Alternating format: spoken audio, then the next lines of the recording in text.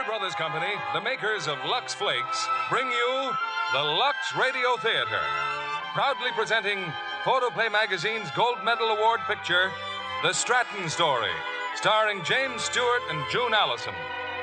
Ladies and gentlemen, your producer, Mr. William Keeley.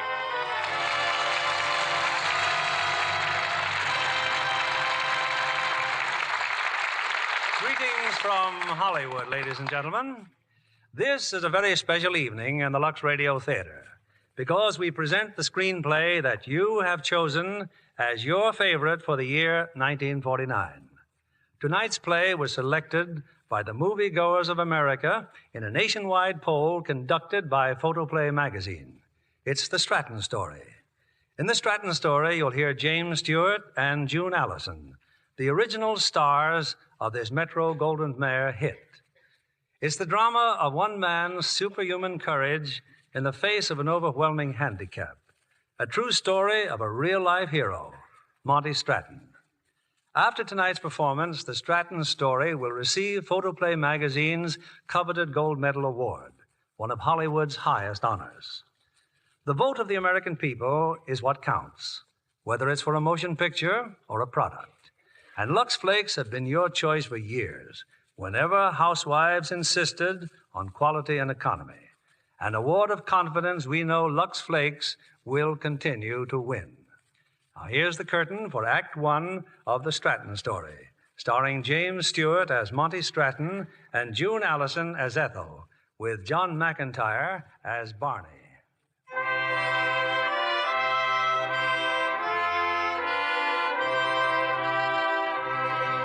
This is the true story of a young American. A story told to you by a man who knew him well enough to help shape his entire life. A man named Barney Wilde.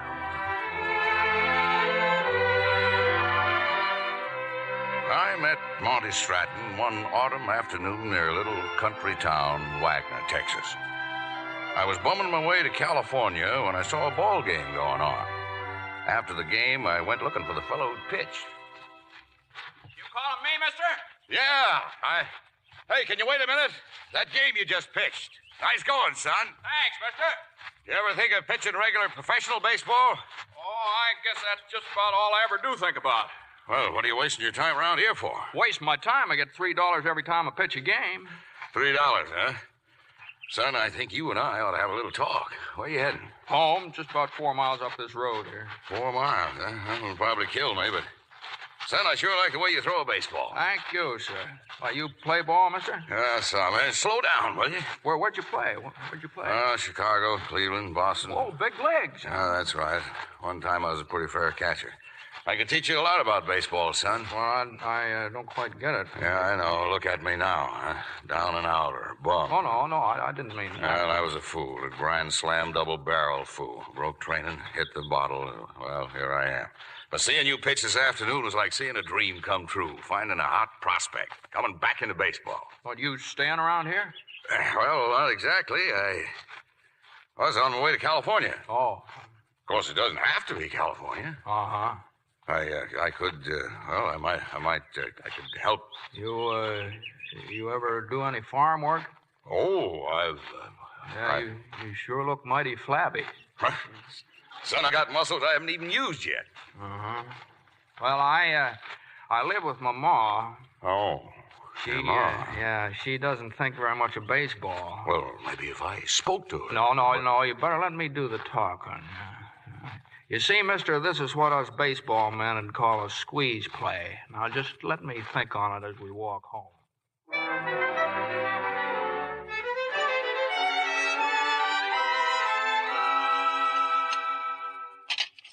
Well, Ma, I was talking to Mr. Wilde here before, and he's sort of looking around for something to do, and I thought maybe figure might hole up here for the winter. Don't say. Sort of help out around the place. You know as well as I do, Monty, we can't afford no hired hand. Oh, well, he wouldn't expect any pay, just room and keep. Didn't know you're so overworked, son. Oh, no, it's not that, Ma, but just a lot of things need doing. When your father died, Monty, he left this place to you. It's yours, and you're old enough to know what you're doing. Yes, ma'am.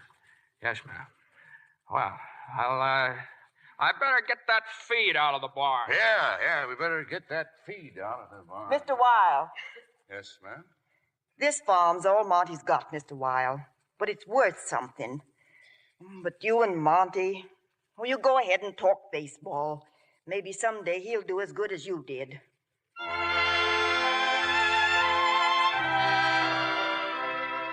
Couldn't blame his ma. All baseball meant to her was seeing Monty wind up like me.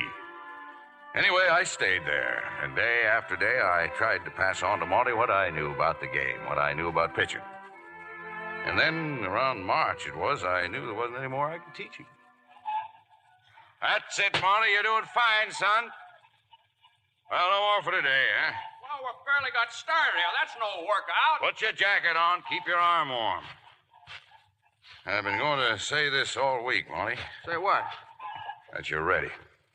You're joking. Well, I don't mean you've learned all there is to know about pitching, but from here on, you've got to learn it for yourself. We got to get you some action. Well, not much action around here, Barney. But there is in California. Jimmy Dykes and the White Sox are starting spring training. The Chicago White Sox? All I have to do is say the word, and Dykes will give you a tryout. He will? Sure. But out in California. I know. It's a long ways, and your ma. Yeah. Well, let's go into the house, sir. Looks like we got another squeeze play coming up. You might just as well speak your mind, Monty. You got something to say, say it. Well, it's just this, Ma. Barney and I were sort of thinking about taking a little trip out to California. Is that so? Uh-huh. What baseball team's out there? That's the Chicago Whites. How'd you know that? I didn't figure you'd be going all that ways for anything important, son. But this is important, ma'am. Oh? Worth giving up the farm for? Well, if they take him on, the least he'll get's $300 a month. That's a lot of money for just throwing a ball around. And I won't have to give up the farm. I saw Cousin Ernie. He said he'd be glad to take care of it while I'm gone. What makes you so sure they'll give you a try? They try just anybody? Well, they sure don't. Well, Barney and Jimmy Dykes are old friends. Who? He's the manager of the White Sox, so that way I'll get a chance for sure. The land's the only place where you're sure, son. Lots of people don't live on farms, Miss Stratton. Lots of people don't eat regular, too. You made up your mind, ain't you, Monty? I just gotta give it a try, Ma. Sure, son. Sure. You go on, then. You give it a try.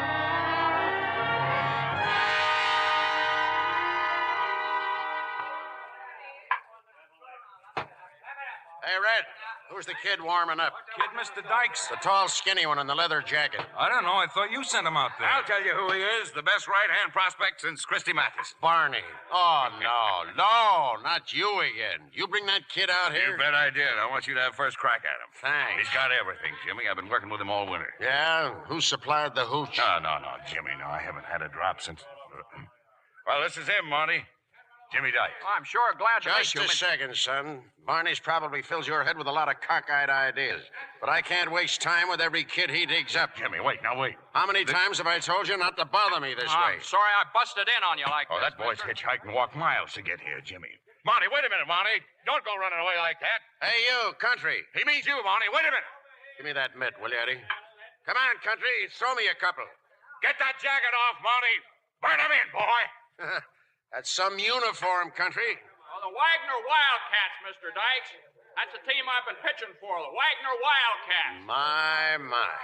All right. Let's see what you got. He really breaks them off, don't he? Simmer down, Barney. So you got a curve. Let me see your fast one. Well, I don't know. Maybe you better work out a while. Keep him around, Barney. He may have something. But for Pete's sake, get him a haircut. Sure, Jimmy, sure. What'd I tell you, Monty? I knew he'd give you a chance. But when? What are we supposed to do now? Find us a room. Oh, yeah, in a barber shop. Well, we found a hotel and met a few of the players who were staying there. That night, Monty went down to the lobby to kill some time. And in the lobby, he discovered a fascinating pastime. Monty had never seen a slot machine before. 10 minutes later, he had a pocket full of quarters and a new friend. a rookie named Eddie Dibson. Eddie was flat broke. He had a date that night with his girl. To make matters worse, she was bringing a friend along. But there was Monty, fresh from the sticks and ready to learn all about nightlife in the city. Well, they're very nice dancers, aren't they? I mean, Dottie and Eddie. Yes, they are. I guess I shouldn't be here at all. Oh? Well, thank you. Thank you very much. Oh, no, it isn't you. It's me. I mean, it's Eddie. I don't know. But for some reason, he seemed awful anxious for me to tag along. Good friend of yours, hmm?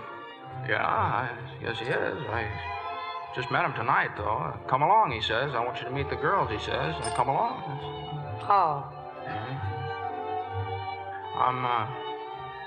I'm sorry I can't ask you to dance, but I don't know how. Oh, that's all right.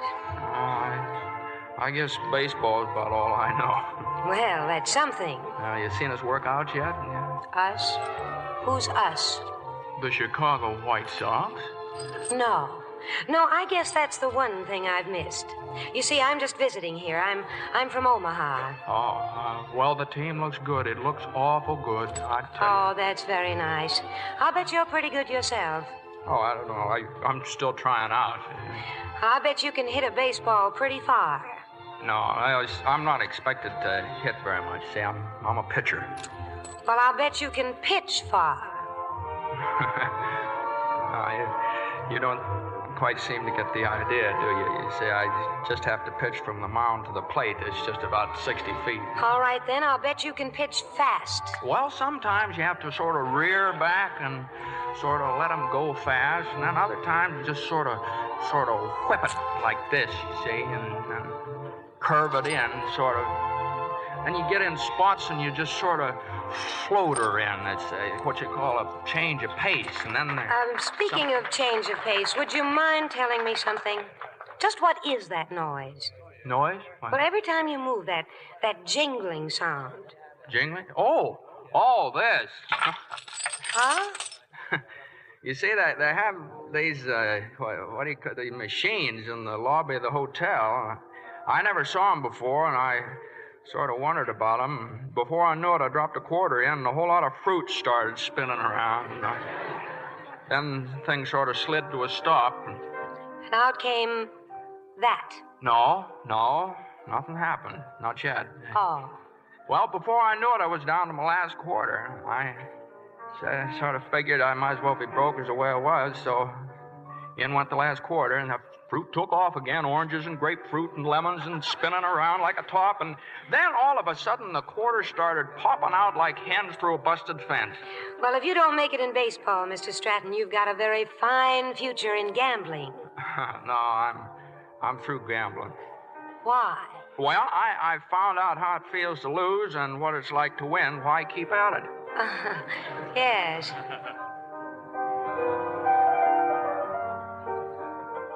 Now, like I said, this other fella, Eddie Dibson, had come with his girl. But one look at Ethel, and Eddie forgot all about Dottie. Eddie had it all figured out.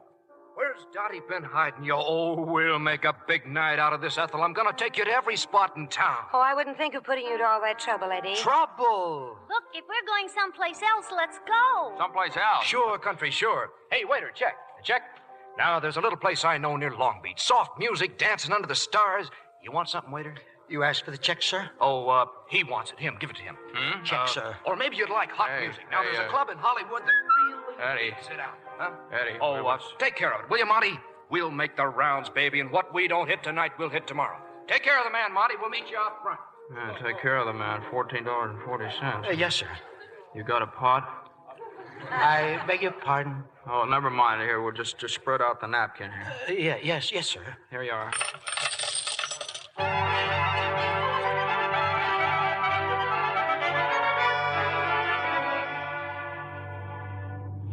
Did it occur to you, Mr. Stratton, that I might not want to go home? That I might have wanted to go somewhere with Eddie?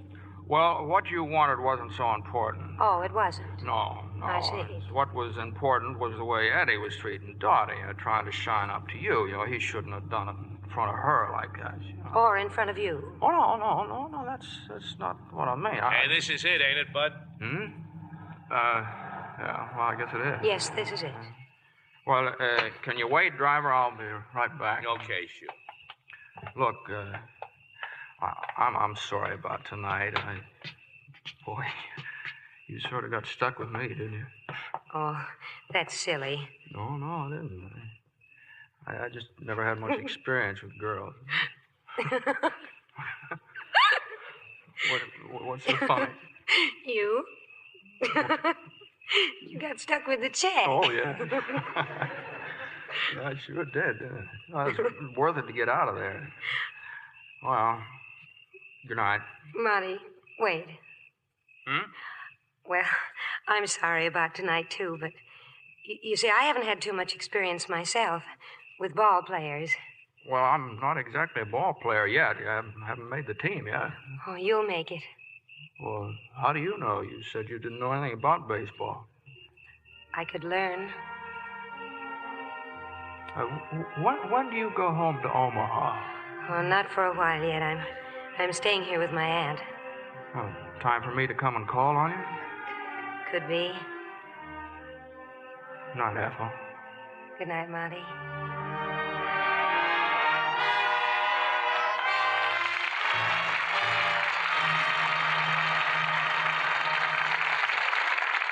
In just a moment, our stars will return with Act Two of the Stratton story. I hear, Libby, you're collecting travel folders. Oh, just a dream so far, John. I got the Wanderlust at Paramount watching the Pine Thomas production of Captain China. That's a rip-roaring adventure story if I ever saw one. John Payne in the title role gives a magnificent performance. What a fighter he is. And Gail Russell looks more beautiful than ever. Oh, she's ravishing. As a passenger on a tramp steamer, she adds a delightful bit of romance. The typhoon scenes in Captain China got me. They were so realistic, I practically helped the skipper keep the ship afloat. Well, the ship was definitely real, and so rough that when the picture was finished, Gail said she'd take the smooth sailing of a sailboat or a cabin cruiser from now on. Certainly more relaxing. And you can wear such pretty clothes when you know there's a box of Lux Flakes not far away. Gail has a sharkskin rayon slack suit she loves for sailing. Or if she wants to tan, she takes along some little boy shorts in butcher linen and a jersey halter top. A cargo of Luxables, huh? Gail insists on Lux Flakes for all her washable rayons and nice cottons. They stay so fresh and bright all season. A smart girl.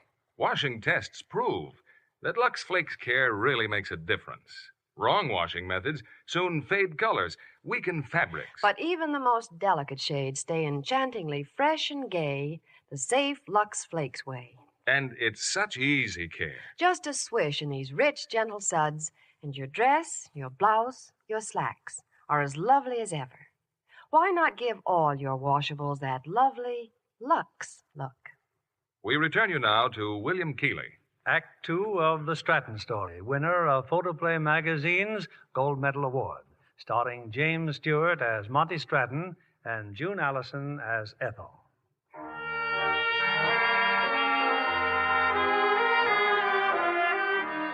Those next few weeks, well, they were quite a strain. Between falling in love and trying out for the White Sox, Monty just didn't know where he stood. But one afternoon in the dressing room...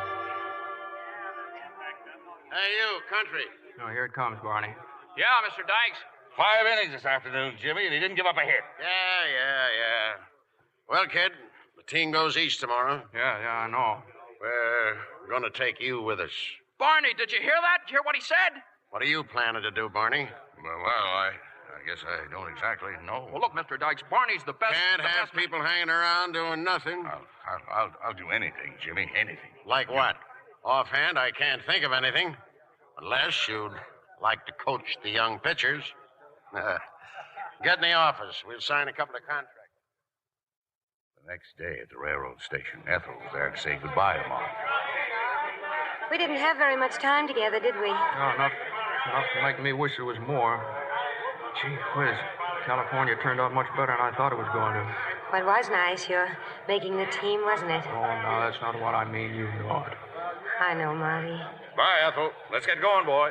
Oh, yeah, right away. You will write, won't you? Well, I'll never be able to write down what I'm thinking, though. Well, how will I know you're thinking about me if you don't write? Hey, country, kiss her goodbye and get on the train. Oh, Oh, yeah. Oh, that Mr. Dykes. He's a very smart man, darling.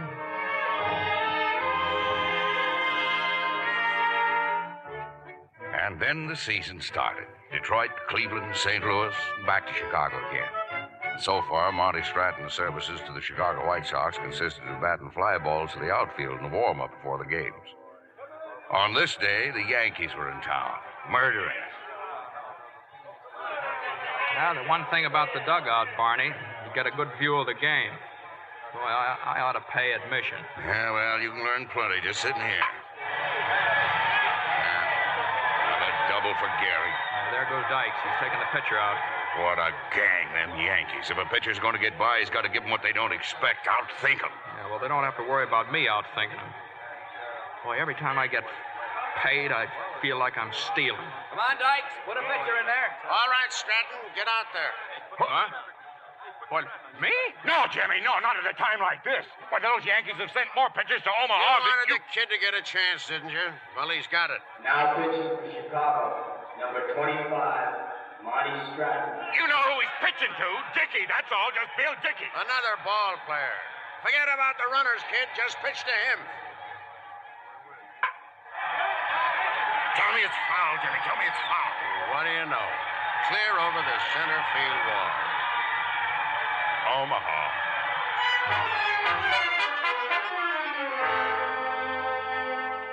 Yeah, Monty went far in his big league debut from Chicago to Omaha. And that's how Ethel happened to have an unexpected visit. Oh, I'm so glad to see you, Monty. But what are you doing here in Omaha? I thought you were going to go down. I know. Now, just sit down. I got a problem. But you said in your letter you might pitch this week. Yeah, I did. Well? That's what I want to talk to you about. Well, what happened? Everything, honey. Now, you know, when I left you in California... What was the score? Now, that's not important. The thing that's bothering me is... Well, they can't expect you to win every game. Honey, they don't expect me to win any games. I've been farmed out to Omaha. Well, they don't put you in jail for playing in Omaha. I know. There's nothing wrong with Omaha. It's just that... I don't know. I might not even make it here. First thing I know, I'll be back on the farm. Well, don't you like the farm? Sure. It's all right, but it... Well, then? Well, I don't... It's just that things are different now, that's all. Now there's you. Would it help any if I said I love you? That's the problem. Oh, I see. No, you don't see.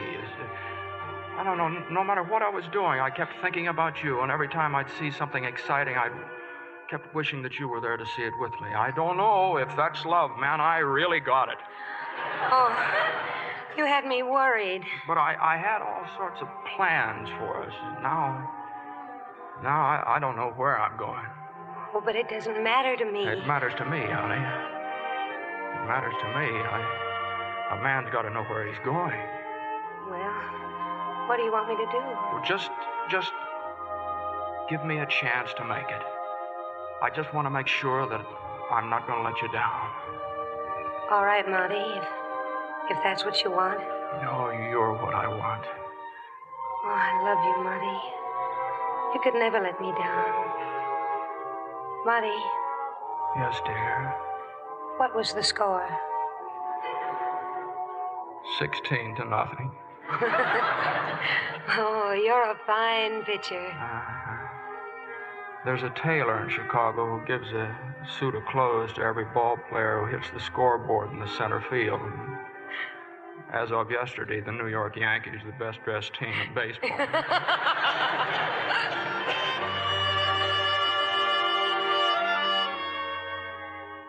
Monty pitched 6 ball games for Omaha, won them all, 3 shutouts. That was good enough for Jimmy Dykes. He brought Monty back to the White Sox. Only this time, a girl named Ethel tagged along because now she was Mrs. Monty Stratton. That night, a few of the boys gave him a little party at the hotel. Just proves what I've been saying. How could a guy like you, Country, get a gal like Ethel? Oh, it wasn't easy, Mr. Lyons. I just wouldn't take no for an answer. Oh, she's pretty, Ted, but she's not very smart. Here come the Bombers. Bombers? Yeah, a few of the Yankee players. This is what they look like, honey, when they're just civilians. Hi, Lou. Hiya, fellas. Ted. I guess you know everybody. Oh, this is Monty Stratton. Stratton, this is Bill Dickey. Mr. Dickey, Mrs. Stratton. How do you do? How do you do? Oh, we met you earlier this season, didn't we, Stratton? Man, you met me and everything I pitched. Well, it's nice to have met you, Mrs. Stratton. Thank you. Why, he's awfully nice. Well, wait till you see him tomorrow, honey. Why, they don't call him the Bombers for nothing. Wow. Some poor guy's going to have a rough afternoon. Yeah, could be. Hey, by the way, Barney, who's Dyke's going to pitch tomorrow?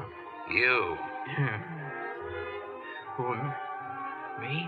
A couple of the boys have sore arms. Ethel. Yes, dear? Our baggage. You unpacked anything yet? No, not yet. Don't.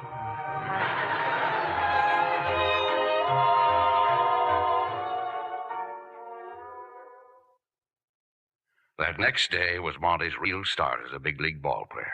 Monty won that ball game all by himself, even to driving in the winning run. And that's just about the way it went all the rest of that season. Not that he won every game, but from then on, the fans knew that Monty Stratton was just about as fine a pitcher as they'd see in the league. In October, Monty and Ethel went down to the farm in Texas.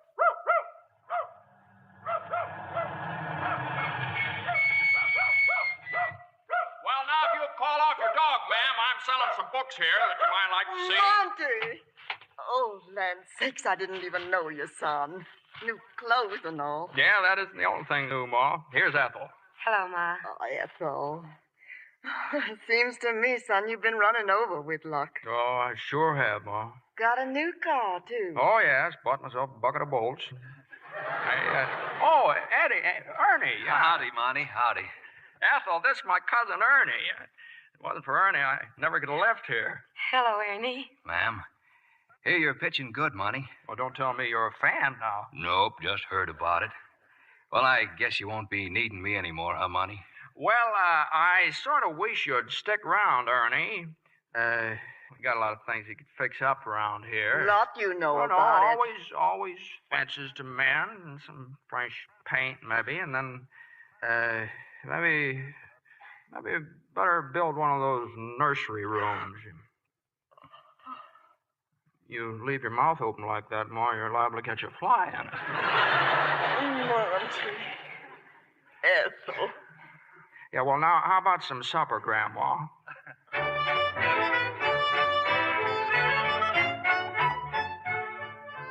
Monty went through the next season like a house of fire. The fans ate him up. The newspapers, too. He was all that Jimmy Dyke said he was. Right now, Barney, I wouldn't trade Monty Stratton for any other pitcher in baseball. What a future that boy's got. And Monty had someone else now to win games for. A brand new baby boy. But after a while, I began to worry. Ethel, too. Something had happened to Monty. As often as not, he'd disappear after a game. He'd tell Ethel it was for interviews, newspaper guys, but I knew different, and so did Ethel. Anyway, they were back in Texas now, and Monty was a farmer again for the winter. A little dressy, ain't you, son? My land, Ethel, just look at the dude. Shaved, too. Oh, no, not another press interview, Monty. Not down here. No. I just thought maybe we ought to go out and do a little celebrating. You know, Junior's going to be 6 months old tomorrow, so come on. We're going out to dinner. Well, give me a chance to catch my breath. You know, Ma, this is an event. We don't get to do much celebrating in Chicago. Well, grab him while you can, honey. Well, now, look, you two girls are going to sit around and chew the fat. I'll go and celebrate myself. Goodbye. No. Hang on to him, Ma. I'll be ready in about 5 minutes.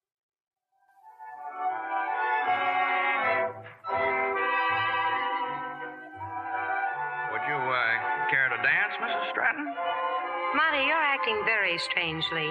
Ordering champagne, and now Well, a fine thing if a man has to plead with his own wife to dance with him. But, darling, you don't dance. You like to dance, don't you? Well, yes, I do. Well, maybe it's about time I learn. Now, come on. Well, you're going to look awfully funny out there. It won't be the first time. Now, come on.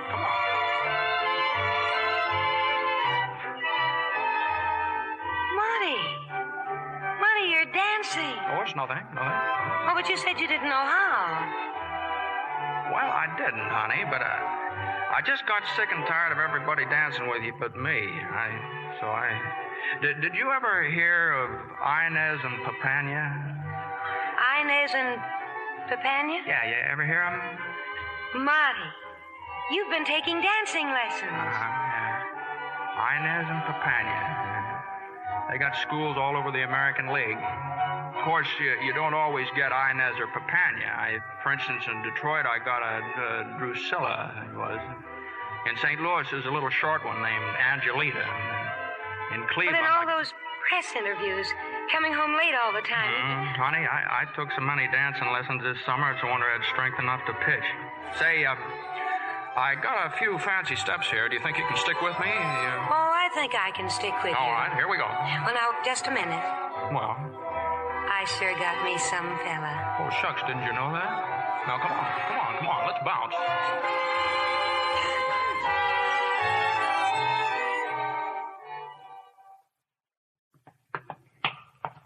Good morning, Ma. Morning. It was morning when you came in last night. Now, what could you two have been doing all that time? Oh, just dancing. Dancing? With him? Well, sure, naturally. You were dancing? Well, I wouldn't be surprised if we did some more dancing tonight. How about a date, ma'am? Why, sure.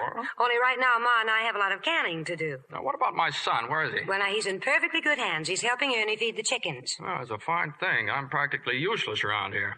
Okay, suppose I get my gun and my dog and we'll look for a couple of rabbits, huh? Well, if it's all right with the rabbits, it's certainly all right with me.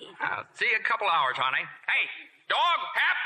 Hap, come on, let's go hunt.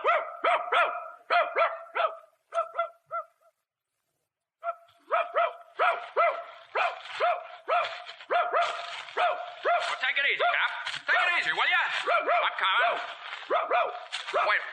Wait a minute. Get over this fence.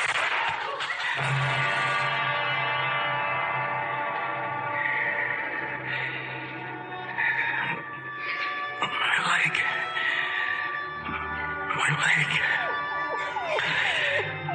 Oh, it's my leg.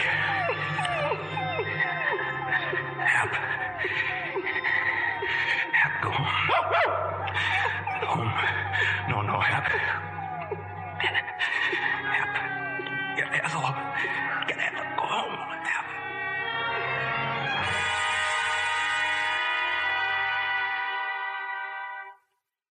It's not just my opinion, Mrs. Stratton. I've talked to 2 other doctors. It's his leg or his life. But his legs are his life. The infection is spreading. If we don't operate immediately... Oh, but his leg... He's a ball player. He's a man whose life is in danger. We must have your permission to operate. Please sign this paper, Mrs. Stratton.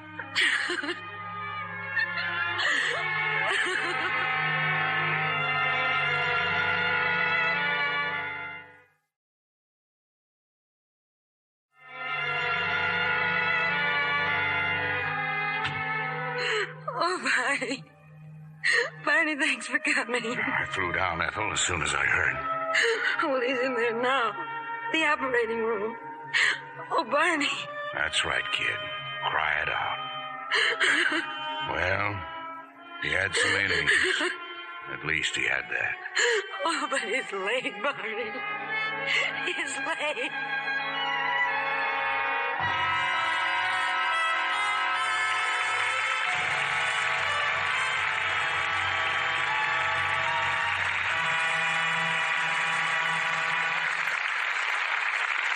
Pause now for station identification. This is CBS, the Columbia Broadcasting System.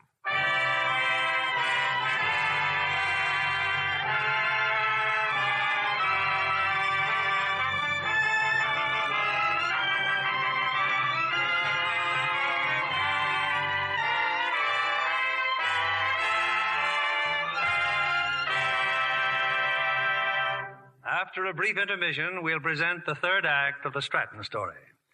Right now, I'd like to introduce a charming and lovely young star of stage and screen, Miss Pamela Britton. You know you're in good company in your latest screen role in Key to the City, Pamela. I couldn't ask for a better break than to be in a picture with Clark Gable and Loretta Young, Mr. Keeley. Yes, they're at their best in Metro Golden Mare's sparkling new comedy. Working with George Sidney, the director, was a wonderful experience for me, too. Clark Gable is delightful as a happy-go-lucky, two-fisted mayor who falls in love with beautiful Loretta Young, a lady mayor. Just the ingredients for a grand comedy. And when you add Frank Morgan and Marilyn Maxwell, it just bubbles over. Yes, Loretta makes a lovely mayor. You know, I'd vote for her any time. Girls will love her wardrobe, especially a ravishing chiffon nightgown that gets Clark Gable into a very amusing situation in Key to the City. The nightie plays a major role in one scene. And I'm sure Lux Flakes play a major role keeping it lovely for the camera. That's exactly what the wardrobe department told me, Mr. Kennedy. I discovered that Loretta Young is just as enthusiastic about Lux Flakes as the studio is.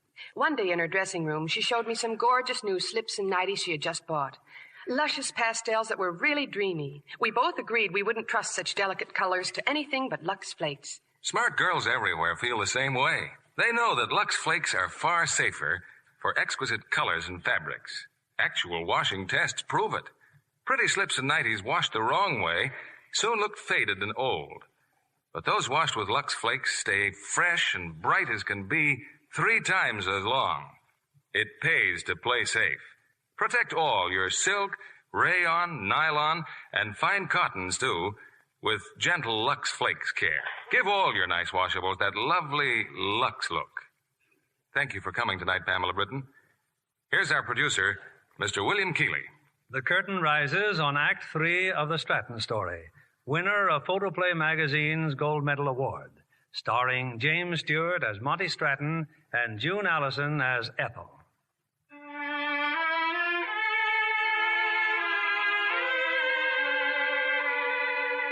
Monty came home from the hospital late in December. He'd lost a lot more than a leg. His hopes, his future, his spirit, all were gone. Day after day, he just sat by the window in the living room. Now and then, he'd hobble around on the crutches, but he'd have no part of the artificial leg. Nobody was even to mention it. He just seemed to be waiting for the end of the world.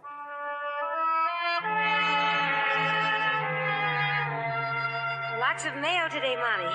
Look, darling, hundreds of letters from people all over the country. Yeah, well, I don't want to look at them.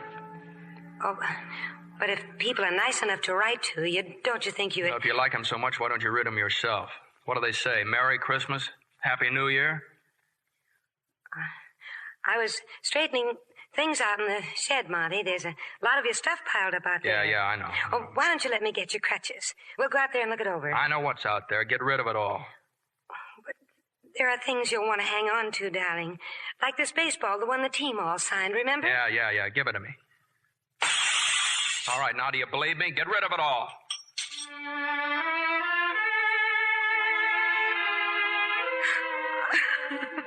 It's no use crying, Ethel. No use at all, honey. Oh, he hasn't seen me cry, Mom. But sometimes I just can't hold it back anymore. What are we going to do? He's not interested in anything or anybody. Not even the baby. He's all by himself. I just can't seem to reach him. I guess it wouldn't be right if he was letting it roll off his back like it was nothing. But there's something about him, Ethel. Oh, I don't know. Good sense or something. And no doctor can amputate it. Well, I guess supper's ready. I'll go find Ernie.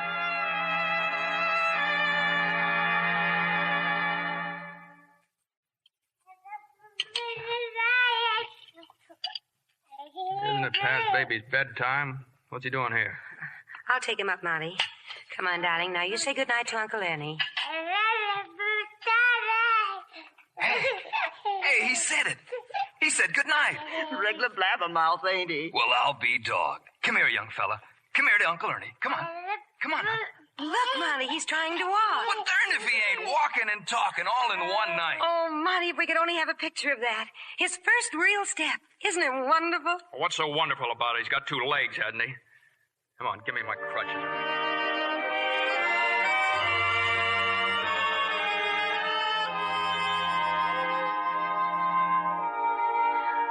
Monty. Well, Maybe you'd rather be alone. I just thought, oh, Monty, don't let it do this to you, darling. Please. no, I don't know. I just came out of doors to look at that road. I used to do 10 miles on that road like it was nothing and then pitch a ball game.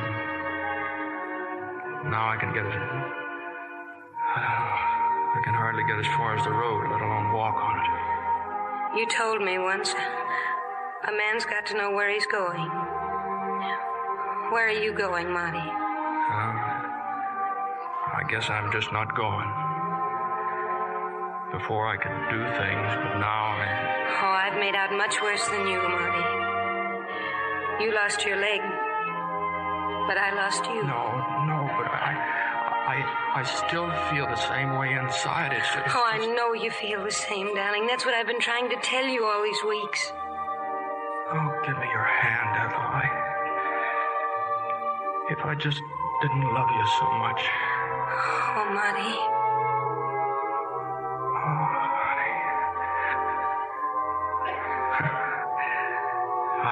I guess I got a squawk coming, too. I sure wasted a lot of money on those dancing lessons. Oh, Monty. Darling. Gee, I sure got me some gal. Oh, shucks. Didn't you know that?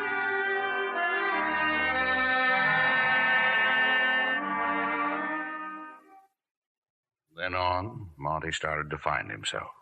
Oh, not that he changed overnight, but at least he was trying to get himself straightened out. And then one day...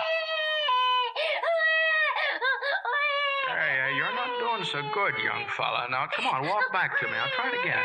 Monty, is the baby all right? I don't know, honey. He sure is having a time learning to walk. Yeah, that's what I told her. Hi.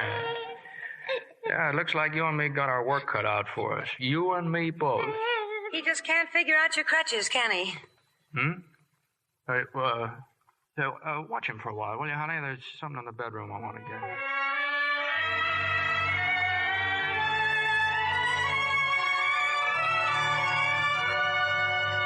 Marty. I'll take him now, honey. Junior and I need a little sunshine. We're going out. But, Marty, your crutches. Yeah, I figured it's time I tried out my store leg. Come on, put his coat on. Come on now. We mustn't keep Daddy waiting. And please be a good boy. Now, you see these things, Junior? Well, they're feet. Now, those are yours, and these are mine. And they tell me you're supposed to pick them up and lay them down. Okay, now, let's see what happens, huh?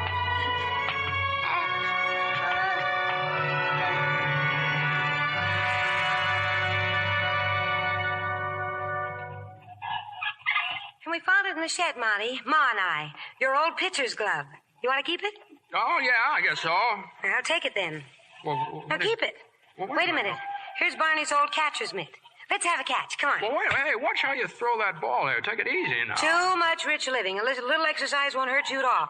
Now, come on, let's throw a few. Oh, fine-looking catcher. I can't even see you behind the mitt. How am I doing, country? Well, stop waving your arms. Come on, catch the ball. Say, this is fun. Yeah, settle down a little. Maybe Cleveland can use you. Oh, no wisecracks now. You're not so good yourself. I tell you what I'll do. I'll have Barney come down and look you over. All right, now catch this. Monty. Oh, no, I'm all right. I'll get up here. Leg. I think I know what I did wrong. Now, come on. Let's throw some more. Wait. Can you wait a second? Oh. Well, yeah. That's the first time I ever been kissed by a catcher. Catchers don't do that, huh? No, not as a rule. It sort of slows up the game. Well, just don't sit there. Let's see the big pitch. Come on, lay it in there, country. Where's all your stuff? Lay it in there. Hey, let's see the fastball. The fastball? Well, even if I had one, what would you do with it? Well, now, you just throw it and find out. You know, you're fixing to get your head knocked off. Don't argue with the catcher. Now, come on, right over the plate. Oh, okay. Come on, now, right in here, kid. Oh, honey, I'm sorry. Oh, gee, Just help me up. I caught it, didn't I? Well, let me see your hand. Did you hurt your hand? What I am rubbing is not my hand. Oh, yes. You just lost yourself a catcher. Never had a catcher quit me before. You never had a catcher before who was going to have a baby. Well, why don't we just sort... Hey, what? What?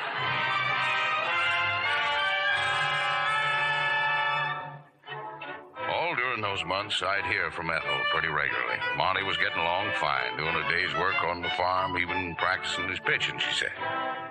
And then Jimmy Dyke sent me down to Houston to scout some players in a big all-star game. I figured to stop by the farm the day after the game and visit with Monty. But he pulled a big surprise. He was at the game, in the dressing room, in uniform.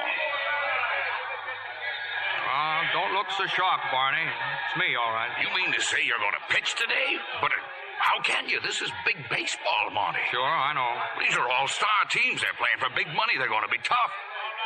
Who'd you cook this up with? Josh Higgins, manager of the Southern team. Ethel know about it? No. She and Ma, they're up in the grandstand. They thought I'd just come down to say hello to some of the fellas. You asked Higgins to let you pitch? I asked Higgins to let me try, Barney. I had to find out just what's what. And I better start out the field. Here are the batteries for today's game. The Western All-Stars, Gene Bearden pitching, R.T. catching. For the Southern All-Stars, Milliken catching. And in his first comeback appearance, Monty Stratton pitching. Ethel had seen me now. I tried to stop her, but I couldn't. She met Monty just as he was limping out of the tunnel toward the field. Darling, why didn't you tell me? I wanted to surprise you, I guess. I got so I was throwing the ball pretty good, and I got all steamed up, and I don't know. Now I'm afraid. Afraid? Afraid of what? You've been beaten before. I keep saying to myself I'm just the same as everybody else. I wanted to prove it. I wanted to show you, only I can't. I just can't go through with it. Monty, listen to me. I came down here just now hoping to stop you. I was just as afraid as you are. But you can't turn back now. That won't solve anything. You're a ball player, Country. Us saying I'm still a ball player doesn't make me one. Well, then let's find out. Well, Do I look all right? Oh, you look just fine. Now go on. Get out there.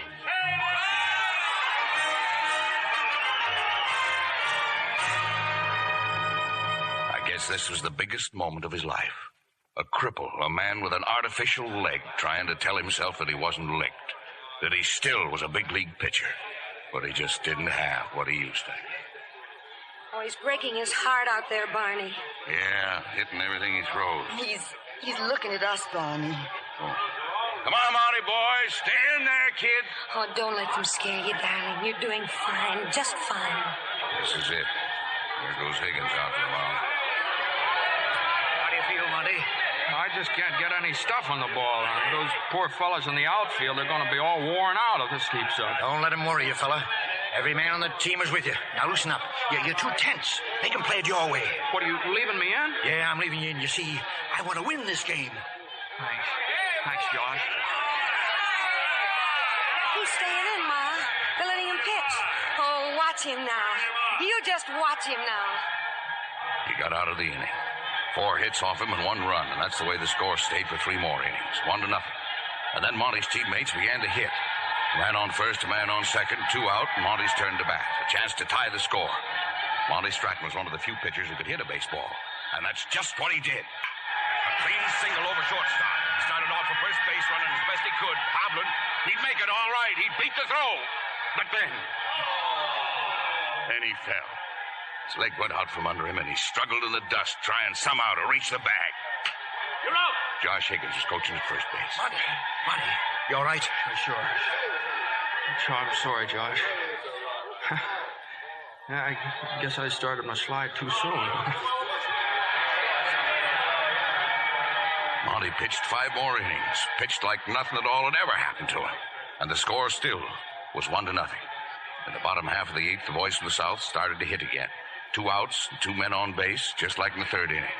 And Milliken, the catcher, came up to the plate. And then the Western All-Stars called a little conference. They decided to walk Milliken. But if they walk in, Barney, the bases will be loaded. They know that, honey. Well, then they're walking him just to get at Monty. Yeah, well, that's baseball, Ethel. Now let's see what Higgins does. He's got to take Monty out and put in a pinch hitter. Attention, please. The Southern All-Stars are going to put in a pinch hitter for Stratton. I'd sure like to see you finish this game, Monty. It was just up to me, but every guy on the team has a big stake in this. I think I can get him in, Josh. We're run behind, Monty. The base is loaded. I got to put in a hitter. Let him hit, Josh. We'll take our chances. You can do it, Monty. Take your cut, boy. Get up there at the plate. Looks like the team wants you to stay in, Monty. Go ahead, take your cut. Attention, please. Stratton is not leading the game. He'll take his turn at bat. He hit the third pitch. And the stands went dead. They knew he was a great pitcher, but they also knew he couldn't run. Two men came across the plate, and Monty made a dive for first. Monty was safe. Monty had given his team a one-run lead. Now all he had to do was to hold that lead. But over on the other bench, the Western All-Stars were listening to their manager. Stratton's really pitching. Now, look, fellas, don't try to power the ball. Just get in there and then bunt. No. Yeah, I know. I hate to do this, but we got to get on. Now, go on. Bunt toward the mound. Yeah, and keep bunting. And that's just what they did. Two successive bunts. Two men were on base. Well, there goes his ball game, Barney. They're bunting it right out from under him. Oh, it just don't seem right. They know he can't run for the ball. And there's nothing we can do about it now. Two on and nobody out. They're talking to him, Mr. Higgins and the catcher. Well, he went 8 full innings. Not bad for a guy with one leg. Sure looks like they're all going to bunt, Monty. What can we do about it? Well, I'll just have to get off the mound quicker, that's all. I know what to expect now. That's good enough for me, Monty. Stay in. All right. Play ball. Play ball. The third batter bunted too. Only this time Monty nailed him. But the other two men advanced. One out now, a man on second, a man on third. And they crossed him up again. They started swinging hard. No more bunts. Even a long fly ball would tie up the ball game. But Monty struck the batter out. Just one more man to go, and he'd win his ball game. But this one man was Big Johnny Lindell, the power hitter of the league. One man to go. Just one man. Monty took his time. He looked around his outfield, the runners on the bases, and then burned that ball across the plate. It was a line drive, a scorcher between the mound and first base. Instinctively, Monty dived for it, sprawling out on the grass. He couldn't hold on to it, but he had knocked it down, and he crawled after it, and Lindell went racing down the baseline. There was no time to get to his feet. Monty threw the ball as best he could. Lindell was out. The game was over. Monty had won. And now his teammates were picking him up, carrying him off the field. And Ma just sat there. You couldn't tell what she was thinking. Not unless you knew Ma as we knew her. But in Ethel's face was the whole story. In Ethel's tears, and in Ethel's smile.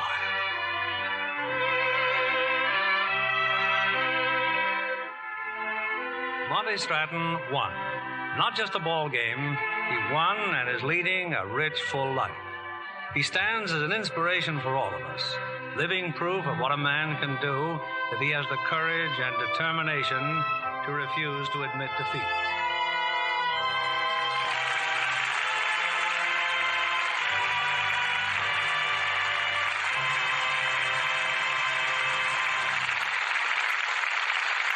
Before our stars return for their curtain calls, here's Libby Collins to tell the ladies what's afoot for fashion this spring. A girl will put her best foot forward in a red shoe. Red is one of the smartest accessory colors for spring. A wonderful way to dramatize a pink costume or to contrast navy.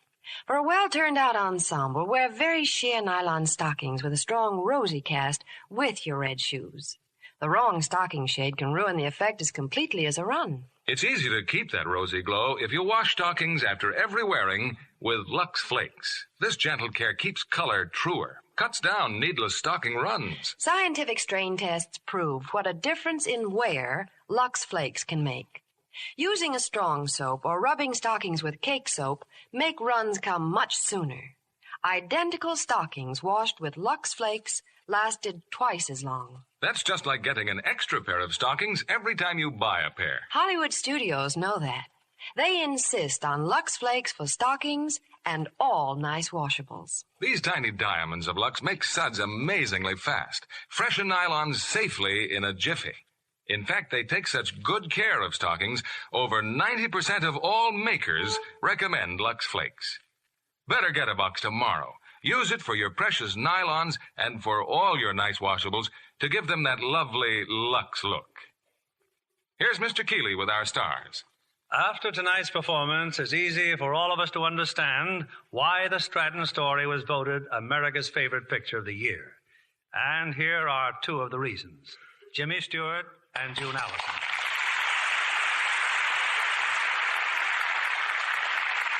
Thank you very much, Bill. I think June and I'd both like to tell the audience that we feel very complimented by the selection of the Stratton story for Photoplay Gold Medal Award. Oh, yes, indeed. We're very grateful to the moviegoers of America.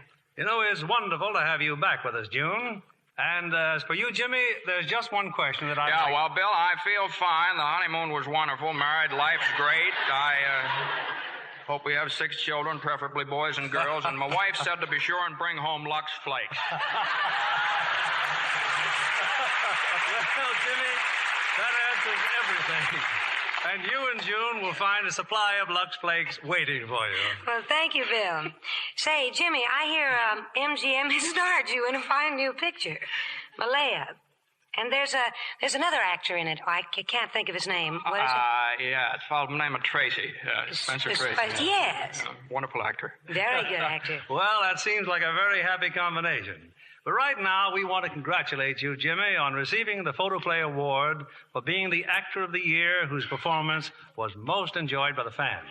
I'm really grateful, Bill, and I'd like to point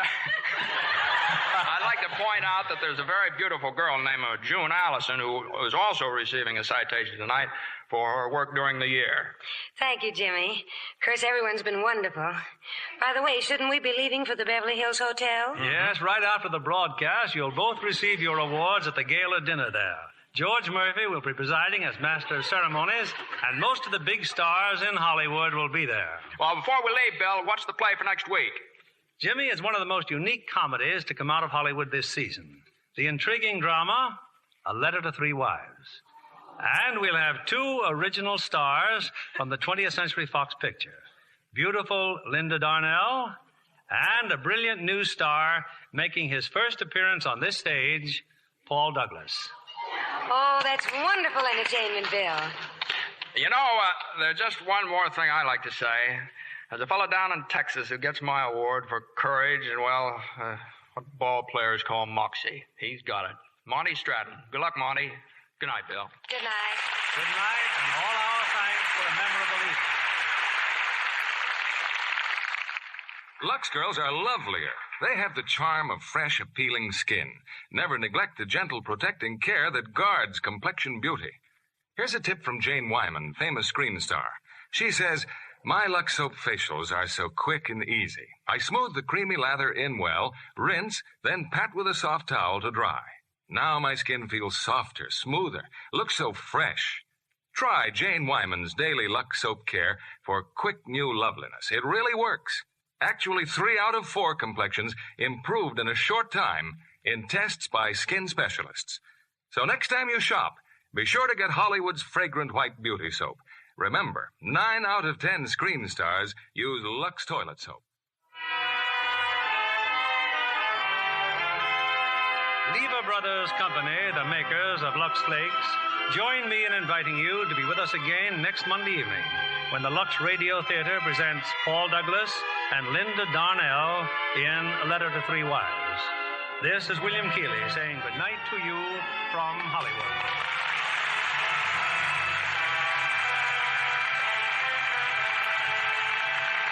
June Allison appeared by arrangement with Metro-Goldwyn-Mayer, producers of Nancy Goes to Rio, starring Ann Sothern and Jane Powell. Heard in tonight's play were John McIntyre as Barney, Cliff Clark as Jimmy Dykes, Larry Dobkin as Ted Lyons, George Neese as Bill Dickey, and Helen Brown as Ma. Our play was adapted by S.H. Barnett, and our music was directed by Louis Silvers. This is your announcer, John Milton Kennedy, reminding you to join us again next Monday night to hear Letter to Three Wives, starring Linda Darnell and Paul Douglas. Stay tuned for My Friend Irma, which follows over these same stations. This is CBS, the Columbia Broadcasting System.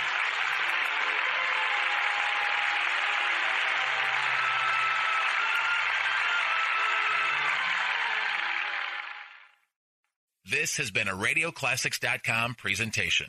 Programs are copyright their respective owners. All rights. Lux presents Hollywood.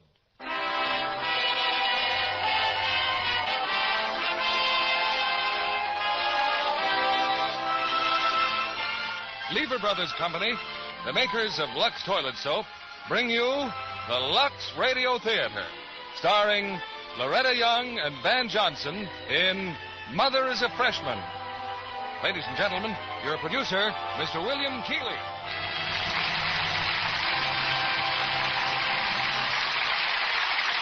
Greetings from Hollywood, ladies and gentlemen. 15 years ago this week, a daring radio entertainment was begun. It was the Lux Radio Theater. Its purpose was to bring into American homes the finest in drama played by the most important stars. Since that day, a new generation has grown up, and the Lux Radio Theater with it. Now it's a part of the American scene, an institution in millions of American homes. To celebrate this 15th anniversary, we've selected a gay romantic comedy that brings together two of this theater's top favorites, those very bright stars, Loretta Young and Van Johnson. The play is Mother is a Freshman, a 20th century Fox success you've requested so often. You know, if Mother were to go back to college today, she'd find it quite different than it was 15 years ago. But some things would make her feel right at home. For one, that familiar cake of Lux Toilet Soap. Yes, even when Mother was a freshman, Lux Soap was a favorite complexion care of the loveliest girls on the campus. And again tonight, as it has for 15 years, Lux makes it possible for you to hear another hit play. As the curtain rises on Mother is a Freshman, starring Loretta Young as Abigail and Van Johnson as Richard.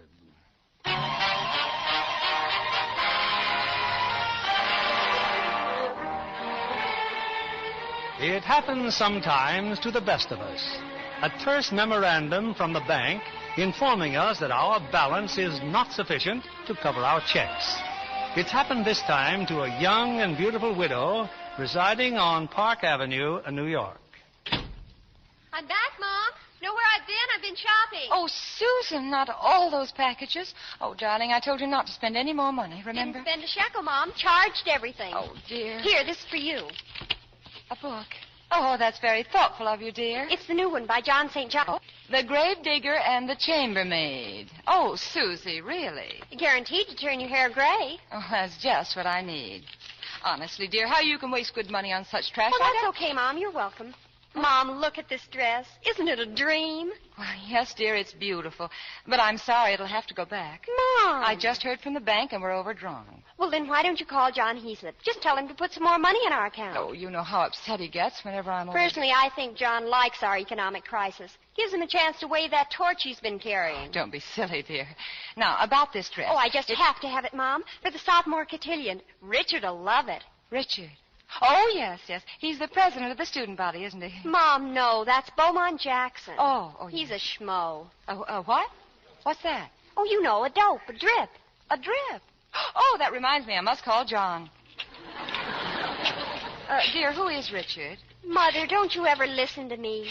Richard Michaels, professor of English Lit. Oh, that's nice, dear. A professor. A professor? Uh-huh. Oh, but Susie, is he one of your beaux? Oh, Mom, you're so old-fashioned. Those berries have broken down. Oh, have they? Well, of course. Pointer is a modern college. Oh, I see. Well, how old is this Professor Michaels? Oh, he's sort of, ageless. Maybe around 35. Oh, well, now, dear, I'm around 35. Oh, but it's different with you, Mom. Your life's over. Oh, is it? Oh, but he hasn't even begun to live. Oh, Susie, I don't like it. I don't like it a bit. It just isn't... Excuse me a minute. Hello? Oh, hello, John. I was just going to call you. Well, yes, I know, but when you're trying to outfit a girl for college and redecorate an apartment, What? Why, John, I couldn't be. But that's impossible. I'll be down. Well? Well, it must be a mistake. Well, what is it? Well, he said you weren't going back to college. Mother, that's impossible. Well, now, don't worry, dear. I'll see to this right now.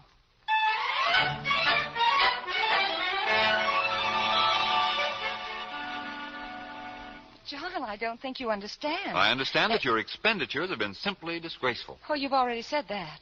Now, as for Susan, how can you expect her to go back to Pointer College without... I don't expect Susan to go back to Pointer at all. Now, John, you're just trying to scare me again, aren't you? No, Abby, I'm not. You're broke. Dead broke. But the trust fund that Henry left for me, I couldn't have spent all that. But the trust fund is payable only every 3 years. Yes?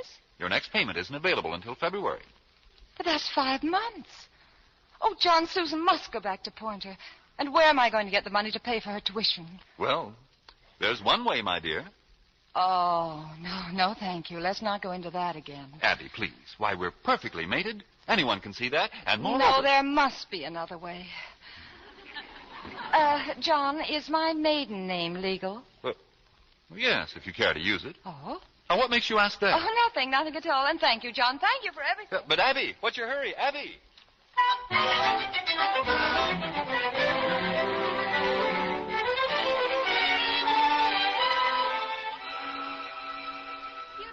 Spare me, Mom. I know it isn't your fault. No money, huh? Paupers. Till next February. Well, couldn't you borrow the money from John? He's so crazy about you. Susie, I better explain something to you. John Heaslip has an obsession against lending or borrowing money. And though he may be crazy about me, he is crazier about his obsession. See? Oh. Uh-huh. Well, we'll just have to go to work then. I'll get a job on campus, and you can get a job here. Department store, maybe, or some sweatshop, or... Mm-hmm. Mom, you're not listening. Well, what's that you're reading? This booklet. It's all about the endowments to Pointer College. Here it is. It's right here. Huh? The Abigail Fortitude Scholarship. For any female of good character and refinement with the name of Abigail Fortitude, the sum of $3,000 per annum shall be made available. So what? Well, $3,000 is a lot of money. Yes, but don't you see the catch? You've got to have a name like Abigail Fortitude. Well, my maiden name happens to be that. Oh, I know, Mom, but you're the last. And I'll never stop thanking you for finding a different name for me. You know, dear, I've been thinking. Oh, sure. Great-Grandma Abigail gave money to Pointer. Then she fixed it so only her own family could use it. Well, then why don't we use it? Because my name isn't Abigail You? Yes. Oh, my gosh. Golly gee. No, it wouldn't work. Now, why not? Well, what about college entrance exams? You'd never pass Well, them. now, Susie, it's up to you to see that I do pass them. Look here, dear, you don't seem to understand. If I don't go to Pointer, you're not going back either. Now, this $3,000 endowment will see us both through to February, at which time we collect on our trust fund. Oh, if we could only do it. Oh, of course we can. I'll use my maiden name, and nobody need know that I'm your mother. And now, about those entrance exams. Oh, they're murder. Oh, come now, dear. They couldn't be that difficult. Oh, no? No. Prove the two triangles are congruent if the hypotenuse and side of one are equal to ditto. I beg your pardon? Ha! Give a concise statement of Dalton's atomic theory. Describe the structure of a typical dicotyledonous stem. Oh, Susie, that doesn't even sound like English. See what I mean? Oh, well. Well, in that case, I guess we'd better get to work right away. Susie, drag out those textbooks of yours and start educating me. Gotta hand it to you, Mom. That's the old Abigail Fortitude.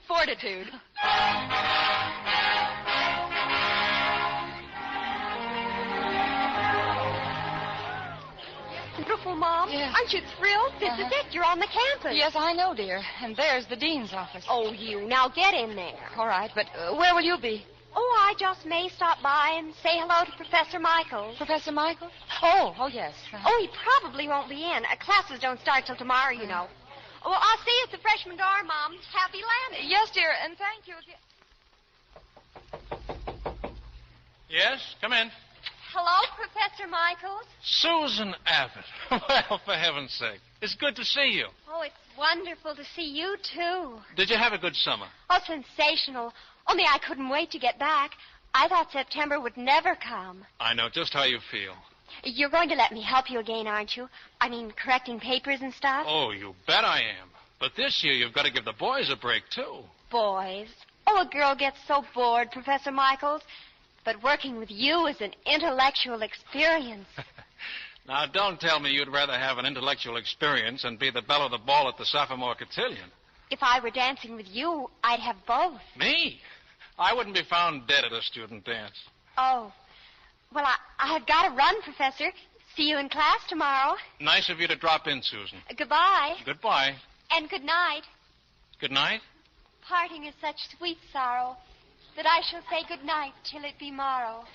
Oh, that's very good, Susan. Very good. Hello? This is Western Union. We have a telegram for Professor Richard Michaels. This is Professor Michaels. It's from New York City. Happy to inform you your book, Gravedigger and the Chambermaid, has just jumped on bestseller list. It's signed Williams and Sons Publishers. Bestseller list, huh? Well, what do you know? Thank you. Thanks very much.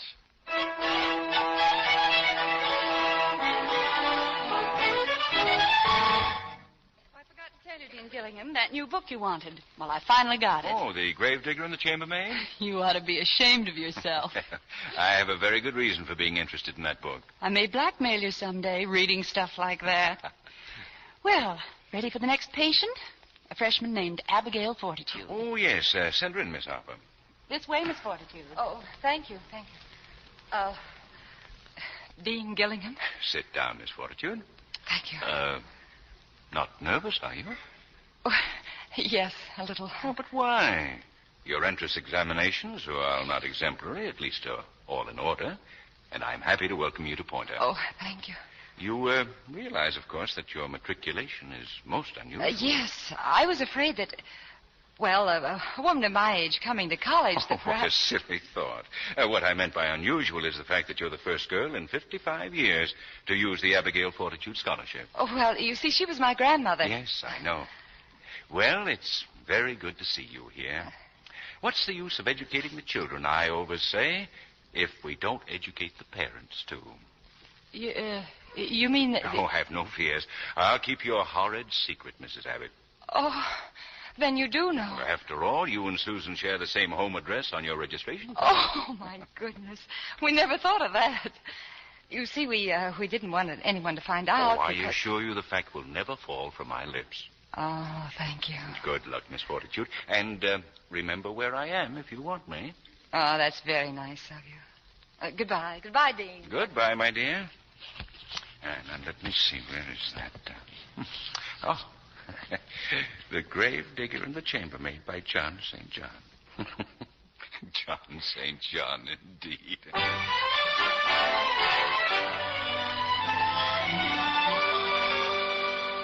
Susie? Hi, Mom. Oh, not Mom. Abby. Oh, golly, I forgot. Yeah. Sorry.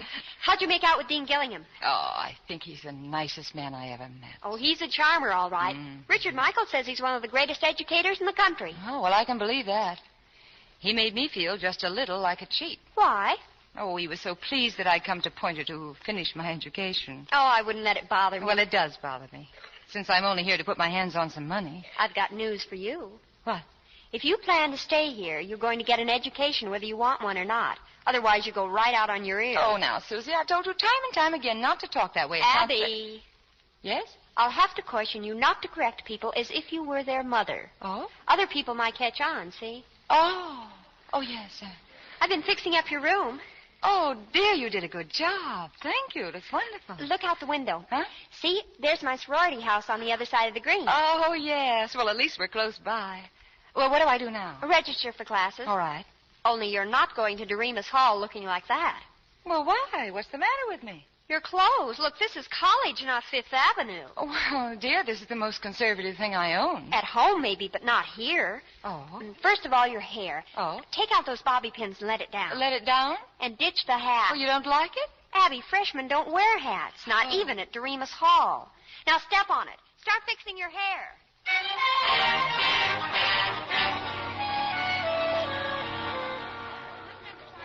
I beg your pardon. I'm supposed to register here, but I don't know... Hi, Angel Eyes. Just see the student advisor. Yow! What, is something wrong? Wrong? Young man, if you don't want to tell me where I'll tell you anything you want to know, baby. Oh? Where's your card? Here. Table G. Dream Puss. Over there. Thank you very much. Pardon me, lady. This is Pointer College. The Stork Club is south of here. I'm a student here. Here's my card. Abigail Fortitude. Yes? You? That's right. Oh, don't get sore, honey. The name just doesn't go with the scenery. Oh. Freshman, huh? Yes. My. You just out of the army or something? No. You married? No. Well, Abigail, what's your major going to be? Major? What's the major? Well, you see, in college, you've got to major in one subject, which indicates the type of career you have cut out for yourself. Oh. Well, what does Richard Michaels teach? Richard Michaels? What does he teach? Iniquity. What? Thinly disguised with Shakespearean sonnets and officially labeled English literature. Oh. Well, I'd better major in that, then. Abigail Fortitude. You, too?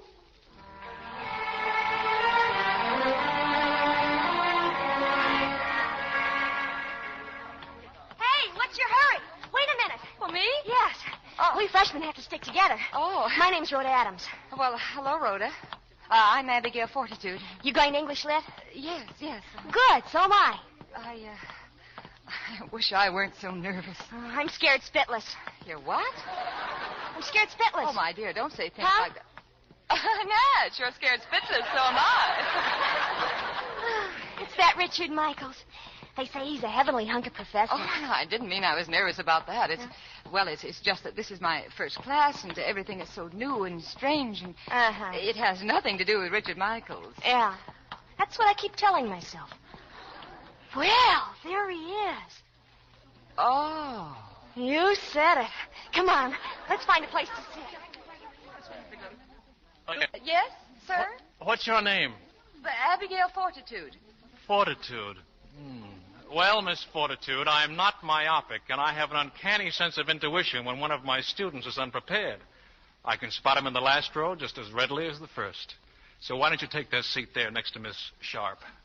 Yes, certainly. Hello, Miss Sharp. Oh, hello, Professor Michaels. Back for another try, eh? Don't you think you're in a rut? Oh, I'll pass this time, Professor Michaels, if I can keep my mind on my work. Yeah, all right. All right, let's come to order. This first session is going to be very short, so you needn't brace yourselves. In studying the text of Shakespeare, as we intend to do, we repeatedly find the theme of love used over and over again. And yet, in all the works...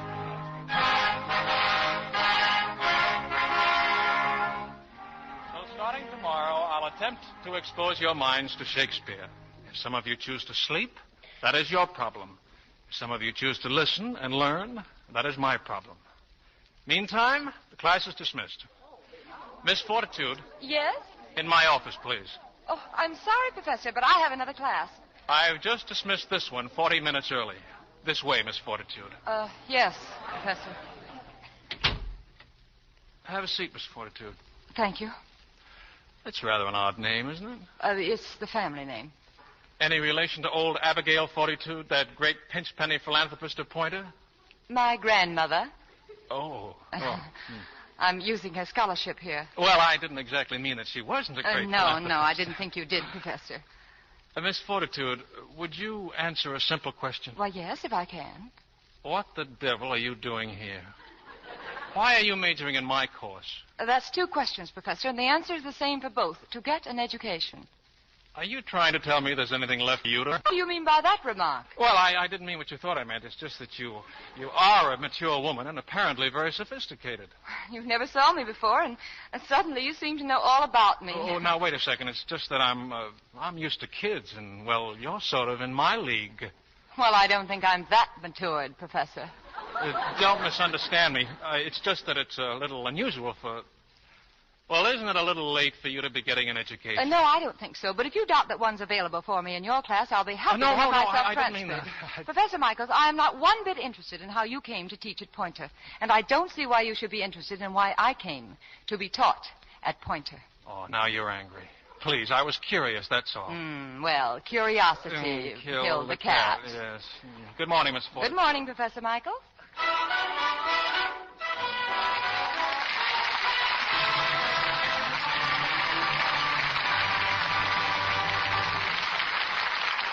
a few moments, we'll continue with the second act of Mother is a Freshman. Now, Mr. William Keeley, our producer. Act 2 of Mother is a Freshman, starring Loretta Young as Abigail and Van Johnson as Richard.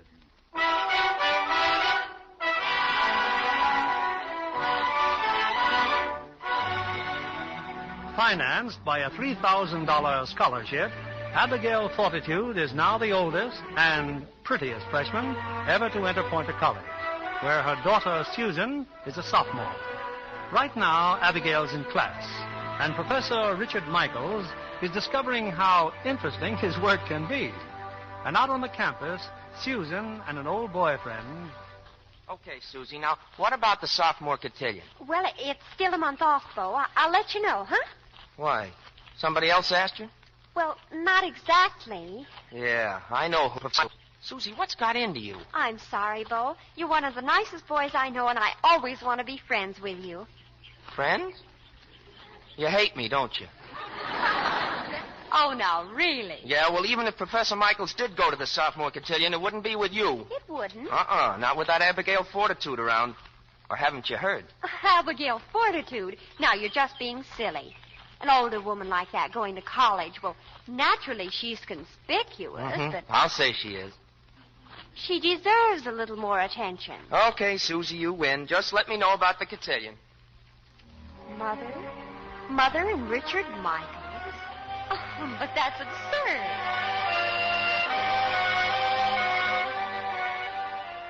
So come into class tomorrow morning prepared to discuss King Lear.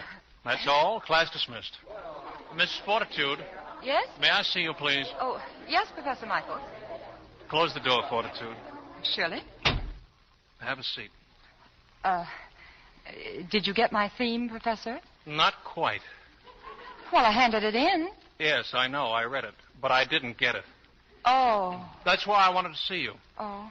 Your ideas are excellent, Fortitude. Yes? But your rhetoric, well, it leaves a lot to be desired. Oh, dear. And No, don't be discouraged. You just need help on your academic approach. Oh. And you're going to help me? Oh, yes, indeed. Yes, I see. And not only that, but I'm going to have to turn the heat on. The heat? Yes. You're too self-conscious, Fortitude. Oh? You're nervous. I get the feeling that you resent me. But that, of course, is only a sublimation of your fear of failure. It is? Uh-huh. Oh. You know, English literature can be fun, and I'm going to show you just how much fun. You must learn to relax. Well, thanks just the same, Professor. But I think I'll manage. You don't want to flunk, do you? Oh, no. No, I can't flunk. Well, then you better let me work with you. Oh. Well, all right, if you say so. And I think we'll work nights. Nights? Yes. Here? Oh, no. We may as well be comfortable. Suppose you have dinner with me at my house, say, around 7 o'clock. No, I'm sorry, Professor, but I can't do that. I'm afraid you'd better. Oh. I live on Faculty Row, number 17, right across from the circle. Professor, I don't think I ought to take up your time like that. I think, after all... Fortitude, that's just what I'm here for. Yes, Professor.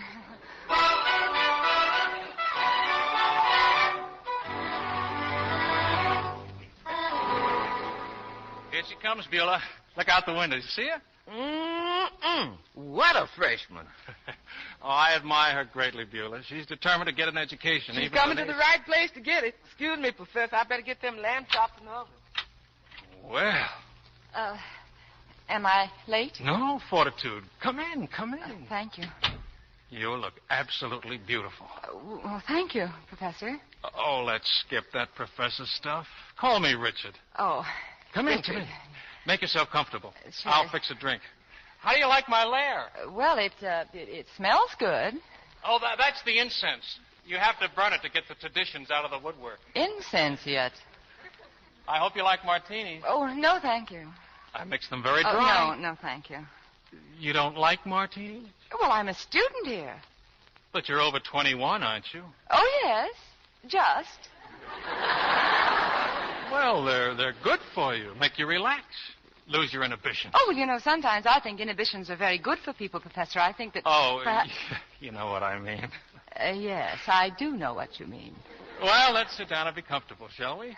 No, the springs are coming out of that chair. Oh? Let's just share the sofa, shall we? Well, yes, thank you. You don't mind, do you? No, not if you like. Well, here's to you, Abby, and to a wonderful evening. Thank you. I can't tell you how much I've looked forward to this. Oh, really? Something wrong with your cocktail? Oh, no, it's fine. Then drink it, so I can freshen it. Oh, surely.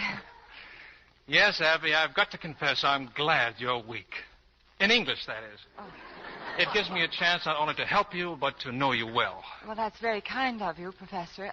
I want to know you very well. Oh, dear. What's the matter? I just remembered. I'm awfully sorry, but I just remembered. Remember where are you going? Oh, it's very thoughtless of me, but I just remembered I have another date, and I can't break it. But, Abby, for heaven's sake, you just can't just walk out. Oh, I said I was sorry. But what about your coaching? Oh, well, some other time, perhaps, huh? Can't you break your other date? Oh, no, that would be rude. Rude? Yes. What about me? What about my plans for tonight? I've arranged everything. I know.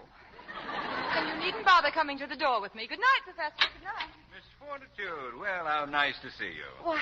Why, Dean Gillingham. And this is my wife, Miss Fortitude. Margaret, here's the young lady I was telling you about, Abigail Fortitude. Oh, how do you do, my dear? Oh, how do you do, Mrs. Gillingham? Well, Richard, I see we all arrived at the same time. No, Miss Fortitude is just leaving. She has another date. Oh? Abigail, but you're spoiling our evening. You don't think we enjoy dining with this dull young man, do you? Well, as a matter of fact... Well, it's only on his promise that you'd be here that we agreed to come. Oh.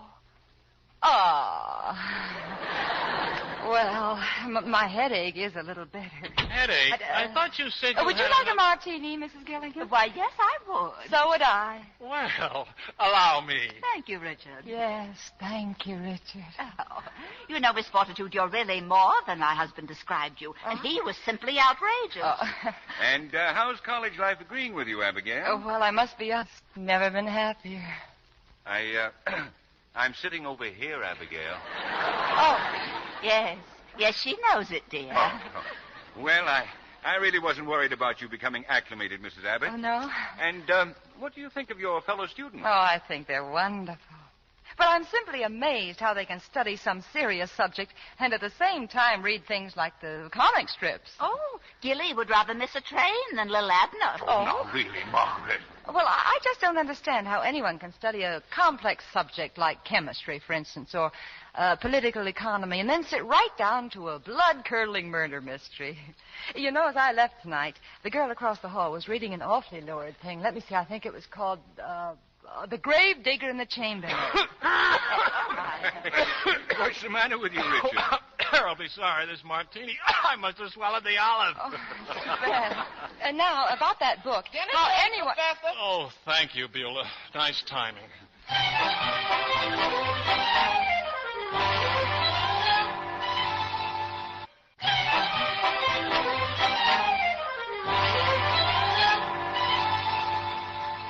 Wonderful evening, Richard. Very edifying. Good night. Next week at our house. We'll let you know, Abigail. Good night, my dear. Good night.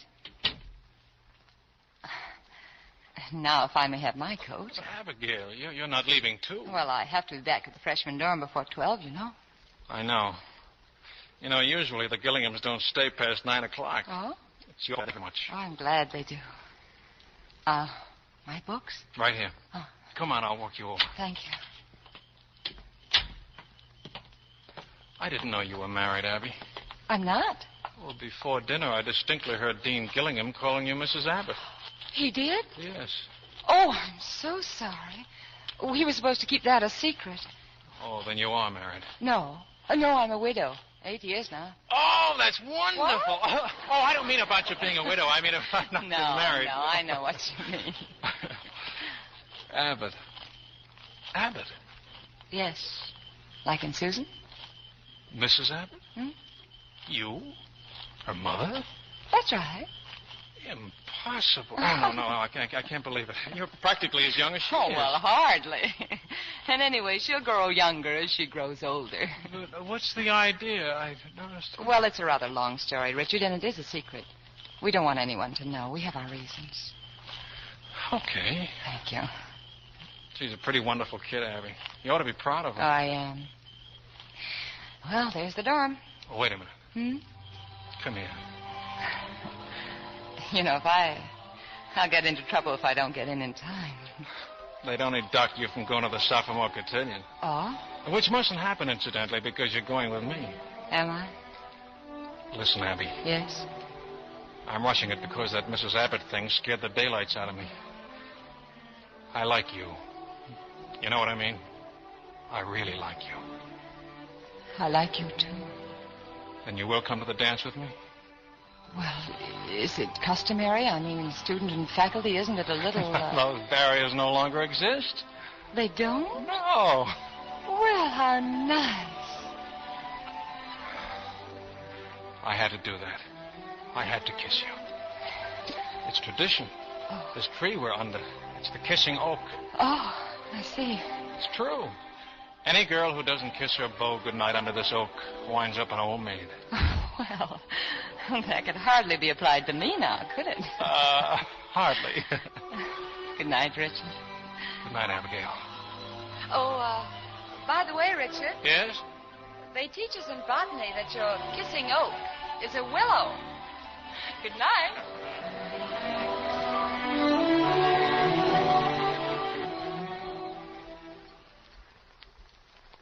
Gosh, Mom, do you realize this is the first time I've seen you alone in simply days? Oh, Susie, I've missed you so. What have you been doing with yourself anyway? Oh, nothing much. I just didn't want to get in your hair. Oh, honey, don't be silly. Well, I mean with Richard coaching you. I didn't want to make you self-conscious. In the first place, you needed lots of coaching. Oh, that I did. And in the second place, I wanted you to get to know him without me around. But why, dear? Oh, come on, Mom. You haven't fooled me a bit. Don't you see? I wanted you to find out by yourself how wonderful he is and thoughtful and sweet. And well, that's just what happened. Susie, I don't understand. Of course you do. You know now why I feel the way I do. It's just the way I wanted it to happen. Now you know why I'm in love with him. In love with him? Oh, and wait till you really get to know him. Oh, but Susie, he's not in love with you. Well, he's very fond of me. It's just that he's shy and conservative. Oh, honey. Honey, are you sure? I mean, sometimes girls imagine things, you know. I was never sure of anything in my life. Letting me help him correct papers, picking me to work with him, shoulder to shoulder, just like the Curies. Susie, has he said any of these things to you? Or are you just dreaming it all because you want it to come true? Well, he hasn't exactly said them, Mom, but he's changed my whole outlook on life. Honestly, not some silly schoolgirl swoon. Oh, Susie. Oh, Susie, I don't know what to say. I'll say it. Thanks, Mom. Thanks for liking him. Oh, Mom. Yes? I hate to mention this, but, well, you know how gossip spreads around the campus. Gossip? Well, naturally, you've had to be with Richard a lot since he's been coaching you, but I'd be sort of careful about seeing him. They'll be saying that you have a crush on him next. You understand? Yes, dear, I understand. After all, you're only here temporarily. Yes. It isn't really your life like it is mine. Susie, I want to tell you something. I want to explain something to you. You don't have to explain a thing to me, Mom. Not a thing. You're swell. Oh, I've got a dash. See you later. Oh, Susie.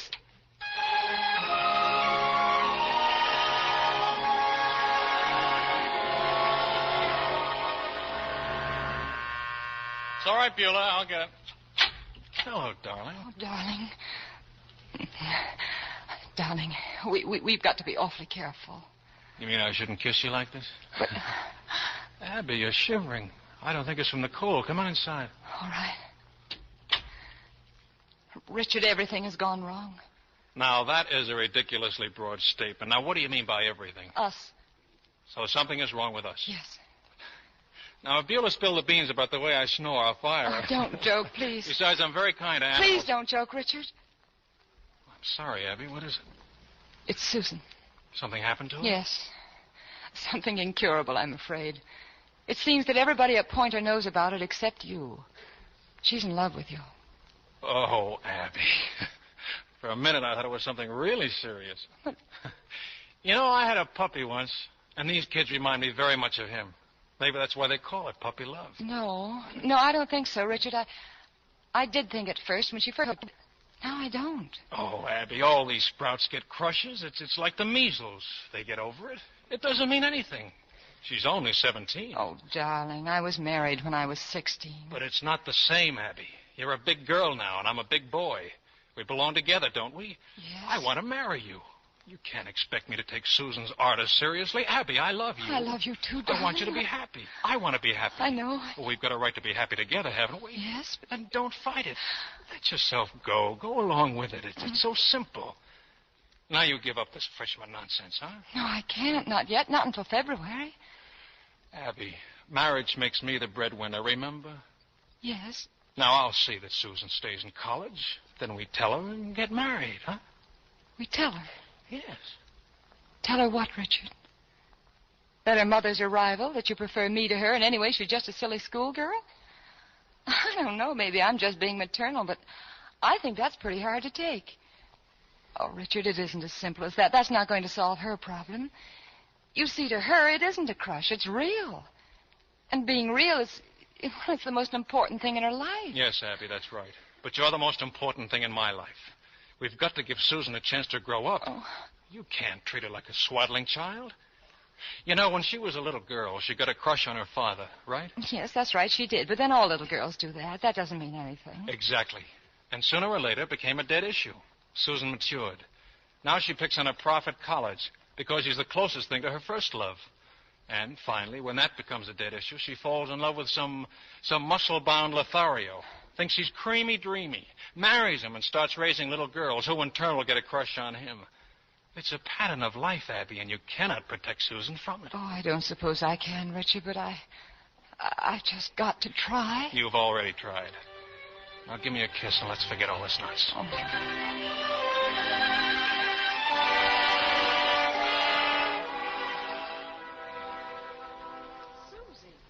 Oh, what a dress. For the sophomore cotillion, huh? Well, naturally, Louise. Well, what? Well, who's taking you? Oh, no. Not Professor Michaels. Don't be childish. Richard wouldn't be found dead at a student dance. I'm going with Bo Jackson. You know something? I'll bet if Dickie did go, he'd take Abigail Fortitude. Abby? She wouldn't go to the dance either. It'd just be kid stuff to her. Besides, she hasn't got anyone to take her. Oh, I don't know about that. Oh, you mean she is going? Well, who with? Well, how do I know? Excuse me, Louise. I just remembered I have a very important phone call to make. Yes, this is John Heaslip. Who'd you say this is? Susan Abbott. Well, for goodness sake, Susan, how are you? How's your mother? Oh, fine. Just fine. Well, isn't that just fine? I've got some very good news for her. Very good. In fact, I was about to run up there and see her about it. Oh, Mr. Heaslip, could you? That's why I'm calling.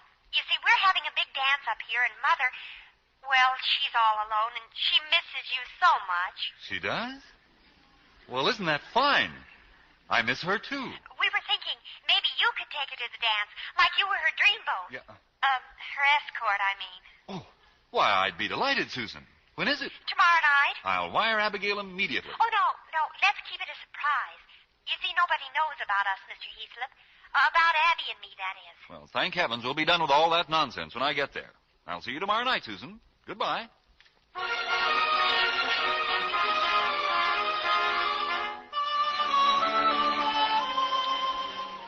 Well, aren't you coming, Abby? Professor Michaels just dismissed us. Or didn't you notice? Well, there's something I have to ask him. Excuse me, Louise. It's getting to be a habit, isn't it? Richard? Hello. I just wanted to tell you I can't go to the dance with you tonight. What do you mean you can't? What are you, a woman or a mouse? Oh, I'm a mother.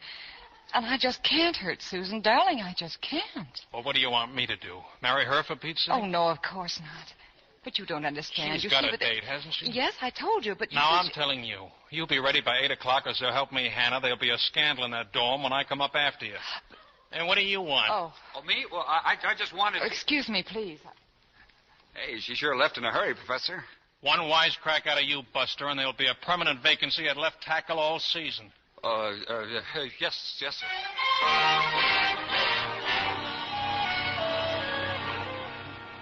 Good evening. May I help you? I'm John Heaslip. This is the freshman dormitory? For women? Naturally. I'm calling for Miss Abigail Fortitude. I'll tell her you're here. Thank you. Abigail, Mrs. Gray in the lobby. Your date is here. Yes, I'll tell him. Have a chair, Mr. Heaslip. She'll be right down. Thank you. Oh. Hello, Professor. Good evening, Mrs. Gray. Would you tell Miss Fortitude I'm here, please? Well, Well, yes. Have a seat, Professor. Mrs. Gray again. I think you'd better come right down, Abby. It's getting a little crowded.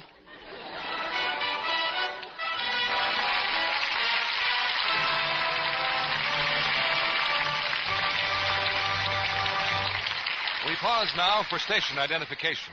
This is CBS, the Columbia Broadcasting System.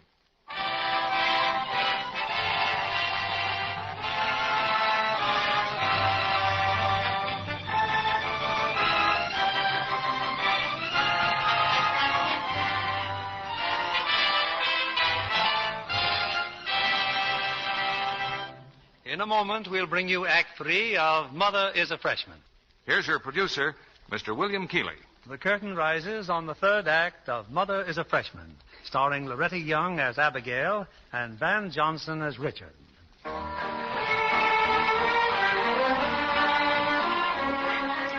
Well, it's a moment later, and in the lobby of the freshman women's dormitory, two gentlemen, both waiting for Abigail Fortitude, happen to look at each other.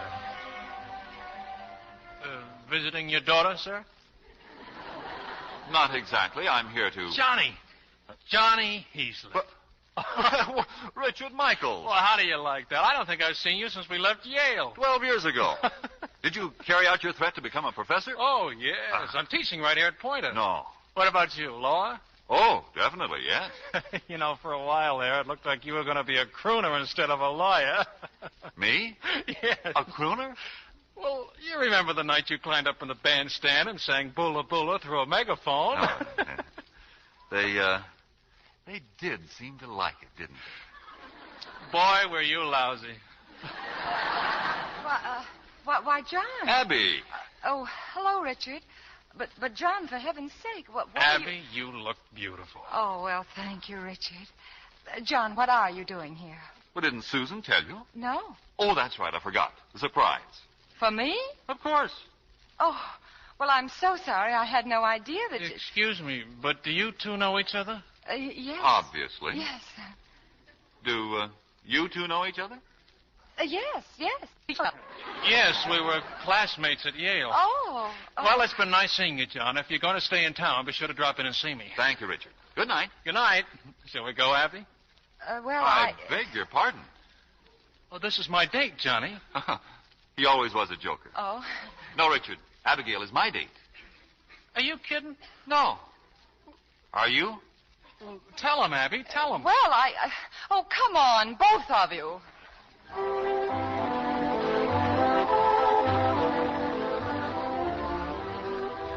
All right, Lo. Now, what's the idea? I've got to talk to you, Susie. Well, you can talk to me on the dance floor, can't you? If you think I can stand out here all night... Now look, Sue. Gee, I'm in love with you. Every time I think of losing you, my heart gets like a hamburger. Oh, you. Can't you be a man? A man? Oh, you want a man, huh? Okay, baby, you got one. What? Why, Bo? Yeah, and I'll kiss you again, understand? Anytime I want to. And as for Professor Michaels, Susie, where are you? she's right where she belongs, with me. Oh, hi, Bo. Susie, I thought you said Professor Michaels wouldn't be found dead at a student dance. Well? Well, come in and take a look. He looks mighty spry for a corpse. Believe this is our dance, Abby? Oh, thank you, Richard. Pardon me, Richard, but it happens to be my dance. I beg your pardon, gentlemen. As a matter of fact, it's my dance. Oh, Dean Gillingham. Thank you very much. Professor Michaels? Oh, hello, Susan. Hello, Mr. Heaslip. Good evening, Susan. Oh, I'm so glad you came. There are others who do not share your enthusiasm. Well, what do you mean? I mean, your mother already had a date with this gentleman. Oh, she couldn't have. Oh, excuse me. But don't worry, John. I'll be back. Well, Abby, confusing, isn't it? Oh, yes, a little. Like Dog Patch on Sadie Hawkins' Day. Indeed. Oh, it's you. Thank you, my dear. You're welcome. All right, darling. Now, just what has Johnny Heaslip got to do with you? Oh, he's the family lawyer. Old Faithful. Is that why you tried to break our date? Why, you Richard, I didn't even know he was coming. Is he in love with you? Yes, madly. Why, are you jealous? You bet I am. And if that guy tries anything romantic... Sorry, you know, Michaels, I'm cutting in. Okay. You don't have to hold us so close, do you? Really, Abby, you ought to be ashamed. What? Leading the poor fellow on. He's mooning for you, right here in public. Do you think so, John? It's absurd. You can't put aside your life like this and pretend to be a college girl. Anyway, the farce is over. I have some money for you. Oh, now, John, I told you before. Oh, that I'm not lending you money. We sold some stock. You have $5,000 to your credit. But I... Cut. Oh, hello, Bo. See you later, John. Abby, no, wait. Well, Fortitude, I only cut in because I want to warn you. What about, Bo? Well, it's about Susan Abbott. Gee, she's been blowing her top ever since you and the professor arrived. She's pretty sore at you. Oh, thank you, Bo. Come on, we better find her. Susan. Oh, Susan, dear, I want to speak to you. Mother, oh, how quick. Mother? Is she nuts? Did you hear what she called you? Her mother? Yes, Bo, that's right. You? Holy smoke. Pardon me. Oh, sure. Her mother. Well, what gay little piece of news did Mr. Heaslip have to tell you this time? Well, he said there's no need for my staying at Pointer any longer, that I have money now. He wants me to go home, Richard. Home? Yes. Home to what? Home to him? He's crazy. Listen, Abby, you're going to be a professor's wife. This is your life now. It becomes you. Oh, Richard, I really have a headache this time. Do you mind if we leave, Richard? Going somewhere? Good, I'll come along. Now, sure to let us know where to drop you off over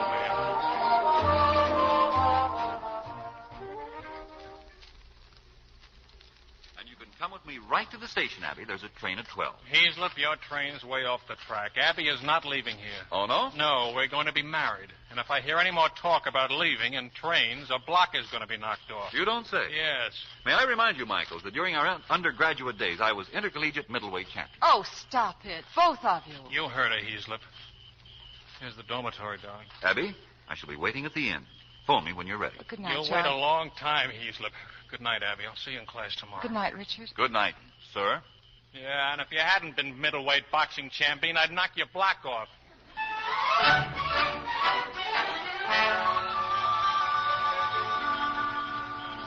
Susan? Is that you? Professor Michaels? That's the Kissing Oak, Susan. That's no place for tears. Why aren't you in there dancing? Well, I just went in to see Mother. She's all right, isn't she? She's leaving. Leaving? Well, then we've got to stop her. No. Susan, please help me. You love her, don't you? Well, I love her even more. Don't you realize what she's meant to my life? I'd have wound up a broken-down bachelor. But Abby's changed all that. She's given me a chance to live, and it's got to be. For her sake, too. No, that's not so. For years now, you've been her life. But you're grown up now, Susan. Now help me, won't you? Why should I? I am all grown up, and I'm in love with you. Don't you see that?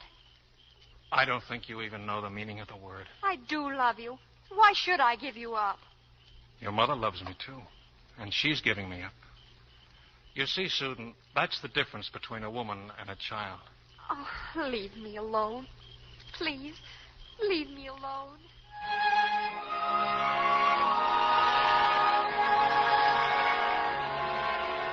Your taxicab's here, Abigail. Oh, thank you, Mrs. Gray. I certainly don't understand your leaving us like this. Oh, well, don't be alarmed. I'll phone Dean Gillingham tomorrow and explain everything. Abby, you can't go. You mustn't. Oh, please, Richard, it's no use, really. Abby, listen. Remember Mr. Shakespeare. Oh, don't. Remember that sonnet we worked on. Presume not on thy heart when mine is slain. Thou gavest me thine not to give back again. Oh, don't. Please don't, Richard. It's all Mother. Mother, I was wrong. Don't leave us. Don't go away. Oh, Susie. Susie, do you mean that? Well, if I can't have him, at least let's keep him in the family. Oh, Susie.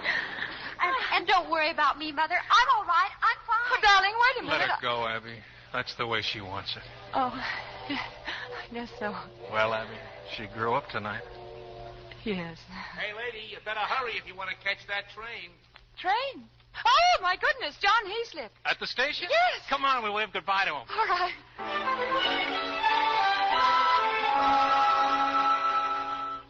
Hey, for Pete's sake, Susie, where you been? Hello, Bo. I've been going screwy trying to find you. Gee, you look beautiful, Susie. Thank you, Bo. But where you been? The last dance is just starting. Oh, then I guess we better dance it. Gosh, Susie. But, aren't you overlooking something? Huh? We're standing under the kissing oak. Susie. Holy smoke, what's happened tonight?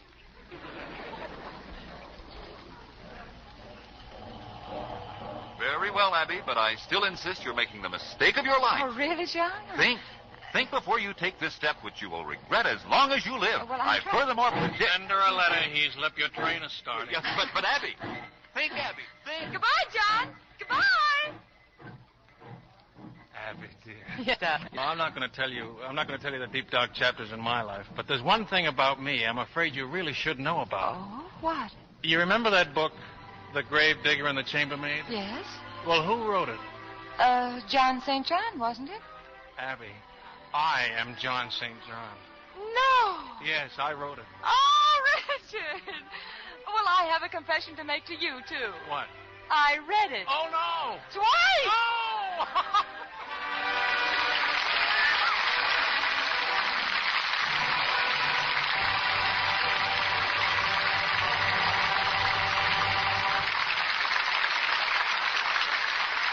Tonight's stars made this anniversary a joyous occasion, and here they are again, Loretta Young and Van Johnson. Congratulations to you both on a wonderful performance. Thank you, Bill. And we'd like to wish you many happy returns on the 15th birthday of the Lux Radio Theater. The same from me, Bill. You've made a splendid record. Well, thanks. And speaking of records, Loretta holds one that we're very proud of. I'll bet she's the loveliest freshman ever to appear in the Lux Radio Theater. You're right, Van. But I had another record in mind. This is Loretta's 22nd appearance here, and every one a hit. Oh, thank you, Bill. And after 22 appearances here, I can still say the thing about Lux Soap that I said at my first appearance. It's my favorite complexion care. Thank you, Loretta. Then we've heard some wonderful reports about your new Metro-Goldwyn-Mayer picture, Battleground, the story of the Battle of the Bulge.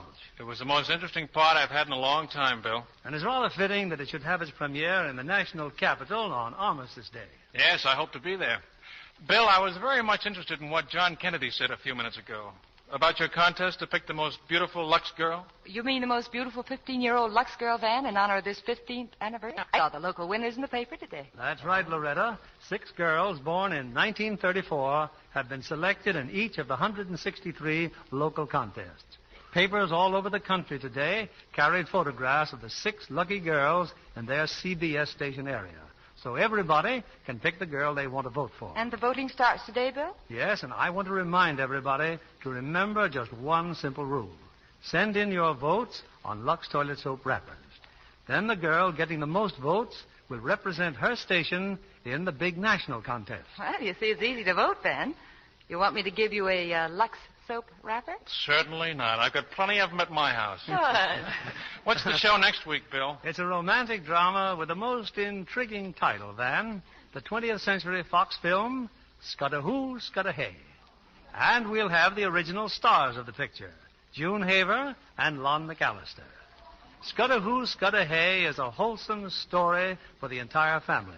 And you're all invited to join us next Monday. Well, we'll all be listening to you. Start your 16th year, Bill. Good night. Good night. Good night, and thank you.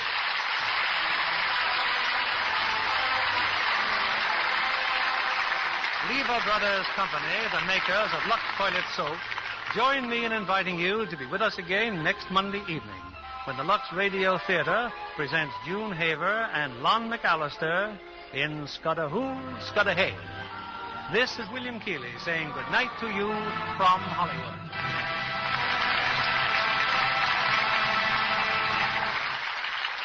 Loretta Young is currently starring in the 20th Century Fox picture, Come to the Stable.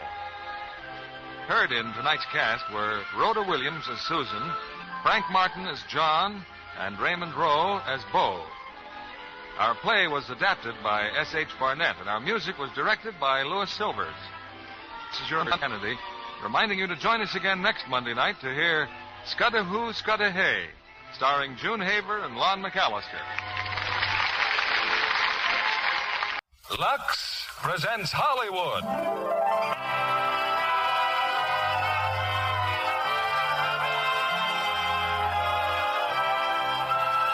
Lever Brothers Company, the makers of Lux Flakes, bring you the Lux Radio Theater, starring Tyrone Power, David Niven, and Jane Greer in The Bishop's Wife. Ladies and gentlemen, your producer, Mr. William Keeley.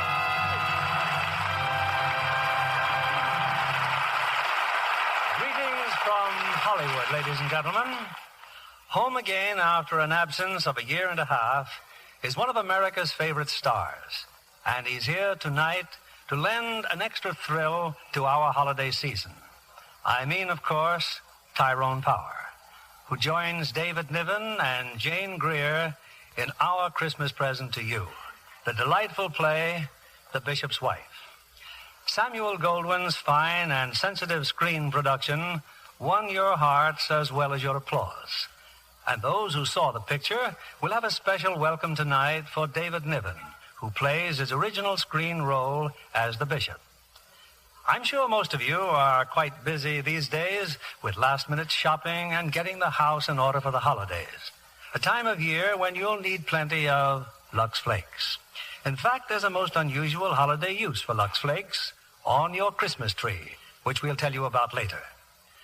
Now the curtain for Act One of The Bishop's Wife, starring Tyrone Power as Dudley, David Niven as the bishop, and Jane Greer as Julia.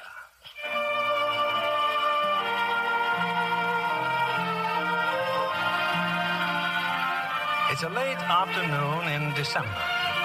In a rather shabby section of a large city, two old friends have an unexpected meeting.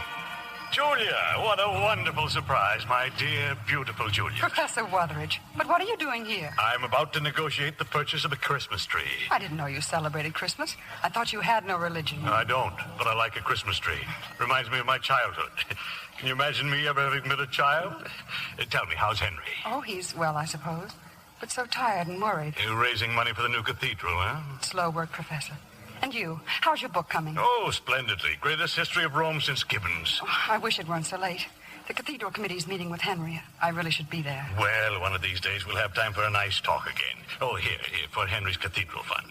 This coin? It has very little value, I'm afraid. Just an old Roman coin. I picked it up years ago in Italy. Oh, it's a wonderful contribution. Nonsense. Might be called the widow's mite, only I'm not a widow. Julia, what's the matter? Nothing. Oh, if Henry and I could only spend Christmas back here, where we were so happy.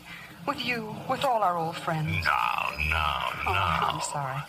It was really very childish of me. Goodbye, Professor. Goodbye, Julia. Why, Professor, how good to see you again. Who are you? And how well you look after all these years. Well, don't you remember me? Let's see. It wasn't Vienna, was it? Vienna. Beautiful old Vienna. When I was lecturing on Roman history. And what splendid lectures they were. And what a one you were with the ladies. I fancy you remembering that. I've been standing on the corner watching you, Professor. You and Julia. You know Julia? In a way, yes. Poor girl. She's unhappy? Yes. When were you in Vienna? Oh, many times. I'm interested in Julia, Professor, and Henry. What seems to be their trouble? Oh, no special trouble, I imagine. Henry's a bishop now, Oh, yes, that used to be his church over there. St. Timothy's. Perishing from neglect. It's such a nice little church. Well, delighted to have seen you again, Professor. Strange. Unless I've completely lost my memory, I've never seen that fellow before in my life.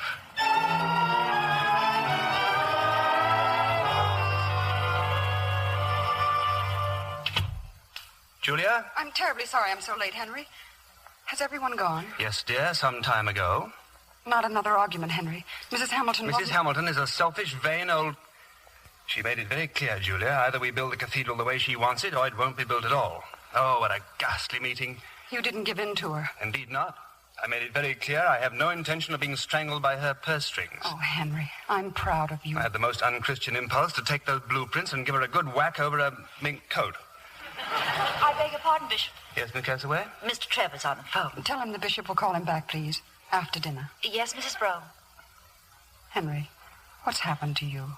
To us? To our marriage? That's a strange question to ask. No, we used to be so happy. We used to make other people happy. Henry, that was your gift. You're no financier, and you're no promoter. Kowtowing to people, flattering them, begging them. It's got to be done, Julia. I want this cathedral to stand like a great beacon. I want its light to shine. I want... Yes, Henry. Oh, here's a contribution I collected. Oh, what is it? It's an old Roman coin from Professor Wutheridge. Oh, what does you think I can do with it? Well, it's a beginning. Now all you need is just another $4 million. Julia, don't be flippant about this. Well, if dinner's ready, let's have it over with. I've got a lot of work to do tonight. The soup's very good, Matilda. Oh, thank you, Mrs. Brown. Oh, Julia, I'm sorry I was so thoughtless just now. I was just thinking, tomorrow, perhaps we could spend the day together. Henry. Call on the professor, maybe. Have lunch at Michelle's. Michelle's? Oh, it's been years since we've been there. Please forgive me. Yes, Miss Castaway? Well, I've been trying to explain to Mr. Trevor, but he simply insists upon talking to you. Oh, Julia. He's on the cathedral committee, isn't he? Well, go ahead, dear. You'd better talk to him. Yes, Mr. Trevor. Very well, Mr. Trevor. I'll be there. 10:30 tomorrow morning. Good night. You may as well go home now, Miss Castaway. Oh, but there's still a great deal of work to do, sir. You're a secretary, not a machine. Now run along. Thank you. Oh, and don't forget, you have a speech to make tomorrow at the Junior Assembly. Oh, no. What time? It's a luncheon meeting, 1 o'clock. Good night, Bishop. Good night, Miss Castaway. Oh, God, what am I to do? Can't you help me? Can't you tell me? Oh, God, please, please help me. Yes? Good evening. Oh, what can I do for you? That isn't the question, Henry. Oh, well, what is it? What can I do for you? Look, I'm afraid you must telephone for an appointment. I'm in the middle of dinner. I know, Henry. But you asked for help, you know. I asked... Who told you I asked for help? Well, you are known to be a good man, and you were heard. I was instructed to come here in answer to your prayer. Who are you? I'm an angel. I beg your pardon? An angel. An angel. I knew it. I've been working too hard. Now, don't be alarmed. I know it's hard to believe even for you, but this is my district, and I... Do you mind if I sit down? No, please, do. And now let's see. You have some problems concerning the building of a new cathedral. Yes. Oh, here's a picture of it. Beautiful. Magnificent. Well, Henry, do you believe I am what I say I am? Well, how can I? I've nothing but your word for it. But you are a bishop. You, of all people, can trust the word of an angel. Well, what do you propose to do? Perform a miracle? If necessary. Oh, why don't you? Why don't you create a cathedral with a wave of your hand? Oh, no. You wouldn't want me to do that, would you? How would you explain it? Well, Henry, is anything wrong? Oh, I'm sorry. I didn't know you had a caller. Oh, how have you been, Julia? I'm Dudley. Henry is engaging me to help him with his work. You mean you're going to be his assistant? That's it exactly. I'm going to try to help Henry to get some relaxation. Oh, that's just what I've been praying for. Oh, you too? Henry, I'm so relieved, dear. Where do you come from, Dudley? Oh, all around. Julia, this man claims that he's an... I've been doing social service work downtown. Julia, if you don't mind, I must talk to this gentleman alone. We were just having dinner, Dudley. Won't you join us? Well, that's very kind of you, but I really must go. I'll see you both in the morning. In the morning? Oh, yes. Bright and early. I'll wait in the dining room, Henry. Good night. Oh, good night, Julia. Are you sure you're an angel? Oh, I know it isn't easy, Henry, but you've just got to take me on faith. Yes, but for how long? How long will it take? Until you can utter another prayer and say that you have no further need of me. Then I'll be gone and forgotten. Julia's waiting, Henry. Yes, I know, but I still don't understand. Dudley! Dudley, where are you? Dudley!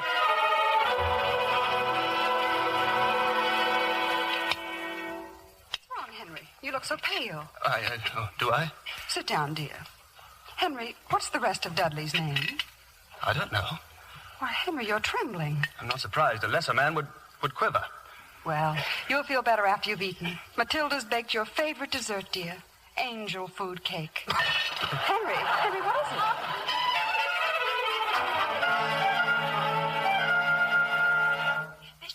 Bishop Brown. Oh, good morning, Miss Castaway. I was just in your study, sir. There's a man in there. He says he's your new assistant. Oh, then he did come back. He says we're going to be working together. Yes, there doesn't seem much I can do about it. Well, Well, run along to the office, Miss Catsaway. I'll go in and see you. Yes, sir. Well, here I am, Henry. Completely at your service. Now, it may interest you to know I didn't sleep 20 minutes last night. I don't mind adding I'm in a highly nervous condition. Oh, well, then, the first thing we'll have to... Oh, good morning, Julia. Good morning, Dudley. It's a lovely day. Lovely. Henry and I are going out together. Oh, Julia, I'm terribly sorry, but we can't. I got to see Mr. Trevor at 10:30, and after that there's the junior assembly. But you promised, Henry. Yes, I know I did. But, well, Dudley could represent you at those meetings, couldn't he? Could I?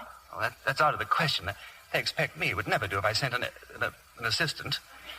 Excuse us, Dudley. I want to speak to my wife. Oh, of course. In the hall, dear.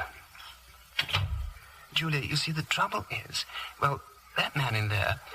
Oh, I can't explain. You needn't try, Henry. Oh, but you mustn't think... This is the way it is. This is the way it always will be. Well, I'll tell Matilda she can have the day off for Christmas shopping. I'll take care of Debbie. I'll see you at dinner, Henry. What are you doing, Dudley? I'm just looking through your files, Henry. Well, I see that Mrs. Hamilton has pledged $1 million to the Cathedral Fund, but she hasn't sent her check. Well, never mind that file. That's work for a bookkeeper, not work for a bookkeeper. Well, so you're beginning to believe in me. I don't know who you are. I don't know where you came from or who sent you. I only wish you'd make haste. Because the cathedral must be built? And obviously that's the most important thing. Or because Julia must be happy. It's going to be difficult to help you, Henry, unless I'm sure of what it is that you really want. Yes, well, I'm afraid you'll have to excuse me. Mr. Trevor likes punctuality. Well, run along, Henry. This file's in an awful mess. I think I'll reorganize it. I still think you're wasting your time on unimportant details. Oh, nothing's unimportant, Henry. Remember, we're interested in even the lowliest sparrow. Bringing in the sheaves, bringing in the sheaves.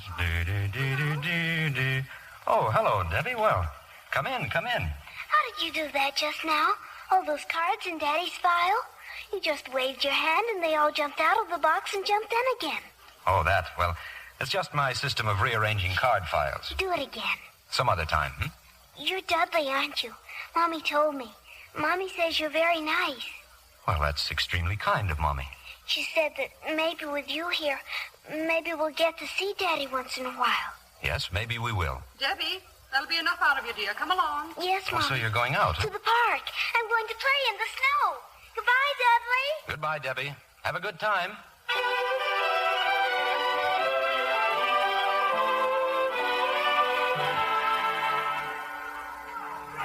Julia. Dudley, I didn't expect to see you here. Oh, I often walk in the park. Well, Debbie seems to be having a fine time. Regular snowbird. Aren't you supposed to be working? I always take a walk before lunch. Relaxing, you know. Oh, I wish you could convince Henry of that. Speaking of lunch, Julia, I thought I'd go to Michelle's. Ever been there? Michelle's? Oh, yes. We used to go there often years ago. How about going there today? You and I to Michelle's? Oh, no, I couldn't. Why not? Well... Oh, surely you don't think Henry would mind. Oh, no, it isn't that. Well, you see, Matilda's off shopping, and I'll have to look after Debbie. Oh, yes. Yes, sir. But here's Matilda now. Hello, Mrs. Brome. Matilda. I just thought that if you wish, I'll take Debbie home. But, Matilda, you're shopping. Oh, I finished it. I finished it so quick. It was just like a miracle. Oh, you don't say. I thought Debbie might like to go home and make Christmas cookies. Oh, I'm sure she'd love to, but... Well, then, Mrs. Brome, I'll just go and get her. Well, Julia, Michelle's? Why, I think that would be very nice. Good. Dudley. Yes? Just a minute ago, when you said you saw Matilda... Yes? Oh, it's nonsense. Oh, what's nonsense? You were looking the other way when you said you saw her. Oh, I was? I mean, I thought you were. How silly of me. Wait here, Dudley. I'll say goodbye to Debbie.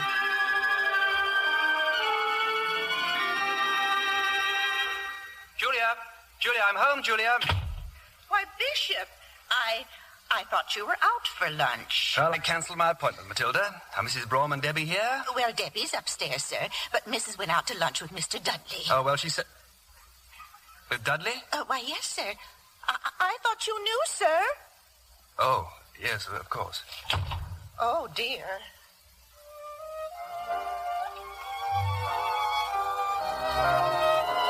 I'm so glad you knew about Michelle's, Dudley.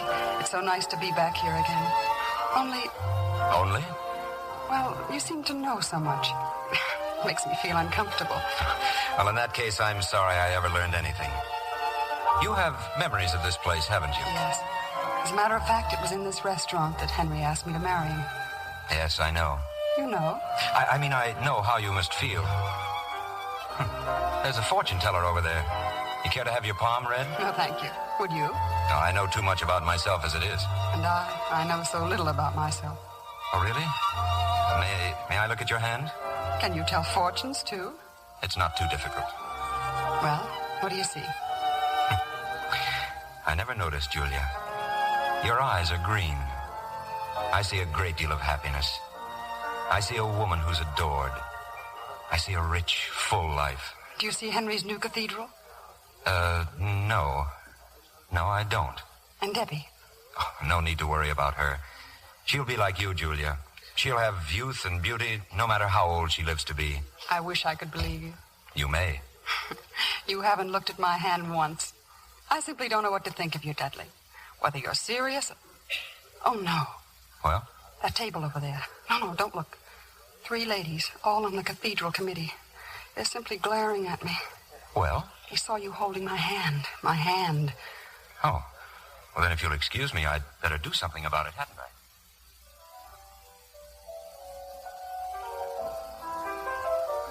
What did you do to them? Now they're smiling at me. Look, they're waving. Well, wave back, Julia. Oh, yes. I didn't do anything to them. Just introduced myself, chatted a moment. They're really very friendly, Julia. They promised to drop by our table a little later. Dudley, may I make an understatement? Oh, please do. You are a very unusual man.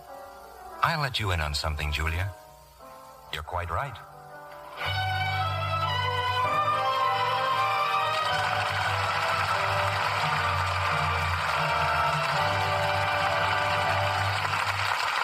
Before our stars return with Act 2 of The Bishop's Wife, here's Libby Collins, our Hollywood reporter. John, I have wonderful news for movie fans. Jean Tierney is back in her first picture since her new daughter was born. 20th Century Fox gave her the lead in Whirlpool, a top-notch thriller. There are a kleptomaniac, a hypnotist, blackmail, and a murder charge in it. Well, sounds like a real spine-tingler. Oh, it is. And Jean is wonderful as a wealthy young wife who rebels at living within her husband's income. Who was the lucky man? Richard Conte. But he says he feels a lot safer in man-to-man combat than he does in a love scene. Jean is dynamite on the screen. And a wonderful wife and mother at home. Between takes for Whirlpool, she often sewed or knitted for her 2 little daughters. She loves detailed handwork. And naturally, when she puts so much time and work into the children's things, she insists they get gentle care. Lux Flakes are a standby in her household. That's true of thousands of homes where there are babies and young children. Well, it's especially important to keep their tiny cottons and knitted woolies soft and unshrunken, so they can't chafe or bind. Tiny diamonds of Lux burst into suds so fast, make such rich suds, baby things come out sweet and fresh in a jiffy. And Lux Flakes are so gentle, they keep delicate baby pastels lovely looking up to 3 times as long. It's a shame to let wrong washing methods spoil baby things. Actual washing tests show that colors stay fresh-looking up to 3 times as long with Lux Flakes care. There's no safer care for baby things than gentle Lux Flakes. We return you now to William Keighley. Act 2 of The Bishop's Wife, starring Tyrone Power as Dudley, David Niven as the Bishop, and Jane Greer as Julia.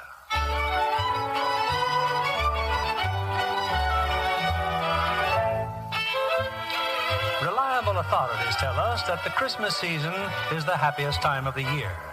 But it's anything but that for young Bishop Henry Broughton.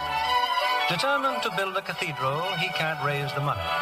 And if that isn't trouble enough, he finds his prayers have been answered in the person of a young, handsome, and full-fledged angel named Dudley, who seems to find the bishop's wife better company than the bishop.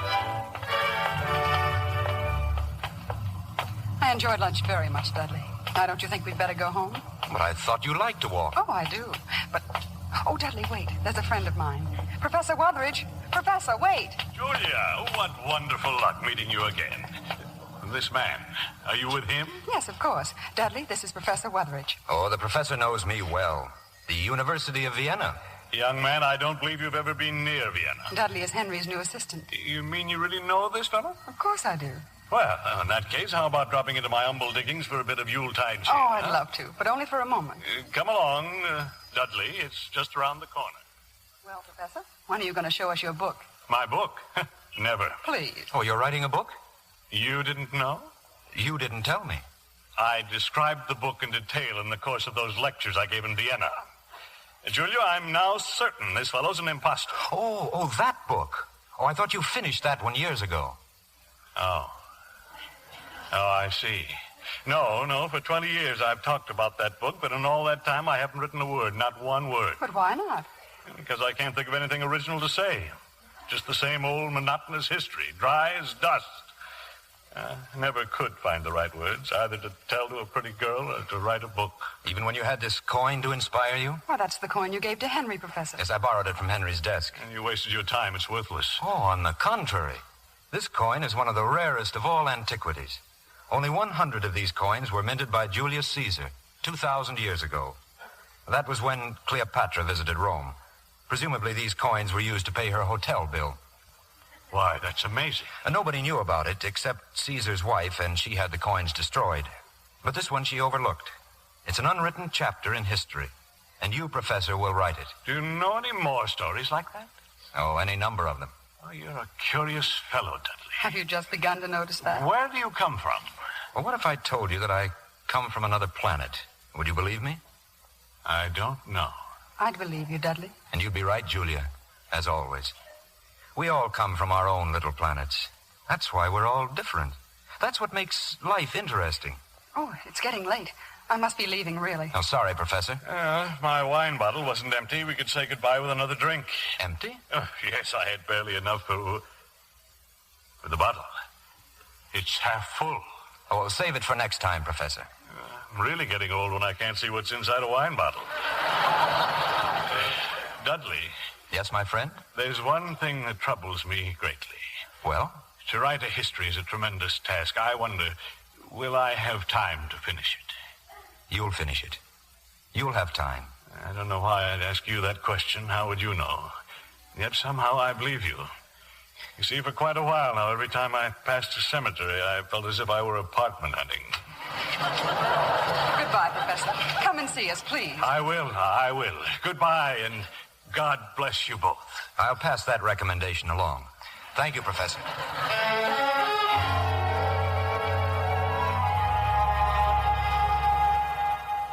They're coming up the walk now, Bishop. Mrs. Brom and Mr. Dudley. Oh, they are. Well, I hope dinner isn't spoiled, Matilda. Oh, no, sir. I had sort of a feeling they might be late. Very considerate of you. Henry? Good evening, Julia. I'm sorry I'm so late, dear. Hello, Henry. Good evening, Dudley. We had the most marvelous time. Oh, I wish you'd been with us. Yes, I wish I had. Is Debbie asleep yet? She's waiting to see you. Oh, good. I'll go right up. I trust you spent a profitable afternoon, Dudley? Oh, yes. Yes, did you have a profitable afternoon, Henry? Not very. Dudley, I'd like to see you for a moment. I mean, here in my study.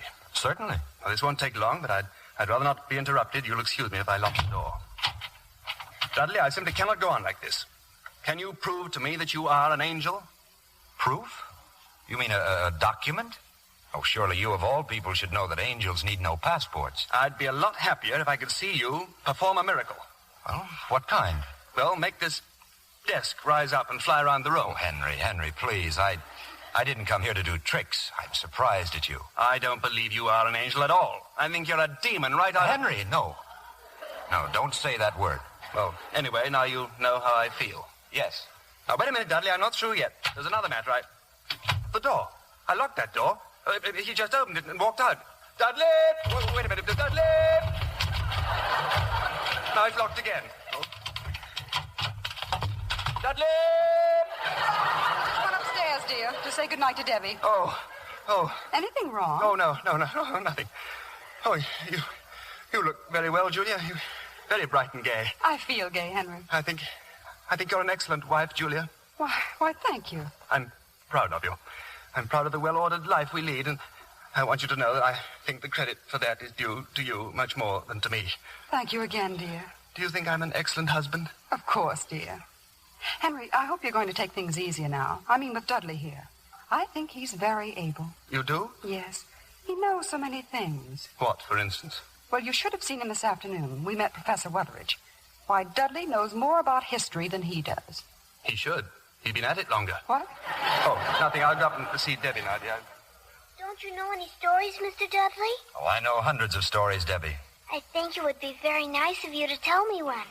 Well, I know a story that happened many, many years ago about a boy who lived in a little town. What was his name? His name was David. He was a shepherd, and the town where he lived was called Bethlehem. Oh, I know Bethlehem.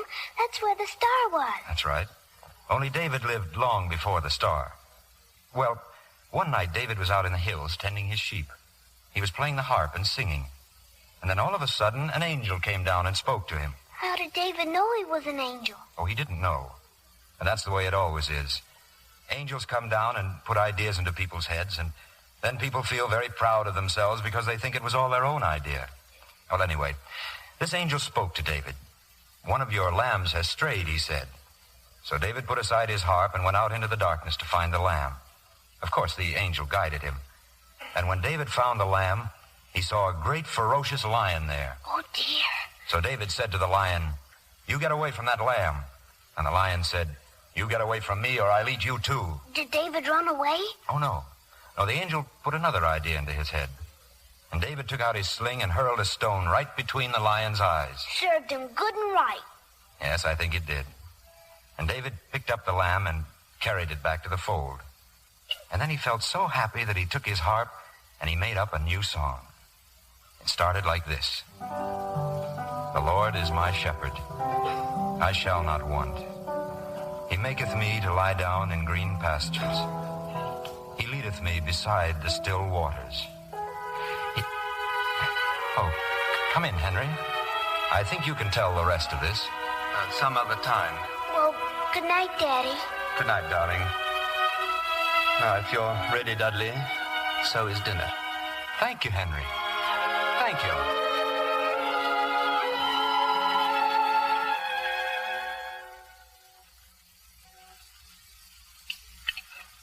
So right after dinner, Henry, we'll get a taxi and go down to St. Timothy's. St. Timothy's? Tonight? Of course, dear. The choir's rehearsing for the benefit. Henry, we promised Mr. Miller we'd... Oh, Julia, I telephoned Mrs. Hamilton this afternoon. Henry. I apologized to her for some of the things I'd said. I had to, and she said I might call on her tonight. But the rehearsal's just for you. $1 million for Mrs. Hamilton, dear, is far more important.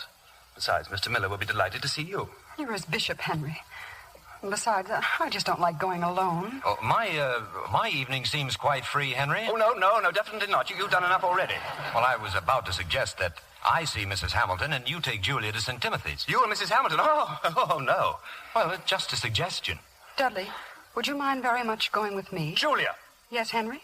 Well? I think that might be a very good solution. Thank you, Dudley. You're welcome, Henry.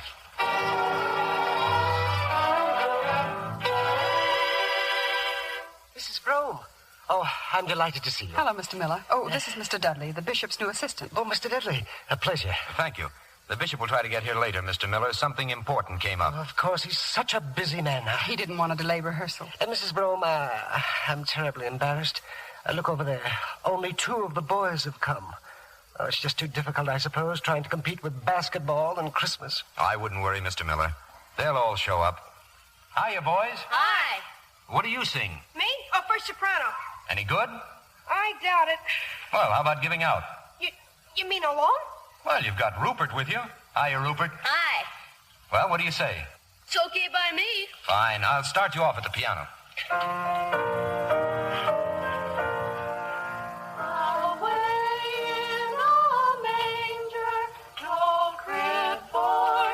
Mrs. Brome, look. Here come some of the other boys. Why, yes. Maybe basketball isn't so important after all.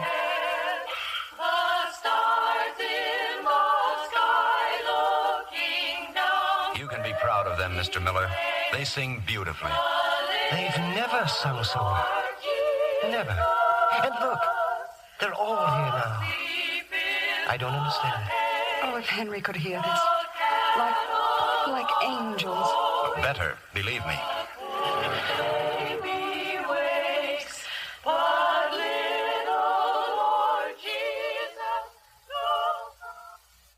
I'm so relieved, Bishop Rome. You needn't make any further apologies. Oh, thank you, Mrs. Hamilton. And in view of your generosity, the George B. Hamilton Memorial Chapel shall be located wherever you specify in the new cathedral. Well, now we're getting somewhere, aren't we? Oh, there's another matter. That window depicting St. George and the dragon. Yes? I should very much like the countenance of St. George to resemble my late husband. Oh. Who do you see as the dragon? Oh, any dragon. Thank you. Well, now that we're in such complete accord, would you mind very much if we postpone the details? Julia's waiting for me at St. Timothy's. Very well. We can go over the plans when I transfer the funds. Thank you so much. Well, that's strange. Is anything the matter? Well, this chair, I can't get up. It's stuck to I'm stuck to it. Stuck to the chair? Yes, it doesn't seem quite right, does it? Stevens, come here, please. Yes, madam. There is something wrong with the bishop's chair. Oh, madam. It must be the new varnish. The furniture people should have warned us. I do hope I'm not harming the chair. Oh, this is preposterous. Awkward situation, isn't it? Perhaps you'll give a little pull at the back, Stevens. Yes, sir. Again, please. Your trousers, sir. I'm afraid if we pull any more... Mrs. Hamilton, might I use the telephone? Yes, of course. It's right over there. Can you walk? After a fashion. That chair, madam, it clings to him like a brother. Well, do something, Stevens. Call the shop. Get a plumber. Hello? Matilda, this is Bishop Rome. I'm at Mrs. Hamilton's. I want you to come here at once with another pair of trousers. Well, what difference does it make? Just bring me another pair of trousers. Thank you. Oh, I'm so sorry this has happened. Oh, if I could only get in touch with Julia or Dudley. Dudley! This is all his doing. Dudley! No, Bishop, don't be nervous. Have a chair, Bishop. I have a chair.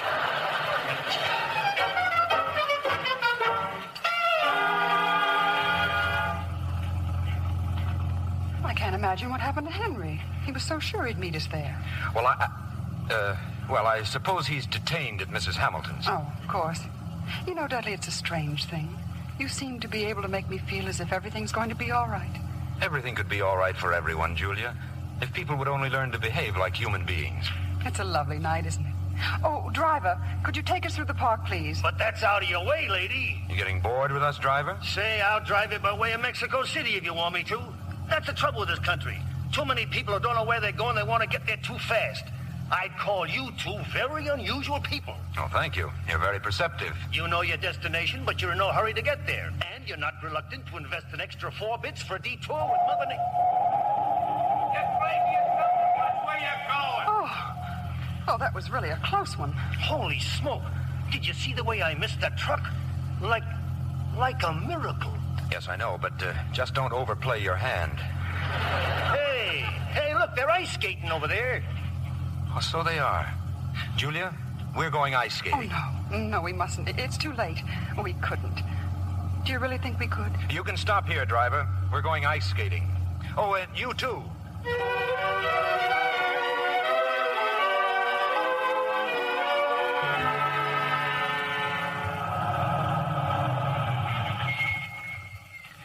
Well, this is it, Sylvester.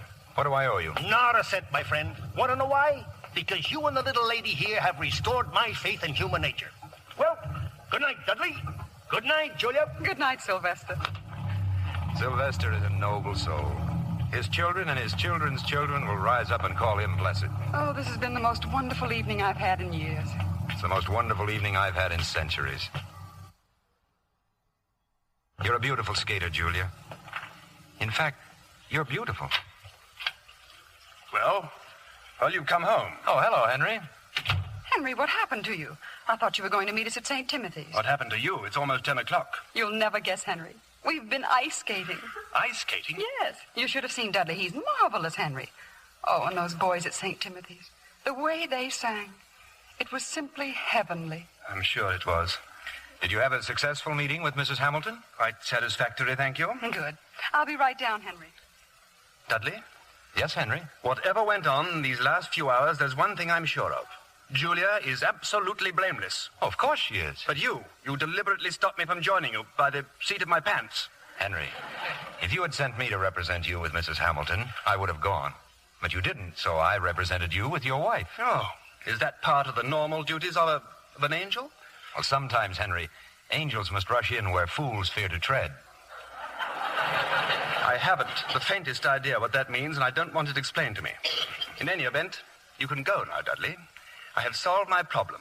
Mrs. Hamilton is giving the money for the cathedral. But that was a foregone conclusion, providing you were willing to make a slight sacrifice of your principles. Now, don't you think it's worth it for this glorious edifice? I'm not so sure of its glory at a time like this. Oh, you're not? Now, these are rather lean years for the world, Henry. So many people need food, so many need shelter. That big roof could make so many little roofs. I'm dealing with a materialistic, selfish woman. She wouldn't listen to talk like that. Did you try? You came here so that I could have a cathedral. Well, I've got a cathedral. And I want you to get out of my house and out of my life and away from Julia. Suppose you pray for that, Henry. After all, it was prayer that brought me here. Very well. I'll pray. Henry, I'm afraid that's no prayer. It was right from my heart. I want you to go. Julia doesn't. Julia, get out. Get out. Julia is about to come down those stairs. Don't let her see you like this, Henry. Try to calm yourself. Dudley? He's gone. Oh, Debbie's awake. She wants to say goodnight to him. I just told you Dudley is gone. But where? How should I know?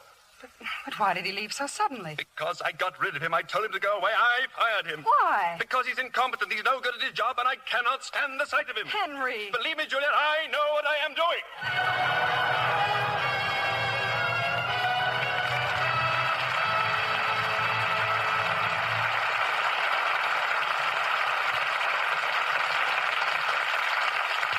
We pause now for station identification. This is CBS, the Columbia Broadcasting System.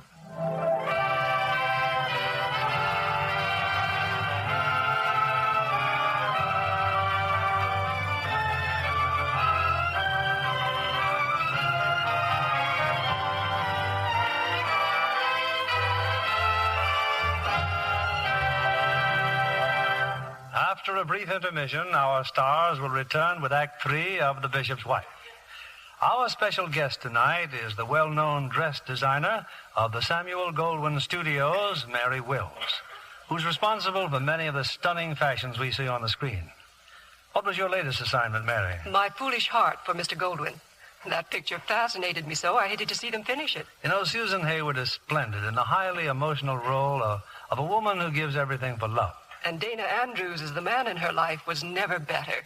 He's one of my favorites. Yes, their tender love scenes are beautifully done. Miss Hayward took a great interest in the details of her costumes for My Foolish Heart, especially stockings. She insisted they be very sheer and fit perfectly. And she always insists on Lux flakes to keep them that way, Mr. Kennedy. These tiny diamonds of Lux are the favorite stocking care of a great many stars. We always use them at the studio. They suds wonderfully fast and freshen nylons in a hurry. Besides, we find stockings last much longer. That's been proved by scientific strain tests. Identical stockings rubbed with cake soap or washed with a strong soap went into runs much sooner than those washed with Lux flakes. The Lux stockings lasted twice as long. Miss Hayward likes to choose a single stocking shade that blends with a variety of costumes and then orders it in quantity. A thrifty idea for a girl on a budget. If one pair is damaged, the odd stocking can always be matched. Lux flakes keep colors truer, make stockings last longer, too. No wonder over 90% of the makers of stockings recommend Lux flakes. Here's our producer, Mr. William Keeley.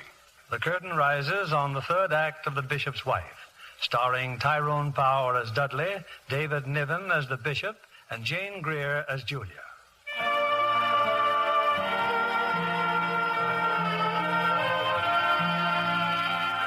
2 days have passed since Dudley disappeared, much to the relief of Bishop Henry Brougham.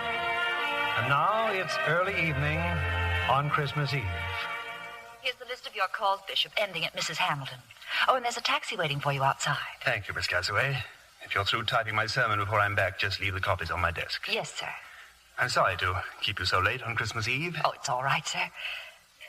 Bishop Brown? Yes? There's still no word from Mr. Dudley. Miss Cassaway, I discharged Mr. Dudley. There's no reason at all to hear from him. Yes, sir. Now, if you don't mind, please tell Mrs. Brougham that the taxi is waiting. We can go to the Tropicals first, Henry, then the Vandover. Julia! Hiya, Julia! Sylvester. Well, what are you doing here? Well, when the call came in for a cab, I sure hightailed it over here. I was hoping there'd be another skating party. Hey, where's Dudley? I don't know. Look, you got a preacher with you. Yes, this is... Don't tell me. A wedding. You and Dudley. Sylvester, this is my husband, Bishop Brougham. How do you do? Oh. And now, if you don't mind, we'd like to go to North Maple Street by taxicab, Sylvester, not ice skates.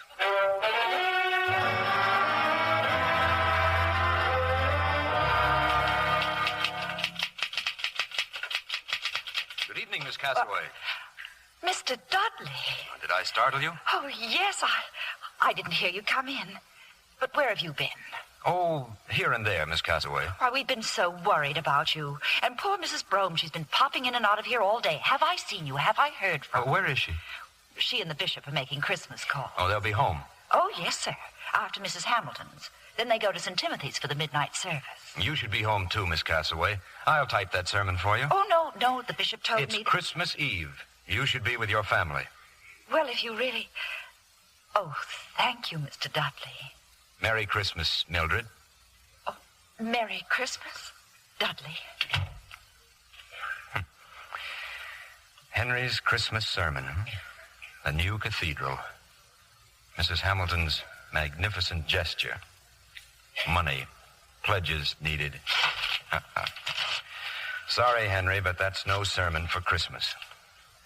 Suppose you tell them the story of an empty stocking. Once upon a midnight clear, there was a child's cry. A blazing star hung over a stable, and wise men came with birthday gifts. We have forgotten many things during the centuries, but not that night.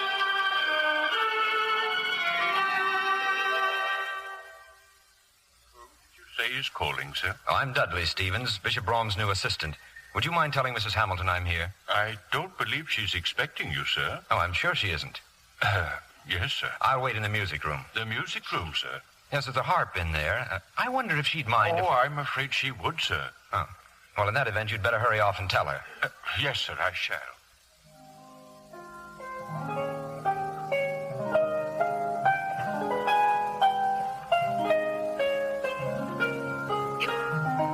Who are you? Oh, good evening, Mrs. Hamilton. This is a beautiful harp you have. My butler said you told him you're Bishop Brougham's assistant. Oh, yes, Mrs. Hamilton. The bishop will be along a little later. That music you're playing. I thought you'd recognize it. There's no one living who knows that composition, except me. What a shame that Alan Cartwright died. That only you and I would know his music. Alan Cartwright died nearly 40 years ago. You couldn't have known him. I'm much older than you think. Mrs. Hamilton, tell me about him. About Alan Cartwright. What is there to tell? He was the only man I ever loved. But I was afraid of poverty, so he went away, and I never saw him again. Why am I telling you this? And so you married the rich George Hamilton. I made George happy, I think. And since he died, I've spent a fortune honoring his memory. In empty monuments. How did you know about Alan Cartwright? It doesn't matter. Oh, Mrs. Hamilton, they're at the front door now. Henry and Julia. I can't see them now. Yes, you'll see them. You'll go to the hall and you'll greet them in your usual warm-hearted manner. You come with me, and you'll stay, won't you, Dudley? No, I'm afraid I can't. I have a great deal of work to do. Bishop and Mrs. Brougham are here, madam. Now, don't keep them waiting. How do you do, Mrs. Hamilton? Julia, how nice of you to come and see me. And Henry, Merry Christmas. Henry, I said Merry Christmas. Oh, yes. Merry Christmas, Mrs. Hamilton. Oh, and no more of this Mrs. Hamilton business. My name is Agnes. And now we can... Oh, he's gone.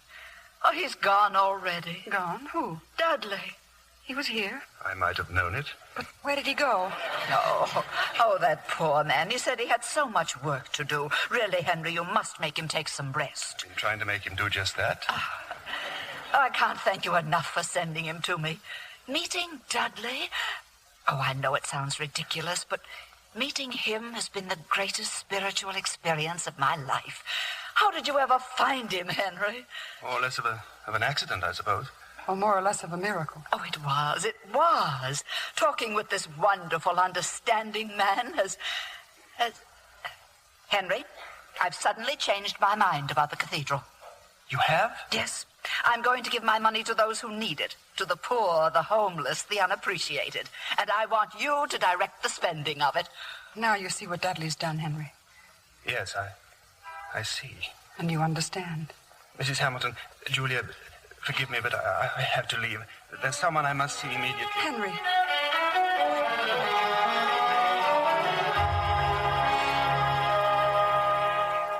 Henry, my dear fellow, sit down. Professor Weathers, I just had to see you. I'm delighted. Here, Henry, here. A glass of sherry. No, thank you. Oh, but I insist. Henry, you see this bottle? Now watch. I filled 2 glasses. Behold, the bottle is still half full. And what's more, the sherry itself, it stimulates, it warms, it inspires. But no matter how much you drink, it never inebriates, and the contents never diminish. Always half full. Dudley's been here? Yes. And that bottle isn't all. He told me to look up some ancient texts in the library, which no living scholar has ever been able to decipher. I read them as if they were English. Let's face it, Henry. This Dudley fellow is not like the rest of us. He says he's an angel. An angel? That's funny. Nothing stopped me from saying it that time. Angel. He says he's an angel. From heaven? That I'm not so sure about. An angel. It's too bad. He's such a nice fellow. He's brought nothing but disaster to me. Oh, that's absurd. He and Julia were here the other day. She seemed happier than she'd been in years. He's made her despise me. Are you sure? That's why I've come to see you. Do you think it's all my own fault, Professor? Oh, you don't have to answer. I asked for this in more ways than one. I suppose that Dudley came to me just to confirm that I had already lost Julia's love. Well, if there's anything I can do, Henry... There's nothing anyone can do. Yeah, but there must be. You and Julia love each other. You always have. It's only partly true. I love Julia. Well, then why don't you fight for her? Fight? How can I fight against... But you have a tremendous advantage over him. Advantage over an angel? Precisely. He is an angel. Julia's a creature of earth. She's a woman, Henry, and you're a man. Yes. Yes, I am. Yeah, and if I were you, I'd get myself home. Home? That's where he'll be, waiting for Julia. Excuse me. Happy Christmas.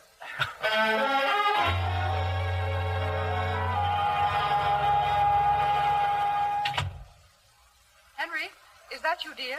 Hello, Julia. Dudley. I came to say goodbye. I have to be moving along. Oh. Well, where will you be going? Wherever they send me. They? My superior officers. Will we ever see you again? Well, they seldom send us twice to the same place, Julia. We might form attachments. I don't know what you're talking about. No, of course not. Julia, I don't want to leave. Why? Well, there are few people who know the secret of making heaven here on Earth.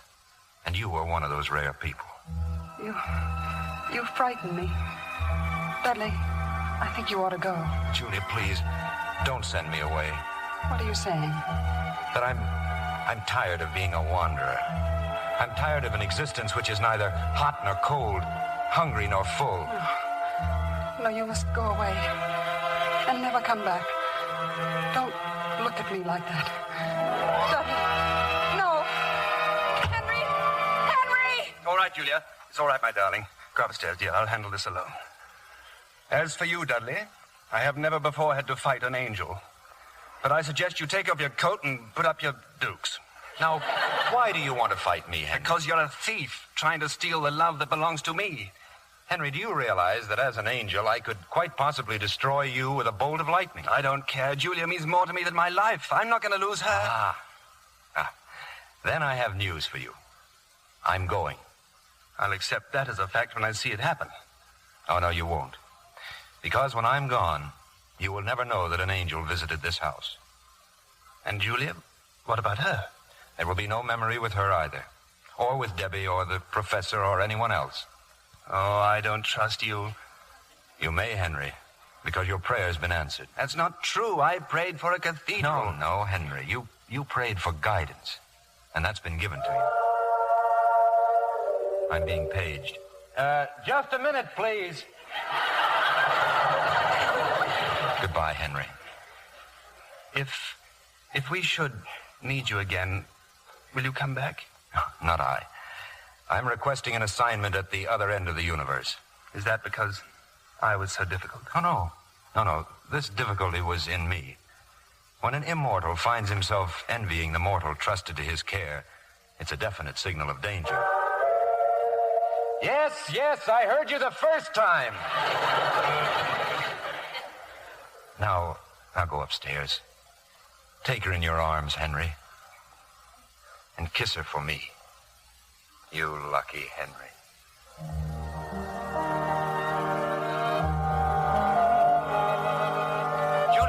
Julia! Quiet, darling. You'll wake Debbie. Are you all right? Why, yes, of course I am. Henry, did you get that for Debbie? Get what for Debbie? That little angel there on a bed. Why, no. I can't imagine where it came from.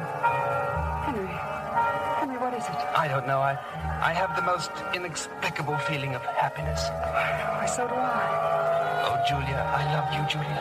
I love you, Henry. Listen, the bells from St. Timothy's. It's almost midnight. You'll have to hurry. Oh, my sermon. It was all about the cathedral. It will never do now. Don't worry, dear. You'll think of something. Something even better. Merry Christmas, Henry. Merry Christmas, darling.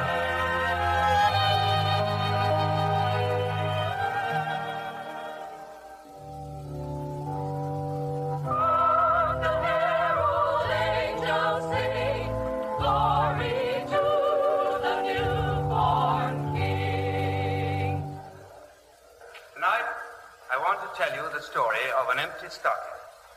Once upon a midnight pier, there was a child's cry. A blazing star hung over a stable, and wise men came with birthday gifts. We have forgotten many things through the centuries, but not that night. We celebrated with stars on Christmas trees, with the sound of bells, and with gifts, but especially with gifts. You give me a book, I give you a tie. Aunt Martha has always wanted an orange squeezer, and Uncle Harry could do with a new pipe. Oh, we forget nobody. Adult or child, all the stockings are filled. All that is, except one. And we have even forgotten to hang it up. The stocking for the child born in a manger. It is his birthday we're celebrating. Don't let us ever forget that. Let us ask ourselves what he would wish for most, and then let each put in his share. Loving kindness, warm hearts, and a stretched out hand of tolerance. All the shining gifts to make a peace on earth.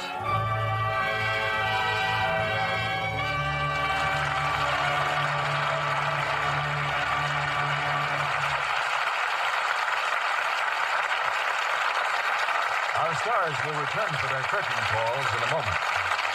Libby, since you gave your prize recipe last week for making Christmas snow, we've been swamped with letters asking us to repeat it. Oh, well, I'm not a bit surprised, John. It's such a novel decoration for a Christmas tree. The branches look as if they were covered with freshly fallen snow. The kids especially have asked about it. You said it was easy. Oh, it is. They can do it without any help from grown-ups. Just add 2 cups of lukewarm water to a large box of Lux Flakes. Whip with an egg beater until it's the consistency of thick whipped cream. Then spread the mixture on the tree branches with your fingertips. It dries in about an hour. And it lasts as long as the tree. When it's dry, add your lights and ornaments as usual. You can use fewer ornaments, though, because Lux Christmas Snow is a decoration in itself, and so inexpensive. Lux Flakes is another fine product of Lever Brothers. Better order some extra boxes of Lux Flakes tomorrow. You'll want to try Christmas snow on your table centerpieces, too, and on holly wreaths around the house. Your dealer has printed directions for making Lux Christmas snow.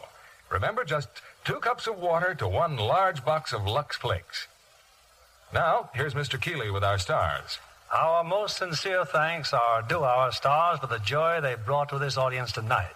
And here they are, Tyrone Power, David Niven, and Jane Greer.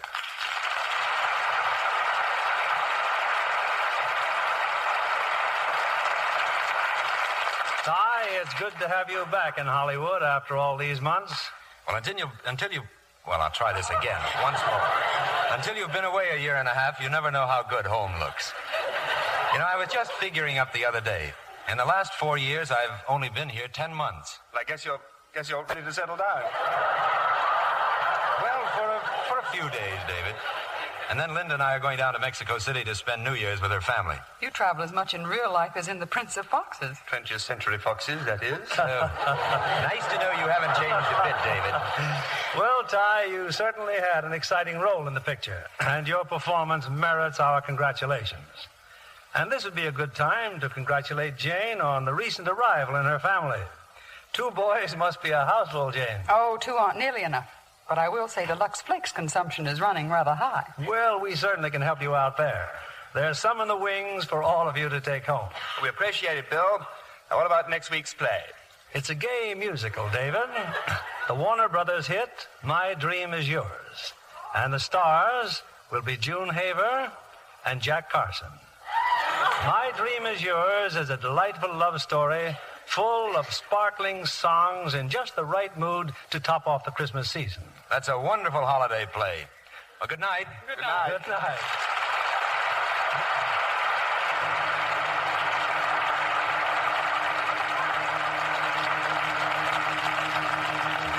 Traditionally, this is the time for an old American custom, going home for Christmas.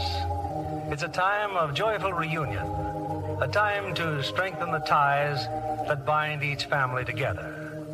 And in the family is our only hope for the future. For from deep in our hearts and our homes must come the fulfillment of the age-old promise of Christmas, the promise of peace on earth and goodwill among men, all men.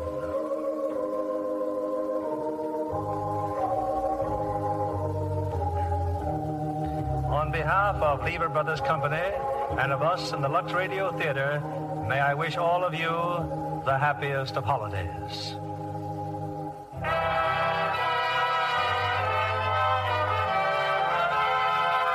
And we invite you all to join us again next Monday evening when the Lux Radio Theater presents Jack Carson and June Haver in My Dream Is Yours. This is William Keeley saying good night to you and Merry Christmas.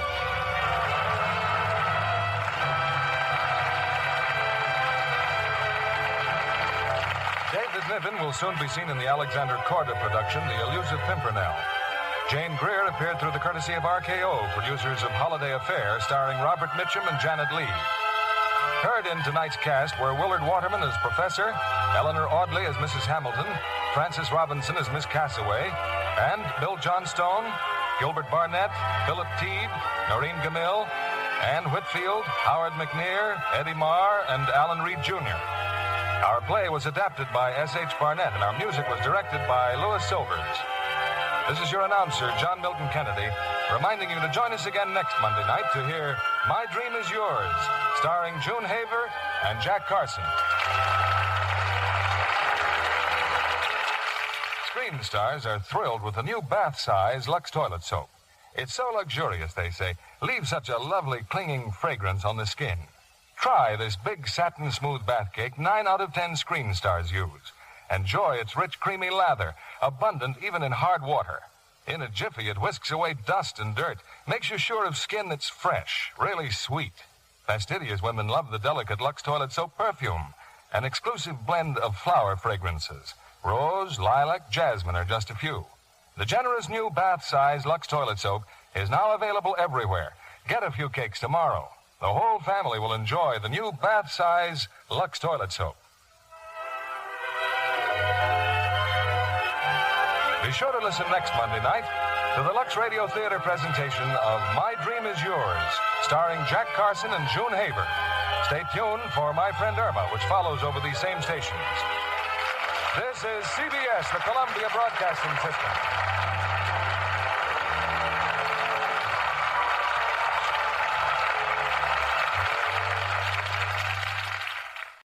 Lux presents Hollywood.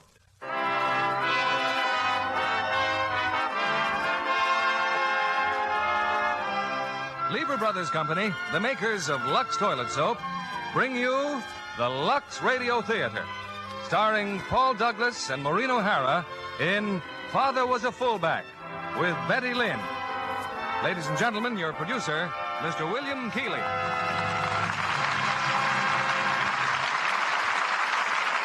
Greetings from Hollywood, ladies and gentlemen.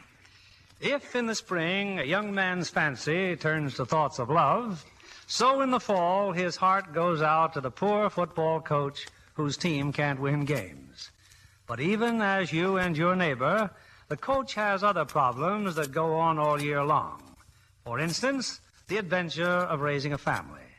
And when the family includes a daughter who has a certain amount of difficulty attracting a boyfriend, well, it's apt to be a hit motion picture. We hear this side of the coach's life tonight in the 20th Century Fox comedy success, Father Was a Fullback. In her original role, we have a lovely lady whose vivid beauty always brightens this stage, Miss Maureen O'Hara. Co-starring with her as the coach who is without fame in his own house is a comedian whose rapid rise to stardom is unique even in this fabulous city, Mr. Paul Douglas. And as the daughter, we present Miss Betty Lynn, the same talented young actress you saw on the screen. You know, I'm sure none of the young ladies of our audience need to be coached on the advantage of Lux Toilet Soap. After seeing close-ups of their favorite stars on the screen, they know that Lux Soap Complexion Care is the right beauty care for them. Now, here's the first act of Father Was a Fullback, starring Paul Douglas as George and Maureen O'Hara as Liz, with Betty Lynn as Connie.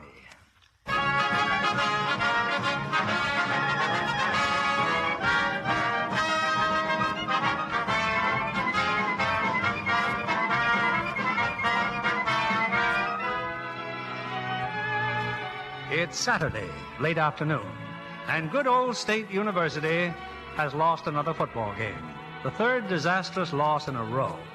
Coach George Cooper, weary and dejected, has gone home. Hello, darling. Oh, you must be dead. I don't know if I am, Liz, or just wish I were. Well, we can always go back and coach the team at Elm Tree High. I wouldn't bet on it. Any phone calls? The usual, dear. They all know exactly what's wrong with the team and how to correct it.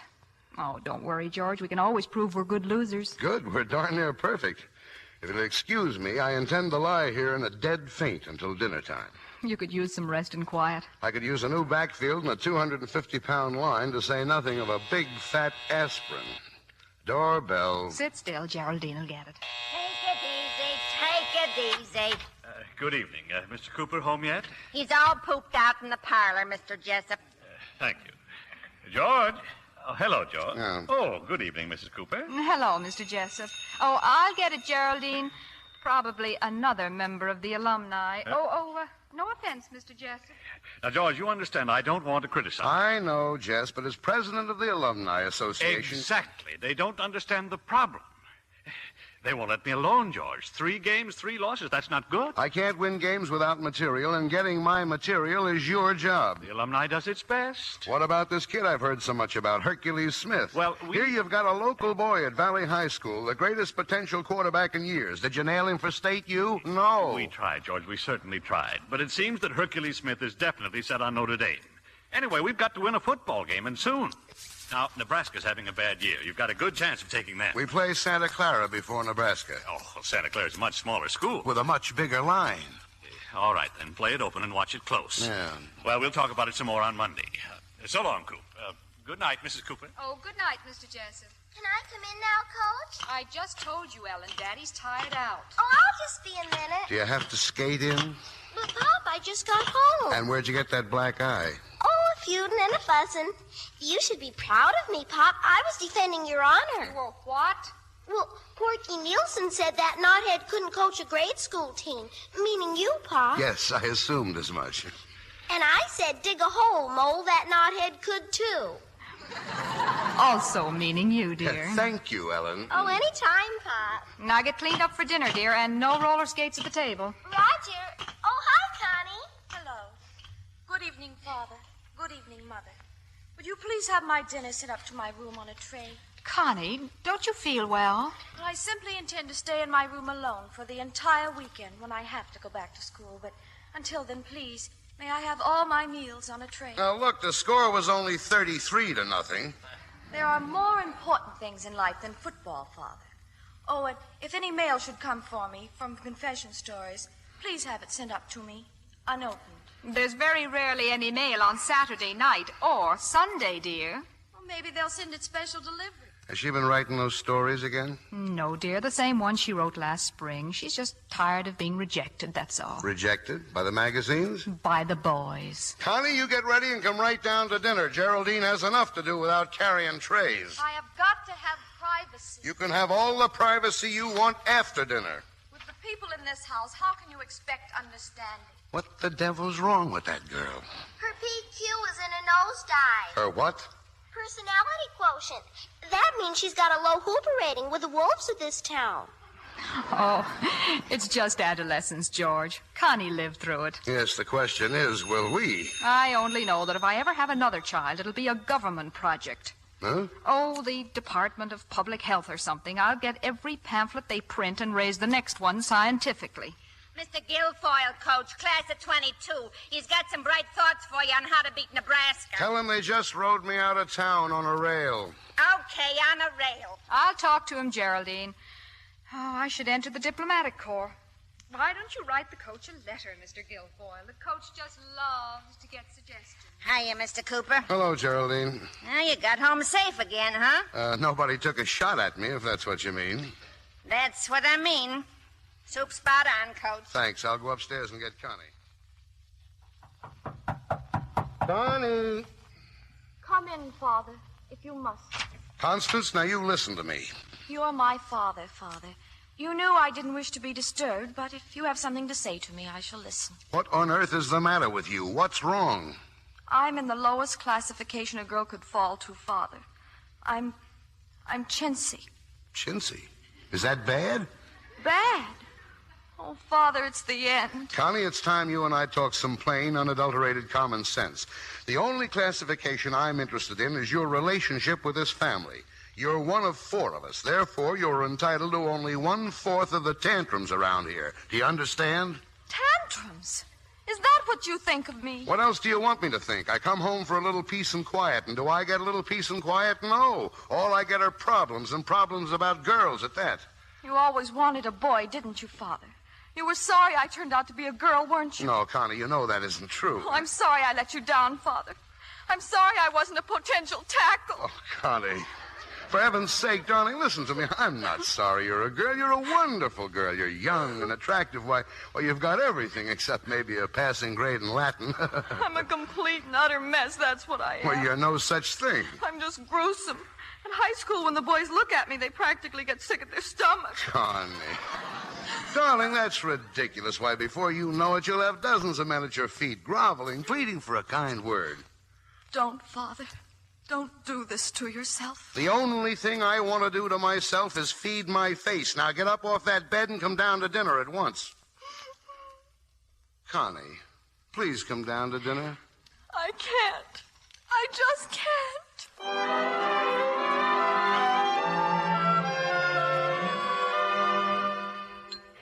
Well, I guess Connie isn't coming down after all.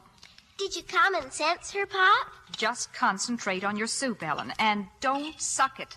Drink it. Liz, we got to be especially nice to Connie. Something is wrong with her. Connie's a pill. You sign off. Ain't Ophelia coming down?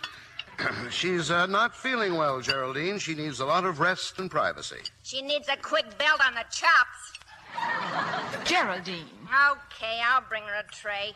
Exercise will do me good. Nothing heavy, Geraldine, just a poached egg. Eggs, him and his corny jokes. What? Not you, dear. The grocer, Pop. Schultz. Schultz? He sent us goose eggs instead of hen's eggs. He says goose eggs is more fitting for the coach's diet. Ha ha. Don't let it get you down, Mr. Cooper. He's just burned on account of I won $2 off him on today's game. Well, good for you, Geraldine. Pop, but Geraldine bet on the other team. Finish your soup. Pop, is Connie going to church tomorrow or just sit in her room? Let's wait till tomorrow and find out, shall we? I know I'm sure going to church, and I'm going to pray for Pop. That's very sweet of you, dear. You bet. For a whole new backfield and an end who can catch passes.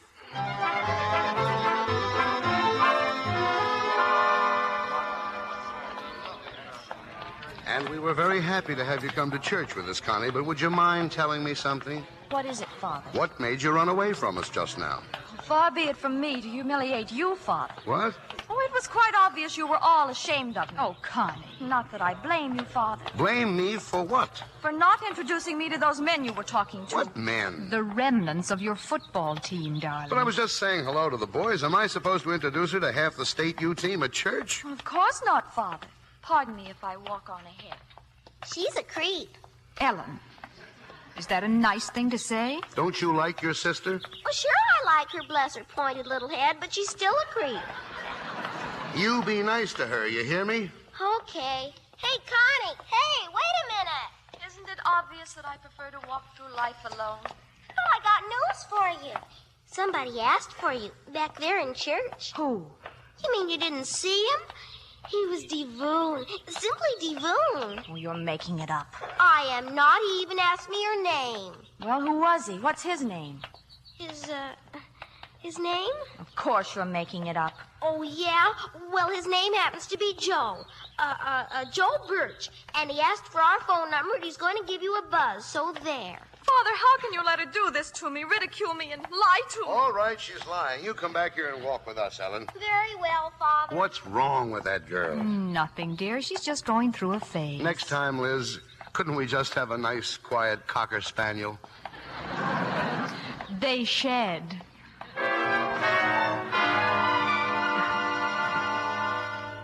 Ellen, where are you going, dear? Oh, just next door to play with Daphne Sullivan. Oh, I want to know something first.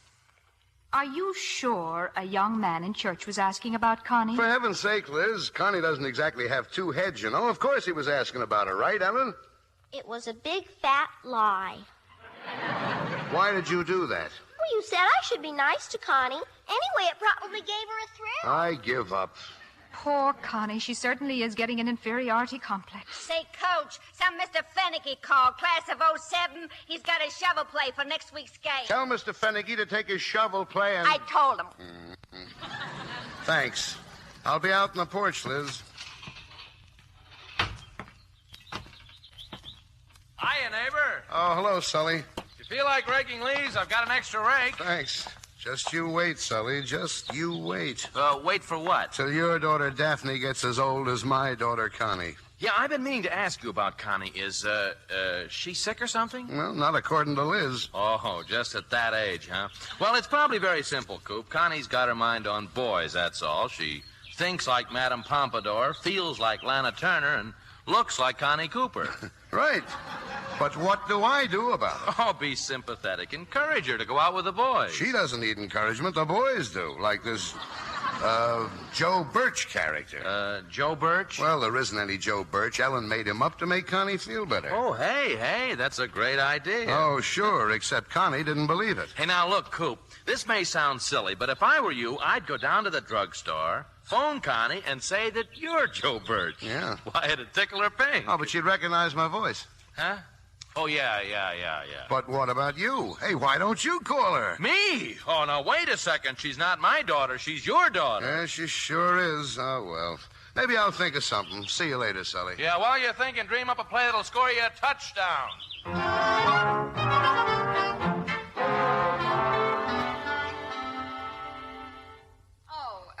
Come in, Mr. Jessup. George will be so happy to see you. He's there in the living room taking a nap. Oh, George, dear. George, wake up. Mr. Jessup. Lunch already? Mr. Jessup, dear. Oh, how are you, Jess? Great, simply great. I hope I'm not disturbing you, Coop, but this couldn't wait till tomorrow. Mr. Jessup has a new play for the Santa Clara game. Mrs. Cooper, how did you know? Woman's intuition. Oh, wonderful, wonderful. Now, just look at this, George. It's a razzle-dazzle play, and I put it all down on paper for you. Oh, it's a sweetheart. Simply great. Well? Well, the only thing now, is... George, you've got to use this play next Saturday. Santa Clara won't know what's happening to him. Isn't that nice, George? The coach just loves getting suggestions, Mr. Jessup. Now, listen carefully, George. As you can see, it's not too easy to execute. It starts with a modified T formation. The end's cheated out like this, you see. Oh, I'll get it, Liz. Hello? George, this is Sully. Okay, I'm a schnook. Bring on the pigeon. What? Why, you... Oh, hey, just hang on. I'll call her. Who's it for, dear? Oh, for Connie, naturally. Our older daughter's very popular, Jess. Oh, whoever wants her. Well, it sounds like somebody at the corner drugstore. Huh? Connie! And just how does somebody at the corner drugstore sound? Yes, Father. Another phone call for you, dear. What? Look, George, I can only stay a moment. Oh, sure, Jess. Yes, now, sure. the ball is snapped back to the quarterback, who pulls a spinner. Probably Betty to let me know if 2 parts peroxide and 1 part ammonia really make a gray streak or not. I think gray streaks are terribly distinguished, don't you, Mother? Oh, terribly, especially on a child your age. Yes. Now the fullback crosses and takes it on the run. Hello? Hello. The fullback lugs it across the field with both halfbacks behind him. Mother, it's a boy. Who? The fullback. No, then he shoves it back to the left halfback. I think he said his name was Joe Birch. The fullback? Sure, but then Ellen was telling the truth. George, we've got to do something about that child. She's even lying now about her lying. Honestly? Well, that's awfully nice of you, Mr. Birch. What? You're a freshman? But you sound so terribly mature and everything. Mother, he's a college man. Well, isn't that... Well, it so happens I haven't a thing to do this afternoon. I did have a tentative date, but I broke it. Can I ask him, Mother? Oh, certainly, darling. Elizabeth, no, Connie, I forbid it. But now, Father, really, George. It's 689 Miller Road, Mr. Birch, right off the campus, and I'm going to hang up right now so you can't say no. Goodbye. Oh, Mother. Easy does it, darling. Well, Coop, what do you think of the play? Some razzle-dazzle, huh? Yeah. Elizabeth, this Joe Birch might be a juvenile delinquent or something. Oh, don't be silly, George. The only trouble with the play is it requires 7 passes. They're only little passes, but there are 7 of them. Will you help me, Mother? I've simply got to change my dress. Maybe you'd like to study this. I'm just trying to help, George. It might win for us Saturday. Something's got to. Yeah. Oh, wait a second, Jess. I'll walk out with you. Liz? Yes, dear? I'll be right back. I just want to see Sully for a minute.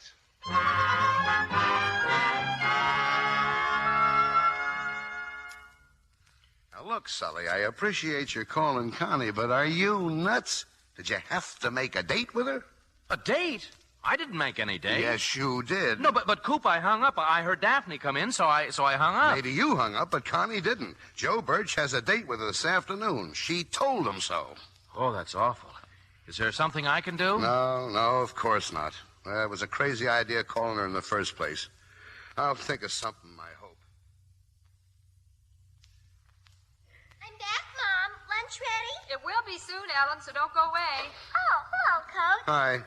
Pop, is Mr. Sullivan going to college? Don't bother your father with silly questions, dear. You know Mr. Sullivan is a professor. Well, Daphne just told me that she just heard her father gurgling on the phone like a worn-out wolf, telling somebody that he's a freshman in college.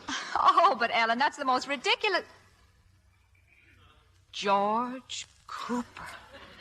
Daphne thinks she ought to tell her mother. George, you didn't. Father's little helper, aren't you, Ellen? Oh, no, you couldn't. Oh, but Liz, you said yourself it's what Connie needed. My intentions were... Oh, my poor darling, up there full of goosebumps about some boy who isn't even going to happen. Well, she's my poor darling, too. You said yourself, ego and adolescence. Which is difficult enough for Connie without having her father completely foul her up. Gee! That's enough out of you. Go to your room. Well, the only thing to do is tell her, and the sooner the better. No, Liz, don't do it. And why should we continue this disgraceful deception? Well, because she's happy with her goosebumps. Let her keep them.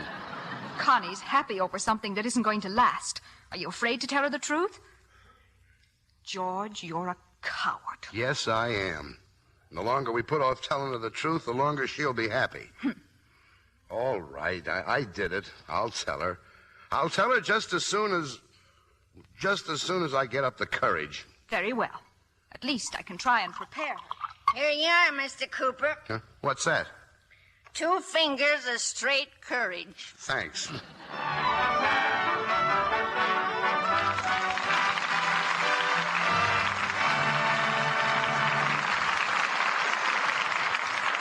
before we return with Act Two of Father Was a Fullback, here's Libby Collins, our Hollywood reporter. Libby, have you seen Betty Hutton in the hit musical Andy, Get Your Gun? Well, Mr. Keeley, I went out to Metro-Goldwyn-Mayer while they were filming it. But I'm dying to see the finished production. It's in Technicolor, you know. Yes, indeed. You know, the story of Annie Oakley has real drama as well as adventure. And Betty Hutton gives it all the zest and vitality it deserves. And there's a brand new star, Howard Keel.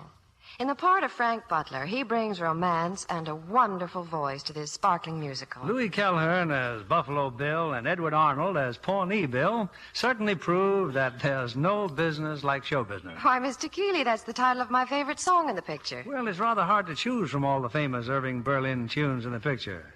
And Betty Hutton really knows how to put over a song. She's never had a better background for her talents than in Annie, Get Your Gun. A Wild West show, trick riders, Indian raids. This MGM picture is one excitement after another. And that includes Betty, the human dynamo. Well, she's continuously exciting, John. So enthusiastic about everything she does.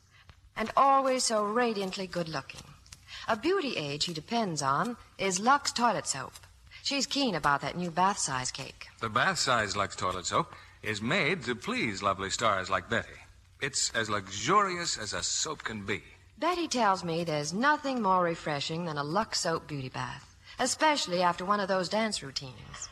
Gives her skin all over Lux loveliness so quickly. That creamy, abundant lather does the trick. Yes, it leaves skin feeling soft and smooth, beautifully fresh. And screen stars love the delicate perfume Lux soap has, a flower-like fragrance that lasts. Yes, for lovely arms and shoulders, for all over complexion beauty, this satin-smooth bath cake is the choice of women everywhere. Your store is featuring Lux toilet soap now. Be sure to put both the bath and the complexion size on your shopping list. Try the beauty soap 9 out of 10 screen stars use. Fragrant white Lux toilet soap. Now, our producer, Mr. William Keeley. Act Two of Father Was a Fullback, starring Maureen O'Hara as Liz, Paul Douglas as George, with Betty Lynn as Connie.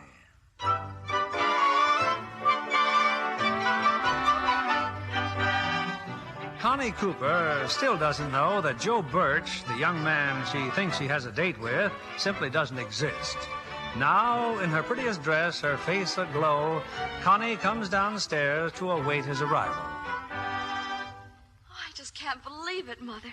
To think he'll be here any minute. Now, Connie, calm down, dear. The chances are he won't even show up. Won't even show up. Say, just look at you. You certainly are something to make your old dad proud. Oh, you're not so old, Daddy. He will be by tomorrow. Mother, when Mr. Birch comes, do you think I ought to be sort of leaning languorously over a chair, sort of? I think your father ought to be leaning languorously over the piano bench for a good swift kick. Now, Liz, I told you it wasn't my fault. My intentions were the best. I'd hate to see them at their worst. I don't understand this conversation at all. Darling, the time has come for your father to make a confession. Liz, for heaven's sake, have a heart. High time, George. Well, all right, then. Connie. Yes, Daddy? Well, Connie, I think maybe you better start calling me Father again. Something's wrong. It was just one of those accidents of fate. Mother? Now, darling. Well, maybe I can explain it this way. You see, Connie, in your case, straight line play wasn't working, so your poor old father thought he'd get into the game with a deception play. Father, what are you talking about? Well, I'll get it. Oh, no, I'll get it. Mother, I'm petrified. Now, dear, it's just Professor Sullivan. Professor Sullivan? Yes? Well, I got here. I'm Joe Birch. Joe Birch? I mean, Joe Birch? Well, don't you know about it? Professor Sullivan said... Take it easy. I mean, where'd you come from? Well, Sundays I work in a service station, see, where he gets his gas. Professor Sullivan, he says for $5 while I come over here and say I'm Joe Birch and visit with some dame. Well, Joe Birch, come in. Connie's waiting for you. This is your father's idea of a joke? Yes, sir, Joe. We've been expecting you. How are things, Joe? Oh, Connie, I want you to meet one of your admirers, Joe. This is my daughter, Connie. How do you do? Hi. George, what on earth are you... I'm sorry, dear. Joe, this is Connie's mother. Hello. How do you do, Mr. Birch? You Mr. Birch? Why, of course he's Mr. Birch, dear. But George... Sit down, Joe. You'll excuse me, won't you? I have to run the pictures of yesterday's game. Boy, you sure took a shellacking, huh? Yes. Well, nice to see you, Joe. Glad to have met you, Mr. Birch. Yeah, likewise. And just where did you dig him up? What do you mean, dig him up? Looks like a very nice fella. I said where, George? Well, Sully got him. But isn't it wonderful? Connie's first date. I don't like it, and I'm warning you, if anything goes wrong, Oh, Liz, stop it, will you? Nothing's going to go wrong. Come on now, read the Sunday paper. Go on, relax. Well, Mr. Birch, Oh, I'm sorry. You were about to say something? No. Oh. You know what? Oh, I'm sorry. You tell me. Well, I was only going to say that you're not as bad as I mean, you're much prettier than I expected, considering the deal. I mean, even prettier, you know? No. Well, I mean, you sure got it, girl. Honestly? Well, that's an awfully nice thing to say. Yeah. I thought you'd have a mustache. No, I haven't. Well, I only thought. They're tough to grow, believe me. Oh, I believe you, Mr. Birch. Yes? Nothing. Shall we just sit here and chat? It's okay by me. It's better than wiping windshields. What a clever thing to say. I never thought of it that way before. You know, Mr. Birch, it's always been one of my very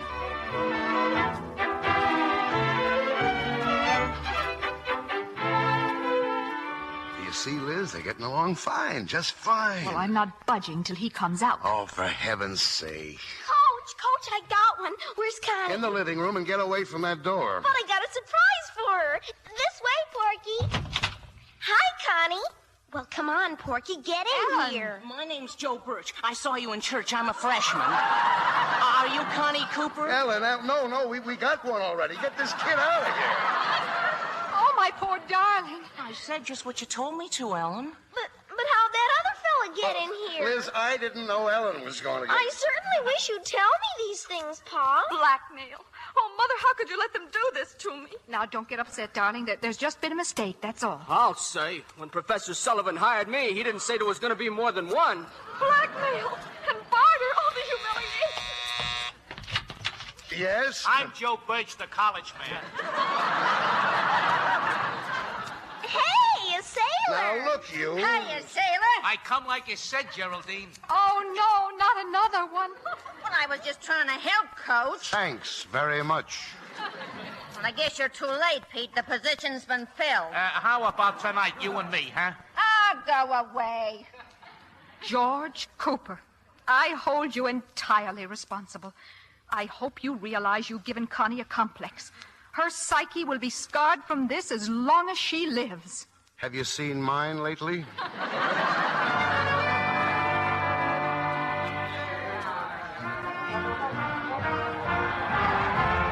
State University team leaves for Santa Clara game. Coach Cooper confident of victory against Santa Clara. Santa Clara blanks State U 13-0.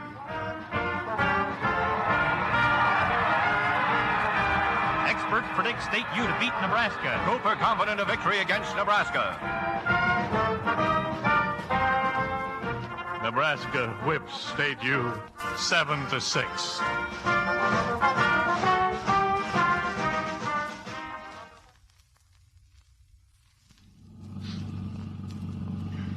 You must be tired out, darling.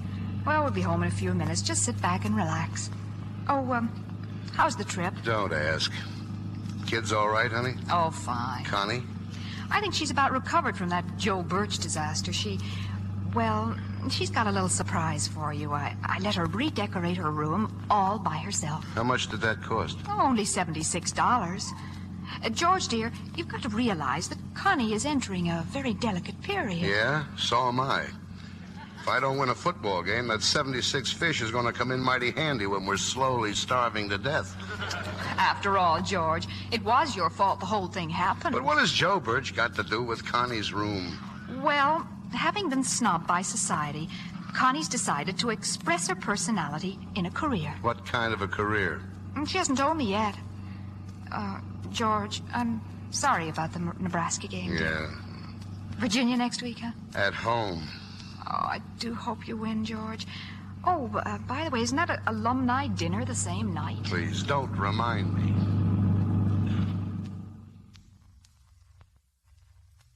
Hiya, Mr. Cooper. Welcome home. Hello, Geraldine. How are you? I'm beat to the socks. Oh, boy, that game on Saturday. Did I sweat out the last quarter of that clam bake? I had $2 riding.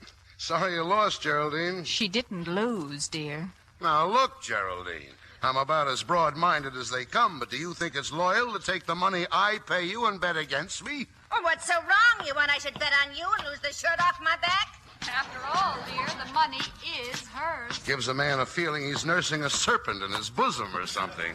Look, Mr. Cooper, a buck is a buck.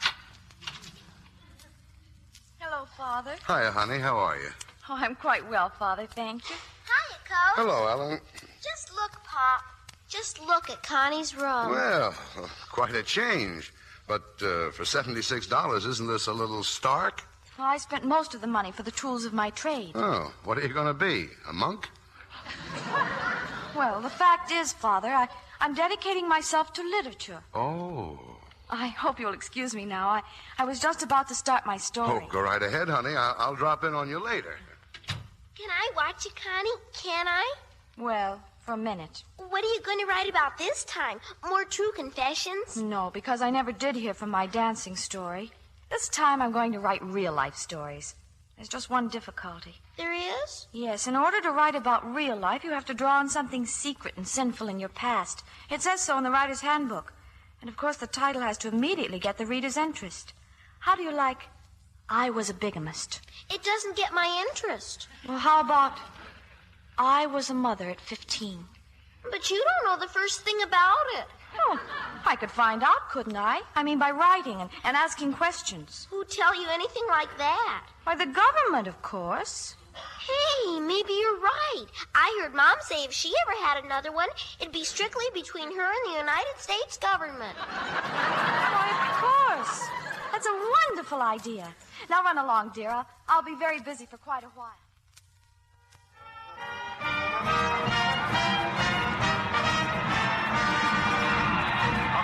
Box, ladies and gentlemen, during this really great football game. Score still 0-0 with only 3 minutes remaining. It's State's ball, second down and about 6 yards to go. Coop, please, listen to me. Not now, Jess. I'm trying to watch the game. Yeah, but now's the time. Now. Here's where you've got to use the razzle-dazzle. If you don't use that play now, you're crazy. Jess, for the love of Mike, go and get lost. What? You heard me. Get out of here before they carry you out. Well, I must say.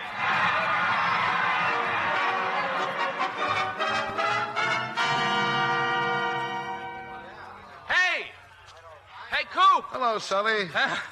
Oh, that was a good game, Coop. The best all year, but where are you going? I thought I'd try and sneak out the south gate before Jessup and the vigilantes get a posse together. Well, why? What's wrong? Apart from losing. Oh, he tugged at my sleeve and I blew my top. Yeah, that wasn't smart. I know. Well, phone him later and apologize. No. I said too much and too loud. It's better than beachcombing. Besides, Jessup probably feels silly about it. That was a great game, Coop. Tell that to the alumni tonight. Yeah, I'd be glad to. Those boys of yours played as good football as they're capable of playing. They played better than they're capable of playing, but it wasn't enough. That's not your fault. Your job is to teach and tell. You can't play for them. Thanks, Sully. Well, I mean, after all, Virginia won on a fluke. Anybody who kicks a field goal in the last 10 seconds of play from the 45-yard line, after all... I bet you're kind animals, too, aren't you? Well, come on, Sully. Ride home with me and I'll buy you a drink. You've just twisted my arm, Coach. Let's go.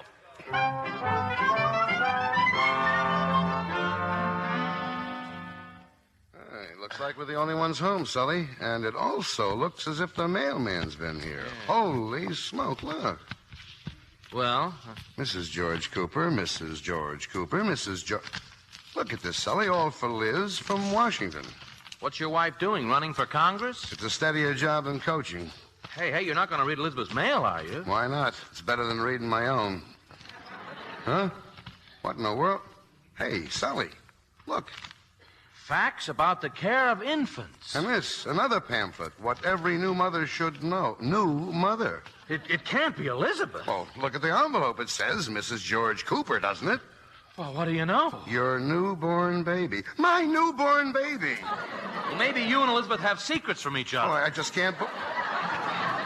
Why wouldn't Liz tell me? Well, maybe she just wants to surprise you. A thing like fatherhood is nothing to surprise a man with. Well, don't get sore, Coop. Sore? I'm delighted. It's wonderful. Well, I'm going home and tell my wife. It might stir some ambition in her. Yeah, Yeah, look. Coop, call up Jessup. Tell him the news. It might help things. I'll take a rain check on that drink, Papa. It's very big of you to apologize, George. Mighty big. You see, I was right, don't you? We could have won that game this afternoon. I know, Jess. I was too nervous, upset. You see, I'm going to have a baby. Huh? I mean, Liz is going to have a baby. Well, congratulations. All the more reason for winning that Tulane game next week. Remember, it's the last game of the season, and it's very important. Particularly to you, George. Yeah, I know. You haven't forgotten about making a speech tonight. Oh, no, I haven't forgotten. See you in a couple of hours, Jess. Everybody loves a baby. Liz! Oh, sorry I'm late, darling. Oh, I Liz. just stopped off at the market. You wonderful, wonderful woman. Why, Mr. Cooper. Oh, darling, come on in here and sit right down. What a day. What a day, sweetheart. From these tired eyes, it looked as if Virginia won that game. The heck with Virginia. It's you I'm talking about. You and us and everything. George, do you feel all right? Liz, why didn't you tell me? Tell you what? Oh, you're going to be cute, huh? Well, the least you could have done was warn me, knitted a booty or something. Oh, George, are you under the impression that I'm on the nest? Liz, you're the most wonderful woman I ever married. Oh, true, darling. But I'm not going to have a baby. I couldn't be happier. Why, You're not? But, Liz, you gotta. I mean, I told Jessup. Sully knows, and Okay. I'll talk to my husband about it. I mean the pamphlets. What pamphlets? Well, those pamphlets you ordered from the government of the United States. Here, look at them, all addressed to you. Liz, this is no time to play games. But I didn't send for those pamphlets. Well, who did? Oh, probably one of the children. When I was a sprout, I was always sending for things like what every young girl should know. Did you ever find out? Now, look, George. Ella? Is that you, dear? In a minute, Mom. What's that you've got? Oh, just a hot water bottle. It's for Connie. She's all doubled up like a bullfrog. She feels just awful. Who? Connie, Pop. Connie? Oh, give it to me, Ellen. I'll take it right up to her. Liz, it couldn't be. Those things were addressed to you, not her. Oh, they came, huh? Connie sent away for them. These pamphlets? Oh, no. She used Mom's name because she didn't think it'd look right for that kind of stuff to be sent to a Miss Cooper. Oh, George. Oh, my gosh, my little Connie. Oh, my poor little girl.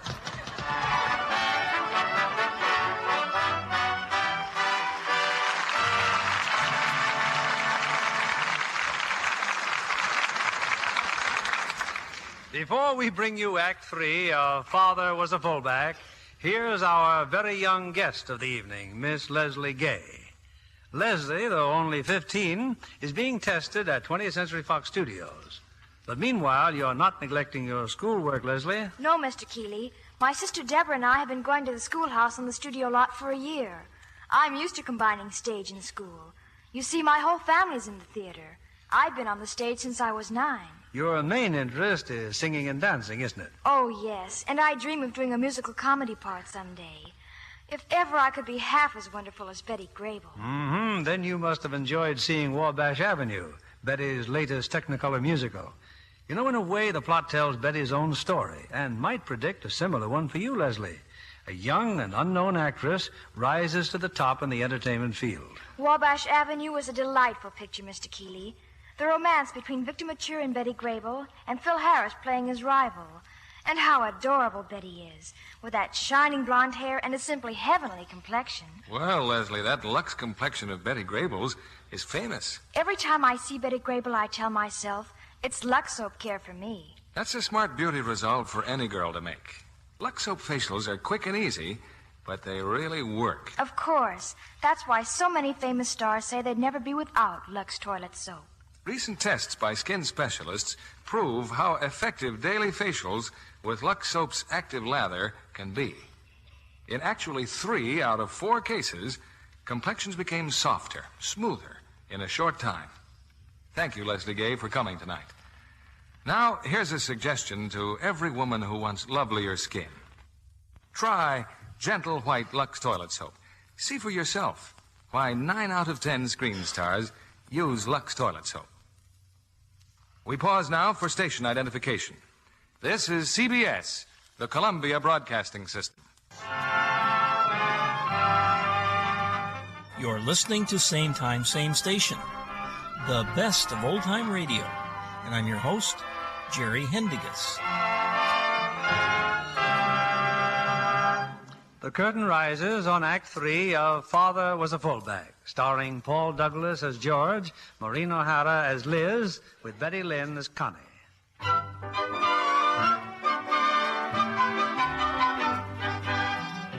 At the George Cooper residence, things are still in a state of imminent disaster. But poor old George has had to rush away. An alumni dinner's in progress, and George is expected to make a very important speech. And now, gentlemen, it affords me great pleasure to call upon the head coach of State's football team, our own Coop. George, what's the matter with you? Huh? I've just introduced you. Snap out of it, man. Oh, introduce me. Well, gentlemen, I'd like Excuse me, Mr. Cooper, but you want it on the phone. Your wife, sir. Important. Thanks. Pardon me, gentlemen. I'll be right back. Oh, yeah. You don't have to shout, George. I can hear you. But I can't hear you. I thought you said hospital. That's just what I did say. I'm at the hospital now, and everything's going to be all right. Connie has acute indigestion. She's got acute what? Acute indigestion. Dreadful emergency. They're pumping her stomach now. Isn't it wonderful, George? Oh, what a relief. Dr. Adams drove us to the hospital. He's with her now, of course. And just as soon as he... Our cheerleaders tell me that they have a dandy new... Oh, well, he's back again. All right, Coop, the floor is yours. Yes, isn't it wonderful? They're pumping her stomach now. What are you talking about? Coop, what's the matter? Your speech. Speech? Oh, yeah, speech. I'm sorry to have run out on you, gentlemen. A little crisis at home, but it's all straightened out now. Well, we've had a rough year, all right. I don't have any alibis. The boys played their hearts out, and I tried too. But we've got to have better material next year. We've got to get kids like this local boy, Hercules Smith, the highest-scoring high school quarterback in the country. I know what you're thinking. You're thinking maybe next year you ought to have someone else coaching. Well, gentlemen, I'll be frank. I like it here. What about next Saturday, Coop? What about Tulane? Yes, that's our big game. And I know that any year we beat Tulane is a good year no matter what's gone before. I'll make you a promise, gentlemen. We're going to take Tulane. And just how are you going to do it, Coop? I can't tell you that, Mr. Higgins. You might be scouting for Tulane. But I've got a surprise up my sleeve. A surprise, one I've been saving. And when we hit Tulane's 30-yard line, we're going all the way. We're going to fight, and we're going to win. Good. That's telling him, Coop. You keep that promise, and I'll keep everything else under control, if you know what I mean. Thanks, Jess, thanks.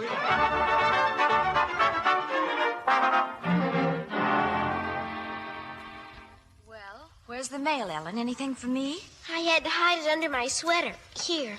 Daddy didn't see it. Well, almost. Hasn't he left for the football game? Not yet, he hasn't. I'm getting awful tired having to smuggle you rejection slips up to your room, Connie. But I told you, Mother and Father might not approve of the type of literature I've been writing. Neither do the magazines.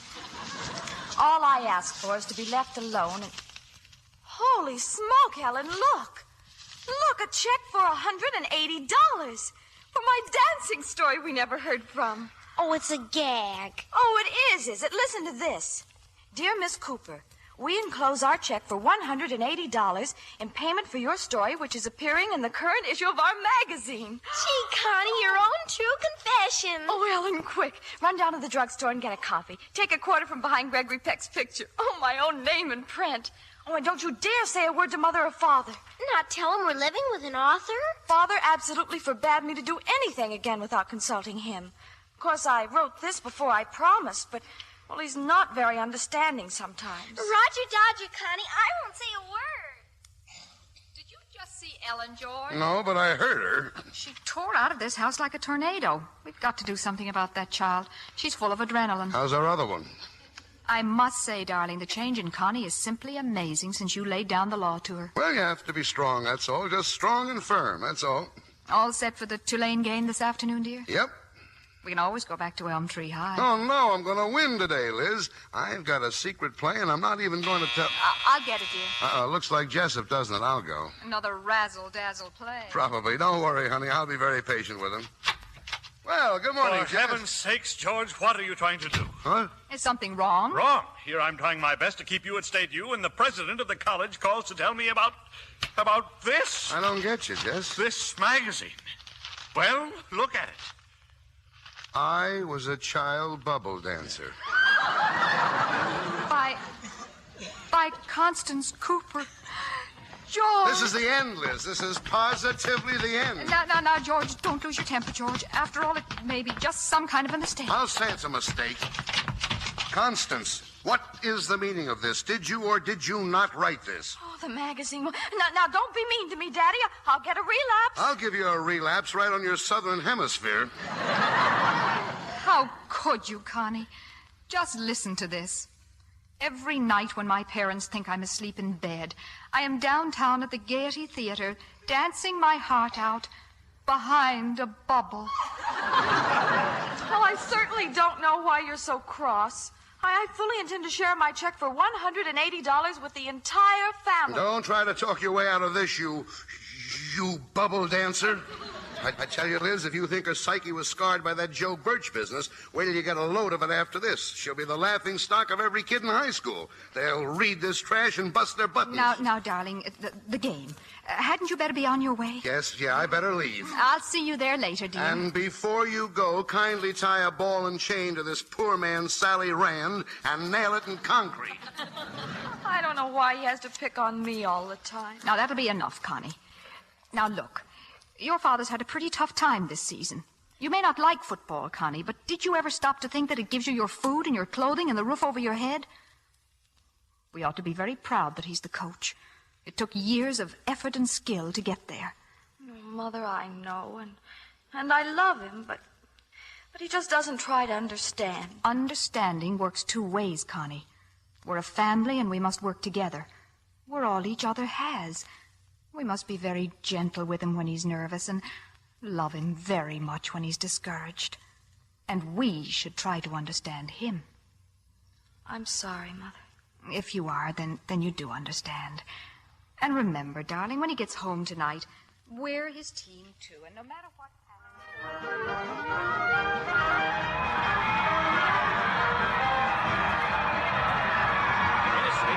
This great classic, this traditional football game between State U and Tulane is about to get underway.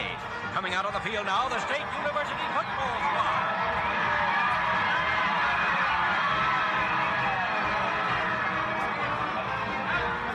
Well, I better get out there, Liz. Keep your fingers crossed, honey. I know you're going to win, George. And just to make things easier, well, I had a long talk with Connie and straightened her out. Nothing like I'll straighten her out when I get home. She's not home, dear. Not home?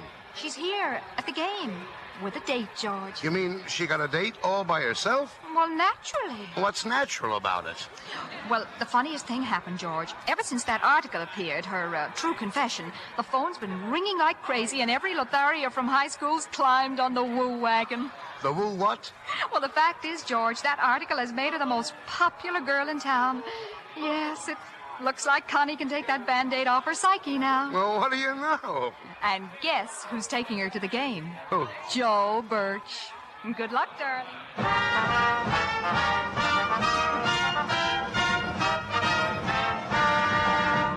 And here we are, ladies and gentlemen, about 6 minutes into the fourth and final quarter of this terrific football game. Still no score. Tulane is going to punt. Yes, there it is. A nice end-over-end kick going down to State's 20-yard line.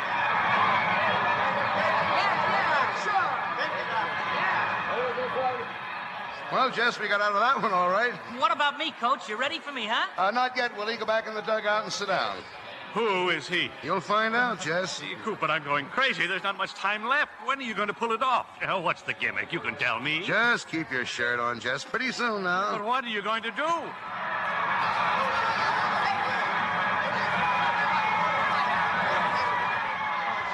What a game, ladies and gentlemen. What a game. With 2 minutes remaining in this hard-fought contest, Coach George Cooper of State has so far failed to unleash his so-called secret weapon. But even without it, State has fought Tulane to a standstill. It's State's ball on Tulane's 34-yard line, and they're going... Hold it.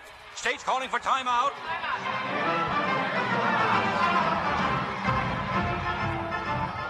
George, now? Oh, please, George, now? Okay, Jess, now. Yeah, but what is it? Well, what's the play? It's not a play, it's a player there on the bench.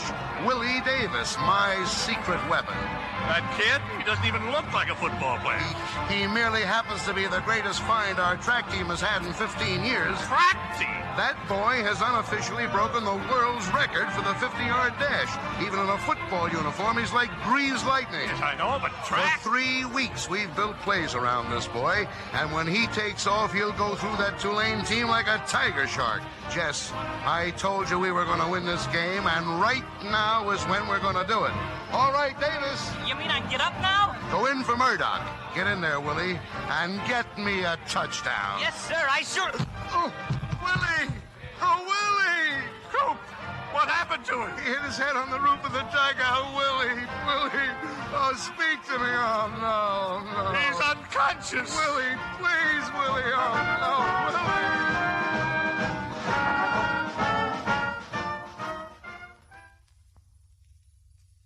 I can't believe it, George. I still can't believe it.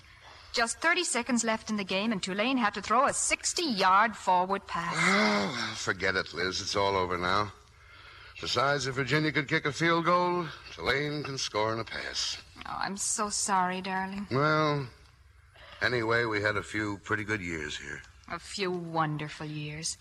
And they never had an undefeated season before you came. Yeah. And it wasn't so bad at Elm Tree High either. No, but I hate to think of making a change again. It's not fair to the kids. A new town, new faces. You know, how can... They're in the parlor, Mr. Jessup. Oh, yes. Well, Coop, I don't know what to say. You saw what happened, Jess. Why did you wait so long? Why didn't you send Willie Davis in while he was conscious? Now, look here, Mr. Jessup. Oh, what's the use of talking about it? Coop, my hands are tied. Personally, I feel sure if it hadn't been for that accident, we'd have won. We'd have smeared them. But you know how it is. Any year we lose to Tulane, well, that's a bad year. I know. You don't have to explain, Jess. You mean George is out? Well, not officially, but if you want a suggestion, don't renew the lease on this house. I see. May I say how sorry I am? Oh, sure, Jess, sure. Thanks for everything. Mom, Daddy? We're in here, Connie. Oh, I thought it was a delightful game, Daddy, and you coached so nicely. Oh, hello, Mr. Jessup. You liked the game? Oh, I just love football. So does Joe. Come on in, Joe. Aye. Sharp game, Mr. Cooper. You should have won it. Thanks. Hercules. What? This young man. This is Hercules Smith. Oh, yeah, you're Mr. Jessup. You mean Joe Birch is Hercules Smith? For Pete's sake, Joe, why didn't you tell me? You never asked me my right name, Coach. Herky boy, listen to me for the last time. Yes, sir? Herky boy, you can't do this to State. You can't desert your own hometown for Notre Dame. We need you here. But I'm not going to Notre Dame. You're not? No, sir. I changed my mind. I'm going to State U after all. You are? Yeah, I made up my mind. I want to be where Connie's going to be. I don't want to be too far away from Connie. Oh, Hercules. Why, that's great. That's simply fine. Congratulations, my boy. You'll never regret this decision. Yes, sir. I guess Connie's about the first girl I ever liked even better than Notre Dame. George! Yes, George, yes? all is not lost. Now, if I tell the alumni I can get Hercules Smith to stay here, I know I can sell them on the idea that you...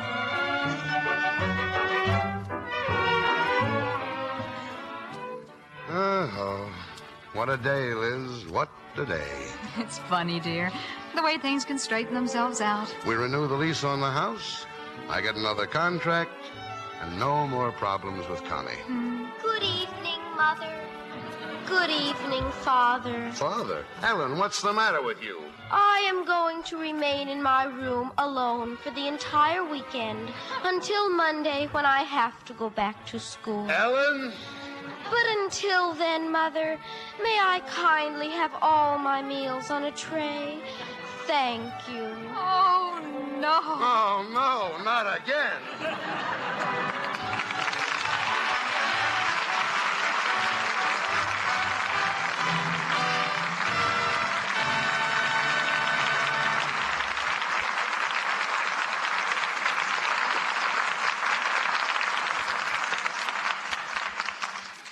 The curtain falls on Father Was a Fullback, and that well-deserved applause calls back our stars, Maureen O'Hara, Paul Douglas, and Betty Lynn. Paul, as a former football player, you were right in character tonight. I didn't know you played football, Paul. What team? I played a little pro ball with the Fighting Yellow Jackets. Fighting Yellow Jackets? I don't believe I've heard of them. Well, one reason might be it was before you were born, Betty. Who'd you play? Well, we played the Wasps and the Hornets. I bet you got stung there. Ouch, Sean. Betty, be careful. Your personality quotient is slipping again.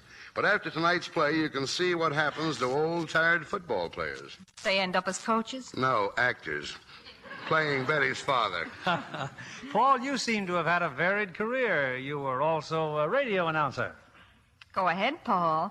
Let's hear you sell something. Well, what? What else? Oh, of course. Pardon me. Let's see now. Ladies, Lux toilet soap is... Oh, what's the use? All they have to do is look at Maureen O'Hara. Why, Paul, you know, Lux soap always has been my favorite complexion care. Mine, too. I love It will do wonders for the personality quotient, Betty. Oh, what have you planned for next week, Bill? One of the outstanding plays of our time, Maureen, the comedy hit by Kaufman and Hart, The Man Who Came to Dinner. And in the title role, we have the perfect star for the part, Hollywood's delightful Mr. Belvedere, Clifton Webb. And co-starring with Clifton will be Lucille Ball. The play is noted for its sharp wit and gay humor, and you'll meet some of the theater's most fascinating characters on this stage next Monday night. Well, sounds great, Bill. Good night. Good night. Good night, and many thanks.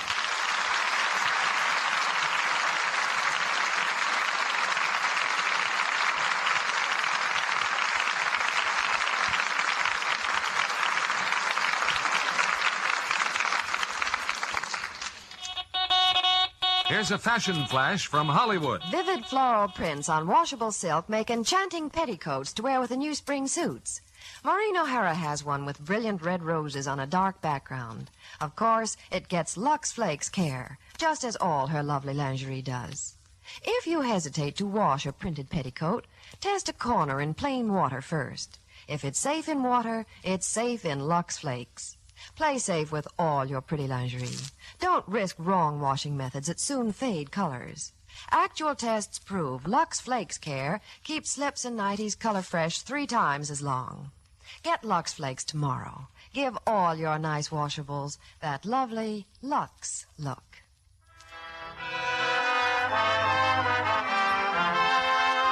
Lever Brothers Company, the makers of Lux Toilet Soap, join me in inviting you to be with us again next Monday evening when the Lux Radio Theater presents The Man Who Came to Dinner, starring Clifton Webb and Lucille Ball.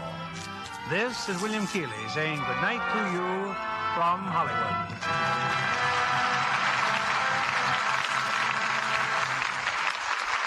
Maureen O'Hara appeared through the courtesy of 20th Century Fox, producers of Under My Skin, starring John Garfield. Paul Douglas will soon be seen starring in the 20th Century Fox picture The Big Lift. Betty Lynn also appeared through the courtesy of 20th Century Fox, producers of the Technicolor picture Cheaper by the Dozen, starring Clifton Webb and Gene Crane. Heard in our cast tonight were Norma Jean Nilsson as Ellen, Jim Backus as Sully, Willard Waterman as Jessup, and Ruth Parrott, Eddie Firestone Jr., Gil Stratton Jr., Charles Wolfe, Bill Johnstone, and Eddie Marr. Our play was adapted by S.H. Barnett, and our music was directed by Louis Silvers. This is your announcer, John Milton Kennedy, reminding you to join us again next Monday night to hear The Man Who Came to Dinner, starring Clifton Webb and Lucille Ball. Stay tuned for My Friend Irma, which follows over these same stations. This is CBS, the Columbia Broadcasting System.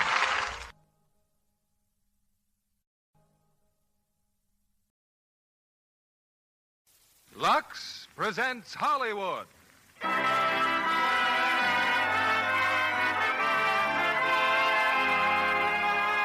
Lever Brothers Company, the makers of Lux Toilet Soap, bring you the Lux Radio Theater, starring June Allison, Peter Lawford, Margaret O'Brien, and Janet Leigh in Little Women. Ladies and gentlemen, your producer, Mr. William Keighley.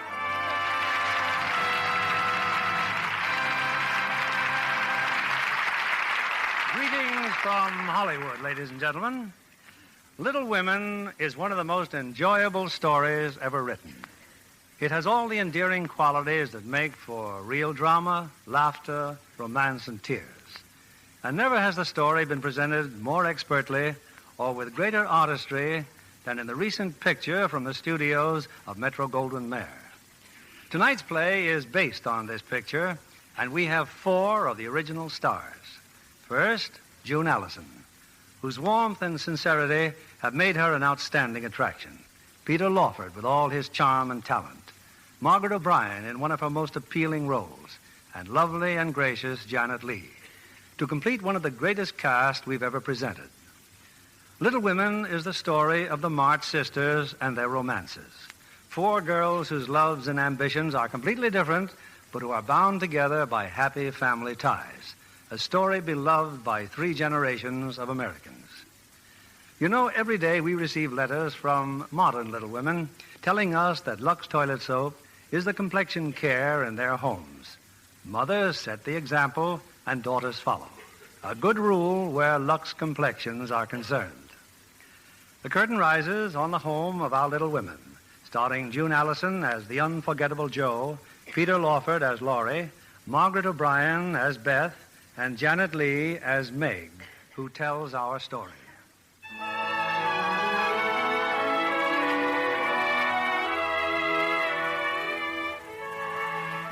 We were 4 sisters, Amy, Jo, Beth, and I. I shall start our story during that winter of 1864 when Papa was still away at war. What a miserable Christmas we all thought. How happy a Christmas it really was. Well, at least we have a Christmas tree, Amy. And I think it's beautiful. Christmas won't be Christmas, Beth, not without presents. Oh, it's dreadful to be poor. I especially feel it because I'm the eldest, and I can remember when we used to be rich. We're better off than a lot of people, Meg. Orphans, for instance. We have Father and Mommy and each other. But we haven't got Father, Beth, and probably won't have him for a long time. But, Joe, the men in the Army are having such a terrible winter. Mommy's right. We have to make sacrifices. Only I'm tired making over these same dresses year after year. Well, I don't think any of you suffer as I do. You don't have to go to school with impertinent girls who label your father just because he's poor. Oh, Amy, if you mean libel, then say so. And stop talking about labels as if Papa was a pickle bottle. Well, you needn't be so satirical about it, Joe. It's proper to use good words and improve one's vocabulary. Vocabulary? Christopher Columbus. Joe, don't use slang words. Oh, I just detest rude, unladylike young ladies. And I hate affected snips. Birds in their little nests agree. Oh, I'll never get over my disappointment at not being a boy. Look at me. Dying, simply dying to go and fight at Father's side. And here I am sitting and knitting like a poky old woman. Poor Joe. Oh, thank you, Miss Beth. But I don't need any pity. Because someday I'll be a famous writer and make my fortune.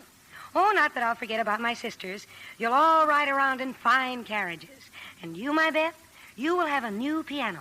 And you, Meg, you'll have 10 dozen dresses and satin slippers and red-headed boys to dance with. I shall like that. I thank you. So there's no use fretting now. I'll get famous just as soon as I can. Meanwhile, let's rehearse the play. Meanwhile, it's time for tea. Come, girls, help me with the tray. Don't we ever have coffee anymore, Hannah? Coffee is scarce and dear. And it seems to me you'd be... What is it, Hannah? Someone's looking in this room. What? Keep away from the window. But, Hannah, who is it? That Lawrence boy. Where? Where is he? Next door in the Lawrence house where he belongs. Only he does not belong at their parlor window, staring into our parlor window. But what Lawrence boy? Mr. Lawrence's grandson, of course. Ha!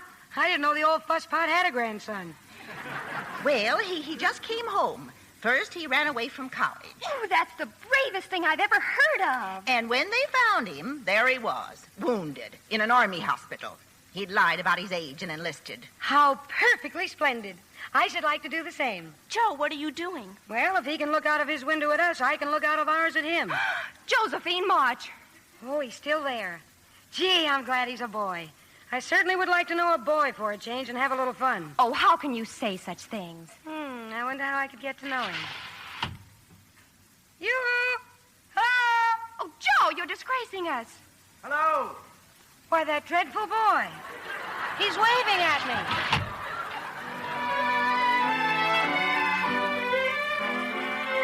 me. Mommy didn't come home until late that afternoon. She'd been in the village helping poor Mrs. Hummel. As soon as Beth had brought her chair up to the fire, I told Mommy my big news. News, Meg? What news, dear? I saw Mrs. King about the position, Mommy, and she's going to take me, $4 a week. Meg, I'm proud of you. Oh, they have a beautiful house, Mommy, and the children are sweet. I won't mind working at all. Was there any mail in the village, Mommy? A letter from Father? You don't think he'd forget to write us at Christmas, do you? Amy, dear, the letter's in my muff. A letter from Father. He sent you all a little Christmas message. How do you do? Aunt March. Oh, Merry Christmas, Aunt March. How nice of you to come. Yes, it was nice of me to come. Here, Christmas remembrance for each of you. Meg. Thank you, Aunt March. Joe. Thank you, Aunt March. Amy. Thank you, Aunt March. Beth. Thank you, Aunt March. When I was a girl, my aunts didn't have to come to me. Oh, we plan to visit you tomorrow, Aunt March. One never knows if there will be a tomorrow. Well, have you heard from that foolish father of yours, waltzing away to war and leaving others to care for his family? We're very proud of Father, Aunt March, and there's nobody looking out for us. Joe. Hoity-toity. If your father'd listened to me, young ladies, you'd be better off today. I begged him not to invest his money with that swindler. If I told him once, Forgive me, Aunt March, but that was years ago and has nothing to do with now. Besides, it was our money that got lost, not yours. Don't be impertinent, miss. Oh, it's a waste of time to talk. Nobody listens to me anyhow. Merry Christmas. Merry Christmas, Thank you.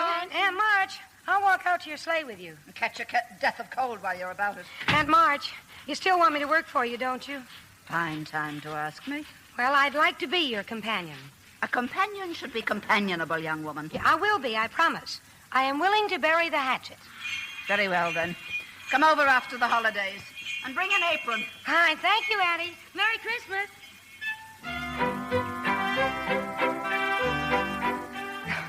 For all her scolding, Aunt March had given each of us a new, shining silver dollar. Supper would have to wait that night as we dashed off to the village store. And later, after we wrapped the presents we were giving to ourselves, Mommy took out the letter that had come from Papa. And give my girls my love and a kiss. Tell them I think of them by day, pray for them by night, and find my best comfort in their affection at all times. I know they will remember to be loving children to you, will work diligently so that these hard times need not be wasted, and that when I return, I may be fonder and prouder than ever of my little women. How long this sad war will last? Mrs. March, ma'am. Yes, Hannah. A message from poor Mrs. Hummel, ma'am. She wants to know how soon can you come. Right away. Amy, get my boots, dear. My wraps, Joe. Good night, my children. Good night, Mom. Don't wait up for me. I may be late. Merry Christmas. Merry Christmas. A fine Christmas Eve. Papa far away and Marmee out taking care of sick people. And our presents. They look so lonesome under the tree. And there's nothing for Marmee. Nothing. And she needs a new pair of slippers. Well, I'm the man in the family while Papa's away, so I'll supply the slippers. But how? Our money's all spent. Well, I bought a book. I'll take it back. But I thought of the slippers first, Joe. So you did, Beth. Well, then, I'll buy her army shoes, the very best to be had. And I'll get her a nice pair of gloves. Pink ones. A little bottle of cologne for me. Both Marmee and I just love cologne. Oh, but won't the stores be closed? Who cares? Come on, me hearties. We'll storm the citadel.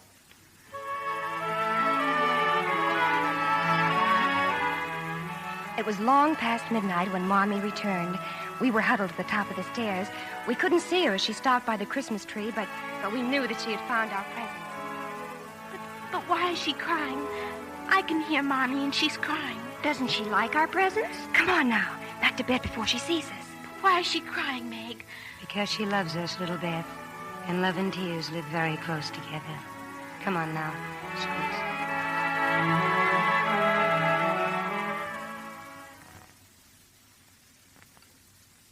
Christopher Columbus, what a breakfast. Look, kidney pie and sausage. Popovers and coffee. And everything. Merry Christmas, girl. Oh, Merry Christmas, Hannah. Hannah, you do beat the Dutch. Oh, I can remember when I served a breakfast like this every day. We must have been enormously rich. Well, kindly pass the popovers, Meg. Now, wait for Marmee, Amy. Your mom's took breakfast and gone. She said she'll meet you all in church. Gone? Back to the Hummels. The baby finally come early this morning. Another baby? One after another. 6 children, half frozen, huddled in one bed, she said. Your mom took her breakfast to them. I'm not hungry either. Oh, Beth. I'm not hungry. But people are starving everywhere every day. Well, if you're going to let that worry you, you'll never read it all. I try not to think about it. Those people are far away, Megan. We don't know them. But the Hummels are near, and we do know them. You're not thinking of giving our breakfast to the Hummels. Yes, we are, aren't we, Joe? Oh, no, you couldn't think of a thing like that. No.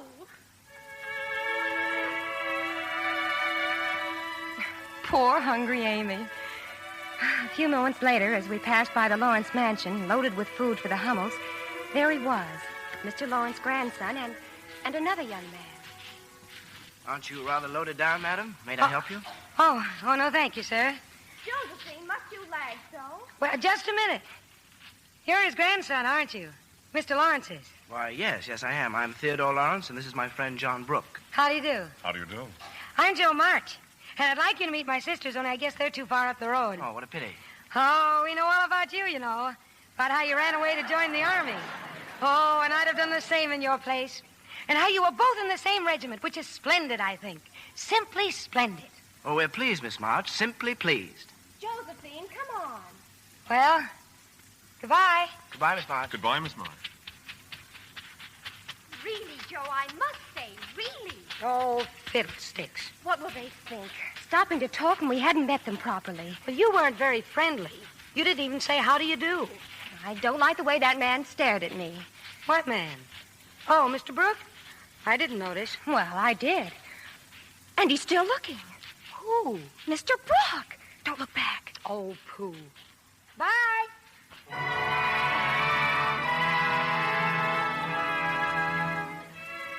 That was a big morning in our lives, surrendering our breakfast to the Hummel children and meeting young Mr. Lawrence and Mr. Brooke. The next afternoon, Joe was out on the walk shoveling snow. Hello? Hello! Hustle yourself out here and help me. I can't. I have the quinsy. Oh, what a shame. Oh, it isn't contagious. I can have visitors, but I don't know anyone, though. Well, you know me. Well, would you care to come over and keep me company? Well, I'll speak to my mother, Mr. Lawrence. You may expect me, though. Thank you. Well, here I am, Mr. Lawrence. And I brought you some blamage. It's soft and will slide down easily. Quinsy, huh? Got some flannel around your throat? Oh, yes, you see. And thanks to the blamage. Well, I've come to entertain you. I'll read aloud and you can listen. I do love to read aloud. Well, I'd rather just talk, if you don't mind. Won't you sit by the fire? Oh, thank you. I love to talk, too. Christopher Columbus. What's the matter? Well, this room. What richness. Oh, I call this splendor. That's what I call it, splendor. Mr. Theodore Lawrence, you should be the happiest creature alive. Well, it's just a room to me, and it certainly doesn't make me happy. Some tea, Miss March? How many lumps? 1, please. 3. Now, do tell me all about yourself. Oh, of course, I know all about your school and the army. But before that, what? Well, I used to live in Europe with my parents before they died. Oh, I'm sorry. I'm going to Europe, too, Oh, really? When? Oh, well, I don't know exactly. You see, my Aunt March, I've decided to work for her as companion.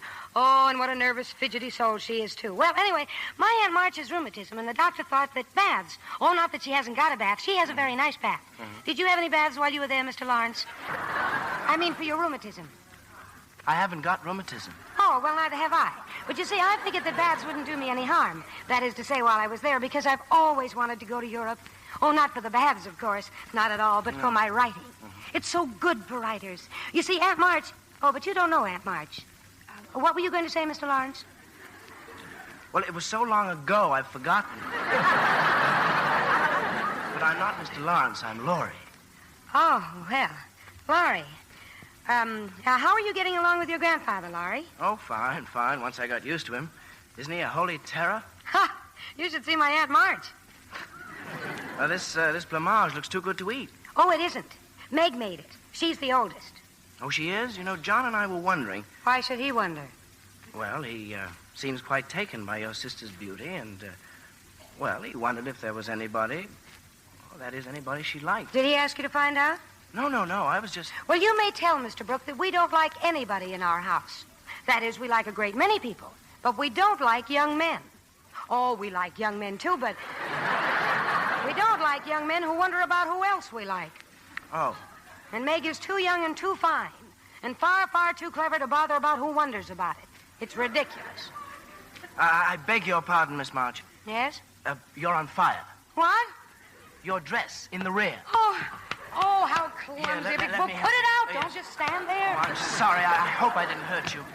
Oh, that's the second dress I've scorched this week. You see, I like to toast myself, and I get too close. I think I better go home. Oh, please don't go. It's dull as tombs here. Is that why you stand at your window looking at us? Well, it's rude of me, I know, but you always seem to be having such a good time. When the lamps are lighted, it's like looking at a picture, Miss March. All of you gathered around the fire with your mother. Well, then why don't you come over?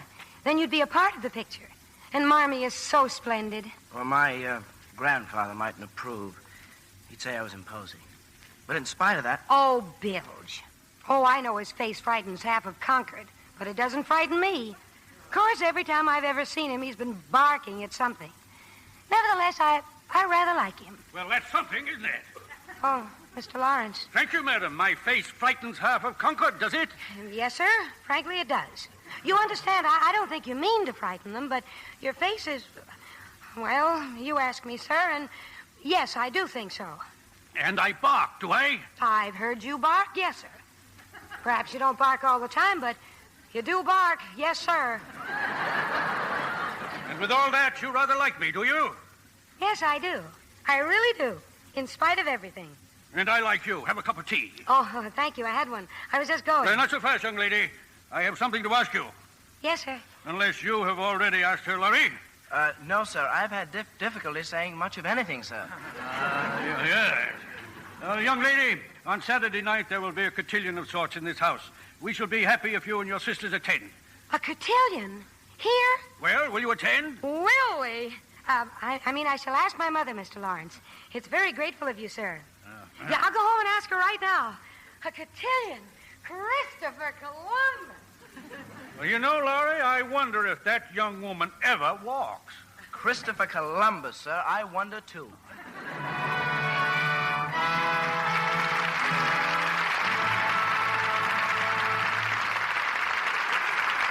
In a few moments, we'll bring you Act 2 of Little Women. And now, here's our Hollywood reporter, Libby Collins. What's new, Libby? Well, Mr. Keeley, the darling of musical movies will soon be seen in a new one. Betty Grable in 20th Century Fox's Wabash Avenue. An event that will make the fans happy. You know, Betty's always delightful in a singing and dancing part. She plays a gay 90s cabaret performer in love with Victor Mature, the breezy lad who helps her to stardom. And Phil Harris does himself proud in his first straight part as the diamond in the rough cafe owner. You know, some of the ensemble scenes are way beyond what the 90s could have produced in lavishness. And Betty wears some fabulous costumes. And does full justice to them. Indeed she does, John. For Wabash Avenue, her hair is lighter than usual. And in Technicolor, you get the full effect of her pink and gold loveliness. She's a glamour girl, all right. Especially in some of those off-the-shoulder dresses. Yes, John. You know, Betty Grable has been a Lux girl for years. For all over Lux loveliness, Betty Grable recommends the new bath-size cake. Says it gives her skin fresh, new beauty. Leaves her arms and shoulders looking so soft and smooth. The new bath-size Lux toilet soap is really luxurious. Screen stars like its rich, creamy lather. And the delicate fragrance it leaves on the skin. A flower-like fragrance that lasts. Women everywhere are delighted with this satin-smooth bath cake. Your store is featuring Lux toilet soap now. Be sure to put both the bath and the complexion size on your shopping list. Let everyone in the family enjoy this generous, longer-lasting bath cake. See for yourself why 9 out of 10 screen stars use Lux toilet soap. Now, our producer, Mr. William Keeley. Act 2 of Little Women, starring June Allison as Jo, Peter Lawford as Laurie, Margaret O'Brien as Beth, and Janet Leigh as Meg.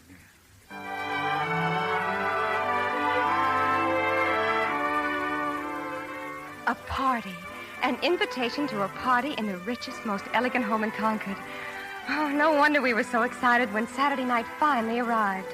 Yet, to be completely honest, only Amy and I really wanted to go. You look just lovely, Meg, dear. Thank just you, Mommy. Lovely. Now, where's Amy? Oh, she's painting Joe's dress, Mommy. She's what? Joe's done it again. Stood too close to the fire. Her best dress, too. Oh, no. Beth and I patched it for her, and now Amy's painting the patch to sort of blend it in. Watercolors. Oh, that's splendid, Amy. Splendid. It's right as rain now. But it still shows, Joe. I don't know what you're going to do. Oh, it's very simple. I shall spend the evening sitting in chairs with Beth. Do I really have to go? Do I, Mommy? There'll be all those people. But it would hurt their feelings if you stayed at home. And besides, little Beth, you must learn not to be afraid of people. Well, you at least look most attractive, Beth. But look at me. My shoes are too tight. I have 19 hairpins sticking in my head and a patch on my back, and I feel dreadful. Joe, don't you have your white gloves? Oh, all right. Ooh, how I hate to be elegant. Well, good night, Marmee. Good night, my dear. Good night, Marmee. Now, don't eat too much, Amy, and wait until you're asked. Marmee, you'd think I were a child. Just tell Joe not to stride about and swear. She'll disgrace us. I shall be prim as a dish. Come on, my dears. Let's be elegant or die.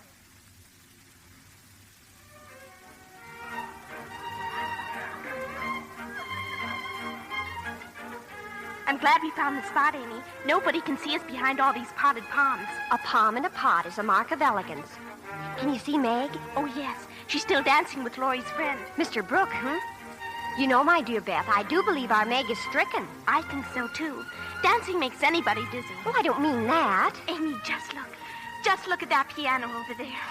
Oh, isn't it perfectly absolute? Why, it's bigger than our kitchen. Who's that? Who's that behind the bar? Oh, don't let him see me, Amy.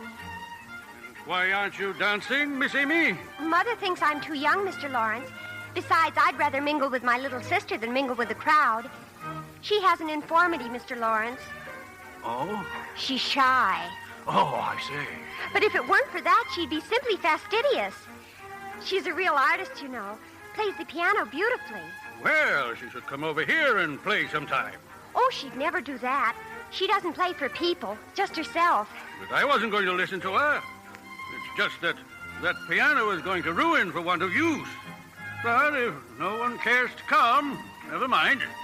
Someone cares very much. Oh, I didn't realize you heard what I was saying. I heard, sir. I'm Beth, and I'll come if no one will hear me and be disturbed. Not a soul, my dear, not a soul. And please tell your mother that I think all her daughters are simply fastidious. Oh, Beth, isn't he just perfectionary? Why, I think Amy, somebody's coming. Let's hide again. Oh, it's that stuck-up Miss Gardner and her daughter. Don't move. Did you see him, Sally? Theodore Lawrence, still with that impudent Josephine March. Well, it's very obvious she set her cap for him. Well, what can you expect, Mother? One of them has to marry for money, since they've none of their own. Well, Mr. Lawrence will have something to say about that. I'm sure he has other ideas for the boy. Of course, it would be a triumph for Mrs. March. I must say, she's managing the affair very well. Amy, did you hear what they... Oh, Amy! Now, this is the third dance, Joan. I'm hanged if I let you refuse me again. Please, Laurie, don't ask me anymore. Well, why not? How can a girl sit so much? Oh, very well. See for yourself. There, I'm patched. Oh, so you did it again, huh? Too close to the fire. You know, life will be far less complicated for me when the warm weather comes. Well, the least you can do is... Joe, something awful's happened. Amy. Well, it can't be that bad. Well, what is it? Oh, I can't tell you now, not in front of him. Beth wants to go home. She's had a dreadful shock, and I think I want to go home, too. Where's Meg, Laurie? Well, still with John Brooke, of course. Laurie, would you fetch her, please? Of course.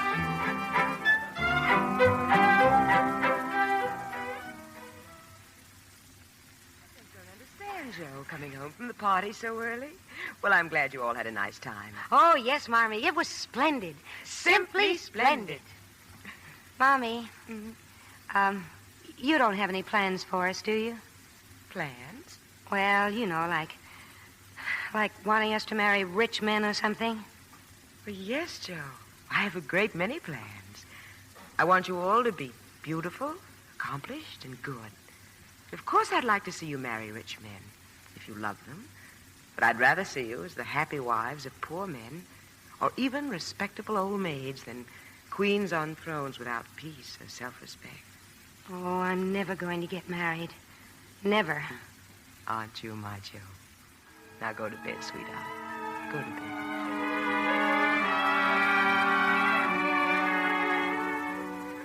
One reason why Jo was so sure she'd never get married was because she wanted to be a writer far more than a wife. Jo never stopped writing and left her very little spare time, even for Laurie. Laurie's here, Joe. He said that you said that Aunt March said you didn't have to go to her house today. Well, Beth, just send him away. He says he's just going to wait until you come down. Oh, I wish he'd realize I haven't time for his nonsense. And what's in that package? Slippers. I made them. Who for? A gentleman. A gentleman? What's the matter with everybody in this family? Oh, but this is an old gentleman. They're for Laurie's grandfather. He's been so kind about letting me play on that lovely piano. And in all the weeks I've been going there, I haven't even seen him. Well, go ahead then. Give him the slippers. If your story's finished, Joe, can I read it? Nope, not now. But you keep your fingers crossed and maybe someday you'll read it in print. I'm taking it to the publishers this morning. Now, you run along. Joe, but what'll I tell Laurie? No, tell him I went up and smoked. So Jo went into town. But what she didn't know was that Laurie went into town, too. And he waited for her in front of the publishing office. That's not very good manners, Mr. Lawrence, following me. And what about your manners, trying to avoid me all the time? What were you doing in there? What I was doing is a secret. All right, keep your secret. Only I've got one, too. Oh? Something plummy? Something very plummy. Now tell me yours, and I'll tell you mine. All right. Here. A bank draft? Well, read it. Pay to Josephine Marsh the sum of $1. For what? Turn it over. In full payment for her story entitled The Phantom Hand. Well? $1? Oh, well, maybe it isn't much, but someday I'll get as much as $10. Joe, I just don't understand you. Cooping yourself up in the garret, missing a lot of fun with me, working, and for what? For one measly little $1. It isn't the $1. At least that's not all of it. It'll be read in print, and I wrote every word, and people will read it. People I've never even seen. Well, anyway, what's your secret? Well, you remember the glove that Meg couldn't find? Meg's glove? What about it? I know where it is. In somebody's pocket. John Brooks. It's very romantic, isn't it? No. It's horrid. You don't like it? Of all the sickly, sentimental rubbish. I'm disgusted. And I'm certainly glad Meg doesn't know. She'd be furious. Well, I'm not so sure. I believe she's very fond of John. She's perfectly happy with the way things are. And you'd better tell Mr. Brooke to keep away from us, or I'll let him know just what I think of him, trying to break up my family. Oh, just wait till someone falls in love with you, Joe. You'll feel differently then. A soft summer day with the sun setting through the trees and your lover's arms around you. I'd like to see anyone try it. Would you? And what would you do? I'd give him a good shove, just like this. Joe! Joe, wait! What are you mad at me for?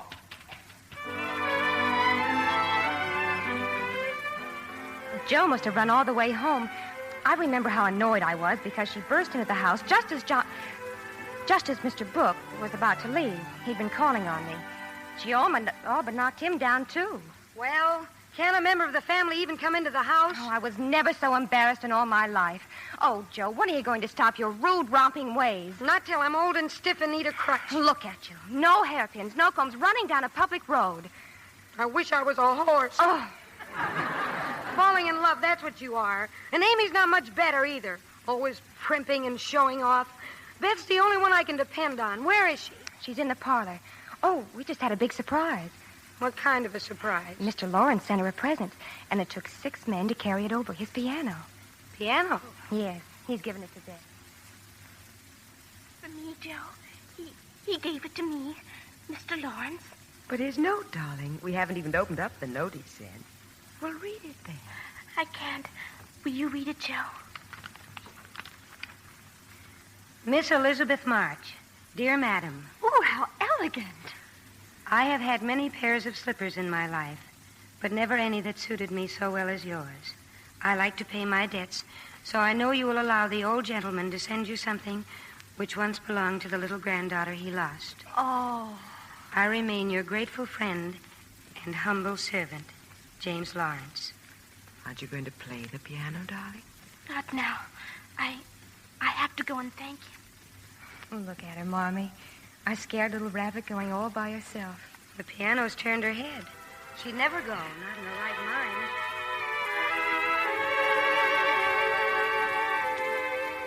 A young lady to see you, Mr. Lawrence.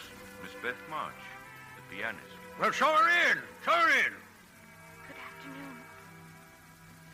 Well, can't you come any closer? Yes, sir. Now look at your chin. It's all quivering. But why? I came to thank you, sir. I came to thank you. Little girl. Little girl.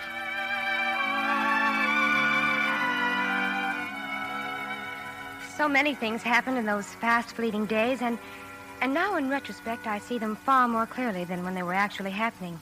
But then I suppose all I could think of was John Brooke. But one event struck all of us, like a bolt of lightning. A telegram from the War Department. So your father's in a hospital, eh? Wounded. Marmy's packing now, Aunt March, and she sent me to ask for your help. She needs $25 for the fare. Oh, she does, Miss Jo. I begged your father not to go in the first place, but nobody listens to me. Not until they get into trouble. Oh, Aunt March, what's the use of all that now? The train leaves in 2 hours. Always interrupting me. But you'll listen this time. No, because... I won't. I only came here because Marmy says she's not too proud to beg for Father. Well, I am. I'm too proud to beg for anyone. I'd rather streak the sweets than ever come to you again. Stubborn, obstinate, rude. Josephine, come back here. Come back here.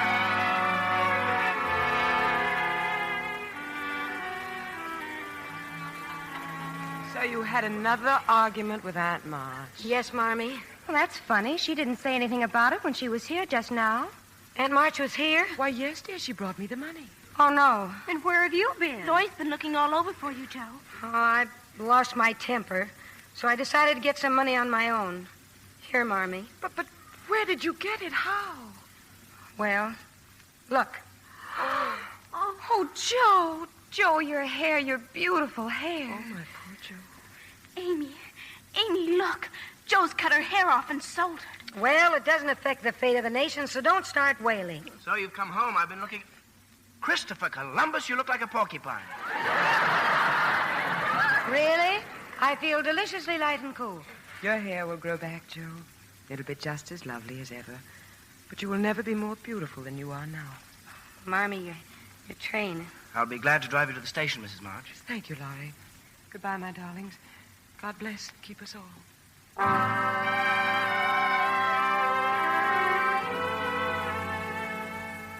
Never was our house as empty as now. Father wounded in a hospital. How badly we didn't even know, and now Marmy had left us too. And then came the worst disaster of all. Come on in, Beth. Lunch is all ready. How are the Hummels, dear? Did you help them like Marmy said? Don't come near me. Beth, what is it? The baby. The Hummels baby. The baby's dead, Joe. The baby's dead. Oh, no. I tried to warm her feet, but she was so cold and lay so still. Then I knew she was dead. The doctor gave it. He said it was scarlet fever. Oh, Beth. Look at her. Look at her face. No, keep away from me. I feel funny. Oh, I'll put her to bed. Joe, run for Dr. Barnes.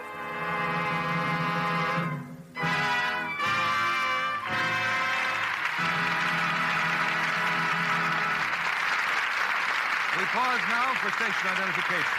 This is CBS, the Columbia Broadcasting System.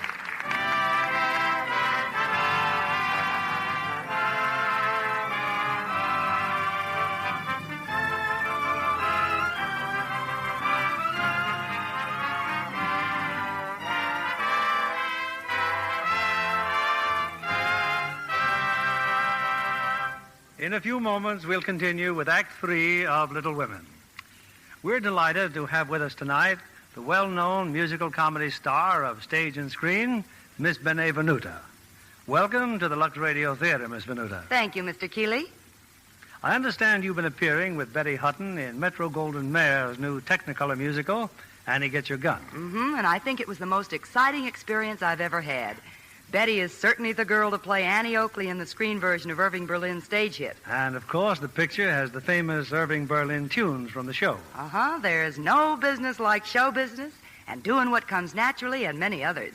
At the preview, the audience came out as thrilled as though they'd attended a Broadway opening. And at the same preview, feminine fans discovered a new romantic singing star when they saw Howard Keel as Frank Butler. And don't forget Louis Calhern as Buffalo Bill and Edward Arnold as Pawnee Bill. Weren't they wonderful? They were indeed. But this will interest you, Mr. Keeley. I know the whole cast feels that much of the credit for the picture should go to George Sidney for his fine direction. I agree. And I'm sure everyone in MGM's Annie Get Your Gun was charmed by Betty's high spirits and beauty. I'll wager that when they saw you and Betty, they said, what lovely Lux complexions. Thank you. Those of us who have camera close-ups to face give our skin the best care we know. Mr. Kennedy, both Betty and I are devoted to our daily Lux soap facials. Those facials really work, don't they? Yes. It's such a quick, easy care, but it certainly does the trick. Recent tests by skin specialists prove that. In actually 3 out of 4 cases, complexions became softer, smoother, in just a short time. Thank you, Miss Benevenuta, for being here tonight. I think women everywhere will welcome your beauty tip on gentle, protecting Lux soap care. Now, here's a suggestion. Your store is featuring Lux toilet soap now. Be sure to put both the complexion and the big bath size on your shopping list. See what quick new loveliness this fragrant white soap will give your skin. Remember, 9 out of 10 screen stars use Lux toilet soap. Now, Mr. William Keeley, our producer. The curtain rises on Act 3 of Little Women, starring June Allison as Jo, Peter Lawford as Laurie, Margaret O'Brien as Beth, and Janet Leigh as Meg.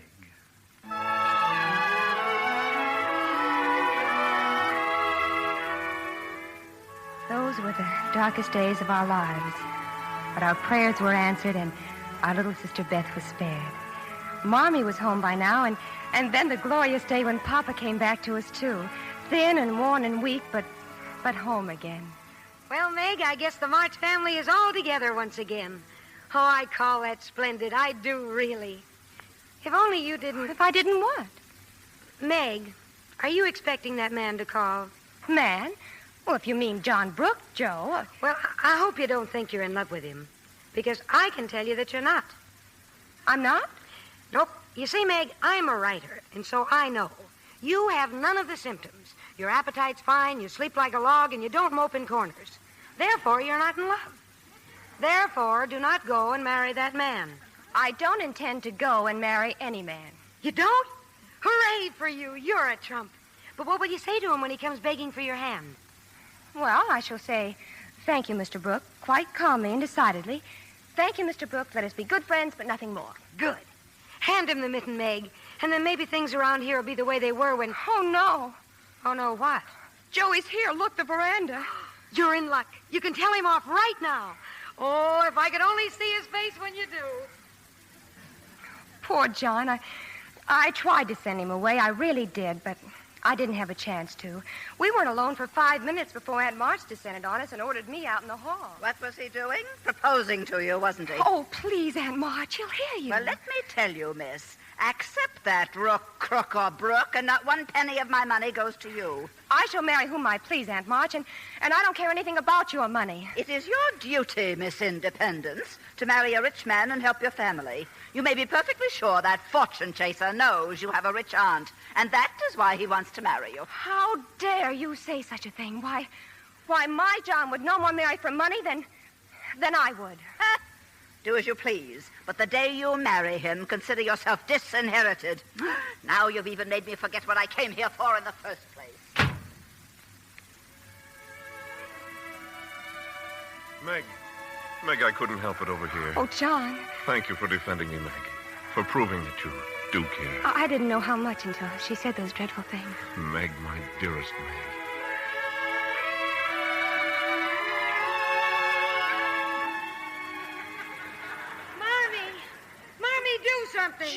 Joe, what is it? Go downstairs, quick.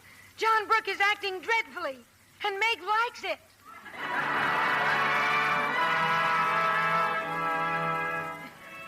John and I were married 3 months later. There was a reception afterwards at the Lawrence home, and I saw Joe steal away from the crowd, and then Laurie going after her. I was so sure then that another wedding would not be far distant. Oh, don't feel too badly, Joe. She's still your sister, and there isn't a finer man in the world than John Brooke. She married him after all of her promises.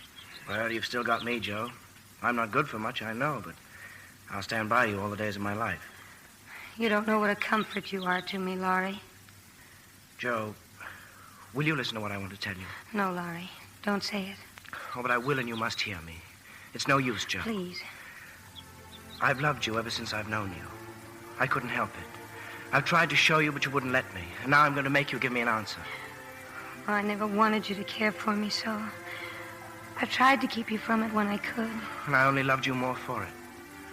Oh, I know I'm not good enough for you, Joe, but if you love me, you can make me anything you like.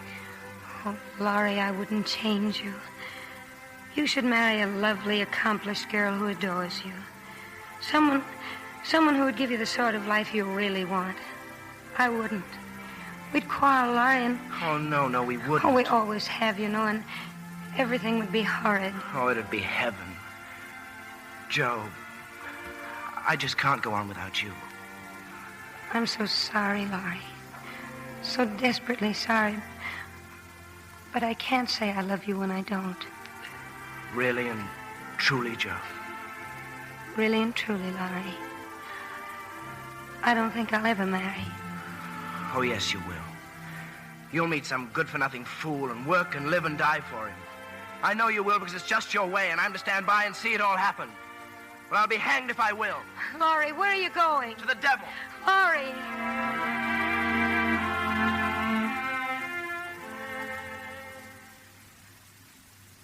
The months went by, and Laurie and Joe scarcely saw each other. And then, throughout March, Joe heard of a position in New York. A good family in need of a governor.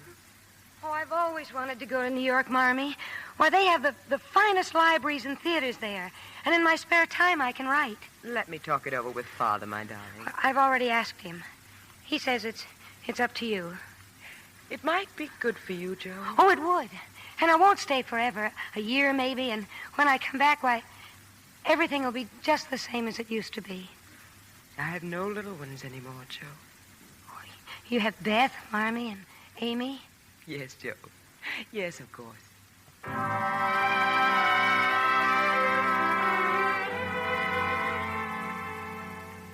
So, Joe left Concord. We heard from her regularly, and always an inquiry about Laurie. And after a while, always a passing mention of a tutor in the household, a foreigner named Professor Bear. Was ich leide,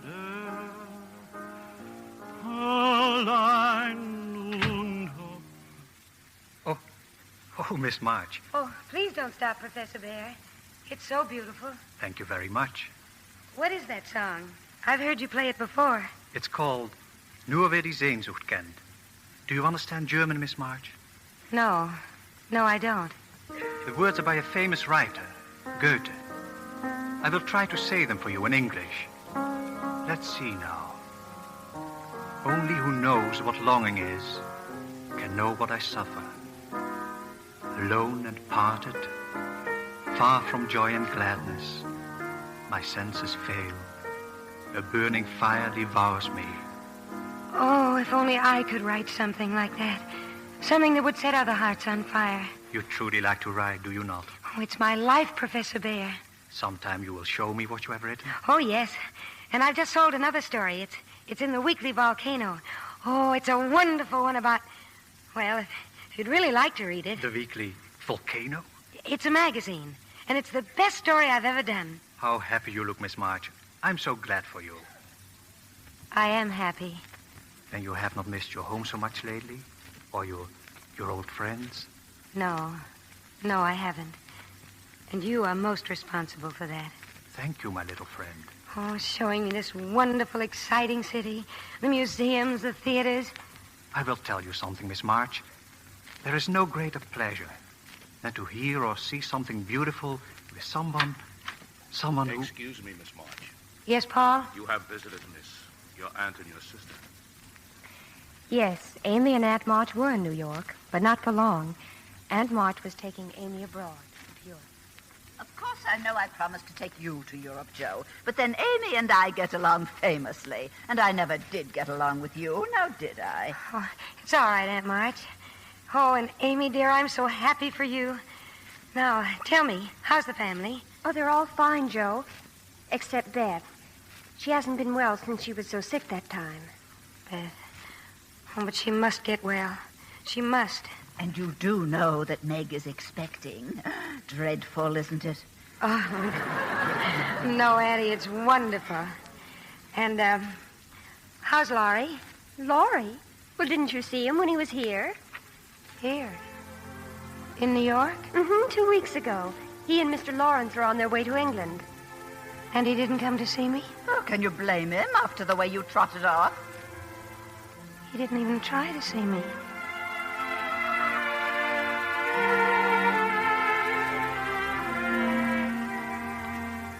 Yes, Miss March. I have read every one. All your stories. Thank you for lending them to me. Well, Professor Bear? I must be honest, little friend. I was disappointed. Oh. Why do you write such artificial characters? Such contrived plots? Villains, murderers, fainting women. Do you not know that... Miss March, I have hurt you. Oh, I'm so sorry. Oh, don't pay any attention to me. It's just that everything happens at once. Everything? Well, my little sister is ill, and my trip to Europe will never be, and Laurie. Laurie? Oh, yes, your friend. He was in New York. He didn't even try to see me. What a fool he must be. And I chose this moment to criticize your writing. Oh, no. No, I always knew my stories weren't very good, but you see, they help at home to pay the bills. Yes. Yes, that is what I thought. And I said to myself, maybe I have no right to speak to her, for she does have talent. Have I really? Great talent, little friend. And I say to you, sweep first the mud in the street before you are false to that talent. Say to yourself, I will never write a single line which I have not first felt in my own heart. Say to yourself, while I'm young, I will write the simple, beautiful things I know and understand. Will you do that, Josephine? I'll try. I have a rich friend. He's a publisher. When you are ready for it, I will see that he reads what you write. Thank you, only I'm going back to Concord. I'm going home. Going? Home? It's where I belong. Then I will not see you again? Yes. Go back to your home and write your stories. And maybe someday I will see you there, in your home.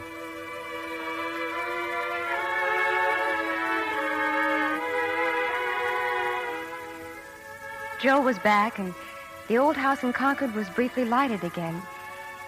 But there was a great darkness impending. Oh, Beth.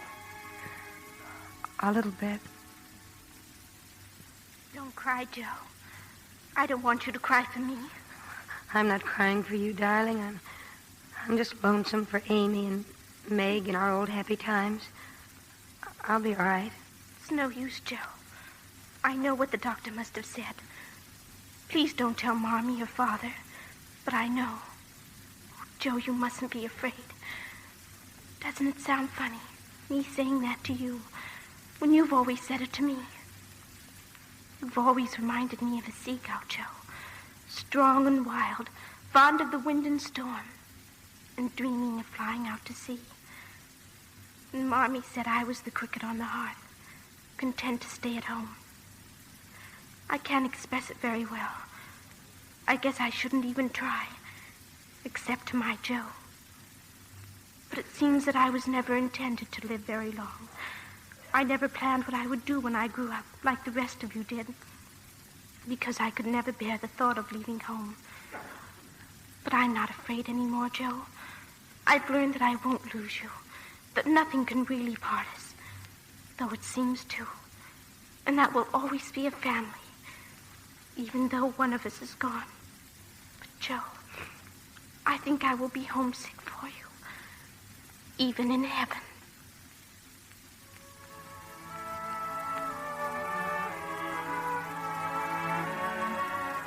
In April, when my baby was born, I named her Elizabeth, in memory of our sister. After we had lost Beth, no one saw very much of Jo.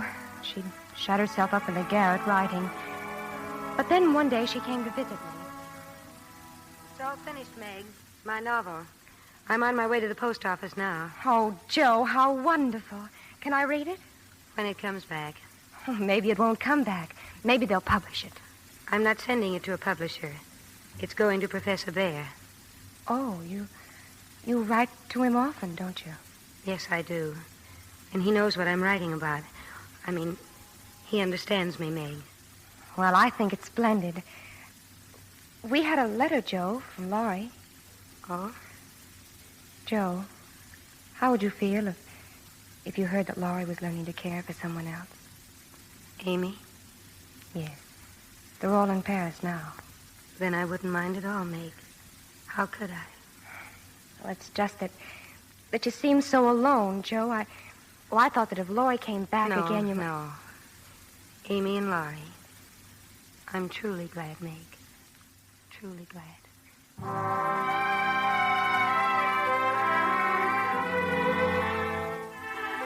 In June, Amy and Laurie were back in Concord as husband and wife.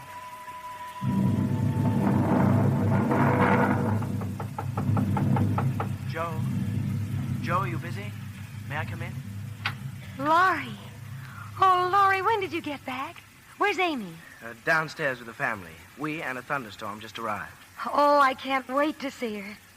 Joe, dear, I want to say one thing.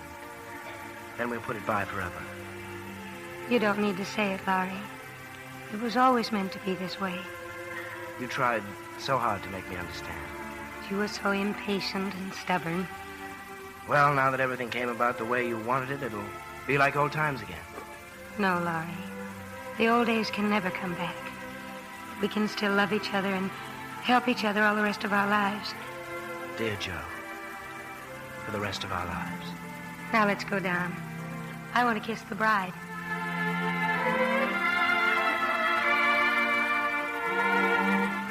It was a wonderfully happy reunion that day.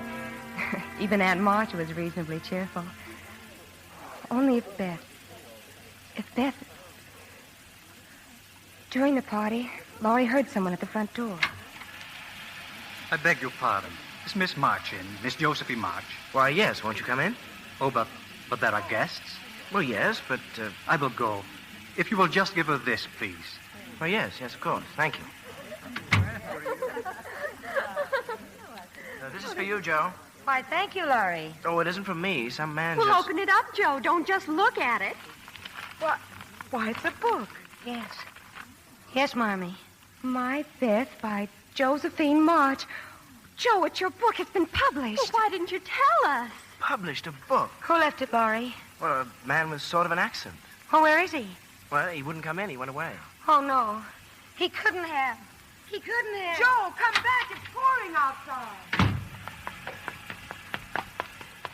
Professor Bear!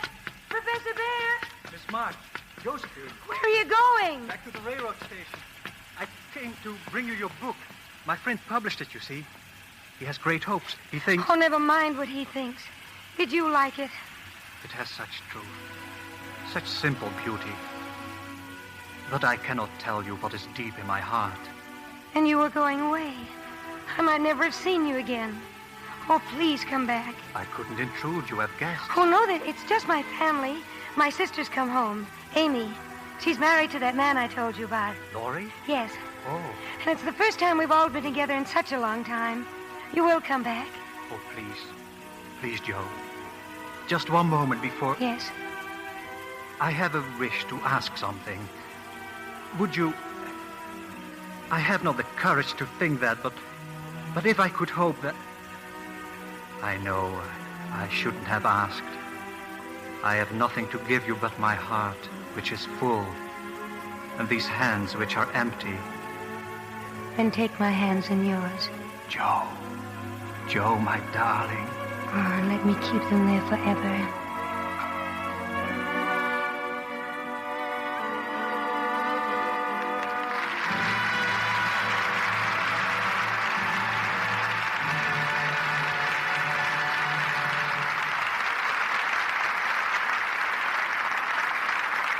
We reluctantly draw the curtain and bring our little women forward for a bow. And here they are, escorted by Peter Lawford, June Allison, Margaret O'Brien, and Janet Leigh. June, we'll never forget your performance as Joe March.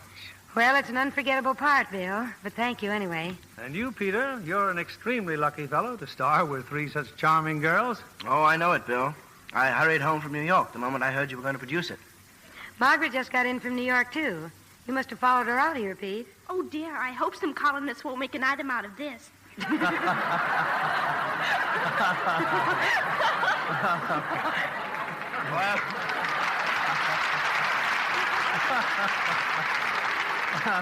Well, little women, you are a very attractive item.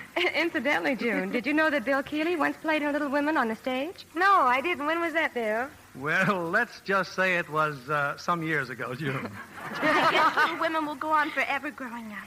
That's what you seem to have done, Margaret. Yes, Margaret practically grew up on this stage, and she's always been one of our most enthusiastic Lux girls. Well, aren't we all? Lux soap is my favorite complexion care. You're wise to start early, Margaret. I always use Lux soap, too. June, I know you've been starring in a picture at MGM called The Reformer and the Redhead. I can guess who the Redhead is, but who's the Reformer? Oh, it's a new actor named Powell. Dick Powell. It's a little different role for him, and one I hope he won't try around the house. I'm quite happy with the way things are. What's your play going to be next week, Mr. Keeley? It's the 20th Century Fox comedy hit, Father Was a Fullback. A rollicking story of a football coach who has as much trouble raising two daughters as he does winning a football game.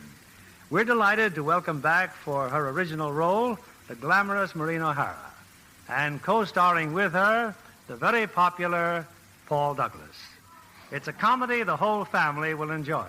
Oh, we'll be listening, Bill. Good night. Yes, we said good night. Good night. It's a wonderful evening.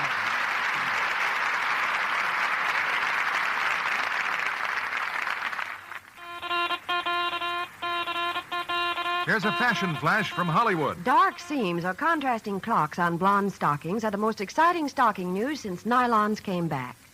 June Allison likes them with sheer chiffon dresses for a fragile, delicate look. But even her sheerest nylons last twice as long because they always get Lux Flakes care. You know that rubbing stockings with cake soap or using strong soap makes runs come much sooner. Strain tests prove it.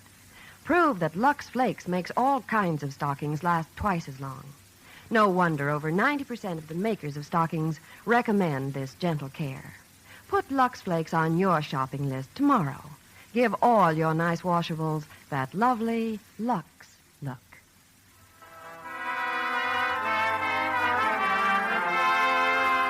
Lever Brothers Company, the makers of Lux Toilet Soap, join me in inviting you to be with us again next Monday evening when the Lux Radio Theater presents Paul Douglas and Maureen O'Hara in Father Was a Fullback with Betty Lynn.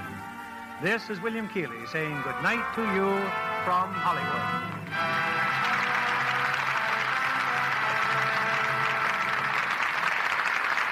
June Allison, Peter Lawford, and Janet Leigh appeared by arrangement with Metro-Goldwyn-Mayer, producers of Nancy Goes to Rio, starring Ann Sothern and Jane Powell.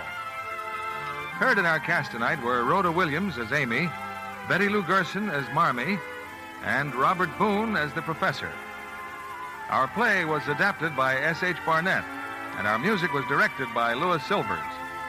This is your announcer, John Milton Kennedy, reminding you to join us again next Monday night to hear Father Was a Fullback, starring Maureen O'Hara and Paul Douglas with Betty Lynn. Stay tuned for My Friend Irma, which follows over these same stations.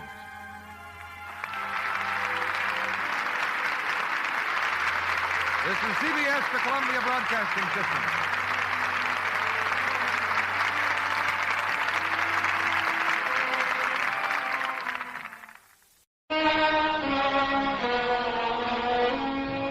Western Canada some 40 years ago. It's late afternoon, and Sergeant Michael Flanagan of the Northwest Mounted Police carries a half-conscious man to the kitchen door of a ranch house. Open up. Open up or I'll drop him on the porch. John. My uncle isn't home. He's... Oh! Hello.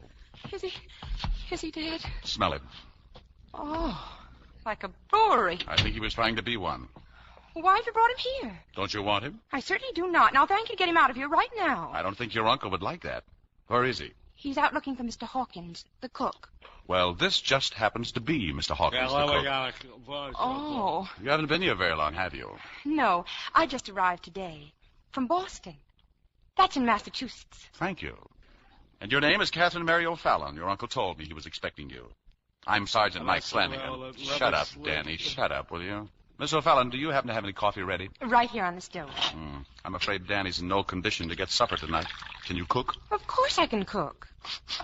You made this coffee? What's wrong with it? Oh, nothing at all, Miss O'Fallon.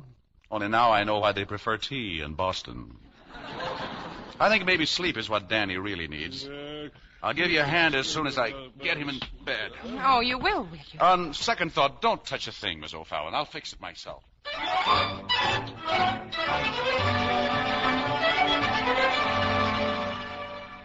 Sorry I missed you last night, Michael.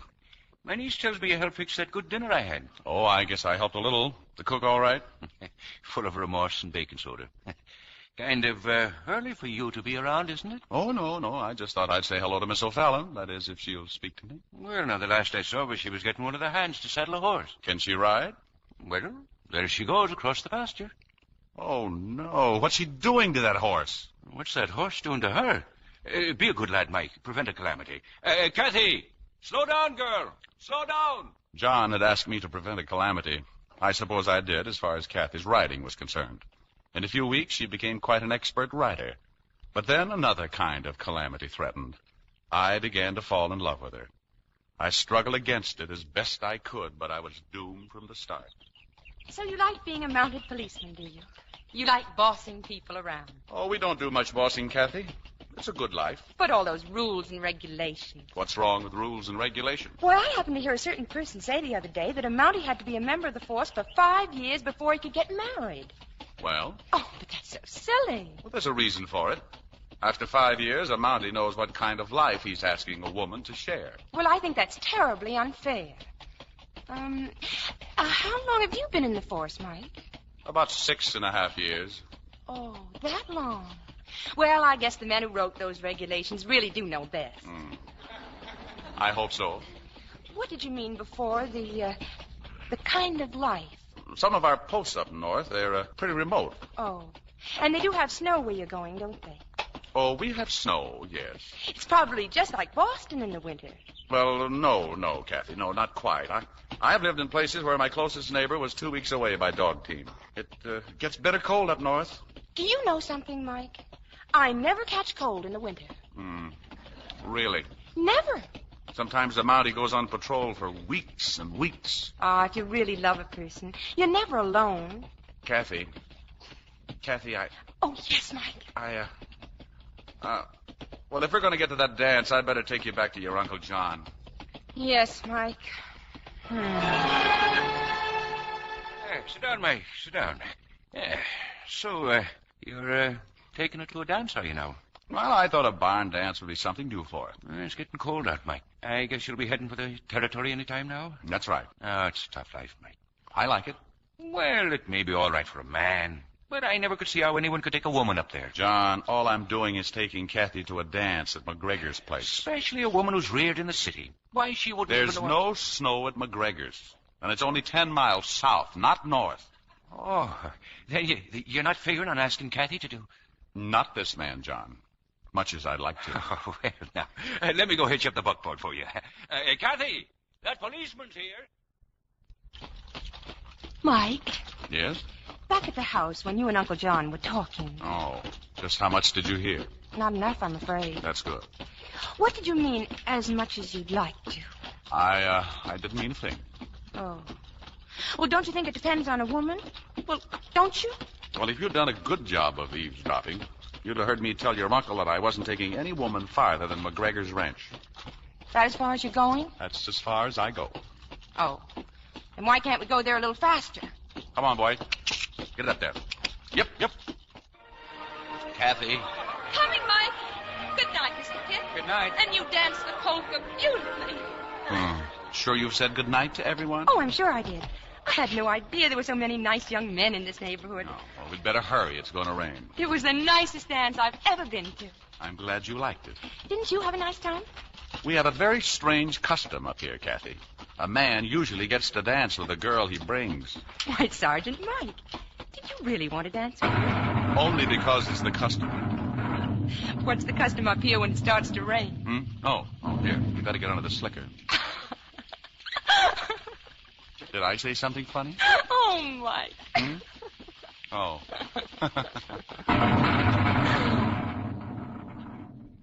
Why, Uncle John. Isn't it a little late for you to be up? Late? Why, it's only about 2:30 in the morning. Where's Mike? Oh, he's seeing to the horse. Well, he'd better stay in the bunkhouse. It's a bad night. Oh, no, Uncle John. It's a beautiful night. Well, look at you. You're drenched. I am. I hadn't noticed. I'll fix a nice warm foot bath for you. You're getting feverish. Uncle John. Yes? Have you ever noticed his eyes? Whose eyes? Mike's. Mike? Well, what's the matter with him? They're so blue you could almost swim in them. I thought I told you to get into some dry clothes. I was just saying good night to my uncle. Any objections? Yes. You can say good night in the morning. Yes, Mike. Of course. Whatever you say. Well, you have fun at the dance? No, it was all right. You better stay in the bunkhouse tonight. Thanks. Well, come in the kitchen and help me fix your foot bath. Snowed today in Edmonton. Huh? Who told you? Hanson came down to pick up his wife. He's taken her back with him. Poor girl. That's no place for a woman. That depends on the woman. John, how's the kettle, Mike? Full? Oh, yeah. It's full and hot. And I break up the fire a bit. Oh, John, you're making it awfully hard for me to say what I want to say. Well, which is what, Michael? Which is what? That if Kathy cares enough for me, she'll want to come with me. Mike, you're putting me in a devil of a fix, you know that. Yes, I know. I also know that I love her. Oh, do you, Mike? Do you? I thought you were going to bed. Kathy, in your bench slippers. Shame on you, girl. Go to bed. I will not. Besides, I get cold up there. Well, that's easily fixed. It will save your uncle from carrying your bath up the stairs. No, Mike. Put her down. You bet I will. Ow! It's too hot. My feet. It's good for you. Uncle John, make him stop. Mike, I think this has gone too far. It has indeed, and now's the time to get it settled. If someone would kindly let me... Be quiet. John, I'm asking your permission to speak to Kathy. Well, me boy, as I said to you before... I love her. I want her to be my wife. Do you, Mike? Do you? I'm speaking to your uncle. Well, John? Well, now, there's no man I'd rather see her have than you, Mike, but I... Well, it seems to me that someone else's permission comes first. Have I nothing to say about this? Kathy, your uncle is too good a friend of mine for... Well, what about me? I hope you think as much of me as you do of my uncle. Well, of course I do. Well, then just you... God bless you. Thank you. If you love me, you just tell me. I'm the one to say it to. Kathy, I love you. I always have, and I think you know it. Then if you want to marry me, you just ask me. All right. Will you marry me? I'll think it over. Maybe I will, and maybe I won't. What do you mean, maybe you... And now, if you'll both excuse me, I'm trying to take a foot bath. When Kathy said yes to me, she also said yes to a distant land, cold and danger, to discomfort and loneliness. The day after we were married, we took the train to Edmonton. After that, we had almost 400 miles by dog team. And Kathy found that it was not just like Boston in the winter. This was a snow country, a vast, white, frightening wilderness. I have a feeling that we're the only two people in the whole world. Oh, it's a nice feeling, isn't it, Kathy? Yes. How far did we travel today? Oh, we did very well today. At least 27 miles. Only 27 miles? If we keep that up, we'll be there in 2 weeks. 2 weeks? What's that? Well, that's only a wolf. Only a wolf? Don't be so scared.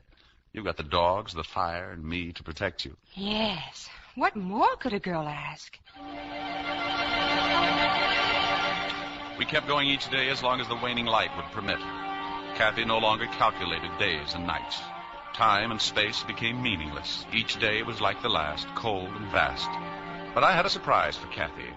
There was a prospector I knew who had a cabin just east of the trail. Well, if this ain't some surprise. And look, Ma, Sergeant Mike's gone out and got himself a wife. That's right, Mrs. Howard. I had her imported from Boston, USA. Boston. My, let me look at you. My, she's pretty. Well, of course, you can't tell much with her all bundled up like that. Oh, you just come along with me, dear. You must be worn out and half frozen. Following a dog sled's no joke for a girl from Boston. This'll be yours in Sergeant Mike's room. Oh, thank you, Mrs. Howard. It's very nice. Just got married, huh? 3 weeks already. 3 weeks.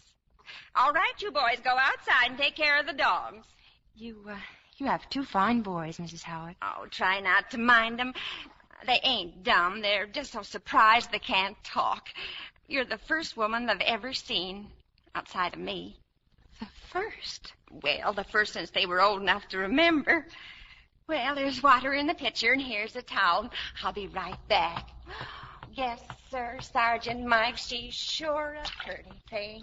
Everything all right, dear? Fine, except the water's freezing cold. Well, that's good for your circulation. Oh, it's such a comfort to be married to a man who can explain away the cold. A man who could keep me warm would be too much... Oh, What's the matter? this towel. Am I that dirty? Oh, no, darling. The towel had a head start before you ever got near it. But don't they ever wash? Well, sure they wash, but doing the laundry isn't easy up here in the wintertime. Oh, Mike, you can wash up in the kitchen. I want a little time with your wife, too. She's all yours, Mrs. Howard. Oh, I can't tell you how glad I am to have you and Sergeant Mike with us, even just for overnight. I guess it does get kind of lonesome here. Well, there's certainly enough to keep a body busy. Of course, in the summer when Henry goes off prospecting for gold, I get a hankering for conversation, even with Henry. Has he ever found any gold? No, but he was mighty close 9 years ago, and again 4 years ago we thought we'd hit it. Oh, we will someday. Oh, I hope so. And when we do, we'll go to Edmonton and we'll buy so many... My, what a lovely dress. Thank you. Oh, it's just beautiful. Would you like to wear it? Oh, Oh, no, Mrs. Mike. But thank you. You wear it. Let's both get dressed up tonight. I'll wear my best, too. We'll make it a real party. Why, yes, Mrs. Howard, if you'd like. I guess that's what it was for Howard's, a real party. Even Mr. Howard got all dressed up. No tie, of course, but he did put on a collar. And the boys combed their hair and sat at the table just staring at Kathy. Now, for dessert, we got tea and prunes. Only up here we call them lumberjack strawberries. Why, I just love prunes. I was hoping we'd have a real dessert. Maybe candy. Now, you know the candy's all gone, Henry. You know, I get the most terrible craving for candy. Like some men have for liquor, only with me it's candy. I tell you, it's terrible. I can tell you how terrible it is, Kathy. My china plates went long ago, and the first chance I had to buy a new set, he took the money and spent it on candy. Imagine that, a grown man squandering money on candy. Well, it's the most terrible craving I got. It's just terrible. But I saved one china cup. One cup that didn't get broken all these years. Here, it's for you, dear, to celebrate this wonderful night. Oh, thank you, Mrs. Howard, but... Well, now, I didn't know you had one of them left. I keep it here. That's why I still got it. Otherwise... Kathy. I broke it. I broke your cup. But it doesn't matter. It's just an old cup. No, I broke it. It's sure busted, all right. But we never use the cup. We won't miss it. Why, we're so used to tin cups. I'm so terribly, terribly sorry. But you mustn't be. Why, when Henry strikes gold, we'll have all the cups we want. Excuse me, please. I just can't help it. Late that night, I heard Kathy sobbing quietly to herself.